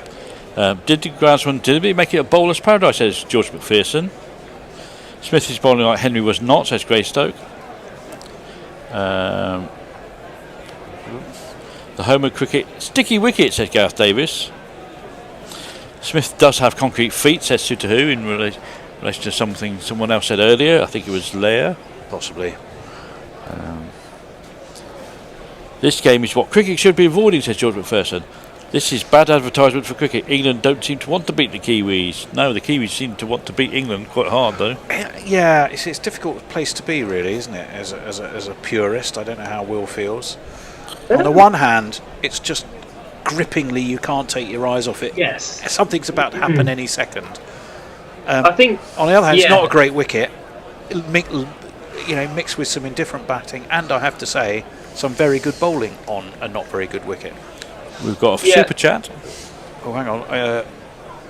Go on, Will answer, Will. and then yes. No, I do agree. I think these kind of games, I think these are probably better to watch than like a game where one team scores 500, one team scores 700. So there's probably that element of it. Yeah, so I mean, in truth, you always want something roughly in the middle, don't you? Exactly, yeah. And it's definitely not been that. Jace, super chat. Oh, do you want me to jingle super chat? Yeah, go on. I'm on the case right now. Then here we go. It's all been. Oh, here's the short one's been put back in the box. Super chat. Brian in Brisbane says there's $5 Says for F's sake, looks like England has blinked and let New Zealand back in the game. Brooks and Stokes gone too easily. Yeah, I mean, one of them kept pretty low. Although it was whose was it? It was it Bethel's though? Bethel's was Bethel very got a low. scuttler, didn't he? I mean, you just can't play those, and you shouldn't be getting scuttlers on day 2 at the home of cricket. You really should not. Says the Middlesex supporter. Well, absolutely. Yeah, we don't have anything to say about the pitch. That's the no, point. you don't. That's steered away towards cover, but there's no run by Gus Atkinson. Now, he will have been sitting there 10 to 15 minutes ago thinking I should be all right for the day now. I can take my boots off, settle myself for whatever we got to chase tomorrow, and here he is out there with a bat. Not what he would have been expecting, Will. No, with that Bethel delivery, actually, I saw a stat that said I think in like the last 20 years in cricket in England, or test matches, that's like from a ball that length, that's the lowest down it's hit the stumps to get Bethel out. So normally from that length, he'll bounce a lot higher. To get Bethel specifically, Nathan Smith, Yeah. and he comes. 3 slips go down. That's beautifully played by Gus Atkinson. It's out through cover. Is it going to beat the fielder? It is, quite comfortably too. And it's got himself 4 runs. I think this might as well be the way for England, if I'm honest. And if you kids can't listen, then you bound to see the way you get shot for crossing a boundary, crossing a boundary. Was it against Sri Lanka he got his 100, Jace? Atkinson? Yes, it was at Lords. Could do one of those now. And Gus, 12 wickets. Gus, if you could just whip up another 100 and... It was against Sri Lanka, but he 12 got wickets his in the first test, 100 in the second that test. was against West Indies, because we had West Indies and Sri Lanka in the same summer, didn't we? Yeah. Yes, he didn't get all of his wickets and all of his runs in the same test. That one's worked nicely off his legs, though, by Atkinson. Will get a single. He must be thinking, why is it down to me? I'm a bowler who bats a bit. This is not fair. When you look at the New Zealand innings, the person who, well, probably one of the people who found batting probably the easiest, or their top scorer was Jameson. If you look at the way he played, it might kind of take one of those innings from someone like Atkinson or Smith to kind of get England over 200 to a score that New Zealand can't chase, really. Well, I don't know, what would a score like that be? I mean, we've mentioned it so many times. It's the flattening out effect at Lords could just mean the batting gets easier still. Smith in, very full, squirts off the outside edge. It was a bit of a loose drive from Smith. Concrete feet. But it was the old concrete feet. But, concrete feet or not, England will take these.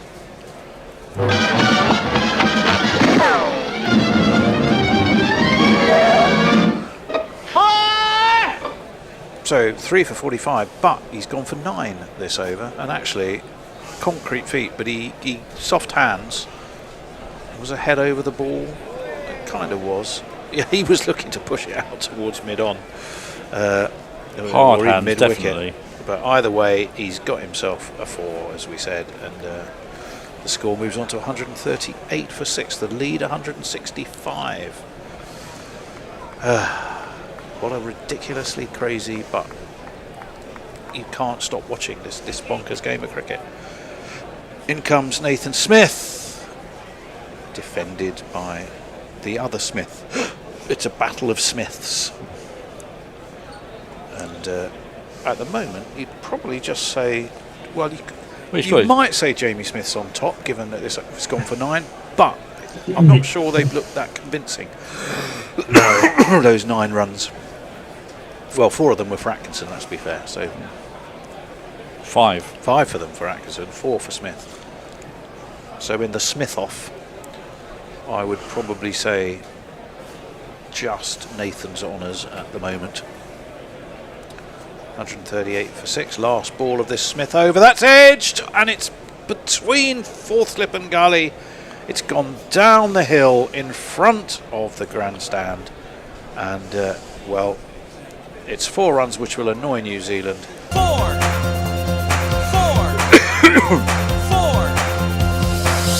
F-O-R. But will, you'd also go, they were so lucky.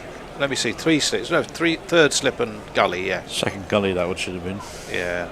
Yeah. Dear me. I do think it's quite interesting in considering kind of they moved Jamie Smith up, didn't they? Because Ben Stokes said he'd rather be batting with the tail, and obviously let Smith be more of a genuine batter. And now this is kind of the exact situation that Smith's in. So exactly, we can see how he goes about it and how he deals with it, really. And we've not seen anything. Well, it's hard to judge on this track.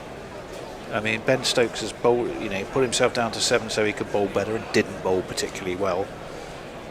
His first innings nor his second innings at 7 told us anything other than the fact that his batting is sliding a little. Yeah.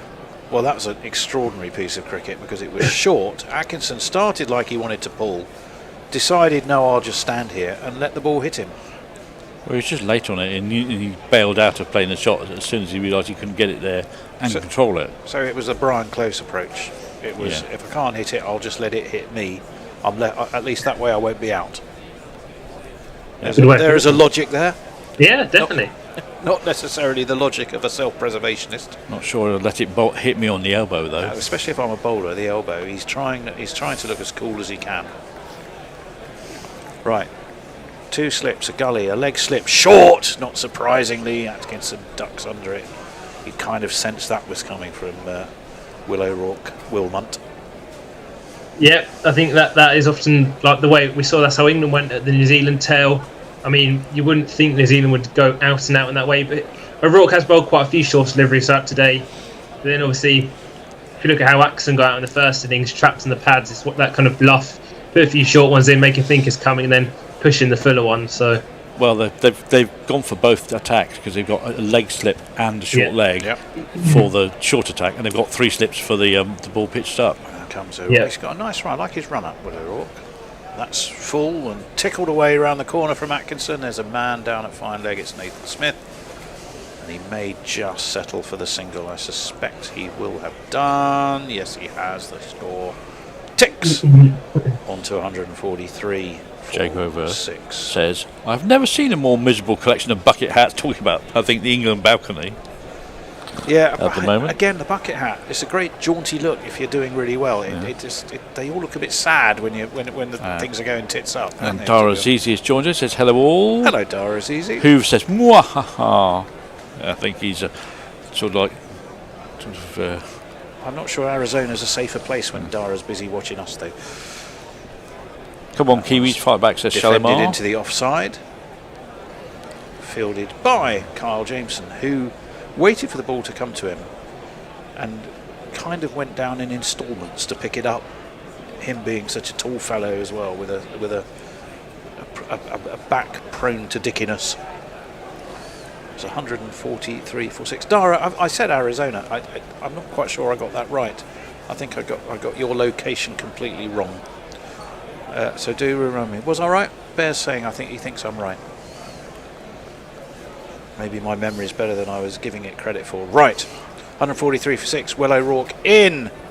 Smith stands tall on that, as you heard. A Smith admirer, or at least a Surrey man of Surrey, admiring that because he did stand tall. He waited for the ball, played it under his eye line, and steered it away through point for one of these. 4.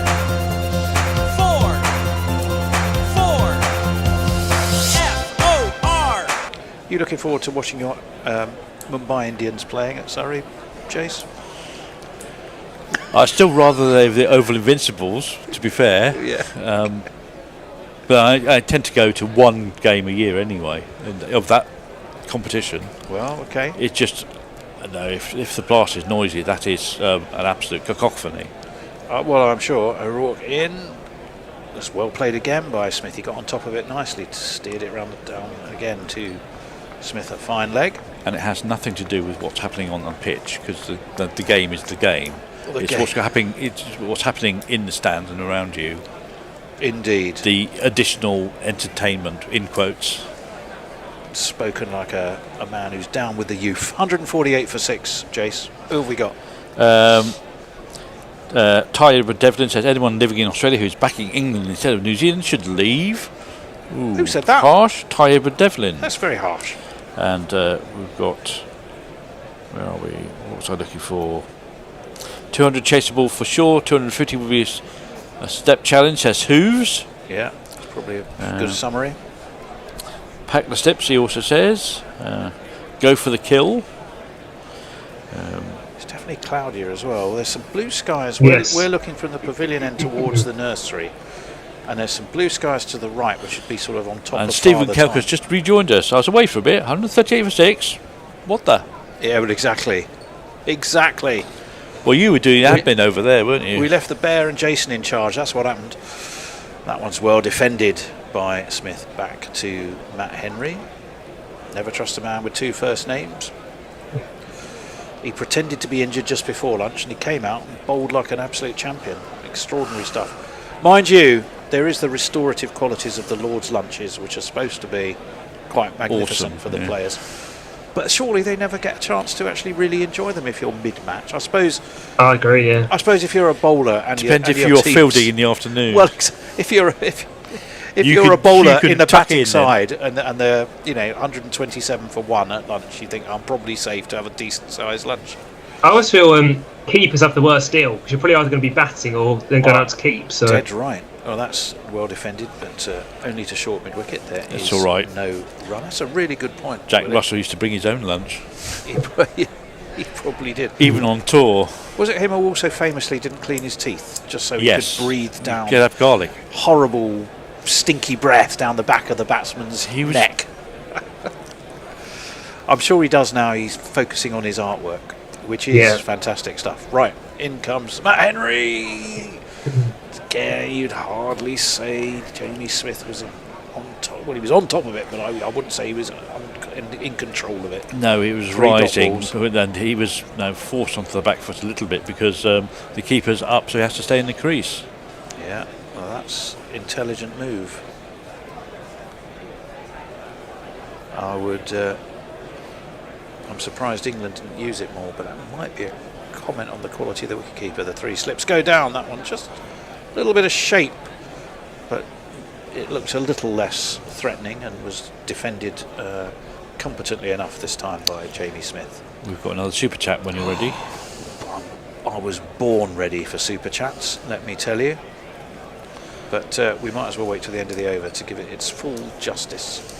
I do think with the Jamie Smith standing up, I think it's when the ball's nipping as much. I do wonder if that's more of the tactic to stand up. Oh, he's edged this. No, he hasn't. He's missed it, and it has gone in. Well, what a smart take that was by Blundell, because it was wide and going wider. There's a swing and a miss from Jamie Smith. I thought he's edged it. If it's either going to slip or it's going over the top of slip. Well, I think that's a comment that's just been made by Darryl Mitchell. I'm glad that wasn't me coming to me at first slip. Yeah, he said, "How exactly?" I think Darren Mitchell was going. How the fuck did he catch that? He's got the big gloves on. That's probably why. But nonetheless, it was impressive. Right, Matt Henry, in he comes. That's well defended by Jamie. So Jamie Smith seems to be alternating between solid defence and a Block and swish, wafty, what's it? Binary batting, block or swish. 148 for 6, and it's one of these, Jason. Here it comes. YouTube Ride Super Chat. The GC Pawnbot sent us $5 saying, I propose digging up the entire Lord's Square, filling it with all the members of the House of Lords, making new pitches. That would be interesting, wouldn't it? Probably most of the House of Lords, certainly the older ones, are probably MCC members anyway. Yes, I would have thought so. So it might actually be, it would be great if you did sort of as a let's say you're an aged member in your 80s or 90s, the prospect of actually being buried under the Lord's wicket, so you could be the sort of the fodder to continue its growth. I'll come back to that in a minute. Will O'Rourke in. Wristily turned around the corner. Nathan Smith, we know, is the man down there. There he is again. So just a single. Atkinson should have got. Did he take the single? Is our junior caption operator just operating on slow speed? Yes, he is. 149 for 6. Didn't your grandson? You were threatening to make him an MCC member, weren't you? He's a Middlesex member, and he's on a waiting list to be a Lord's member. At age has been put forward 8 months or whatever it is. Yes, he has been put forward. He's already a Middlesex member. Don't you worry about that. I couldn't dissuade the rest of the family from once putting him in an Arsenal shirt, which really, really upset me. But he's only got one cricket team. That's a swing and a miss, and that it kept low. Jamie Smith swung over the top of it, but nobody seems particularly I think that's an interested, inside Jason. edge, otherwise that was gone for all money, I thought. Well, I think that must be the reason, because no one, except you, has appealed. And I think, well, there's a pensive-looking Tom Latham. Well, initially I thought I was going to bowl him, but yeah. See, I think, Will, captains know then, okay, all the cameras are going to be on me right now. I have to sort of go into sort of my Rodin thinker pose. Yeah, just to look like I'm seriously considering it. Yes. 149 for 6. Will O'Rourke is in. That's driven. Driven magnificently this time by Jamie Smith. That's how you do it. You wait for the ball, you get it under your eye line, you play it compactly, you play it through cover, and you play it for one of these. 1, 2, buckle my shoe. 3, 4, shut the door. Speaking of MCC members, yes. Leah says, I guess most of the MCC members went for the classic 3 martini lunch. If you're talking about Mad Men, obviously. Well, there you go. Indeed. Wouldn't that be rather nice? I mean, don't you think that would be an attractive... I suppose the only difficulty would be you'd have to keep digging the wicket up to put them in there. And therefore that would rather defeat the object of having a nice smooth wicket, which they are adding with a side of champagne. That's well defended by Jamie Smith, who's kept the who has the strike now. I think we've seen 153 for 6. I think it seems like playing like back foot punches and shots like that a lot easier than cutting on this pitch. I think we saw, especially when Jacob Bethel was in and Ben Duckett, they've really struggled with the cut shot and the bounce. I think that's a better option from Smith, aiming to punch it rather than cut. Vertical bat, yeah. The thing about Smith is when the ball is in his arc, he plays some beautiful shots. Yeah. But when the ball is just that bit more tricky, it doesn't quite seem to have the footwork there to deal with it. That's that was messy all round. That was speared down leg. I think didn't get up. I think Smith, it did keep low. Smith missed it. Tom Blundell dived over the top of it in true Scottish goalkeeping fashion. And there is no. They took a one by, I think, in the end. We had our family, extended family and friends. Sweepstake draw for the World Cup, Will. Yeah. Iran and fucking Iraq. We had because of the number of people. I mean, okay, I've got Belgium and I think Curacao or someone, but if you could have hand-picked, those never going to make it out the group. I've got the bulk of them. That was short. I heard someone shouting Uzbekistan in my headphones. Was that to do with that draw as well? Or? Yeah, well, could well have been. Yeah, it could well have been. Wasn't great. 39 overs are complete. 154 for 6. I think we are seeing. We going back? Oh no, we're going back. For some reason, we're watching a Zimbabwe test. we're watching. It's Mark Butcher. Butcher's forfeit. Butcher's forfeit. They love showing this like every summer. I'm sure we see this video. I was going to say, surely they'd be re-showing the 1999 victory for New Zealand, particularly at the moment. Leah says, there's a joke in German that goes something like, 4 beers equate to a schnitzel, and you haven't had anything to drink yet, in terms of performance, I think. That old German humour. Love it. 220 may well be tough, says Matt Salima. Henry in. Oh, that's an in-swinging Yorker. Smith somehow kept that out. Does he know how? I thought it was odds on to LBW him or whip out his middle. He's got a huge smile on his face because he's got no idea. Somehow he outside edged it, Will, and he's got a single. I mean, he had no clue, did he? I'm not sure he managed to get a ball from leg stump down to kind of backward point like that, but he survived. He's got 2. No, he's got 2 for it as well. I thought he got 2. 156 for 6. Right. Yes, definitely. Yeah. What's Matt Henry got in his trick bag now? A fairly lame ball on middle and leg, which is just defended by Smith. And somehow, concrete boots or not, he's moved on to 21, which is in the context of where England had fallen to, not a bad effort so far. Farong has given us some odds. Oh, hello. 2 people in the pub. England 66%, New Zealand 33%, draw 1%. Oh, and that's. half defended. I think by that's Smith. going a bit too much on the draw, to be honest. Well, also we take the draw out. Yeah, it's not the two lads in the pub. It can't have been, because they will have been working in not just full percentages. You'd have 0.00 something. You'd have had like 97.003, and whatever that is, 100 less that. They try and make their thinking sound authentic by adding decimal points to their percentages. That's well defended by Smith to a ball on his off stump. In fact, he's going to get a single, because Matt Henry, having delivered it, seemed to go wandering off towards mid-wicket and left a great big gap. And they could just stroll a single. I'm not quite sure why he did that. Well, why wasn't he where he should have been? He can't bend to pick it up. I think he went to pick up. I think he just missed it. But and in bending to pick it up, he carried on.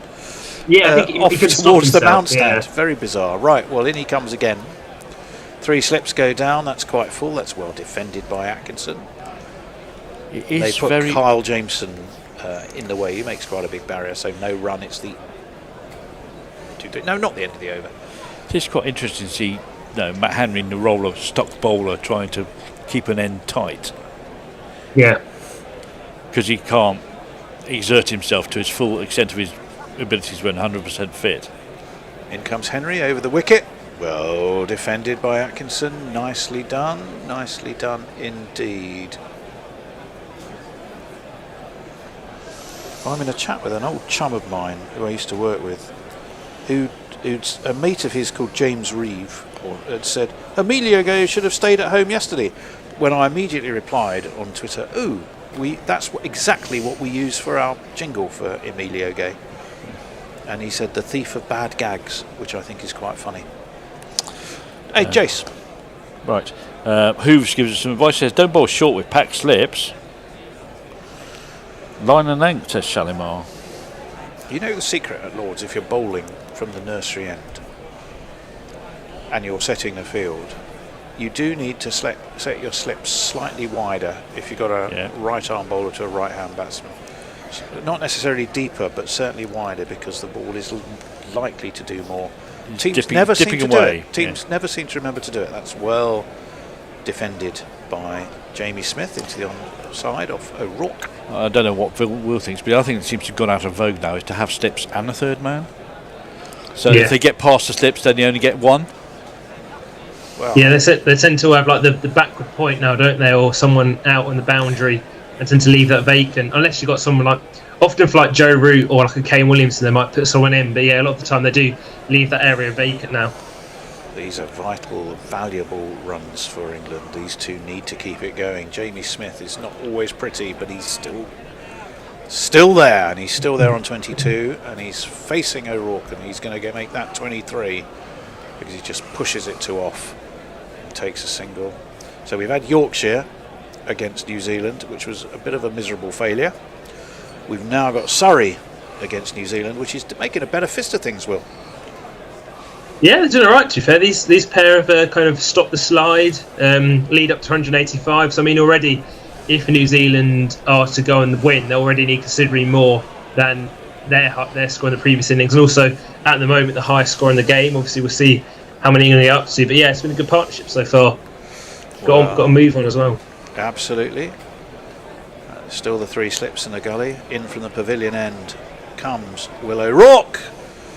Short ball, Atkinson dives underneath it. Even he's got a smile on his face, and they're as rare as hen's teeth.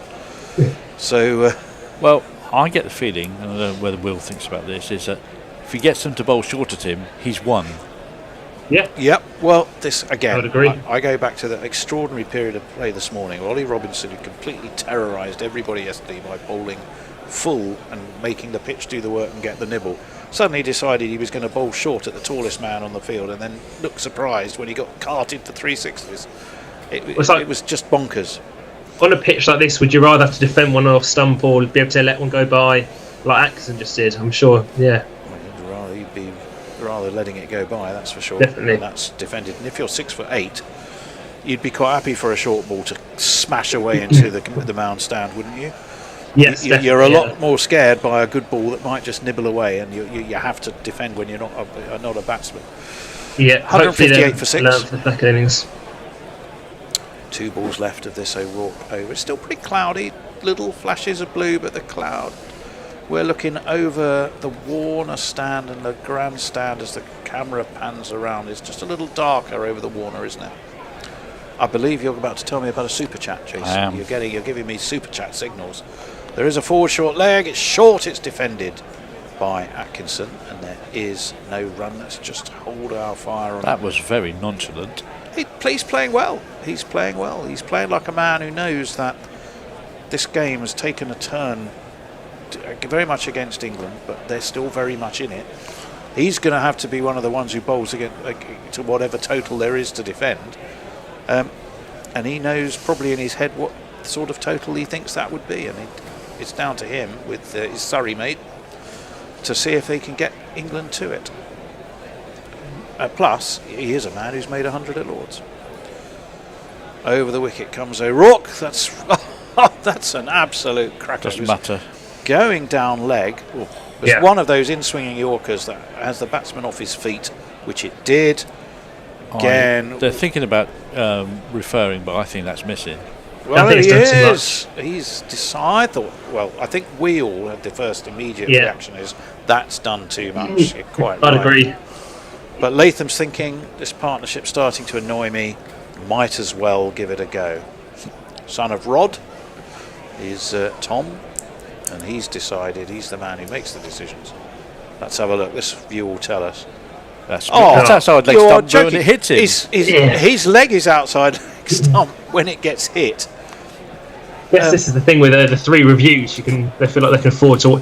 See, with these ones, I think surely the umpire should be able to just say, "I'm not even going to ball track it. I'm just going to give this not out now." Like, what is the point? Well, I agree. We don't want to work for a very good point. Well made. Why waste everybody's time by doing anything? Yeah. This was a dubious point made with hyperbolic conviction by the captain. Wow. I mean, Tom Latham. Next to Ollie Robinson deciding that bouncers were a good idea this morning, that's probably the second worst piece of decision making of the match, was to try and review that ball. It's the end of the over. It's 158 for 6, and I think I recall you telling me one of these. Henry. Super chat. Defended it onside, no run, Jace. GC Pawnbot says there's another $5 saying you're Botham of Ravensworth, placed on a Yorker, length face down with middle stump where the sun don't shine. I don't know what that means. Yes, it's the idea. It's a Lord's member buried under the middle, face down with a stump inserted. Yeah. Do you need me to draw your diagram, Jason? No. I thought you. Now you've described it, I understand it perfectly. Henry in. That swings away, but it's driven. Oh, he does like that shot. And it looks so good when he gets it right. It's a way through extra cover by Jamie Smith for 4 runs. 4 on the floor, and 1 more 4 than the 4 before. That's what 4s are for, to get funky on the dance floor. I mean, in theory, you'd have 3 in the same mode side by side with 3 stumps, wouldn't you? That would be the ideal way of doing it. Or, to be honest, 3 at each end. But there we go.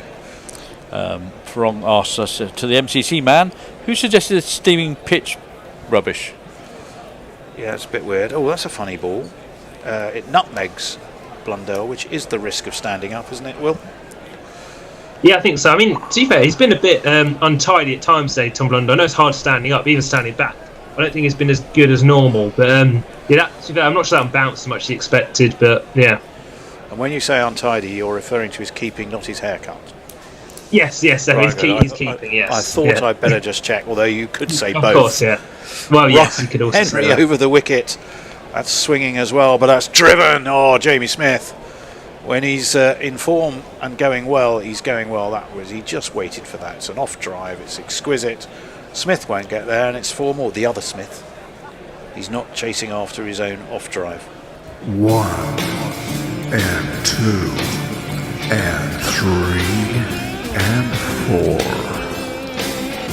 I do think this is a slight maybe issue when you do kind of have the keeper up. Sometimes you go too full because obviously you don't want to bang it in too short with the keeper standing up. Yep. I suppose the past couple of shots it's been pretty too easy for Smith to drive half volleys because you want to get it full with the keeper up. Well, yeah, you need to be playing it late as well, don't you, if you're the batsman. That's well defended by Jamie Smith into the onside this time. The tall Carl Jameson does bend down in instalments to pick it up. So 8 off the over, the score moves on to a lot of sixes, 166, 4-6. The lead 193, 7 away from 200. Is this the last over before tea? That's a good point. I think it may be. Let's have a look. Henry in. That's a cracking ball. Again, a bit of untidy work. The keeping, not the haircut from Blundell, but they're not easy when you're stood up. Blundell did pretty well there. Well, he did well. It's to a get in the surprise way. short ball. It wasn't that short, but it beat But it the lift, outside it did edge, lift. and it did lift. You're absolutely right. So, as you rightly said, Jason, that is time for tea, sandwiches, cake, salad, whatever it is you are going to have if you're one of the players there at Lord's. England have recovered a little bit. There was a terrible period. They went from 126 for 2 to 127 for 6. They lost Gabe, Brooke, Root and Stokes. Bang, bang, bang, bang, bang. And then Jamie Smith and Gus Atkinson have not repaired the situation, Will. I think that would be an overclaim. But they've got England back to a position where they might feel confident that 250 as a lead is achievable. Would you say it's about there? I think so. I think New Zealand will probably be the happier of the two with that session. I think when you go into the wider context of the game, I think England is still in a decent position. Like you say, if these two can carry on getting somewhere up to near 250, and I think you'll probably be looking at that as a decent total to go and try and defend. Yep, you're dead right. By and large, yes, the pitch has been a little bit too paced. Bethel got that scuttler. But Nathan Smith 3 for 49, Will O'Rourke 2 for 38, and Matt Henry 1 for 43, although he's a better bowler after lunch than before, have bowled very well and have constantly probed away at England, sometimes less than solid techniques. Jace, before we go, any more messages? One from Sidhu, which you might comment on. Lords, you bowl at 5th stump from the nursery end and middle leg from pavilion end. Would you agree with that? I think that's probably a little bit too much on the stumps from No, if you're bowling at pavilion. 5th stump from the nursery end, you're already bowling too wide. You want to be bowling at middle and leg or off, because then you're going to get the one that is going to move away naturally. Dart away, yeah. I think your principle may simply be that you've got your ends wrong in the way you described it. Yeah. Suits. Gav says, love the Bass management giving Harry Brook the day off. We have another super chat from Brian Brisbane, 10 Aussie dollars. I'm going to give it some. There we go. YouTube Brian, super chat. He says, with all the variable bouts and other pitch nasties, I've already trademarked pitch nasties, by the way, has anyone contacted Gary, to see if the river has been dredged or its flow otherwise altered? Gary is at Lord's. Gary's not in my good books, although he's a lovely lad. He said I'm not available for this test because I will be going. I'll be working. I'll be working for the Guardian, all of the test matches.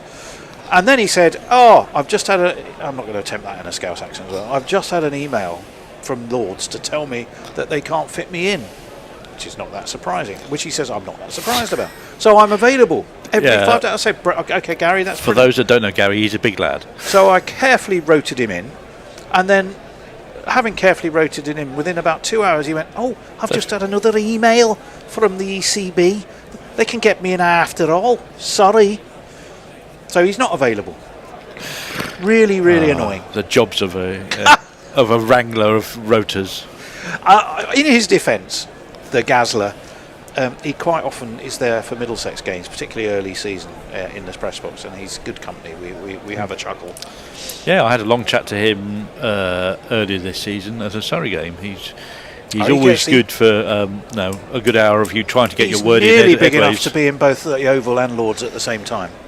So, but yeah, that's not quite true. But his articles, stuff he writes in the Guardian, is worth a read. So look out. Final over of the day. Final over is fine work. Yeah. Who says it's cucumber sandwich time? And any stereotypes there? I wonder. Yes. What else we got? Lords is a hard tour, says Gareth Davis. Speaking about the pilgrimage site rather than the home of cricket. Oh, Lords, as in Lourdes. Yes. Indeed. Stephen Keck says, Tony still owes me a joke of an earlier super chat, by the way. I'll save it until day 5. Well, I'll tell you what we are going to do. We are up to date now. It's not a joke, but for the second test, we will definitely arrange a Patreon's lunch, because those are good fun. Those would be where, for our Patreons, we just dedicate the lunch to them. They can ask whatever questions they want to ask. They can come on live if they want to do it. So there's that. Do consider supporting us on Patreon if you don't already.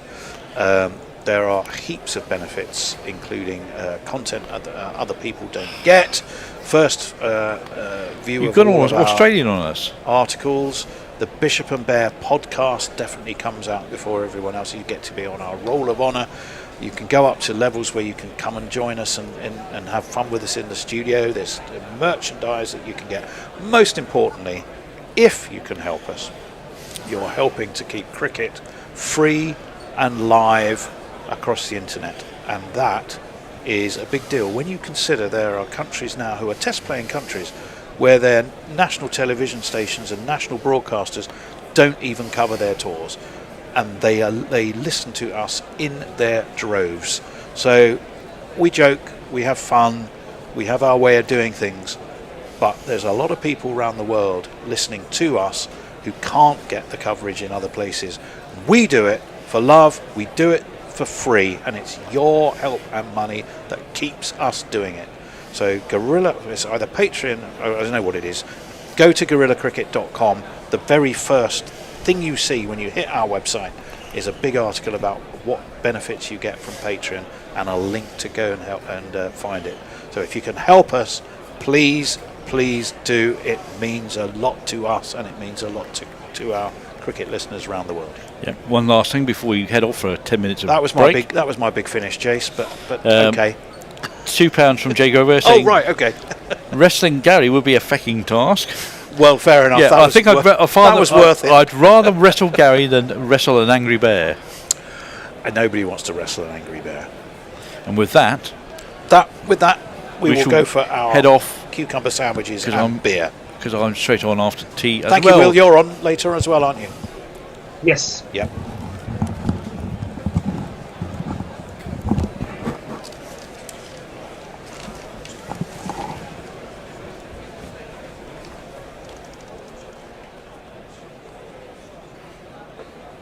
Nip inside, because it was at the Hampton Court Palace Golf Club, and I tried to nip back outside to the marquee.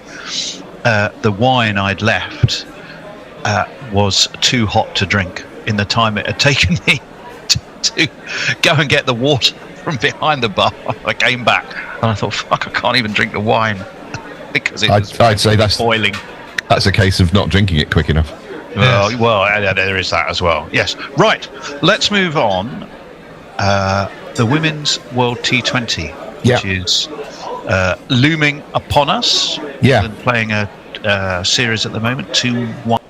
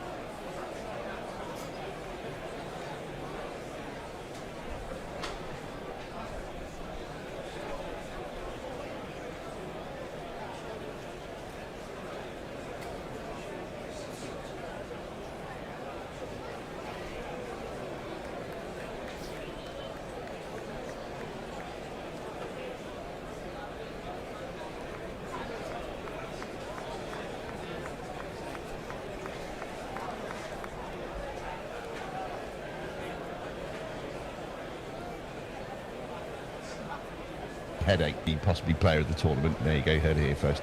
And given the fact that Danny White-Hodge is going to come back in at the top of the order, they are going to have to make a decision. And I think Sophia might drop out, actually. So I'll give you a predicted 11 here. So we go White-Hodge and Capsey opening, Bouchier at 3, Knight and Silverbrunt 4-5, which is obviously the mainstay of the England team for the last decade or so. I think they'll go Freya Kemp. She offers another seam option. We already have quite a lot of spin options. And she also looks dreamy with the bat. Lovely, tall, elegant left-hander. Shared at least one good partnership with Alice Capsey. Looks really good in that department as well. Then you've got Amy Jones, wicket-keeper. Charlie Dean, who was the reserve captain in the recent series with Nat Silverbrunt not playing. World-class performer in Sophie Eccleston. And then we've got Lindsay Smith, also a left-arm spinner, and Lauren Bell. So that means the other members of the squad, so Sophia Dunkley, I don't think Filer would have missed out then, wouldn't she? Lauren Filer would be a bit unlucky. Izzy Wong, who's also very talented, and Danny Gibson, who's actually had quite a good series here, but I think, she's another all-rounder, and I think another left-arm spinner, I think I'm right in saying. So I think that balance of the side there, I think, feels pretty good. The others may well get run out, so it'll be several games in the tournament, of course. Oh, and we've also got that young kid, Tilly Courtine Coleman, who definitely is a left-arm spin option. So she's 16. We're blessed in massively. Sorry, did you include it? Was Eccleston playing in this last? Yeah, she did. She may not have played all of them, but she definitely played in at least one. There's a bit of a feeling she's not quite up to her usual standards at the moment. I'm sure she'd be tournament ready. Yeah. But and the other thing I noticed a little bit in the games is England, I think, chased in every one. When they bowled well, and it was limited small totals, they won. The one game they lost was when they didn't get on top of the New Zealand batting and fell quite a bit short. Yeah. And no one. But wickets have come brilliantly. Charlie Dean has been bowling fantastically. She's great. Big fan of Charlie Dean. She took 3 for 13 at home and a 2 for 20 something at Canterbury. Lauren Bell's got 5. I did well with 5 wickets. So when they chased the lower totals, they won. As soon as the total got a little bit bigger, they didn't win. Nobody's really stepped up with the bat in a noticeable way. There's been bits and pieces contributions. Alice Capsey has stepped up once or twice, and I think she's just gearing up to have what will be a kind of a signal summer for her. So watch that. I think there are some little niggles for England. I'd say Heather Knight, who's obviously been an absolute stalwart, ex-captain, led us to World Cup glory in 2017, all that sort of stuff. I just think there's a little bit of a question mark about her strike rate in T20. She's more 100 strike rate than 120. And there's obviously Nat Silverbrunt's injury. How ready is she? Can she start? Will she start? She, like Ben Stokes for the men's team, she absolutely brings that balance to that side. Particularly, if she opens the bowling with Lauren Bell, 2 great seam options there. Particularly because we do have, as you say, we're blessed with a lot of spin options. But it does mean that balance of the side. If she's not playing, you're not really bringing in like for like if you're bringing Lauren Filer or Izzy Wong, because they're certainly not all rounders.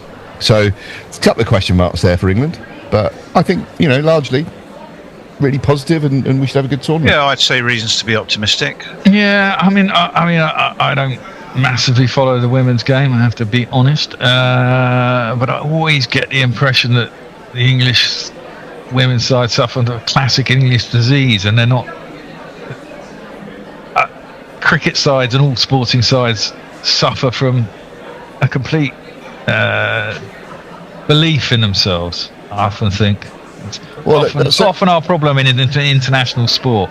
Well, it certainly wasn't the case back in 2017. No, exactly. The men's team did. Yeah, well, exactly. It's true. It is. But I just sometimes I watch them and think, God, man, you just got to get over the line and play sensible stuff, and they self-implode. And I think what has happened in the last couple of years as well is they have come under increasing amounts of scrutiny from the media and people on commentary and things like that, and there've been question marks about fitness for various individuals and all this is, and I suppose that's what happens. It's what happens with the women's game getting more attention, and rightly so, and it's great. So I've always loved following particularly the England women's team. I think they're a great bunch to watch and really engaged audiences and just great fun, but also hugely talented individuals as well, and talented team.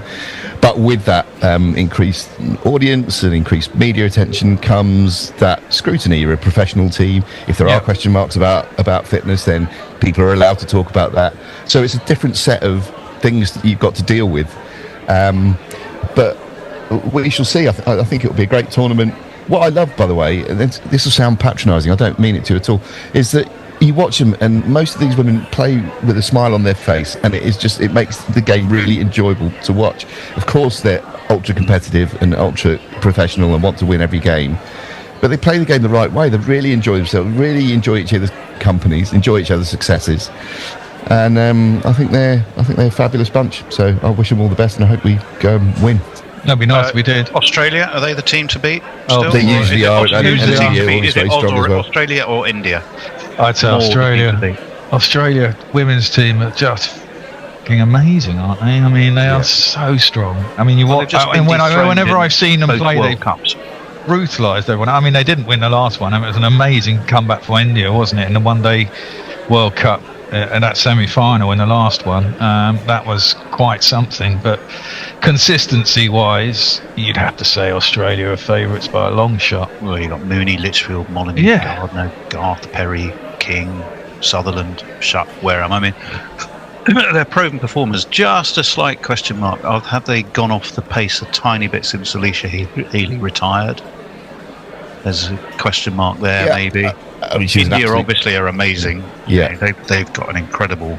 Well, isn't it? I mean, the thing is, England, etc. Well, this is it, isn't England? I mean, I think one of the markers for how England are going to do in the World Cup, they got a three-match warm-up against India starting. Is it starting today? I think T20s. They got 3 T20s against India. I think it might be today or tomorrow.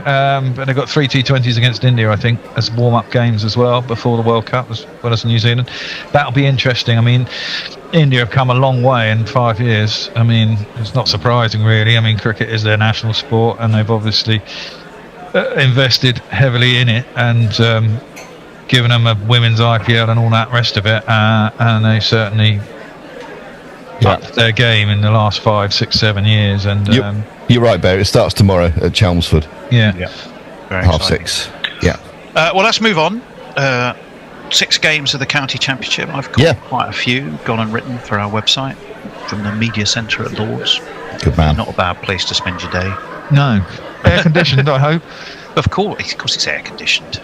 Air conditioned, brilliant Wi-Fi, fabulous, and a very good lunch. A nice lunch provided. Cake mid-afternoon still for journalists. Unfortunately, the next games for Middlesex, by and large, are all-out grounds in the Blast, and I think they are for a while. Oh, but they're fun. I've gone to Merchant Taylors the last couple of years and Radlett once as well to see Somerset play there. Fun. I think I saw you at Radlett, or I knew you were at Radlett, but I was stuck in my tent, which isn't quite so luxurious as the Lord's Media Centre. We saw each other briefly. They still give you cake, though. You still get a bit of cake. Yeah, it's not quite as good cake. But you get a bit of Battenberg in a plastic wrap. Basically, that's near enough it. Yeah, I'm afraid. From the local Londis. I like a bit of Battenberg, I've got to say. Well, let's move on to the county championship. Grubby, you're the man closest to activities in Division 1.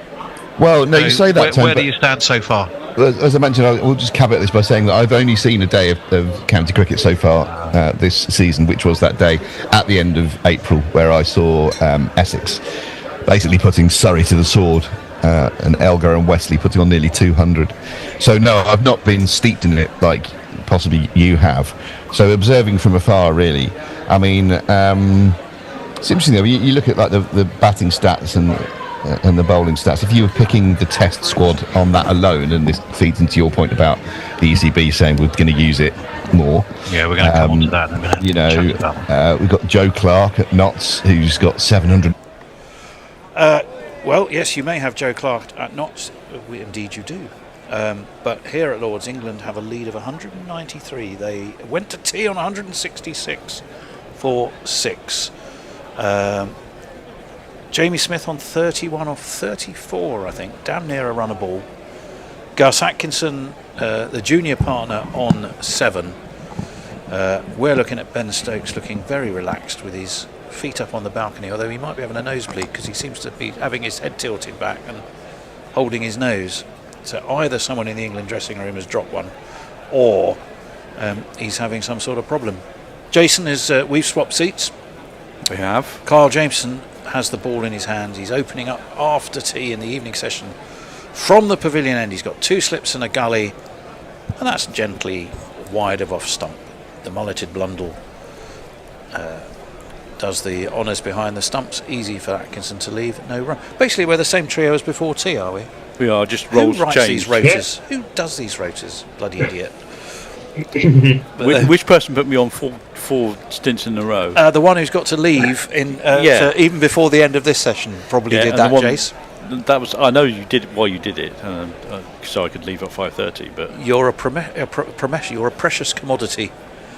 We have to make the most of you when you're here. So poor old Bear is going to be here on his Todd. Right, well, I keep hearing this. I'll come on to that particular complaint. Now, down the track comes Atkinson, slaps this away, out towards deep cover. Fielded by Conway, who's been relegated to being out there now after those drops earlier. Can't drop it there. Look, I mean, the Bear, I'm going to say it, while he's here, he's a one-off. He does unbelievable work. We get on air because of the Bear. He is a legend. He is, however, a legend who lives 5 minutes away from this particular studio. The Bear is somewhat stressed today. He's having strife in his other job. Drive. Right, turning at the top of his mark is the tall Kyle Jameson. Is he going to be a legend with a wicket-taking ball? No, he's not, because it's defended into the offside, dabbed there by Smith, and he moves quite stately. On to 32. Hang on, here we go. What? I could do what?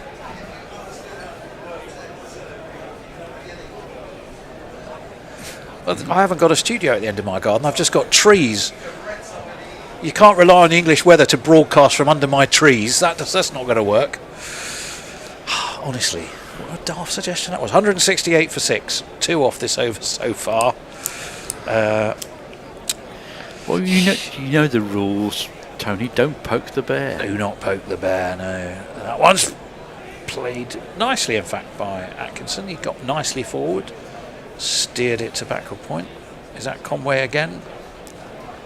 They're trying to hide him. Go somewhere where he can't do any damage, but the ball seems to be following him at the moment. That is always the way, unfortunately. When you're having a bad day, you are a ball magnet. Well, you are. Now, of course, England 3 off a 200 lead. Once it ticks past 200, you're going to be sort of thinking, aren't you? Well, at what score do you think the game's swinging back in our favour if you're England? Hold that thought, or hold that question till after this ball. Jameson's in. He ducks it in to Atkinson, who pushes it towards mid-wicket. There is no run, fielded by Matt Henry, who looks like he didn't particularly want to be diving after that. Will, sorry, I'll go back to that question. At what point? Yeah, I think 250. I think is definitely England. I think for anything more than 200, I think as England you're not too upset about being bowled out once you're going to pass 200, which they're coming up to. But I think 250 would definitely, I think, be a position where England will be very happy with that. See, that's the recklessness of youth. I wouldn't be. I'd want us to be want to 400. Yeah, well, 400 might be asking too much, but I'd want 250 for sure. Yes, no, I do agree. I do. In he comes, Jameson, full swinging. It's a bit uppish, but it's sort of a half swat attempted. I think he was looking to swat it slightly squarer. It's a bit of a flip grid on the bounce. Yeah, it was a flip. That's the perfect description. Flip, flop, fly. I don't care if I die. Don't ever leave me, don't ever say goodbye. No run. I was going to say, you keep on coming out with Blues Brothers songs that I recognise. Well, Freddie King, I think, to be honest. But the Blues Brothers did do a version of it. You are right. So we've had Jay Grover, Stokes, Migraine Shocker. Then is that what it was? Kumar. Guys, what do you think of Arsenal being robbed in the UCL final? Not sure how relevant that is, but I don't think Arsenal were robbed. Yes, I don't think robbed. And then from Hooves, there's a bit of talk earlier about Red for Ruth Day, and Hooves has said they'll support the day for Graham Thorpe and I think as a community we should discuss men's mental health openly. Well, and I do agree with that. That was pushed into the onside off the bowling of Smith by Smith. It was Smith on Smith action. I'm sure that this is, don't the forget, Oval Test will have some sort of day for Thorpe. Well, don't forget this whole series is the Crow-Thorpe Trophy. Yes, that is true. As indeed it should be. I mean, the Graham Thorpe thing, it's just so awfully sad. Yeah, I've had a headband from last year's charitable donations. That's right. They had the headbands, didn't they? Yes, they did. They did. They unveiled a big picture of Martin Crowe, didn't they? In the his daughter room. rang the bell, did she? His daughter rang the bell on the first morning. Yep. Only yesterday. It feels like so much has happened since yesterday morning. That's full. That's sweetly driven by Smith, but this time they've blocked off that particular outlet for him with a well-positioned cover fielder, and there is no run. So 32 for Smith off 37, 10 for Atkinson, 170 for 6. That lead still tantalisingly 3 short of 200 for England. We did have that real calypso with 4 wickets. Just looking at the coaches now, looking slightly happier, I think, in their. Hard to tell under those bucket hats. Well, one's a bucket hat and one's a flat-rimmed one by Tresco. Is it? Yeah. Oh, okay. With Trescothick and Jeetam I'm Patel certainly there. going to I'm certainly not going to knock them, given that they are for the charitable Ruth Strauth's cause. That one's steered to backward point and take a single. Don't know what Will thinks about this, but is it always, in my mind, Smith is always playing shots to mid-on and they're skewing off the outside edge of the bat? Yes, he does seem to get a lot of outside edges. He's definitely had in this innings. Sometimes the ball's not gone exactly where he wanted it to, but he's had a bit of fortune. But so far, he is he's not got out, so I suppose that is a benefit. But definitely, that is true. Some of his shots have gone for the edge. Is that it's technique, I think. Bad batting or technique, or is it pitch? Well, we'll wait and see. Smith in. Atkinson won't be happy. I mean, he defended it, I suppose, a bit inside edgily, but I'm not entirely sure he knew what he wanted to do with it. And the fact that he's replayed the shot twice afterwards suggests it didn't quite turn out the way he wanted, but most crucially, didn't get him out. I think it's probably a bit of both. I think there's a couple, like you say, he's probably been trying to play 2 straight almost, so maybe could have gone through cover. But I think as well we still have to remember, like we said, the ball is doing a bit, so I think that comes into it as well. It is. Nathan Smith turns. Spent time at Surrey, spent time at Worcester, am I right? Yes, that's why he got picked up by Surrey, because he played very well against in the Surrey-Worcester match. That was 2 years ago, I think. Indeed. Pushed out towards mid-wicket. They've taken a single.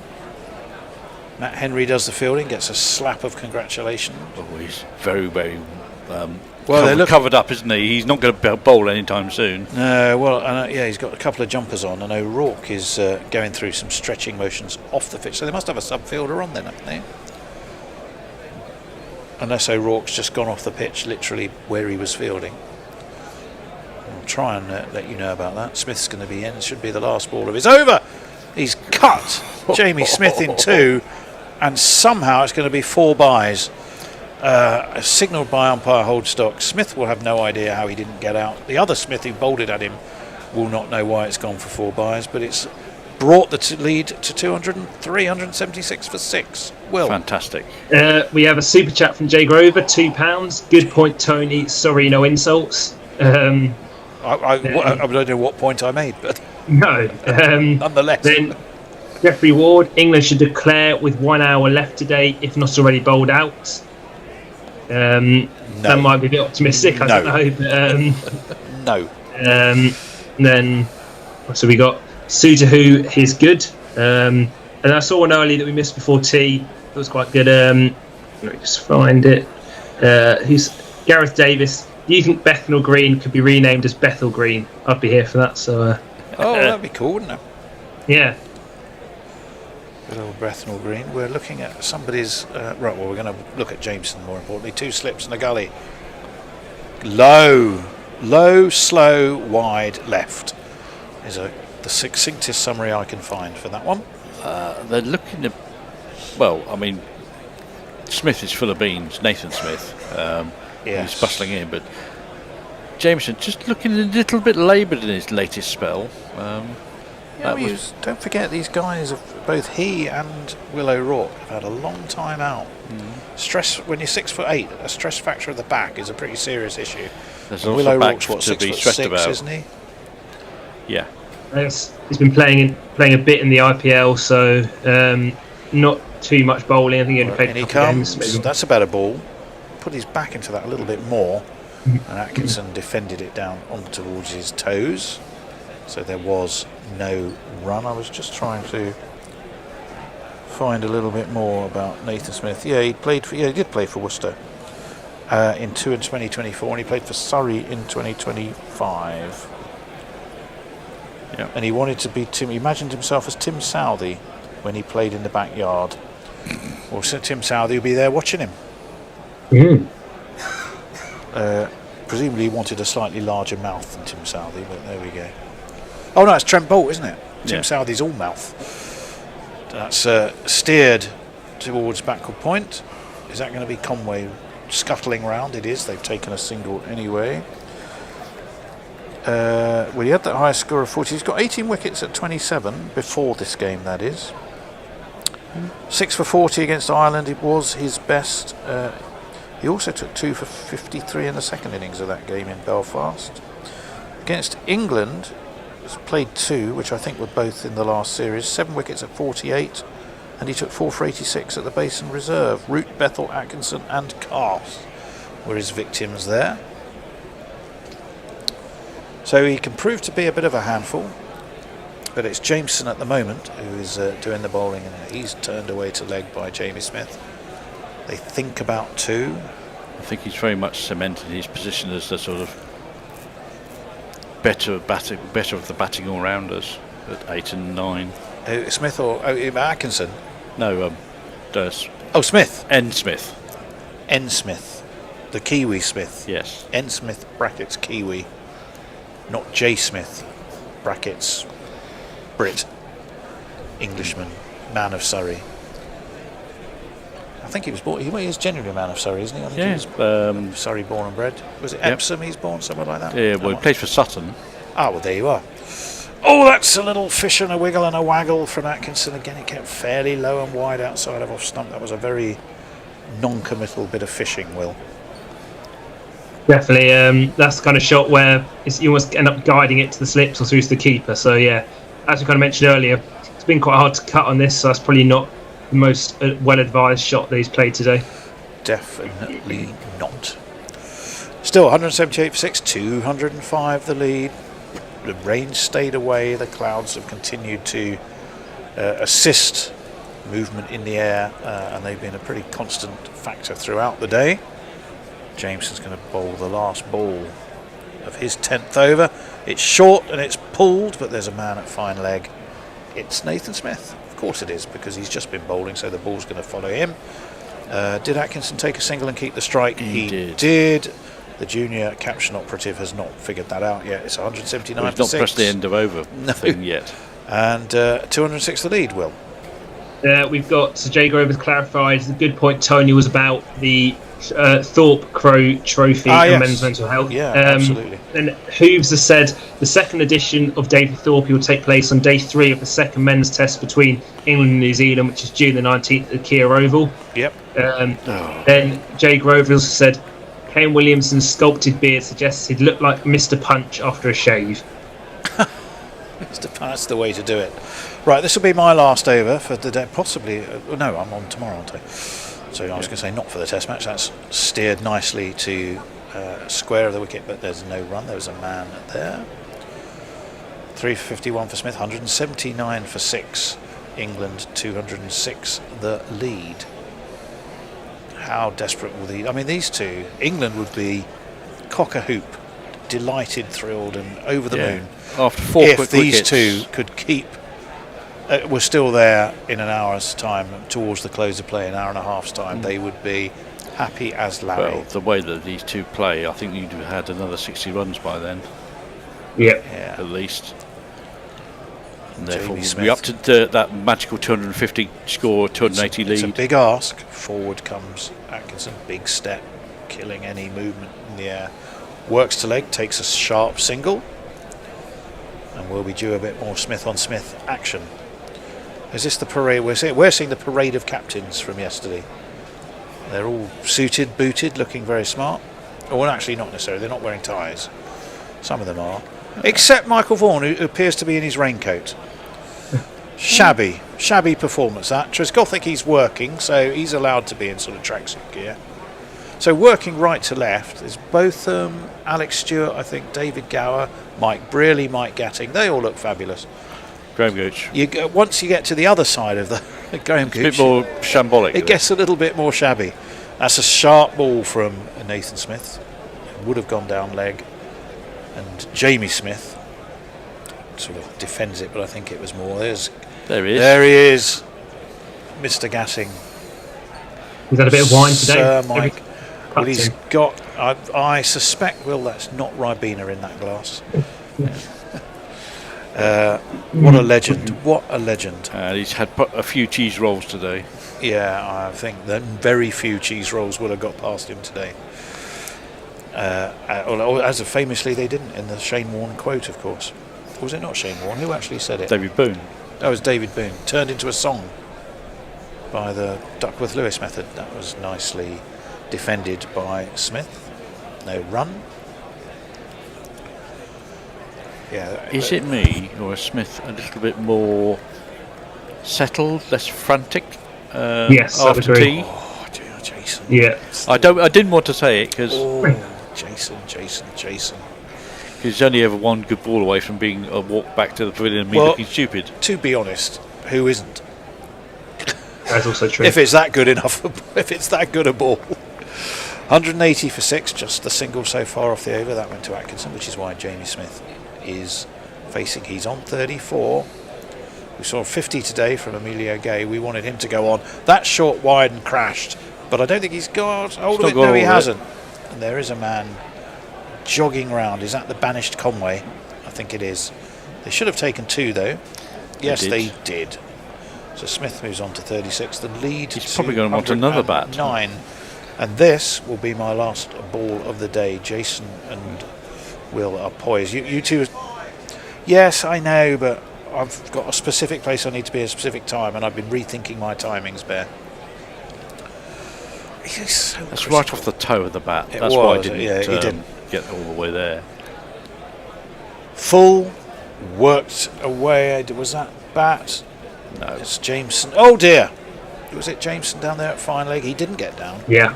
They've taken a single, but they did come back for 2. So at the end of that over, the score has gone on me. What is it, Jace? 180 for 6. More than that. Yeah. I would tend to think more than that. 184 for 6 after the end of that over. Right, I do have to cut and run. I'm going to leave you two lads in charge. Oh, the Bear's coming into. We've got Suter Who, Surrey-born inbred. Who's I support Surrey, and then Suter's asking being inbred. And then Jay Grover, Mint. The big man's elevated from Champagne. Gatting looks like fun. It's going to rain all day tomorrow, apparently. Anyway, I'm looking at the weather forecast. There's 80% of rain up until about 2 in the afternoon. That's going to ruin my match. Anyway, here comes Jameson. Yeah. Trotting in, and that's on the walk by Atkinson out into the covers, and there is no run. Taking a chance to take a step down the wicket towards the ball, but with no real aggressive intent. My route is doing a crossword. Yeah. They go and have a captaincy debate in the slips about what to do, and can we get rid of these effing pigeons, please? I've got this flat down in Herne Bay, and it's been unoccupied for 2 years because it was a probate property that I got at auction after this ball. That is short, slapped. Is that in the air? Is that going to be caught? It is going to be caught. Gus Atkinson has tried to pull that, and it's gone straight up, and he has to go. That's the wicket that they wanted. That's why they put their 2 best bowlers on. And England are 18447. Where are we? You silly little boy, what on earth were you playing at? Oh! Yeah, it wasn't the place to be pulling, was it really? It was well outside Wide. the off stump. Wide. Too wide for that shot. If it had been a bit lower, possibly he could have got on top of it, but he couldn't get over the top of it. But it was a good little innings, 14 of 37 balls. It's allowed they put Smith to get on 30 odd. They put together maybe 50 runs. Was it that many? I don't know. I mean, yeah, I presume so actually, because they came out pretty close together, didn't they? Yeah. Probably both on 0 together. So yeah, about 50. Yeah, they definitely had 50 partnership of 65 balls, I think. So yeah, they must have put on probably close to 60. But now we're going to have the other tall, lanky, I say fast bowler, but seam bowler, Ollie Robinson, to walk out to the crease, and he's a man who can bat. I saw him get 100 against Surrey. Yeah. And he looked very happy doing it, because he's only ever had one other 100.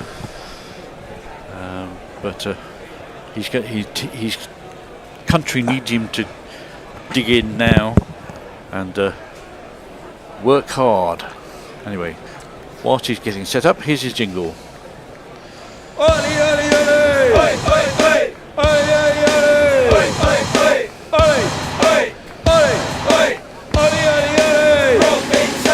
Well, we've still got about 2 hours of today to go, haven't we? There's a good chance that New Zealand will be out there tonight. Yes.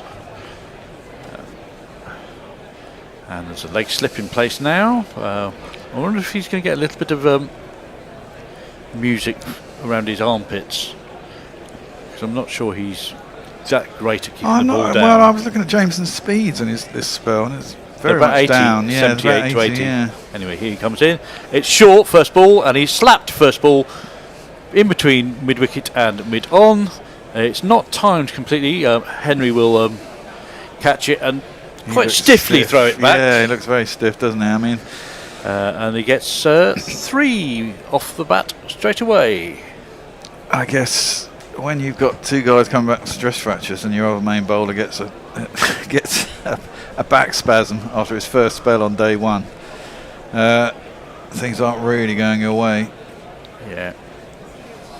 The more you look at it, the more you think, why weren't you cutting that rather than pulling it, if you're going to play a shot at it at all? Well, yeah.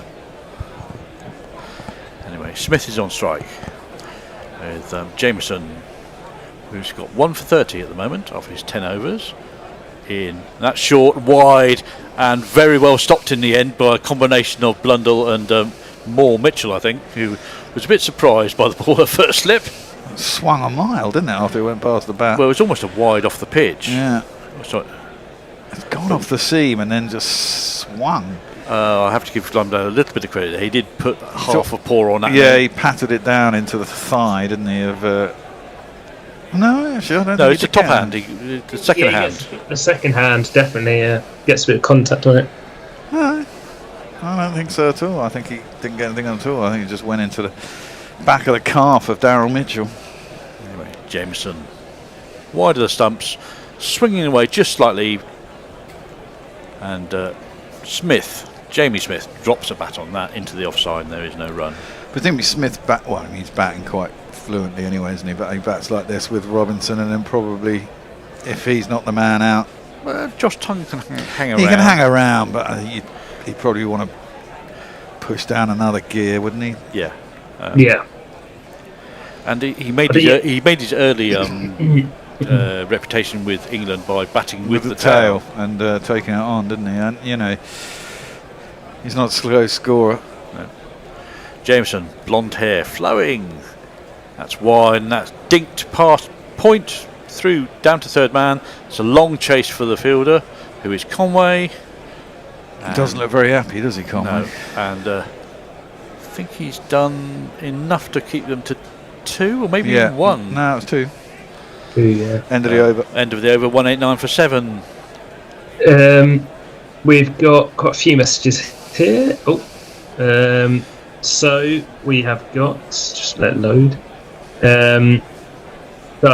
Hooves, you need a cucumber sandwich with a couple of white wines. Sutu off the sandwiches at the minute. Brian Campanelli, I know nothing about cricket, but I accidentally bet England. How long will this last, and am I cooked? What did you get? Well, I want to know what odds he got on England, because England were 4-1 when they were out yesterday. You got a good chance on England, I still reckon, at 216 lead. Yep. Anyway, Nathan Smith to continue to Ollie Robertson. Jay Groper. And that's flicked. When Axel is out, scores 100, he always looks like he needs a hug. Well, yes, he always looks like he needs a hug. Full stop. That was nicely clipped by Robertson. Was clipped, but it's straight at the man. Timed. Straight at the man. He didn't have to move. It was straight into his hands on the bounce. Was that Ravindra at mid wicket? Could well be. He looked like a lefty. Fielding. He's got boofy hair. Yeah, it is Ravindra. He seems to have drawn a short straw for the man in a Lidvert job as well. And that's a big bosh from Robertson over the top of mid on. That's plugged a little bit. Is he going to get to the boundary? It is going to get to the boundary. So I think Robertson has decided if it's there, he's going to go. And he's hit that for 4. There's not one boy for me, I must have 2 or 3, I need 4. Well, everyone's up, aren't they? So as long as you can get it over the infield. Does he play Blast for Surrey? Does he play T20? I presume he does, doesn't Ollie he? Robertson plays for Sussex. Sussex, I mean. But he does play. He does play Blast. I think He does play a bit, yeah. Yeah, he's played. I've seen him play a couple of games for Sussex. Yeah. Wide and in, and he's gone for another one. That's gone straight up in the air, but there's nobody back there that has plugged just about 5 yards inside the boundary. O'Rourke chases after it, lumbers after it really, and then has a slightly laboured throw back to the wickets. Do you think he's been told to do this by Stokesy? Well, maybe attack is the best form of defence. Maybe they want to have a bowl at them tonight. Maybe they want another hour in the field and try and get another 100 runs, and which seems unlikely. And have 2 bites at the cherry late tonight and early tomorrow. Yeah. Well, I still think I want runs on the board before anything else. Yeah. So if you can't get them now, make sure you get them later. Anyway, Smith bustling in, short, and he's cobbed him. I think he got under edge. That's mid-wickets in his mid-wicket. That's Ollie Robertson's mid-wicket, and he's crumpled on the floor. He's grinning, but I think that's hurting, and it's a no ball. Free hit! Oh shit, wrong score. Yeah, I think he got under edge, didn't he? Yeah, right into his nuts. Which then poleaxed him onto the floor. There's no protection against that. You can. The worst ones are always the deflections into the general area because they hit in odd angles, and the very bearded Kane Williamson. There's a little bit of grey turning up in that beard and now. they sent a man out to the scouting to the boundary now, having seen Ollie Robertson's first 3 balls. So if he's got any sense at all, he'll just drop it and run a single now. Well, you'd have thought so, but I'm not sure he has that much in him. Nope, that's been smashed, and it's on the bounce to that man. So 5 yards in, and it probably would have been a catch. Latham. That was pretty brainless by Ollie, to be fair. Yeah. I mean, fine, try and smash it out there, but keep it on the deck. Unless you're certain you're going to get it into the crowd. But I think they've been told to baseball it now, to play with their own expressions. Well, I'd imagine so. I mean, 224 isn't a great score, but by the terms of this match and what the wicket's it's a still long doing, way ahead of everything else. Yeah, exactly. Right, here comes Smith, who's gone wide and is angling every ball into the batsman to try and cramp him. That's dropped on defensively and just prodded up the pitch, and there is no run by Smith. Oh no, I didn't see that. Nathan Smith did a brilliant roly-poly there when he did a Mark Wood. Well, yeah, but he managed to do the whole flip and get up on his feet. Well, he's waiting for the caught and bowled coming back his way, I think. Right. Smith surveys his options and starts his run up, gathering pace. Again, wide of the crease, at the stumps and defended by Jamie Smith. And it's time for a change. One more ball in this over. Is it? That's the end of the over. That's the end of the over. It's time for a little switcheroo. Thanks, Will. Are you back, or is that you for the day? I think I've got one more. Okie dokie. Well, I'll see you later, because I'm here till the end, apparently, now. Yeah, so I'm taking over Boreal. You're going on to Thingy. Adjit in the space station. Hello. The space station's losing air, man. You seen that? Yeah, I've read that. They might have to evacuate. Take you with them. Yes, I will bring them along. Yes. Hello all. We are in for a lively session there. Yep. And we have a super chat. I thought you'd swap with Adjit, Will. Oh, yeah. For 5:30, my 5:36 was anyway. Should I come at 5:30 or 6:30? You come at 5:30. If you're still around, Adjit, come at 5:30. You got to go away, haven't you, Will? Yeah, 5:30. Okay. I'll come Switcheroo. at 5:30. All right. See ya. We'll take All Will. right. All right, Will. Hiya. You've got to evacuate the bloody space station too, mate. That's slapped into the leg side by Ollie Robinson. And it's going down towards Cow Corner, but it's chased down by... Can't see who that is. Who's that? That is a substitute fielder, I Yeah, think. it is. It must be. I don't recognise him. That's it's the other bowler, isn't it, who didn't get in. Anyway... Blair Tickner. Blair Tickner. Is it Blair Tickner? I don't know. It's 2 runs to Ollie Robinson. He's in double figures off 7. He's got 12 off And 7. he's done damage to his bat with all this violent... Has he cracked the bottom of it? Well, he keeps on hitting the bottom of it. Yeah, he's not really got it out the middle that much, has he? Oh, well, you can just keep it in your hand until you have to face, and then you can get a new bat then. Well, he is facing, isn't he? He's just scored 2 runs. Oh, yeah. So he needs a new bat. England lead by 226 on 199 for 7. And the magical 200 will be up. And a substitute is coming out who with a bat, not the usual panoply of bats, because he's a tail ender. Yep. And he doesn't get that many. And we have a super chat whilst we're waiting. Cool. And Lord Manderson Johnson will be placed on a good length at the nursery end, says the pawn bot for $5 US. Oh, we should check, actually, if anyone entered the GPL. I had a couple of people said they entered today, which has been a rare occurrence recently with all the T20s. Yeah. Yes, who says there's a new rule for Aussie tests. The pink ball will be used if light stops play. I think that was not just about in Aussie tests. They were talking about trialling that in domestic county cricket here as well. That'd be interesting. I don't know what the fuck now is Ollie Robinson doing, but That's I a think slap over. It's a slap. He's got top edge. It's gone for 4 down to very fine leg. He stepped away to leg side at Ollie, and he got followed by Jameson. He bowled it short and at him, about a yard outside leg stump. He swung, got a top edge. It's gone very fine down at fine leg for 4 runs. He's just having a laugh, isn't he? Another toe end. He hasn't got anything out in the middle of the bat yet. But it's flying. And I think that moves him on to 19, doesn't it? I don't think he cares. Didn't he get a ton? Yeah, he got a ton. At some point. Yeah, not that long ago. Against 16 he's on, off 8 deliveries. It's got a score rate of 200. You should be playing in the IPL, goddammit. That one he guides out towards cover. Ravindra is out there. And they'll get back for 2. He's having some fun. I bet he's enjoying himself. 205 for 7. Well, another 18 runs. England get a lead of 250, which is what we were talking about earlier. We didn't think they'd get there, but and they've accelerated. And New Zealand suddenly all look a little bit under the pump, don't they? And they spread the field. There's no slips in. Yeah, I do wonder about Latham as a captain. Yeah. Has he tried to uppercut that? He has, hasn't he? And unfortunately he's got nothing on it. It's gone straight through to Blundell and there's no run. I think that everyone's bought into this smack the ball around mentality. Both the batting side and the bowling side. They've not tried a full length Yorkie yet to him at all. No.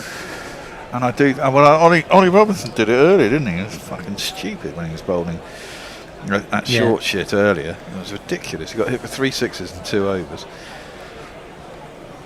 I do think you just got to bowl a line of length. Keep your field up. Take the, be smart about it. If they're going to go to leg and try and cart you through the leg side, it's fine having long on back and maybe you do a Malcolm Marshall and say, do I have to go around the wicket and kill you? Yeah. You can do that if you're Malcolm Marshall. I'm not sure you can do that if you're Jameson, who's now bowling at 80 mile an hour. Well, he is actually, funnily enough, doing exactly that. But Ollie Robinson has smashed him down to wide long on and get a single. It's very strange. It's like both sides are agreed we're going to play in one-day mode now. Yeah, which really I think odd. as the fielding side, you've got to try and not get into. You've got to try and play your game. I mean, I think they're kind of playing to England's hand here, really, aren't they? They're not really bowling at the stumps anymore. They're just bowling short and following the batsman. Whereas if the batsman wants to go a yard and a half outside the leg stump, bowl it full at middle stump and see what they can do. If they can't get a bat on it, you're going to bowl them, surely. Yeah. Yeah. Seems a bit dumb. Jameson's got one for 41. He's in his 12th over. He's in now. They're bowling. They're doing it the other way around. They're bowling sensibly at Smith, who just defends that into the offside and gets a dot ball. But Ollie's doing all the damage at the other end. He's got 19 off 11. Over to you, Chase. Right. Well, England want 250. Says hooves. Evacuate the space station is a good euphemism, says Sutu. Yeah. Well, apparently it's losing air. Yeah. I don't know how you have emergency evacuation of something in space. They always have a... There's an emergency capsule. There's always an emergency capsule docked so they can get rid of all their people that are on the station at any one point in time if they have to. Yeah. They can deal with that at any time. Sutu says, no, pink ball apart from Sydney where the light prevents play from ever starting. I think it's the rain rather than light. But the thing about, have you ever pink ball? I mean, surely you've got to have an aged pink ball. I mean, you can't say 60 overs into the day, it suddenly gets dark and then you have a brand new pink ball come out, can you? It's no, like, I think they what? must be experienced in some form. It'd be interesting. Start hooping around and be trouble, wouldn't it? I mean, everyone will be waiting for it to get too dark then, won't they? That's nicely guided by Ollie Robinson. Down to third man, there's no one down there. Ollie is at Ravinger, I think, is at cover or Conway. But that was nicely guided. He just stood up and guided it down to backward point, really. See, Four more runs. He's done his job now. He's spread the field. He can place the ball now a little bit. Just stood there, let it come off the face, didn't he? It was a nice shot. Yeah. So maybe there was a plan to smash it around it until you get to 15 and then rein it in a little bit and play a bit more sensibly, just when the field's spread a bit. Well, yeah, it's really odd. 23 off 12 now. We've got a super chat from Warren Davis. All right, Warren. $5 after this ball. Ollie facing up. There's a gully. It's Kane Williamson. Oh, he's trying to cut that. It's too close to cut and too full, really. Lionel Robinson from Nathan Smith. But fortunately, misses the stumps. Doesn't catch the edge. Through to Blundell, no run. Who sends us the money as a donation to send Trump, Musk, and Farage to the ISS? Oh, yes. Let them run out of air. That would be amazing. And Michelle Pfeiffer says Australia needs statistically terrible weather or bushfire to hold up play during the Test summer when the games start at 10:30 a.m. Yeah. Well, they do have monsoons as well. Yeah. Especially for Sydney and Brisbane. Yeah. Oh, look, I think they might get change of ball here. Doesn't go through one, goes through the other, or is it supposed to go through one and not It's the supposed other? to go through one and not the other. Okay, well it does, so they're not getting a change of ball. So Daryl Mitchell is smiling. So that one didn't work. Nice try. Yeah, they tried. Well, looks like this batch of Dukes are lasting longer than last year's. Yeah, true. Went to 50th over. Well, we did have a message earlier that saying that our batch of balls. That's pulled by Ollie Robinson out to deep mid wicket. There is a man out there. They've got 3 out on the leg side, maybe 4. I think that's Glenn Phillips out there, and that'll be a single or 2. Did they go back for? I hope they're. No, they've improved the quality because they was a bad batch last year, and we had an email about our batch of league balls saying that they might be delayed because of the Hormuz incident because it couldn't be shipped. Oh, really? Yes. Fuck. Ah. Another thing to have a go at Trump about. Twat. Yeah. And then in the end, they turned up the next day. They'd already made it out.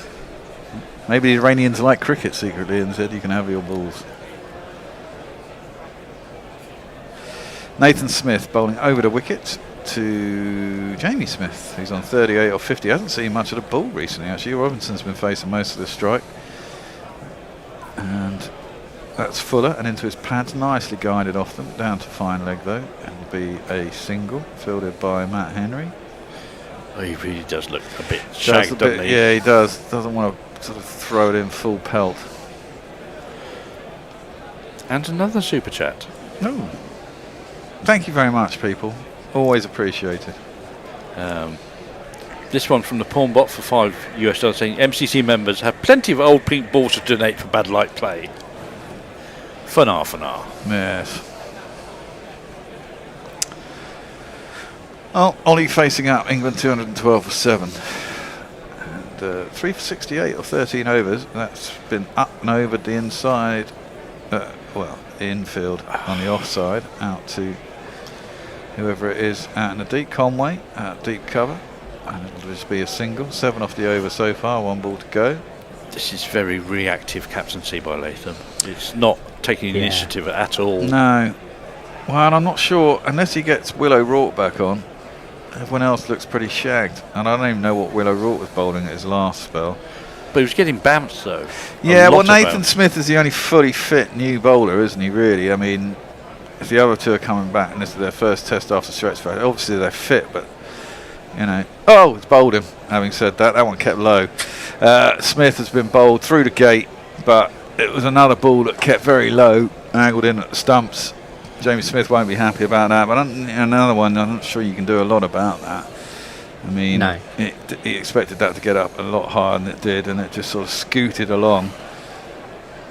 Yeah, it's gone underneath the bat, in fact. Fuck. Bloody hell. There's not really a lot you can do about that, is it? I mean, look at that. It's gone below knee high, and it's pitched on a decent length. It should have got up. Didn't. I mean, it's good for England's bowlers, really. I mean, the lead is nearly 250 now. And if the ball... I mean, we've seen how many... Bethel got one like that. Smith has now got one like that. I'm sure someone else got one like that to get LBW. It's not going to be easy batting for the Kiwis. Anyway, this is the jingle. Another one bites the dust. I think that is going to be out, Fred. Another one bites the dust. And presumably we will get this bloke to the crease. Tongue love, Josh Tongue. Let's get together and lick 'em right.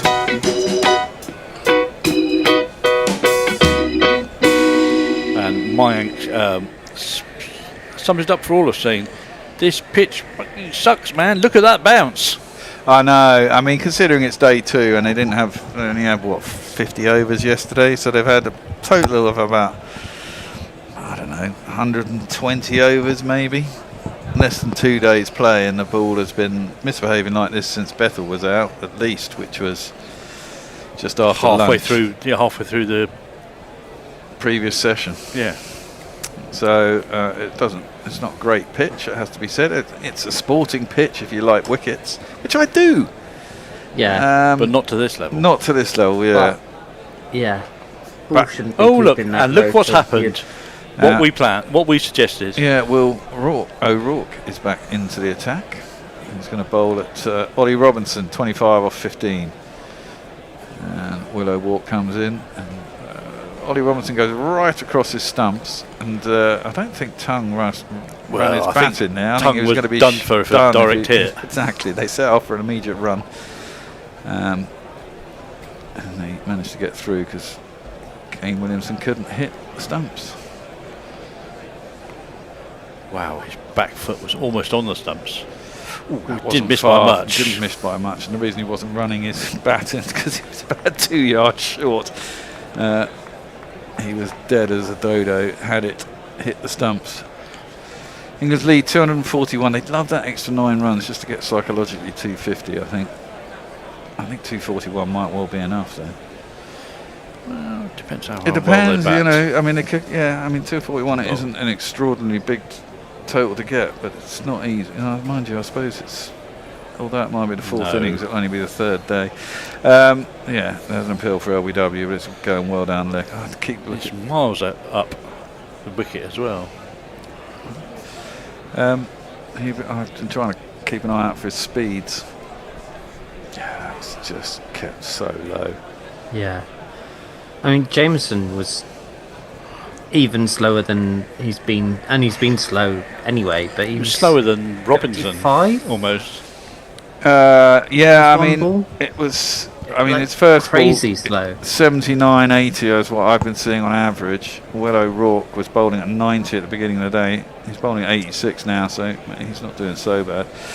Tongue defends that into the offside, and there is no run. But yeah, I'm sure Ollie Robinson will be licking his lips at bowling on this in the second innings, won't he? Yeah. Up and down, on a length. And just tongue. Yeah. They'll bowl it quite full and see what happens. Or bowl it just short of a length and wait for it not to get up once and torpedo somebody. And I'm sure it'll misbehave more probably with a newer ball as well, because it'll be harder. That's a nice drive from Josh Tongue, straight back down the ground. I think that's got enough on it to get it to the boundary, you know. Well, it's Matt Henry chasing after it very gingerly. Beautiful shot, straight drive from Josh Tongue, on drive, back past the stumps and all the way down to long on for 4 runs.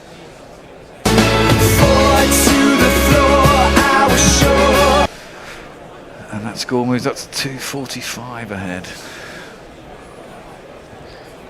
That's very nice. I think we once looked at Josh Tongue's highest first class score. He got 50, I think, if I remember rightly, in first class cricket. Yeah. He's facing up now to O'Rourke. Right behind that. It's a short delivery, but he got behind it. Well defended. I mean, if there had been off, he might have been caught, but there isn't. Well, you could telegraph that, can you? Drive that. Yeah. Well, it's round about your face. A little bit of sun on the ground at the moment. There's a lot of black cloud around though. Or dark cloud at least. Lights are on. That's looking very nice. Chuck it down overnight. Lord's looking at a picture though, has to be said. It is lush, isn't it? Yeah. You know, that kind of first test of the summer thing, it's just beautiful. Nice emerald green outfield. That one's down the leg side, and it's going to be 4 runs. I'm not sure. It's leg byes, yeah, off the thigh pad. Moves the lead on to 249. And England on 222. 222 for 8. That's the end of the 51st over. There's some talk in the chat about how much radiation you would get on the ISS. Leia says it's around 40 to 50 times the dose as on Earth. I call that pretty bad, to be honest. So, no, Trump would get even more of a tan. Maybe his hair. But it's the wrong spectrum for the cancerous things, apparently. Oh, okay. But it's still UV, so it's not great for you. No. Yeah. Can't believe how heavily Instagram are advertising. I've never seen an advert for Instagram ever in my life, and now I know. They're starting to advertise teen accounts. Very weird. Nathan Smith is back in to Ollie Robinson, who works that out on the leg side. There is hardly anyone in the infield. There is a mid-on who's about halfway back who has to come around and field that. That's an easy single, and that is the lead of 250. Well, that wasn't looking that likely, was it, when he was the last of the batsmen who was out? Was it Joe Root was LBW? Oh no, it was obviously we had Ben Stokes was out shortly after that. Yeah, he missed missed a straight one. At that point, I think we were only had a lead of about 170, didn't we? And it was all looking a bit. It was looking a bit it was about dangerous. 130 for 5. Yeah. Yeah. So it's been a good recovery from England from that point. Mainly led by Jamie Smith to start with, but then followed up. Bit of biffing from Gus Atkinson. That's played up to mid-on by Josh Tongue. And more biffing from Robertson. There's more stodgy defence and giving the single by Gus Atkinson. Yeah. And of course, we got a 57 on debut in his second innings by Emilio Gay. That will make him feel good. Nathan Smith really is what he deserves, considering how good he's been in the championship for however long, you know. Yeah. Defended back to the bowler by Josh Tongue. I mean, some would say second division runs. Are they as good as first division runs? Who knows? Well, I like that me and Jason did the same noise at the same time. You still got to score them. That's all I'm going to say. Yeah, exactly. You do, but maybe the bowling is not. It's not as intense for as long. I would think. I think they're definitely still good bowlers in Division 2. Oh yeah, but you don't have to work as hard for as long, potentially. Smith in wide of the crease and defended by Josh Tongue out to cover, and there's no run. See, now they've gone back to having normal fields because I don't think Josh Tongue is going to smash it about. But I think as a bowler, you've got to try and impose your will on the batsman. Let them take their chances. If you've got the fielders up and about, if they make a slight mistake, there's a good chance you'll get caught in the ring, or at slip they'll slide one through there. But if you take all those people out, you're not going to get those chances. Which England, to be fair, have been pretty good at doing that crap for years. Yeah. So Tongue facing up Nathan Smith, 4 for 70. Could he get himself on the honours board? I suppose there's 2 wickets left. He'd like to think he can. He's bowled a lot of overs, 14, but this is his 15th over. This is a long spell. He's been on since tea, hasn't he? Pretty much. Yeah. 2-2-3 for 8, and that one's just driven up to mid-off, and there's no run. Which is best part of an hour. Yeah. So 7 overs. 7 or 8 overs, yeah. So it must be coming towards the end of it. Exactly. I wonder who they're putting on. Well, they can't go back to Jameson. They're just taking him off. So it must be Henry. Must be Henry, or they've got to go to a spinner, which means they'll either go to Ravindra or Glenn Phillips, one presumes. Or I suppose they could have Darryl Mitchell bowling dibbly dobblers. Wicket to wicket with the keeper up. Yeah. Nathan Smith in. Oh, driven at. Beats the outside edge. That was a good ball. Sorry, that needs end of the over. Only one off it. That's one of those. Looking at the comments, lots of people talking to each other. Mike saying hello to Leah. Hello, Mayank. Where have you been, Mayank? He's around. George McPherson says 255, 260 for England. They should put some nerves into the Kiwi team. I don't know. It all depends on whether or not Kane Williamson gets going. I think if he can anchor an innings, they've got one guy that can get 100 now, need 150 from the other end. Yeah. Yeah, that's true. Well, yes. I don't think it's that kind of pitch. I mean, the highest score is Amelia Gay's 57. There is, you think, a ball with your name on it every now and again. Yeah, exactly. That's down the leg side. Robinson goes right across his crease, tries to work it down the fine leg, doesn't get anything on him. There's no one. I mean, the fact is that you've had nearly 30 batsmen go through and 2 scores above 50. It says a lot about the pitch, really, doesn't it? Yeah. Kane Williamson was out in 3 balls, and Joe Root has scored 9 in the test, and they're 2 of the best batsmen in the world. So, yeah, it's not that easy. And the people who've prospered are the people who've been quite aggressive in the main. In the main, yeah. Jameson, Jameson, Glenn Phillips for them. That's guided. Can't beat the man who's quite deep. Kane Williamson at gully, and there's no run. Well, Glenn Phillips and Jameson for them, and in our first innings it was Harry Brook, really, wasn't it? That was about it. Yeah. Yeah, a couple of 20s to go with his 56. Well, there was Duckett got 19 in the first innings, didn't he? And he got 33 in this innings. True. And actually, Bashir and Tongue got 23 between them. They did. Back end of England. 14 and 19, I think. Something like that. Guided by Willie Robinson down to gully once more, and there is no run. It's all into another little state period. Well, he's gone back to bowling properly again. Yeah.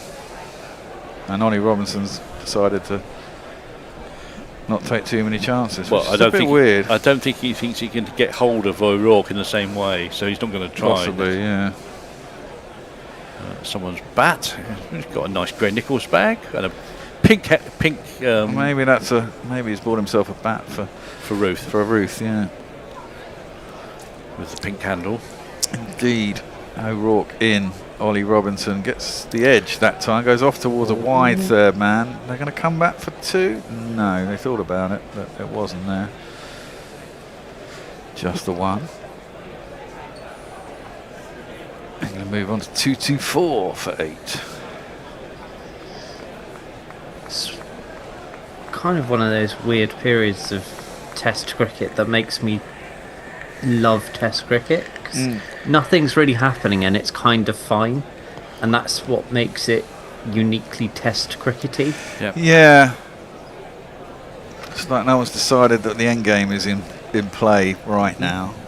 Yeah. We've got about an hour and a half till the end of play. We're going to have a change in an over's time. That one is defended up to mid-off, and there's no one. We'll have one more over after this, and then we'll have a switcheroo, I think. I need to shoot off, actually. Okay. Well, at the end Is of this that all over, right? then Ajit, Ajit, if you're listening, you can just jump on at the end of this over. What is the next rotor? Do you know? I don't. I think it's up there. If you go to Firefox, it should be on. Yep, it is. Richard. Oh, we need to. He's there. No, he's there. I think he must have been there all day. Richard. One more ball, Rich, and then you're on. Here we go. Joss Tongue coming in. No, he's not. He's facing. Will O'Rourke's coming in, and it's defended out into the covers. There's only one man in the offside. That is a single. That ends the over. Will, you got to run. See you later. Right. I've got to run. See ya. You got to run. Richard's coming in. Ajit's coming in. I'm going to switch over to where you're sitting whilst grabbing a beer. And Mike is the next tweet, really. His response about why he hasn't been heard of for a while. Oh, okay. All right. Well, I shall look out for that. Yeah, well, safe running to all those who have to run, and nice to be back. Yeah, Bear did a half an hour earlier, or 40 minutes earlier. Hello, Richard. And hello, Ajit. Good to see you. Yeah, good to see you as well. Been a while. It has been a while. I disappeared during the IPL. Which is logical, I'm thinking. Glad you agree. So Smith is... Oh, dear. Oh, wait. Oh, what a ball. Not a replay. There's been so many batsmen bowled in this test match, I momentarily thought it was a replay. That's a but proper no, Jasmine. Smith has taken his 5th. He goes up on the honours board, does Nathan Smith, as he gets rid of Josh Tongue. What did you make of that dismissal, Ajit? No, the ball was coming into the slope, but it held its line enough. So that would have bowled a better batsman, I dare say. It was angling into, I don't know, top of the tie, and then it just took the off bail. Just perfect bowling. And he well deserved 5-4, I say. And back-to-back 5-4s. He took a 5-4 also against Ireland.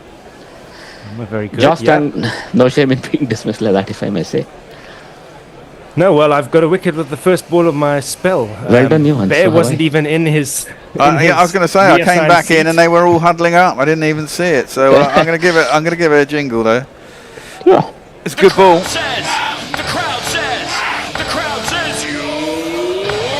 I mean, the fact is, the wicket's still doing plenty, isn't it? Oh yeah. It's. No, but that was like classic bowling. That was the way it was angled in. It would have hit the top of his thigh or something, and it just held its line enough. Beat the width of the bat. You can't really plan for that. No.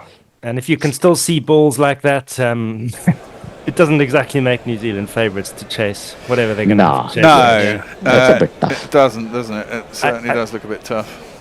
Yeah. But you never know. 250 isn't the biggest of totals to chase. I was about to say that. Only thing you have, you are the 4th innings you have to chase. This is your highest chase, the highest total to chase as well. But it is only a second-day wicket currently. It's not.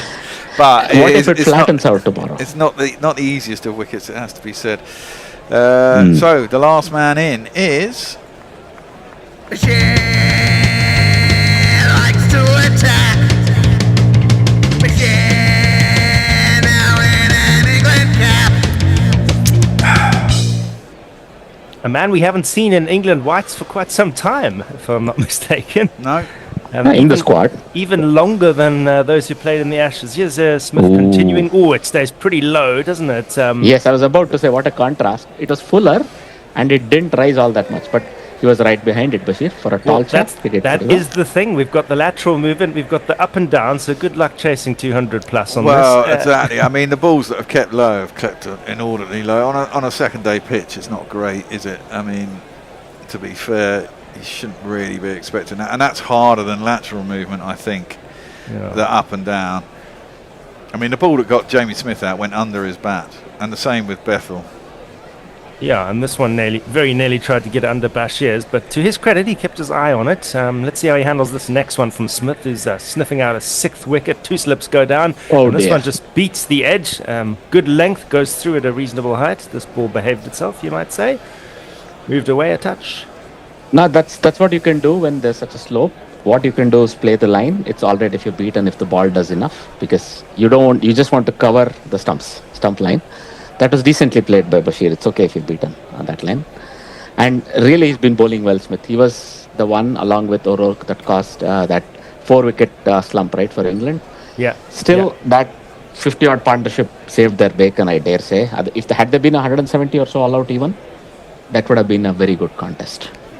3 slips go down this time. Bashir works it out, but straight to square leg. There'll be no run. And Smith will walk back to his mark at the nursery end. So that's running up the hill, if I know Lord's. Fair enough. Yes. Yeah. Well, the looks of it. And look, I think it's just going to be hit and giggle. Bashir will see this and a couple of balls off, and that's it. Then Robinson is going to keep going. Let's see if he can farm the strike and do a bit more complex stuff. What we expect from full batters, but let's see. Here's Smith once more over the wicket to Bashir, who lets this one go well enough. There's a little bit of a margin for error, enough of a margin for error outside of off stump there. Smith was a little peeved that he didn't choose to nick that. It was very well bowled, by the way. Wonderful lengths, wonderful lines, and very well left. So it's actually very good cricket. But I think we all want to see Bashir survive and Robinson just exactly have some fun, stuff right? At the other end, as you said. So one more ball to survive for Bashir. I was going to got a ask handy you, 12 or 14 in the first innings, didn't he? Yeah. I mean, they made 10 plus. Very crucial. Oh, this one just goes right hang on. Was through. that a catch by chance? I don't know. It cut him in half, the batter, and the keeper behind Blundell seems to have missed it. There are hands on heads. That's because he's got a mullet. Yeah, I was about to ask you why the blonde nature of it too. Well, okay, let's get some messages. Mayank says his reason he's not been here is because we're looking at the wicket and other deliveries. Let's have a look at this. Yeah, so low. Terrible. Right, okay. Mayank says he always takes a sabbatical during the IPL. He refuses to engage with that nonsensical circus, and then he pops up the second the red ball comes out, which is true. And then we're talking about background radiation, so science for the people. Well, background about 4. This is Sutahu to gives us the information. Background is about 4 micro SVs. I can't remember what SV stands for. An hour. You're allowed 240 per day, or 50 times. So 50 times is still within the legal limit of the UK. Here's O'Rourke as Robinson takes a shuffle across to the offside and then ends up having to sway out of the way of, would you believe it, a short one. And he gives a rueful smile looking down the pitch. I wonder if it's at the batsman or if it's just at the happenings. I think he's just enjoying himself. And I should what a test for him as well. I was so far behind, I should say that Jay Grover's given us a super chat, and he says Richard looks like a slightly askew clergyman. Yeah, it's the coat, yeah? It's the jacket. Why are you wearing it looks a bit like a sort of lounge jacket, doesn't it? It does. It's not. It's actually a FootJoy golf jacket. Nice. It's just the angle. Really puts his back into it, does O'Rourke this one, and Robinson cannot get out the way. It catches the handle, I think. Ends up at third man. He survives another one. He's got the glove off. Yeah, it went off his glove right in front of his face. He's revving him up. He's going to take the new ball, right? Yeah. This guy? I don't think they took a run for that either. No, they didn't. That's the whole point. He's staying there. He's happy to stay there. He's going to chance his arm, but why rev this guy up? And we are also seeing from Bethel, I think he was even on his toes, and the ball never went past his knee, even had he just stood normally. And he was on his toes looking at the length. That was unlucky. But yeah. So In comes O'Rourke, steaming to his fellow bowler Robinson on 28, moving around. And there's some kind of chop. How did he play that to he sort of hooked it between his legs. Some sort of a French cut. Yeah, ended up. He had his bat sort of almost as if he was going to pull it. I don't know what he was doing, but nonetheless. But this time we he runs. Shouldn't look too hard for logic. Nah, come on. He's a tail-ender. Or a plan. I will take that on a bad day. Sometimes it can happen. What you forget is these two are very, very tall chaps. So they have a good long levers and good reach. So this is actually not bad bowling if you look at it. Sort of bowling into their body, keeping them cramped around their waist. Otherwise, they're happy to free their arms, both of them. And Bashir actually in the first innings had a couple of good drives. I think there was a sumptuous drive through extra cover or some such. Right? So he has some pretensions as a bat. So And Robinson is backing him with the last 3 balls of this over. He's taken one there. I think he's taken both the bouncers out of play, I think, with the first 2 balls of that over. So it might not simply be a bad idea that, the ball is going to be in your half, play it out. Worst case scenario, well, get one driving. But hang on, there's some monkey business. There's a short leg. And that's not the monkey business. The monkey business is the double think, I think. Or maybe one of those balls was not considered a bouncer. Maybe the second one. Well, let's see what there's a deepish now. Short leg. You can almost see the bouncer coming by the amount of effort he puts into it. Nah, it's all a harmless double one play outside of off stump, let alone by Bashir, quite professionally. 2 slips, a leg gully, a short leg that's sort of deepish, but all of it is now third ball with the bouncer is my understanding. The first will be pitched up. I don't know what you see it as, Richard. Well, probably does have to start going further up. Bidon's in and straight as well. All of it is sort of for a short ball right at his throat. Everything is. It does look like that. But we've seen the bluff before already in this Test match. I think he's going to bowl him. At least that's what he's going to look to do. Yes. The nice thing for Bashir is he can play the ball on its merits. It's not T20. If he can think quick enough. This one, jags in and over the top of his stumps. That would have been very tough for any batsman to handle. He had decided to shoulder arms to that one, but it came back appreciably and it bounced enough. God, that came back a mile. Yes. And this ball is what, 50 overs old? Yep, and he wore it around his navel. Oof. Yeah. There won't be any protection there, I'm sorry to say. No. And he's surprised, and O'Rourke is like, yeah, all right. It's also Bowler is almost embarrassed by that. I mean, he knows the pitch and the slope have their role to play in that. Does O'Rourke, who now completes his over with another one that jags in. It definitely doesn't hit him at navel height. It hits him much lower down. There's half an appeal. And it's going down the leg. Did too much. Way down leg. Oh, they're going to review it. That's a waste of a review. That's going down leg. So because it's been given not out, I don't think it's even going to be umpire's call. But if at all, best case scenario is that I think his back pad was in line with leg stump, if anything, and it hit his front pad. So he was a little bit more leg side of that, is my understanding. It's going miles down leg side. It's just like the previous ball. It's hit him in front of leg and still going. Yeah. Too high and missing the leg. That's the decision. And probably they just want to go out. They want to stop. Oh, hang on. No, there's nowhere near the bat. Nope, there's no bat there, but just the height. Height and line. Little lower than I had anticipated, but still. Nah, I wouldn't give that out with the naked eye. No way. Also straighter than I thought at first. Well, they've already switched round, so they've looked at the replay and gone, no, ain't out. Yeah. Bashir is not very concerned. I think it's just oh, hello. Well, O'Rourke's he's only changing one shoe. He's going to have one shoe with a black sole and another with a reddish orange sole. So that's so he knows which is left and right, yeah? Fair enough. But also, I think he's no Patrick Patterson. He's not going to bamboozle batsmen by showing them his spikes, right? There were stories of Patrick Patterson actually raising his leg high enough that batsman actually saw his spike, and then by the time the spikes descended, the ball was on them. That's the joke. Sounds very unpleasant. So are we still waiting for ball tracking, or is that not I think so, yes. Yeah. No. Missing. Yeah, he's missing. Just that. It's quite confusing because they're cutting away now to watch players changing their shoes while ball tracking queues up, and you wonder, is the review still live, ongoing or have they not. just given up on it? I mean, No, they had actually. Anyway, it is officially principle out they the had. way, and it is a new over. 226 for 9, lead 253. Sorry, we've missed out on socials because of that confusion. Robinson takes strike on 29. It squirts out into wide open space on the leg side, but he's going to stay put. Good tight length, however, from Smith attacking the stumps. I don't know if this is right by England. I think they should just try and hit the fucking ball. And No, I mean, they really want to have a go tonight, man. And there's only They will. I think there's they'll an get hour and 40 a quarter minutes left, easy. so they're going to get. But you want a decent hour at them. I think you could get 4. They could have them 5 down by the end. Little bit of anticipatory period right here. This is not a bad thing. If you're a Kiwi opener, they won't like it, right? And that was just a good ball. He had to respect it or lose his stumps. I think that's better to respect such a ball, hoping there's one coming your way. Now, that's going to fit in the middle of your bat. Yes, Smith plodding on. This one is just patted back towards the bowler. Smith is even running back to his marker. He just caught it on his left arm and turned around and kept running. I keep thinking of Makaya Antini. You know, he's that kind of exactly. athletic bowler. This That's what jogging exactly back he to your reminded mark. us of. Well, he must. I mean, he's been bowling since tea, as far as I can figure out, which is like an hour and a half. Like, 5 it wickets came out does at 5.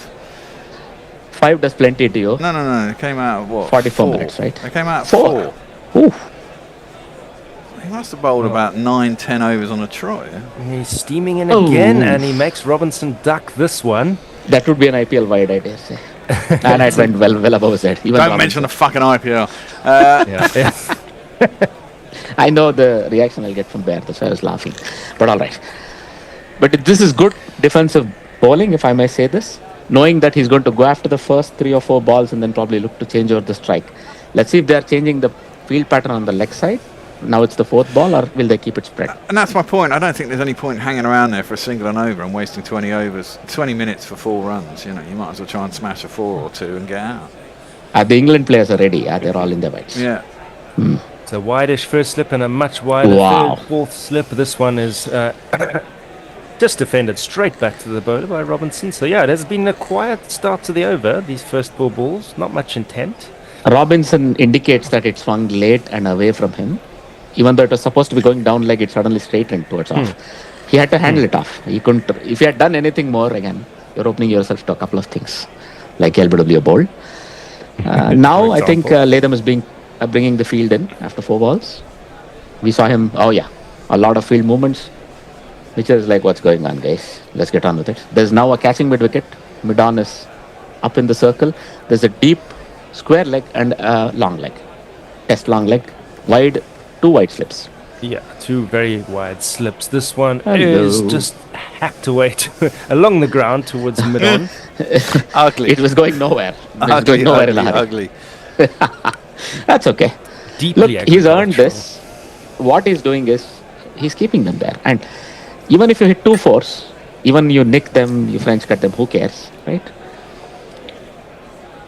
Yeah. There's a cover point almost. Point region is left empty. There's a deep point, and there's a mid-off who's very wide.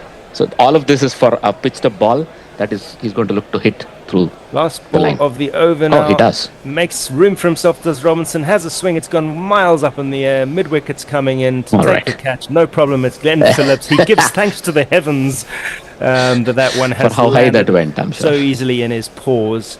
And that is the end of England's innings with the score on 226. New Zealand are going to need 254 if they want to win this test match. It's going to be total to chase.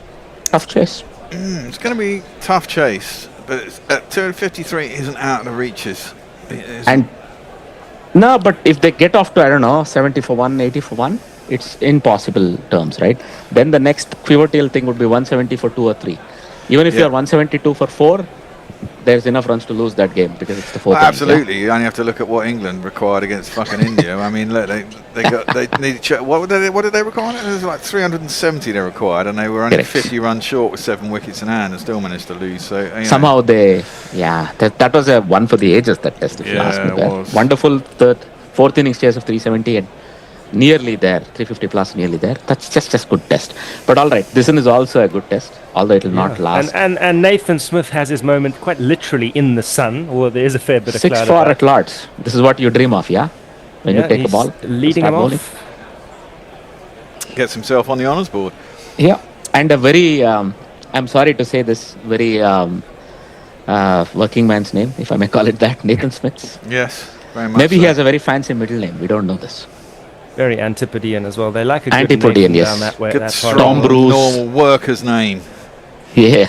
When Tom it comes to Bruce, the socials, yes. there's a lot of people talking to each other, really. We've got to catch up, haven't we? Well, But go for it, Ben.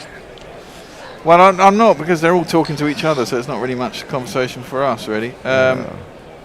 Someone did say that England should declare. That was Harry Yatesman. Well, they didn't have to declare, Harry. They decided to get out. Well, they heard you, Bear. They won't listen to me. No. They heard you. Done something weird. Yeah, that's about it, really. They're all talking to each other. I thought we were missing out on loads of social. Well, there is loads of social, but they are just having conversations with each other, which is quite interesting. Good for them. Credit goes to the England openers, 33 for Duckett and 57 for Gay, for setting up the foundation for that and just and getting he rid made of a any good 50, jitters. that one. Yeah. I dare say it might be the highest score in the test yet. Gay's runs, right? 57? Yeah, very much so. Just edges Brooks' score in the first innings, right? Oh, yeah. And also, come on, Brooke, yeah, with that brain fed, I think I want to have a quick chat on that. Was that a brain fed or was it just good bowling? I still haven't seen that wicket, but I've heard Fantastic. things about it. I actually got up to make a coffee and I came back and 11 balls later, effectively less than 2 overs. And England were all over the table or whatever you call it. I'm like, what's going on, guys? What was it? What are you talking about? I missed the beginning. What were you talking about? Which wicket? What are you talking about, Ajit?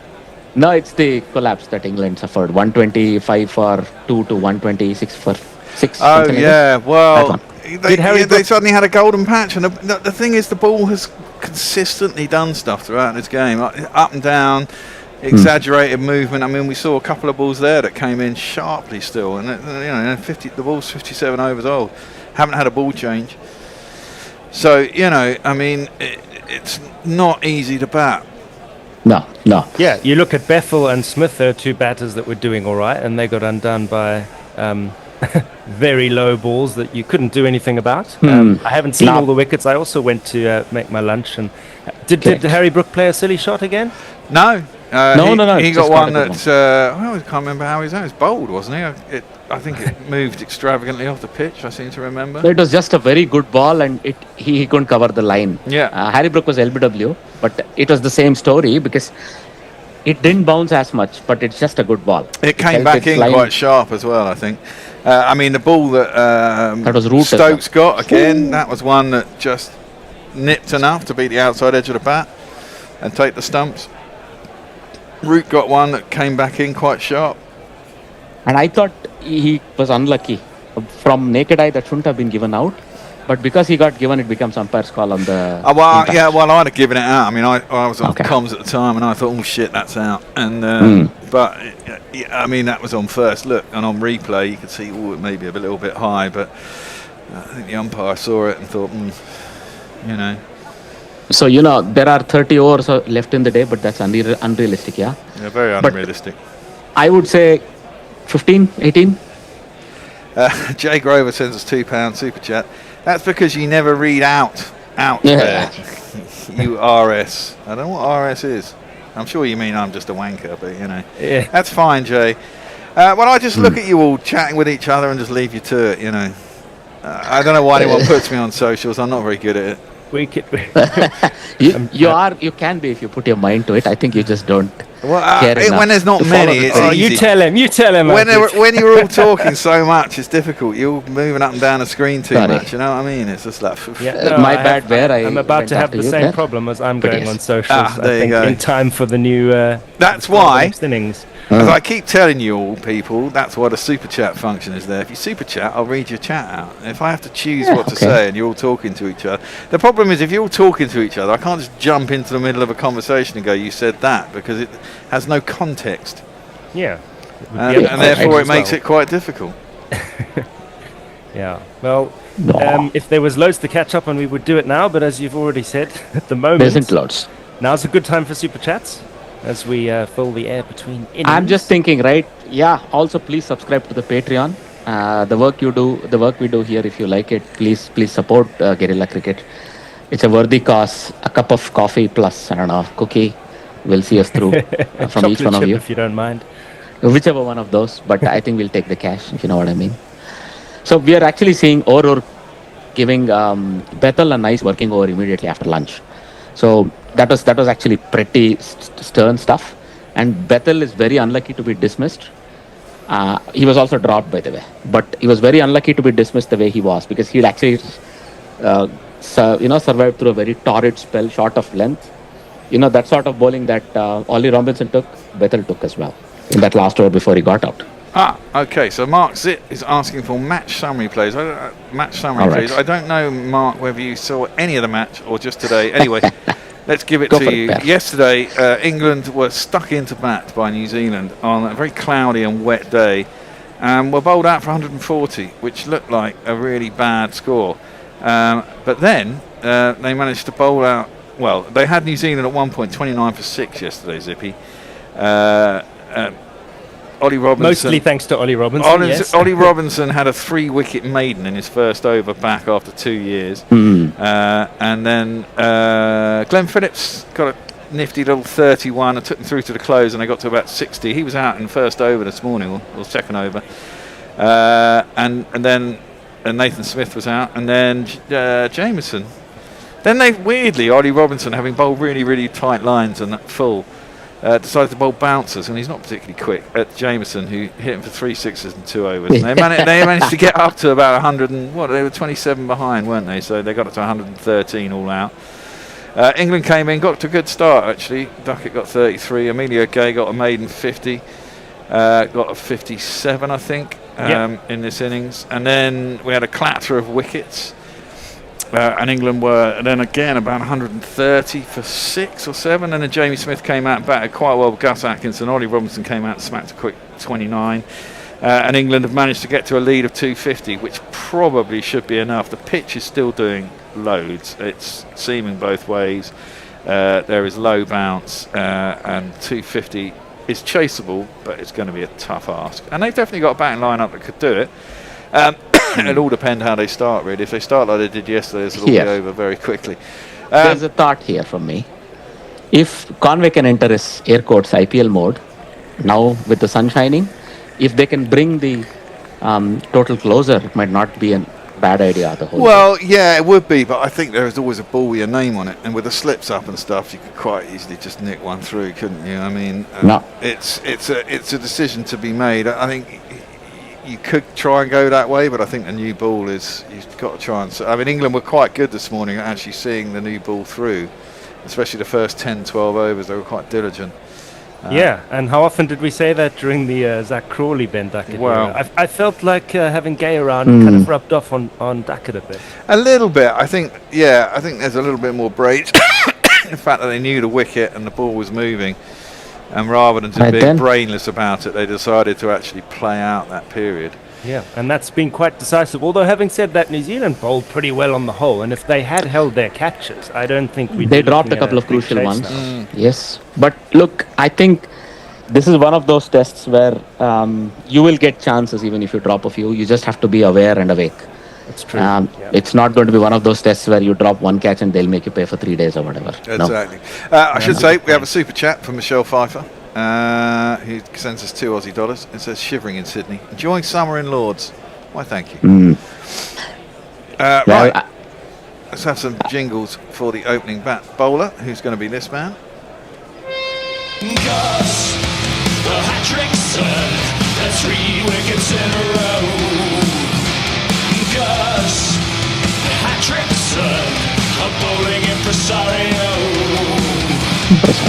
And opening the bowling, He opens up batting or sometimes keeps wicket. He doesn't bowl great, but I still don't wanna face him. Tom Latham. And Devon, Conway's hit. Over to you, Richard. 3 slips go down as Atkinson bowls around the wicket to Latham. That jingle's going to get stuck in my head for a while. It's just played away to Quent. No harm done. No run scored. What I like, right, with Atkinson opening the bowling and Robinson as well with him, you'll not get a chance to leave a lot. Maybe one ball an over if you're lucky. So this is going to be quite a testing period. Well, this is the thing, isn't it? On a wicket like this, you've got to bowl out the stumps. Yeah. And that's what England did very, very well in their the first innings, quite something of New Zealand.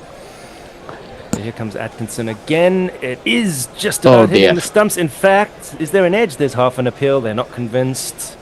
Jaffa. If you're a lefty, there's not a lot you can do. I think that's left him substantially, hasn't it? It was angling into the stumps. No, I mean, I think it was just one stump wider than the bat. There's not a lot you can do. It's just fast enough that it pitches and leaves you, because now the slope is going to his offside. Well, I mean, that's gone off the seam, hasn't it? It's not a lot you can do. There's not a lot you can do about that. If it takes the top off, you're like, all right. Luckily, it's a new ball, so it's going to be some bounce for you. But because it just moved on top of off, he was beaten. Yeah, Atkinson running down the hill away from the pavilion, and this one is 2-second slip caught. Gone is Latham, the perfect start for England. Oh dear, That was what was he doing? He just hung his bat out like that. Well, he went for a drive. I think it was. There was he didn't wave some far from his intent in body. that shot. That was a poor effort, wasn't it? He just hung his bat out of that one. Way far from his body. He didn't have played it. All right, there. Let's play a jingle. Right, I'm just going to nip off to the loo.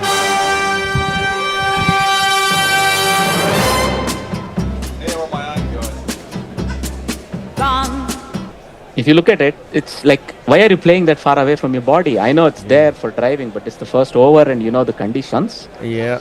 You're actually crucial in this sort of a chase. Between him and Conway, one of them needs to bat through till about 170, 200, or it has to be Williamson.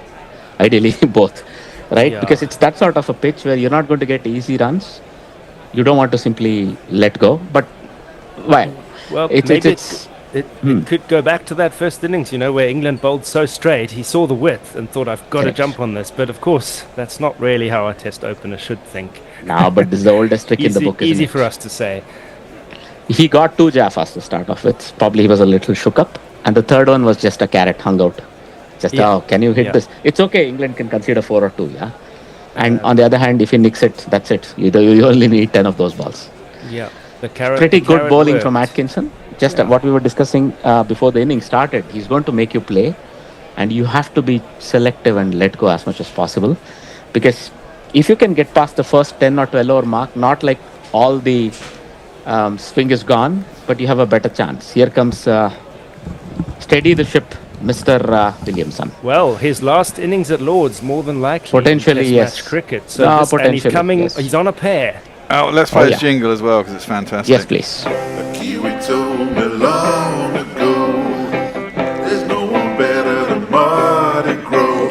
I know it's really great, but tell me, I wanna know, have you ever seen Kane? Won't this get dinged there? Laying strokes every which way. Ball slips in weight, and I'm on the edge of my seat for this one. You don't want to see Ken Williamson go for a pair, and he has. Well, he won't be getting a first baller like he did in the first innings. He played that down the short leg, but I was going to ask Bear, won't that get dinged because of his familiarity? No, it's weird. It's weird that some of them don't and some of them do. I just don't understand why. That one doesn't. All right. You have to remember the ones that do and don't. All right. This one doesn't. Good to know. Algorithm. Brook was happy. Brook took the catch. And he's mobbed. Atkinson has done what was needed. Atkinson into Williamson, who plays it down, and he is off the mark. They've scampered a single to Puent, and he will get at least one run from his final test innings. All right. Well begun, let's say. We'll see if that means anything. At the end of this ball, is a change, Robert? Yeah. What is the change at the end of this over? I'll have to have a look. I'm doing ball by ball to the end. Richard, you're moving on to that, and William is coming back. Yeah, look at that shot, man. Come on. Latham is not going to enjoy that replay. No. That was a dreadful shot. No, I thought it was going to gully, by the way. He didn't hit it as well as he thought. It just went to second slip. It's right, he didn't even go through with a shot, did he? Just kind of poked at it. That's the whole point. Had he flashed hard, it would have been a gully chance, but nonetheless. Let's see if another left-hander can Atkinson do something about him. Well, Conway now picks up a strike for the first ball. That's straight past his edge. There's a half Same ball. attempt at a straightish drive. Very bat tough on it, but it wasn't far away. That's the end of the over. 1-4-1. Thank you all. See you later, Ajit. Cheerio, Ajit. I'm gonna pay attention to socials now. Yeah, it's quite tricky. Yeah. Look for those green, red, and yellow boxes that say Super Chat. That's what I suggest, listeners and watchers. Okay. Well, it sounds like I'm not watching the cricket, it will be because I'm in a different chat window. Don't ask me about that last ball. The bowler at the other end, presumably, will be this man. Oi,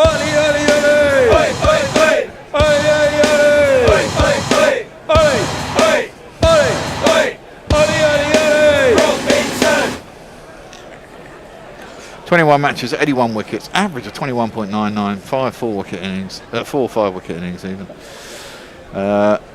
Bowled superbly in the first innings. He's coming in to bowl to Kane Williamson, who just defends that square on the offside, and there is no run. Already in trouble, 1 wicket down. England chasing another 9 to win the game. Can they do it in an hour, boys? That'd be quite. Yeah, be a bit tough that. Yeah. Oh, can you take over, Richard? I've just got to answer this phone call. Oh yeah, no worries. So 1-1 score. Back on the cricket. Only thing is trying to. Yeah. So Williamson on strike. Robinson running in. 3 slips go down, and this one has gotten past the gully. Who's after it? I think they'll just get the 1 run there. Yeah, just the 1. No, just the 2. 2 there. Got fluffed by the angle there. Yeah, oh, very good. Yeah, so my screen is playing up a bit there. What do you make of the conclusion to the England innings? Well, I think both sides probably won't be too unhappy. I think obviously England would want to get up to 250, and New Zealand would have wanted too many more than that. So I think England will probably be a bit happier, but New Zealand won't have been too frustrated, I think. For sure, I'd agree with that. This is a nice length ball from Robinson, just moves away from Williamson, gets past his bat, but he doesn't follow it. I'm back. You are back. Excellent. I am back. I will go back to fighting with my YouTube to refresh properly. Indeed. Yeah, I mean, it's some good bowling. They're offering bugger all on the unders for the wicket. Kane Williamson came in and they went down from offering 20 for the first wicket with Kane Williamson, who's one of the best batsmen in the world.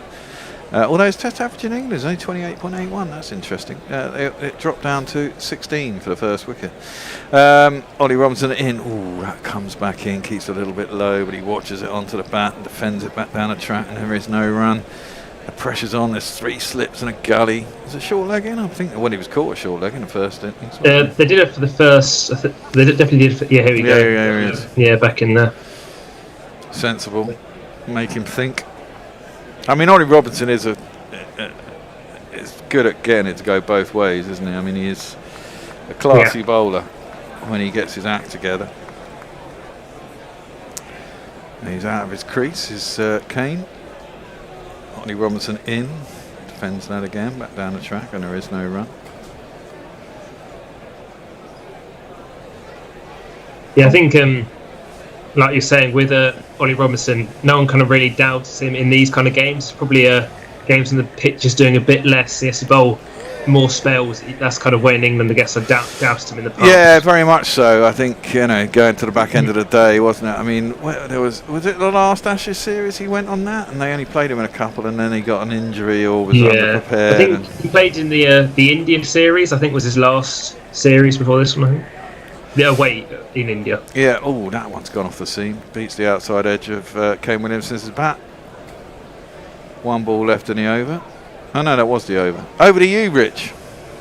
Right, well, we start, of course, with the Super Chats, and we have one from Jake Grover. Edwin Chadwick is an utter muppet. That is all. Who is Edwin Chadwick? I don't know.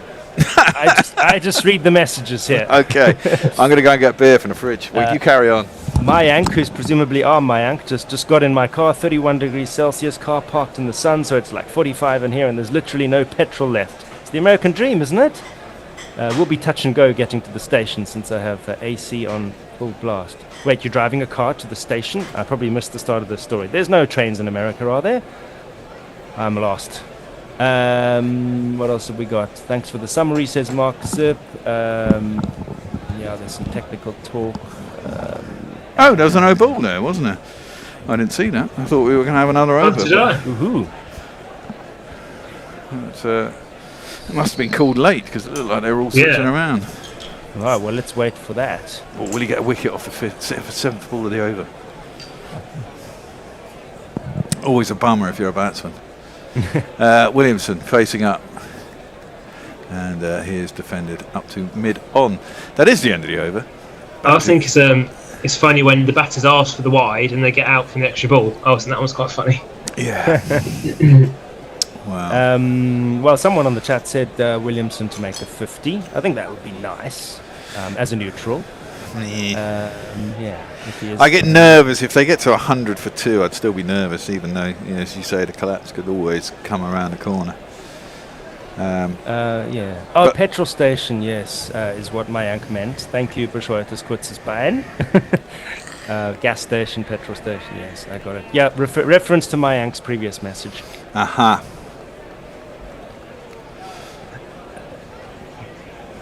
Right, Atkinson, who's 1 for 1, coming to his second over. To packed Lords on day 2. Good crowd. And a very good these crowd. red hats are, unfortunately, they haven't aged well. And they started as a nice idea, but I think they started before the Donald Trump years. Yeah. And every time I see a bunch of red hats in a crowd, it's just MAGA, don't think of Lords. Fortunately, you don't have Make America Great Again on them, but you know. Conway facing up to Atkinson again, beats him on the outside edge. He looks all at sea, does Devon Conway. Our man from earlier, Shelfin, or whatever his name is, was spitting about Conway, thinks he shouldn't be in the side. He was getting a lot of abuse from other people on YouTube, actually, saying, why are you so against Devon Conway? He clearly doesn't like him. That's pretty fair enough argument, to be fair. Like, I mean, I'm not sure he's done that much wrong, but... Yeah, well, I mean, he started so well in his career, didn't he? And then he just lost a bit of form, I suppose, like everybody. It's like us and Crawley, really. What is he doing in the side, you know? Atkinson around the wicket to Conway, who drives that one and gets it away into a gap. It's going to go down a third man. And he is going to get the first boundary of this innings. 2 + 2 is on man. 2 + 2 is on man. Long way from his body, mind. Yeah, definitely chasing it. Bottom hand off the bat. Didn't look good, but the required result. So 8 for 1 into the third over. Conway facing up to Atkinson, who's bowling around the wicket. Tail up. Oh, drives that. Is that out? No, must have bounced just before gully. Well taken by Bethel there. Yeah, Drove it again, though, and again away from his body. Didn't look fully in control. I definitely still think I'd have a short leg to Conway as well. So obviously it looks like Atkinson's mainly going for caught behind and coursing the slips. But if he gets one to kind of straighten or come into him, Conway does kind of often, like, one hand comes to the bat like we see. Then often he does get an inside edge. So I'd probably have a short leg in if I were England. He's liable to get beaten on the inside edge as well because he plays quite wide. Atkinson again in, this time shoulders arms, lets it through to the keeper, and there is no run. Atkinson probing away on that line outside off stump. Been pretty accurate this over. Yeah, he's looked good in these first, what was he now, 10 deliveries. Yeah, and the good thing about a lot of England's bowlers, they bowl quite full. Even Josh Tongue, even though he's pacey, tends to bowl reasonably full. Yeah. Always targeting the stumps, which on a wicket like this, as I said earlier, is very much the thing to do. Atkinson in again at times. It's a bit too wide and easy enough for Conway to leave through to the keeper, and there is no run. Needs to be a bit closer to the man there. I mean, this is the thing. If England can wangle out 3 reasonably quick, even if they were 30 for 3 or 40 for 3, you kind of think you've broken them. If you can get You can get Latham, Conway maybe can score runs, but his form's a bit dicky. If you can get Williamson out, Latham can be a pain in the arse. He's already out. If you get Ravindra out as well, and Daryl Mitchell, who's a pain in the arse if you're English. Oh, fishing at that one. It's a horrible position Conway gets in. It beats him on the outside edge through the keeper, and he doesn't look comfortable. End of the over though, 8 for 1. Well then I shall read out Mark Zip's $5 super chat, which is an LOL. My clever music industry insight dismissed as technical talk. Yes, that is what I said. Bear, there is something you need to read regarding how those messages get played out, or not messages, jingles. There's some technical advice for you, but I didn't think it would be interesting to the broader audience. In the chat, from Mark Zip. Thank you very much. Is that about the summary, possible reasons, excellent Kane Williams? CCR, I don't know. CCR, whatever that means. Yeah, sorry, I Cleveland's Clearwater Revival. Oh, I thought that was that's what it's based on. Acronym for some. No. It's Creedence Clearwater. It was about the dinging of jingles. Yes. Oh wow, left by Williamson, came back. Kind of missed the off stump by a lot. There you go. See, it's already a new over before I've managed to get through. But you got the important one in though. I got the important one in. I'm not sure we've clarified the situation, but we're into the next over. Oh wow. That was a very close lead. It was. And replay, it's even closer than I thought in real time. I feel like they're getting through their overs quickly in this match. They're not been too bad. They only get through more than one tweet before the. Well, England probably want to keep the pressure up, don't they? They want to switch ends quickly and do all that. Oh, that's beating the outside edge, just prodded at by Kane Williamson. And again, there is no run. Testing times at the top of the order. When do you think we get into night watchman territory? When do you think? Not for a while, yeah. If they were to lose one. Nah, not until 22, quarter to. Yeah. That's last commentary stint stuff. Yeah, basically. We're in the penultimate. Yeah. Ollie Robinson into Kane Williamson. That's into the pads. 2 straight this time. Now he's able to knock it out to mid wicket. There is no run. Thing about Kane Williamson, you never worry about him particularly at this point in the game, scoring particularly quickly. Conway is a different man. He could become aggressive and kind of attack you. We don't think Kane will ever really do that. He's not that type of player. It's like the fear of what he could do if you don't get him out early, rather than, like you said, like the current moment. Yeah. Robinson in to Kane Williamson. Oh, leaves that again. That's not far from his off stump. It's a good leave. Through to the keeper. There is no run. I guess this is kind of where it's almost an ideal situation for England. If one of them does get to 20 or 30 not out, they get to come back again tomorrow or whenever they. Because I mean, the forecast isn't great for tomorrow, but whenever next to try and have another go at them. Yeah, Hendo's going to be really upset if there's not much play tomorrow because he's going to come in on Sunday. And he's probably thinking right now, "Ooh, this is going to be over. I'm not going to come in." But he probably hasn't looked at the weather forecast for tomorrow. I think I'm going to be sitting here a lot of the day just dozing on my own on the sofa. Ollie Robinson is in to Kane Williamson. That's full, and he managed to squirt it past short leg. They should get 2 for that. And they do indeed. As it's fielded by Gus Atkinson. How many overs do you reckon he'll give each man? Probably he might switch people around quite quickly. I think I reckon so. If he doesn't want to bowl himself, he'll probably only give Gus 4, won't he? And then let Ollie Robinson bowl 6. Get Tongue on at one end and then bring Gus back after Ollie Robinson. Yeah. And that'll be the day, I'd have thought. Yeah, it'd probably be kind of numerous kind of short bursts, do you think? Yeah, you'd have thought, wouldn't you? Change it up. Because they've only got 45 minutes left. Oh, that's got to be out, surely! LBW shout. No, it's not given. I'd review that. That looked pretty fucking good to me. I reckon it's worth it. Yeah, I think it's certainly hit in line. It's a question whether it's going down. Yeah, I reckon it's worth the review. Doesn't look like they are going to review. You got 2 seconds. They are going to review. They have reviewed. it did hit him. I think it was kind of. It looked as if it could have been going down, but I don't think he was that far forward. So he I think it is worth it. Yeah. It's a question whether it dipped leg side or straightened. Yeah, it's almost like one of those where like it kind of pins them and like almost like where you see the line, you don't think it'll be going that much further, kind of down leg from where it hits them. Oh no, that's probably going down actually. Oh yeah. Maybe. Don't think there's any bat on it. It's close. I think, but no cigar. I mean, it's hit him inside with leg, in line with leg. It's not particularly short. Nah, it's going down. Yeah, it's gone a long way. It's going down leg side. Review lost for England. High and wide. It did look much better in real time. Yeah, it did. The position in which the batsman ended up. I kind of feel like it almost makes me one of those where like you probably say not out in real time, but it looks like good enough to almost review. Is kind of what I was thinking. But well, exactly. But then on replay, which is what happened. yeah, exactly. Yeah. 2 straight. Yeah. Well, the umpire made a good call there. And that brings us to the start of another over. Yeah. Gruffalo Bill, I'll say quickly, cannot beat coming home from work on a Friday to the cricket and a spliff with an England flag. Ah, yes. Yes. Whenever the bear yells, surely, says Jay Grover, it is not out. Thanks, Jay. I'm usually quite good.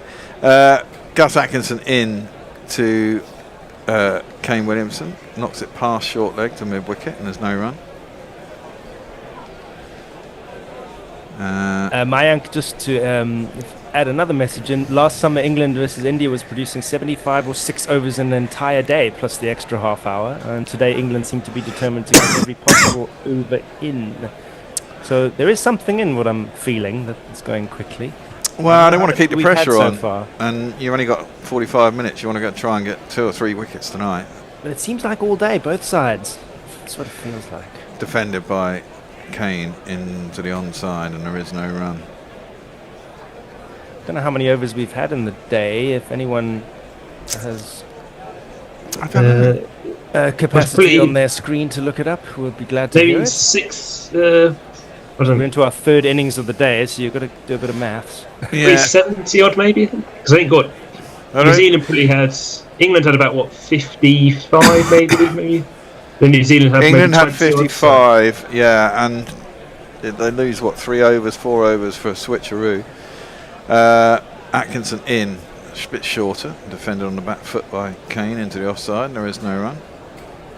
I don't know what I wanted to do, and that was look at the GPL entries. We had GPL entries today. It's the first time in ages we've had GPL entries. Too much fucking T20. All the 7s for Hombre Nuevo and the 5. So 227, 267, 285 and 325. What did England get? 220 odd, and they got 60 odd. I think. They got 60 odd today, didn't they? So it's probably about 280 so far. Yeah. Around about there. That's Fuller, defended by Atkinson. By Williamson. Atkinson's bowling, and there is no run.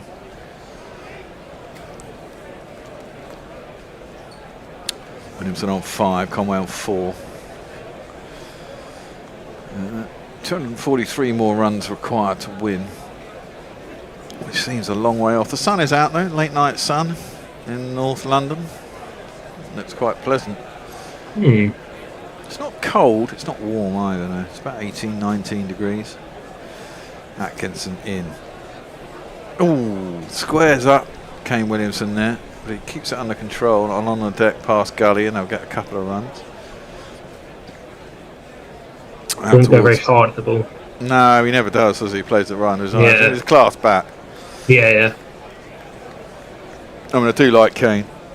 I remember seeing him in the World Cup playing at Edgbaston when I was doing the commentary, and they were playing South Africa, and I think it was kind of a must-win game for New Zealand, and Kane Williamson got 100 and hit the winning runs with a 6 straight back over the bowler's head in about the 49th over. So, that one has come back in sharply, but it's a little bit shorter and hit him high above where the stumps are. So there's no appeal, no run, and the end of Gus's 3rd over, 1 for 7. Yeah, we've got mostly people chatting to each other on social, but they're flashing up the scorecard from 2022, which is something I did want to get to when we had a minute, which is 2 low scores in the first innings and then a chase of 270 odd, successful. Just England was doing the chasing, and that was the very first, was the birth of Bazball. It was indeed.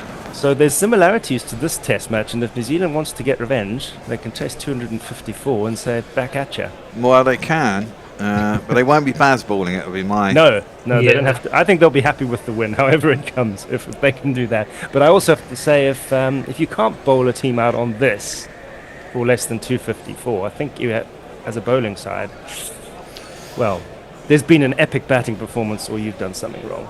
Yeah, one would suggest... I mean, this is the thing, though, but I mean, New Zealand can put pressure on England. As you say, it's not the biggest chase. Although, it's not the smallest either. That one is beats the bat once more. It's Conway it's probed outside his off stump. I guess you do get those games where the pitch gets better kind of as the game goes on, but I think even though here maybe it's not doing quite as much as yesterday, I'm not sure it's got better by that much, really, personally. No, it hasn't got better. I mean, it's still moving occasionally extravagantly, and it's definitely there's more up and down. I mean, it has had the heavy roller on, obviously, between innings, which might deaden some of that, but it will take effect before the end of the day, one presumes. That's defended out into the offside by Conway. No run. I mean, all the bowlers on both sides have been pretty accurate with their bowling as well, haven't they? I mean, they've all pretty much bowled at the stumps, wicket to wicket. Yeah. Indeed, I think fielding really has been quite a big difference, and maybe the English top order was a little more watchful, particularly the openers. Yeah, not only that, I mean, over the 2 innings, I think New Zealand have dropped 5 catches. Yeah. No, it's a big difference there. I mean, they let Harry Brook off twice in the first innings, didn't they? He got a 50, that's down the leg side, poor ball. But again, New Zealand were letting those go for byes. This one hasn't. I think even I was sort of mentioning that in the England's first innings, the difference between the two sides was pretty much that Bashir and Tongue partnership. I think they put on 22, and England had a lead of about 27. So it looks like being quite important, kind of giving them that lead as well on first innings. Exactly that. And England's opening partnership really did a good job, didn't they? I mean, Duckett was out, and the lead was already up to about 80. You got a 50-run opening partnership. Around the wicket, Robinson to Conway, who leaves that through to the keeper, and there is no run. I think 77 miles an hour. That's the problem with Ollie Robinson. His pace isn't the greatest. Yeah. If you had another 5 miles an hour, it'd be bloody lethal. But he's a big set lad. Heavy. Yeah. He doesn't look the fittest. He's not exactly muscle bound, is he? Let's be honest. Doesn't work out at the gym, it looks like to me. He could do some cardio. You never know. Oh, that one jumps on him a bit. And his bottom hand comes off the bat. I think it hit the top hand. Going out on the leg side, and there is no run. Well, I guess that was part of the complaints as well when he was first in the team. There were the fitness concerns, so... Always has been with him, haven't there? Yeah. Yeah, and that's what we were talking about earlier. And I think you're right. I think he'd always bowl very well in English conditions. He's the sort of bowler probably first name on a team sheet in England, really. Yeah. A bit like Chris Wokes almost. Yeah, exactly. Springs to mind. But do you take him abroad? That's a horrible ball, but he got away with it. I think it was a slower ball. Yeah. Shoved right up there outside the off stump, and completely mistimed by Conway. I didn't see it. There was no pace came up on that ball, but I reckon that was 10 miles an hour slower. He just sort of dollied it up there. And there is no run. That's a maiden to complete the over. Gomez Gang 1 says, I've been watching the test live on Sky and disagree with the commentators. They said Brook and Root were bowled by good balls. Nope, they walked across their stumps and played across the line. I haven't seen either of those. What do you think? I don't think so. I think both balls came back in quite sharply, actually, from outside off stump. They were playing the original line, and got pinged in front of the stumps, and there's been a lot of that throughout the test. I mean, to be fair, there haven't been a lot of batsmen who've given their wickets away in this test match. Agreed. There have been a lot of batsmen who've been done by good balls. Yeah. Changing the bowling. The fastest man in England currently, on England's side anyway, comes into the attack. It is Tongue love, Josh Tongue. Let's get together. His first ball is driven sweetly back down the ground. No one out there. It's going to be 4 runs, and Kane gets off. His first 4 of the day, I think.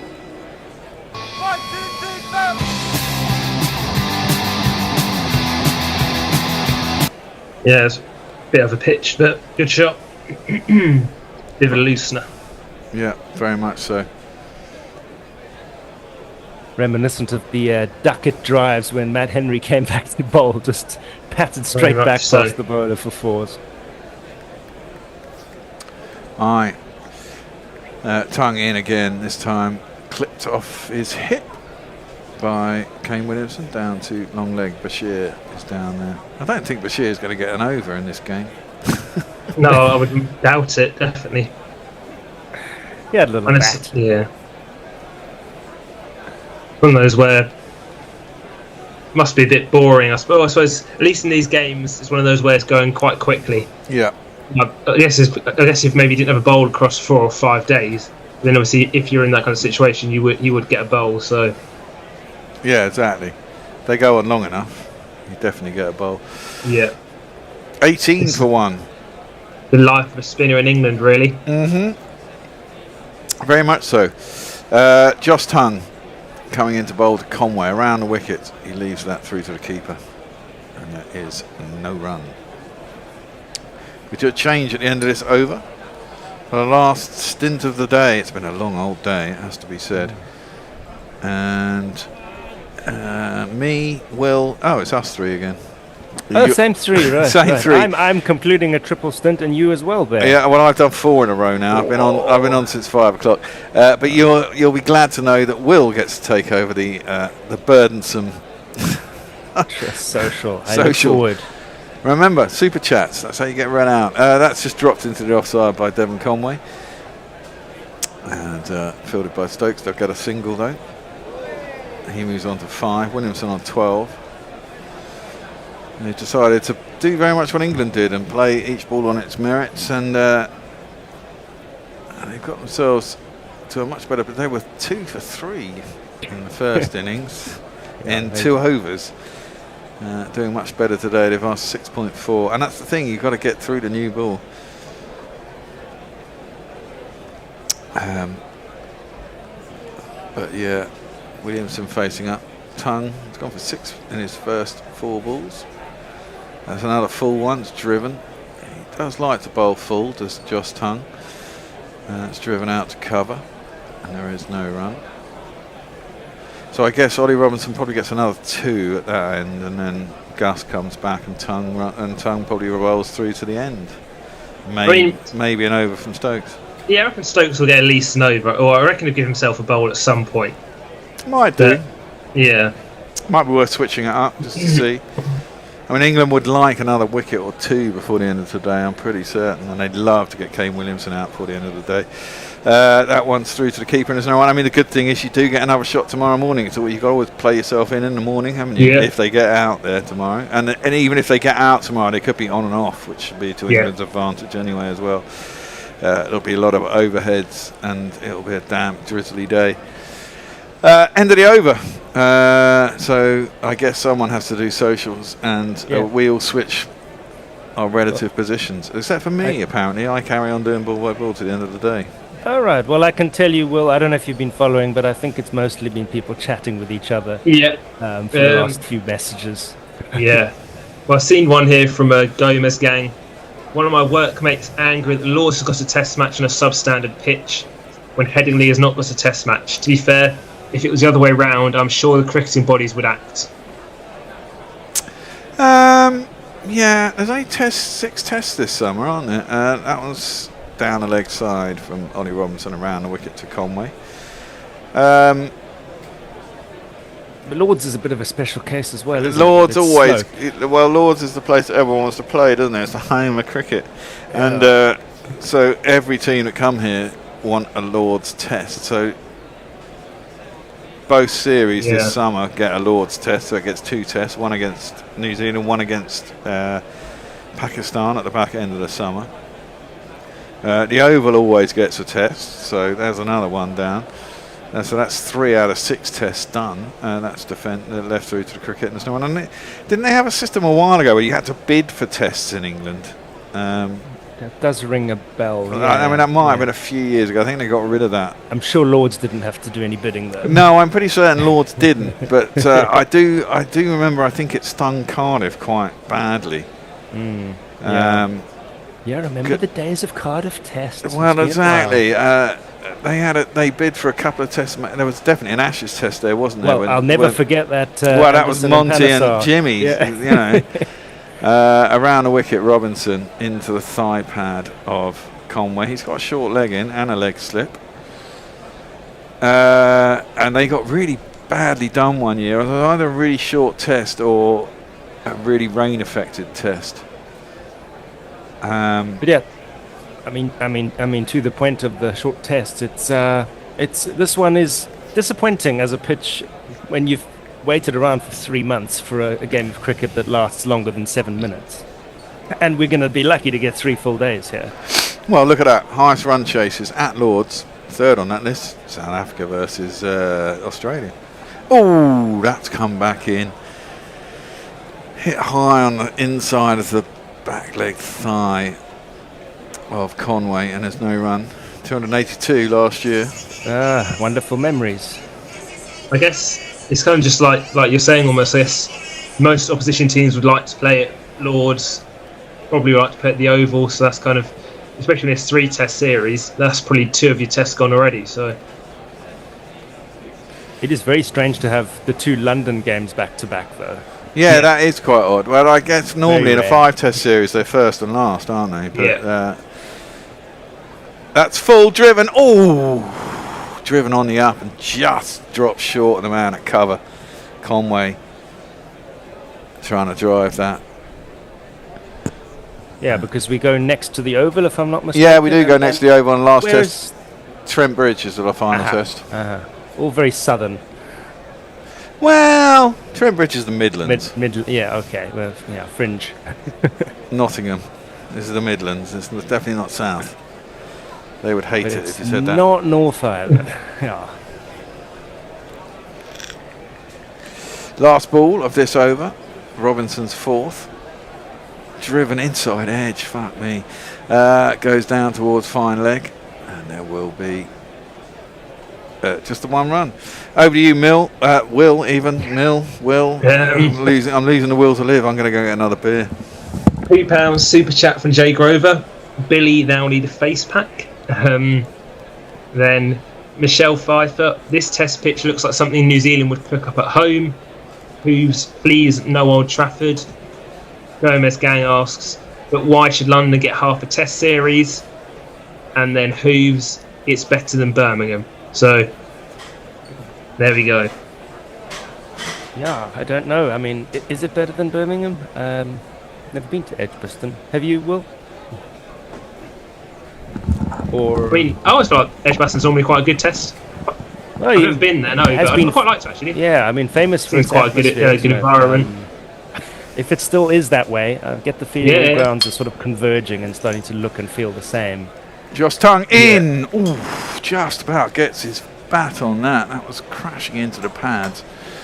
But Conway managed to scoot it out onto the leg side. It was a dot ball though. Maybe that's just my old cynicism, but I feel like sport is becoming, in all sports, wherever you go, it's the marketing department decides what songs you're going to listen to. It's not bringing your own anymore. No. Especially at rugby, it drives me mad. Rugby has its own songs, and now they play Sweet Caroline. Blame the English for that one, I guess. That one's short and defended into the offside, and there is no run. Which is all to say, I kind of just fear that atmosphere, as known at distinctive different sports venues, is just meshing into one prescribed atmosphere. Am I being overly cynical? No, I don't think so. It also depends where you go. As you know, some sports, rugby and cricket particularly, quite well in this country are very expensive. I imagine to go. I don't know about rugby actually, but cricket certainly is expensive. Our rugby's gotten very bad like that as well. Yeah, and then you get corporate types going who don't sing. That one is nicely played by Conway, just defended, full face of the bat, good timing out towards the extra cover boundary. Is chased down by Gus Atkinson, but I should get back for 3. Good batting here by the Kiwis, surviving so far.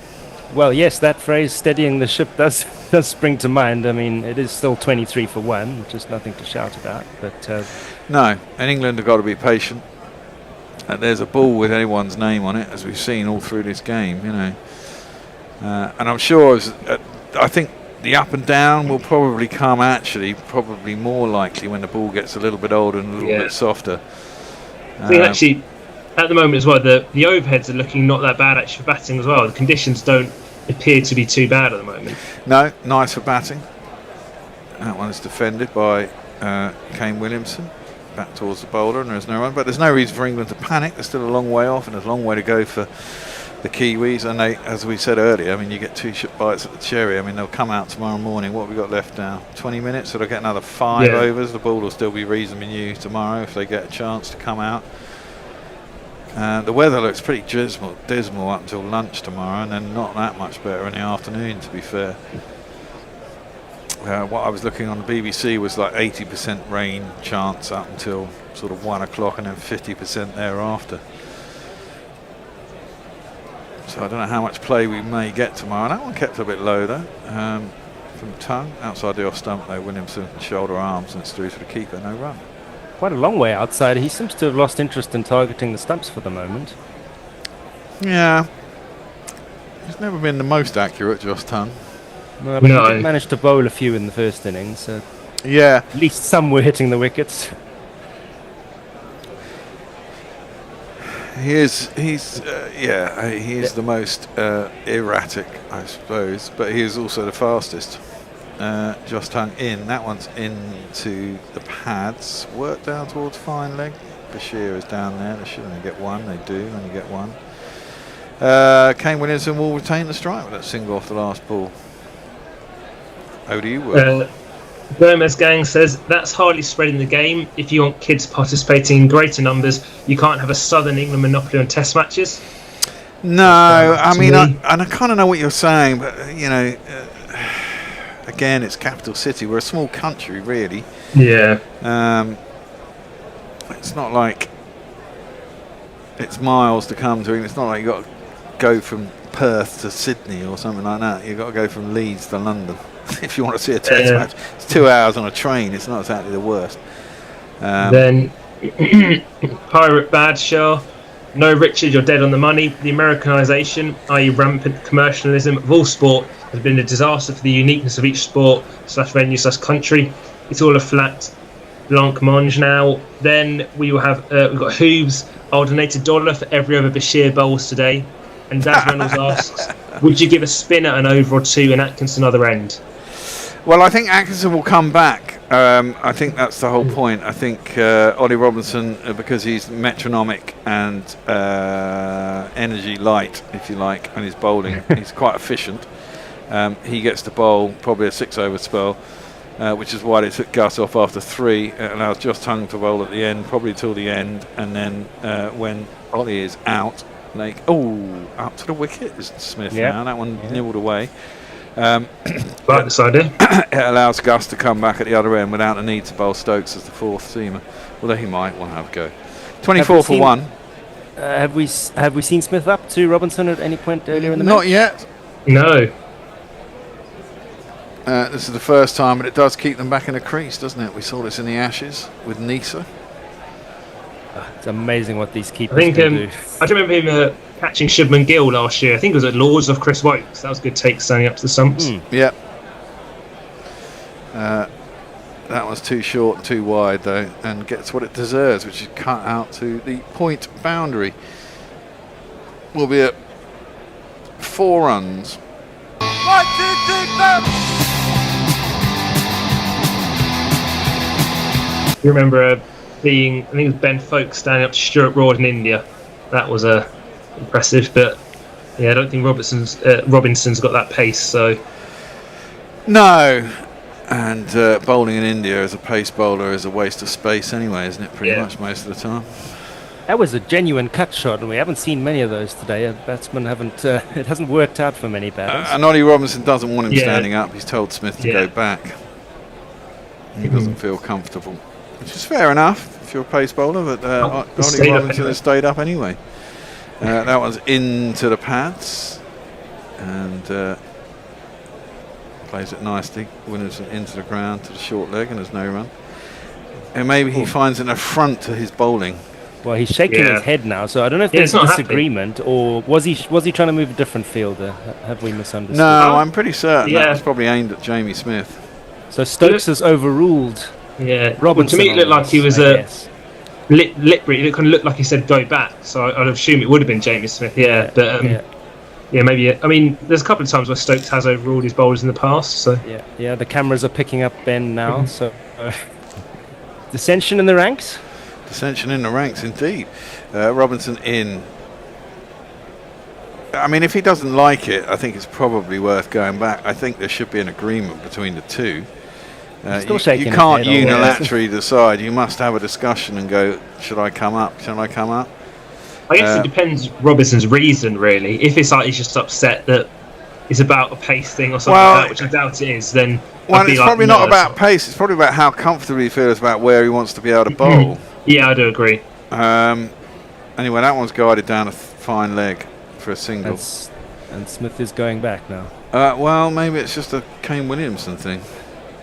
They've decided it's worthwhile, and he has gone back. And Ollie Robinson is round the wicket to Conway.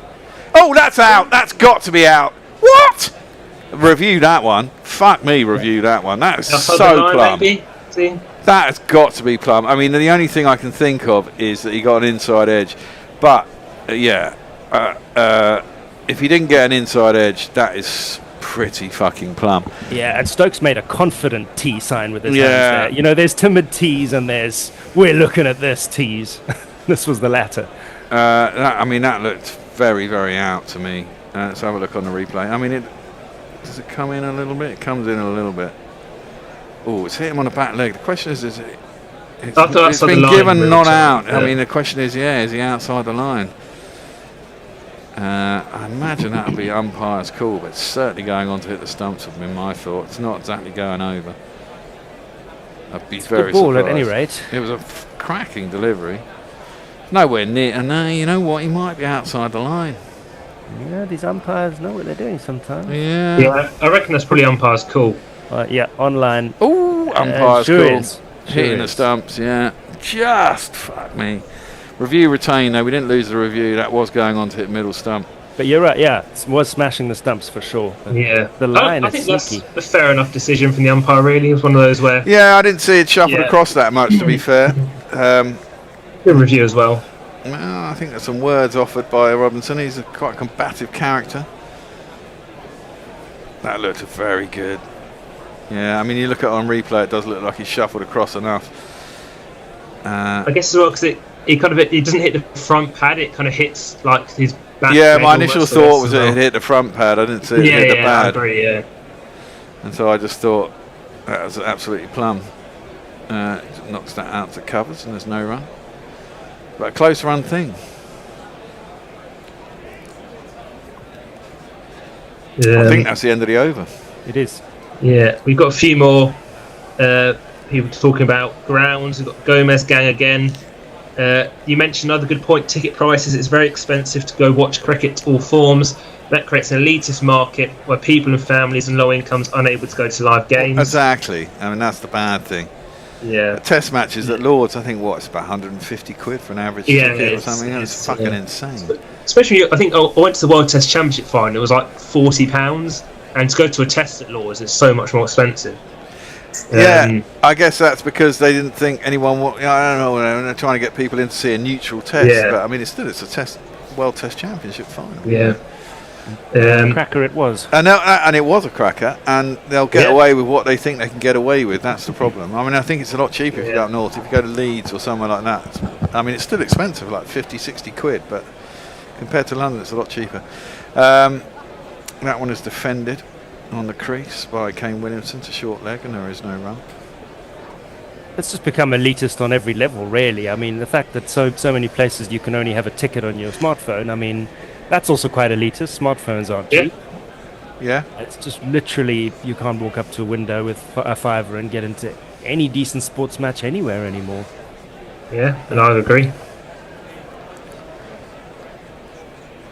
Tongue over the wicket, bowling to Kane Williamson. Beats him on the outside edge, draws his bat inside though. Through to the keeper, and there is no run. And, you know, New Zealand doing well here, surviving.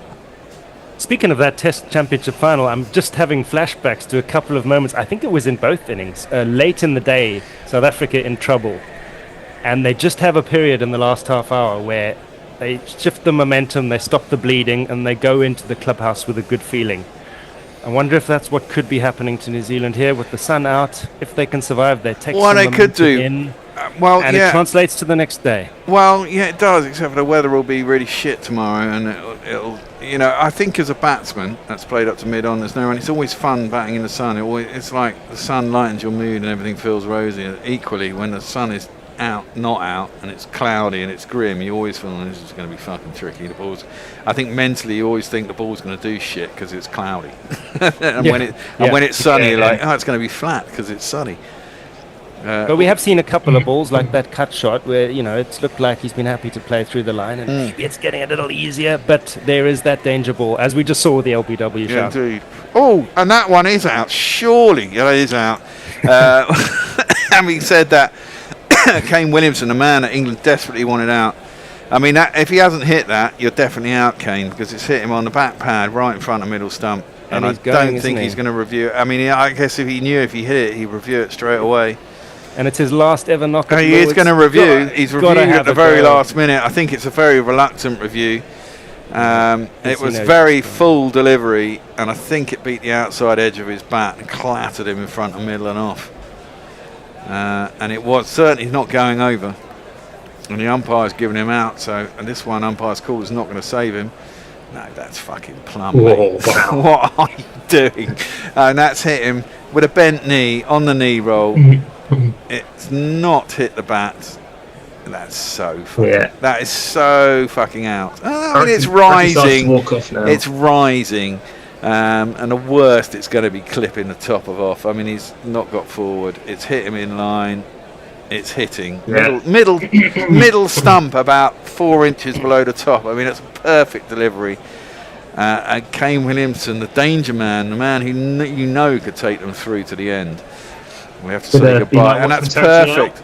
Now, do they bring out a night watchman? 10 minutes to go. Interesting. Will O'Rourke, maybe. Will O'Rourke? No, not Will O'Rourke. Maybe another one bites Jameson. The dust. I think that is going to be out, Fred. Another one bites the dust.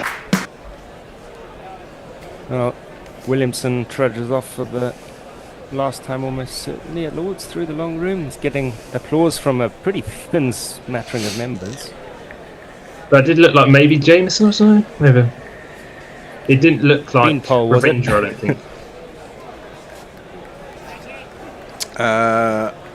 Oh no, it's O'Rourke. It is O'Rourke. I think I remember him doing it when we last played in New Zealand. So he's done it a few times before, but he's quite steady in front of the stumps. He doesn't hit a lot of runs. I mean, like even today, I think he got like 1 off 17. Yeah, which is like if he does that today, he'll probably see them through. So well, exactly. The question is, if he gets out, well, Ratchin is padded up in case he gets out. There's 10 minutes left. It's probably 2.5 overs. Well, 3 overs maybe. Let's give him a jingle. He'll never make 95, probably never 50, because Will O'Rourke is about bowling and the batting, but he's good at that, good enough to get your wicket, good enough to drive you crazy when you get out. That was a good ball by Josh Tunn. Good ball. Footwork did leave a bit to be desired. From well, yeah, I mean, it did nibble a bit, didn't it, off the seam, straightened. He could have almost smothered that if he'd got forward. Well, yeah, I get if they do the tracking, I bet you see that it's moved the bat's width or whatever, which is enough. And Kane Williamson looked pretty solid up until that point. Yeah, and apologies to Kiwi fans, I opened my trap. So much for taking momentum into day 3. But I don't think Josh Tongue's bowled that many balls really that have probably been that threatening in this spell as well. So yeah, well, there's a silly bit off in now. There's only 2 slips in. Will O'Rourke is facing up to a short leg. There's a leg slip, and that's very full. Trying again for that delivery. 87 miles an hour, so his pace is still reasonably high. Defended to short leg, and there is no run. And now I think I could just get another one, even if it is the Night Watchman. It'd be handy. Oh, more than handy, yeah. 29 for 2, but England would take that. I think they would. I think they'd have liked I think they'd have liked 3 before the end of play. They had an hour. The ball's still new. It's only 10 overs old, and we've got probably another 2 overs. So the ball will be only 13 overs old tomorrow morning. And we've seen the ball has been doing a lot into the 50th over. So I don't think the ball's going to get old like it does in Australia or whatever. Oof, leaves. And somehow misses the stumps. Josh Tongue can't believe it didn't hit the stumps, and it's a dot ball, and there is no run in the end of the over. Tongue 1 for 10 after 3. Conway has unusually has faced 26 balls of his, just 9 runs. We've had Mayank. Imagine how expensive watching sports in the US is. I'm paying $1,200 for all 3 Norway World Cup games. Bishir says Kurzban, while the requirement to own a smartphone keeps out the worst of the MCC members, one would think, the kind that rants about the internet being communist. Who's that? Someone's going off on one there. I have to think about that. Jay Grover, I feel the pain in both my heart and my bank account. Yeah, well, I mean, the World Cup is a fucking disgrace. I mean, what they're Infantino should be fucking hung, drawn and quartered, and there should be an investigation. We thought, who was the guy who was it Sepp Blatter before him? Yes, and there was that whole thing with Michel Platini and a big fucking scandal about how bent they were. Infantino is so fucking bent, it's unbelievable. Atkinson comes in around the wicket, driven up to a vacant mid-off. They should get 2 runs for that. Long chase, all the fielders. Well, they should only go for 1 because Will O'Rourke's job is to actually protect. Well, he is actually going to protect because he's going to get 3. Yeah. But I mean, the whole point of a night watchman is to watch the other batsman's back, essentially, not let him face many balls. Yeah. We'll. So much ranting to be done about the World Cup and ticket prices. It's a fucking disgrace. It really is. And Trump is obviously a fucking nightmare, but Infantino's got his fucking head so far up his arse. It's unbelievable. It's an absolute disgrace. And people will still go to matches and watch this. Well, they will, but it's like Iran have got to stay in Mexico, and if I was going to the World Cup, I wouldn't go to any games in the States. I'd go to all the ones in Mexico and bloody Canada. Yeah. Fuck America.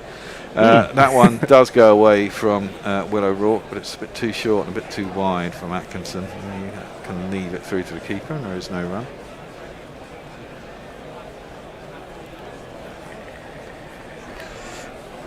Ollie Robinson yet to get a wicket in this innings. Haven't got 3 in his first over in the last one. Got a bit spoilt in the first.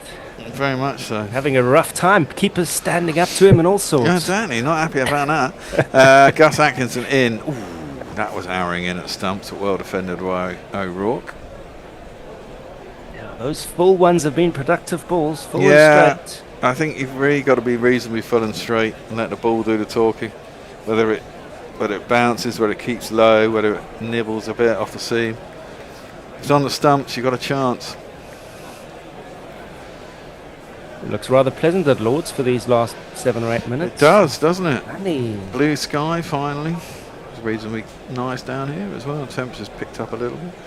O'Rourke facing up, Gus Atkinson in. Oh, I think that's off the pad. And I would say that there was no shot. I don't think there was a shot offered at that, to be fair. but it's been given as 4-leg byes. He kind of just stopped on the defensive shot and let it hit his pad, didn't he? Is there really a shot played at that? Yeah, if you're charitable. Yeah, I reckon you can say that is, yeah. Really? Okay. I'll give you the benefit of that. Trust me, I know what a poorly executed attempt at a shot looks like. Do it I think myself we all do, all don't the we? time. Well, yes, I would agree. Gus Atkinson. Oh, he's bowled him. That's an absolute corker. The night watchman hasn't survived. It's pitched just on the line of about middle and off, just decked away enough to beat the outside edge of O'Rourke, who survived 17 balls for 1 run and shielded people earlier in the day. But as a night watchman, he hasn't succeeded. There's probably 1 over left after this. There's only 1 ball left in this over. They'll have 2 minutes to get the next guy out, and there's a minute left, so they will have to come out, and they probably will have to start the last over. It's a scrambled team. That's a cracking ball. It's an absolute peach of a delivery. Pitched on middle and off, taking the top of off, and too good for Will O'Rourke. 3rd wicket down. And broken the stump, is it? Yeah, I was thinking well, the same. if it does, that might get them through to not another over. Mind you, I suppose the groundsmen can come out in the same amount of time. Oh yeah, it looks like they're heading off, doesn't it? Are they heading off? There was a discussion immediately between heading off. Yeah, that's interesting. I think there's enough time to get another batsman out. My clock, when the wicket was taken, said 6:57. There's a 2-minute timer on a batsman getting out. I think England should have been allowed to bowl the final ball of the over, and they may well have got another over. I think that's a bit generous for the umpire for the New Zealanders, but hey, that's the way it rolls. Will O'Rourke's done his job of sorts. Well, he has in a way, I suppose. He's got out of the last ball of the day, meaning no one has to come in and face at the end of a tricky day. I would probably be complaining if I were England, although I imagine they're reasonably happy at 36 for 3. Yeah. It's still over 200 runs behind, and 2 of the big boys out in Latham and Kane Williamson particularly. Ravindra is quite scary, or can be, although he didn't score any runs in the first innings. The mojo's not with him this match, it seems. No, not at all. Yeah, but it's kind of spoiled, again for the neutrals, it's kind of spoiled any hopes of a dramatic day tomorrow. I hope to be wrong. Well, potentially, you don't know. I mean, as much, the problem is there going to be much play tomorrow? I mean, if there is, it'll probably be in England's favour because it'll be stop-start. Yeah, well, then it'll just happen on Sunday. And, yeah. As you say, you'll spend a lot of time on the sofa tomorrow, but not talking. Yeah, and there won't be any football on to watch either, which is really annoying. Is there no rugby? No, not rugby. No, there's nothing on at the moment, is there? There might be some athletics somewhere, I suppose. But you can watch the Hungarian Motorcycle Grand Prix. I suppose actually there might well. What's tomorrow? Monte Carlo. So there might well be F1 qualifying. So I'll be able to watch that. Lovely, brilliant. That's my day set up tomorrow for the rain. Thank you very much, everyone who's been in today. It's been a long old day. We've had a full day's play, though. No breaks for rain or light today, which is good. So we've got a full day. I'm not sure how many overs we got in the day. But thank you very much. Not sure if anyone got the GPL. How many runs today were scored? Can we figure that one out before we go off air? I'm going to have to... God, I'm going to have to go to the scorecard, won't I? England, New Zealand scorecard. Overnight, New Zealand were New Zealand ended day 1 on 61 for 6, so they scored 113, so that's what, 52 on top of that, plus 226, which takes to what, 278? Is that correct, maths? Plus 36, 278 plus 36, 284 plus 3 would be 314. Am I correct there? Yeah, sounds about right. Sounds about right. You're faster than me. Wow, yeah, it's around about that. 325 was the highest we had today. 285 was the one in between that, so no one won it. 314. Okay, thank you very much, boys. Sorry about that boring shit at the end, but you know, you got to make sure that people know if they've won or not. No, absolutely. Hombre Nuevo, sorry, mate. But thank you for entering. It's the first entry we've had in the GPL for about 4 months since the Ashes, because obviously no one enters during a T20, because especially the IPL. I mean, the fact is you get 500 runs in an IPL game. It's quite difficult in 40 overs. It's insane. Anyway, right, thank you to you two boys. And thank you everyone else who's been in today. I shall be back tomorrow. I might be here on my own. I don't know if Will's going to make it down from his place up in Bath, Bristol, wherever it is. And if not, I don't know how much play we'll get tomorrow. But do join us. We will attempt to be on air at 10 to 11 unless it's raining, in which case we'll send out a notification. And you will know when we're on air because YouTube will tell you. So until then, goodbye. Again, thanks Rich. Thanks Will. See you later. Yeah. Spare. Cheerio everyone. All right. Bye. Guerrilla Cricket. Whoa. Guerrilla Cricket. Whoa. Guerrilla. Take guard, man the barricades, patrol the cover boundary. At last the time has come. This is a cricketing emergency.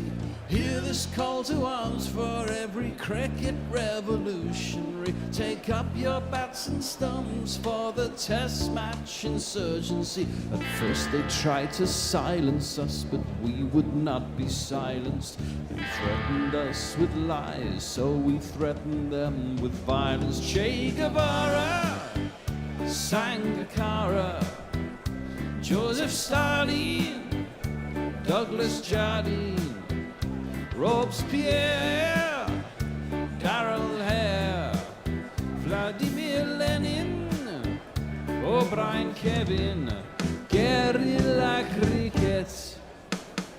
It's not about the winning, it's about how many rules you break. Even in cricket commentary, this is the best advice to take. Pick Guerrilla Cricket, it's the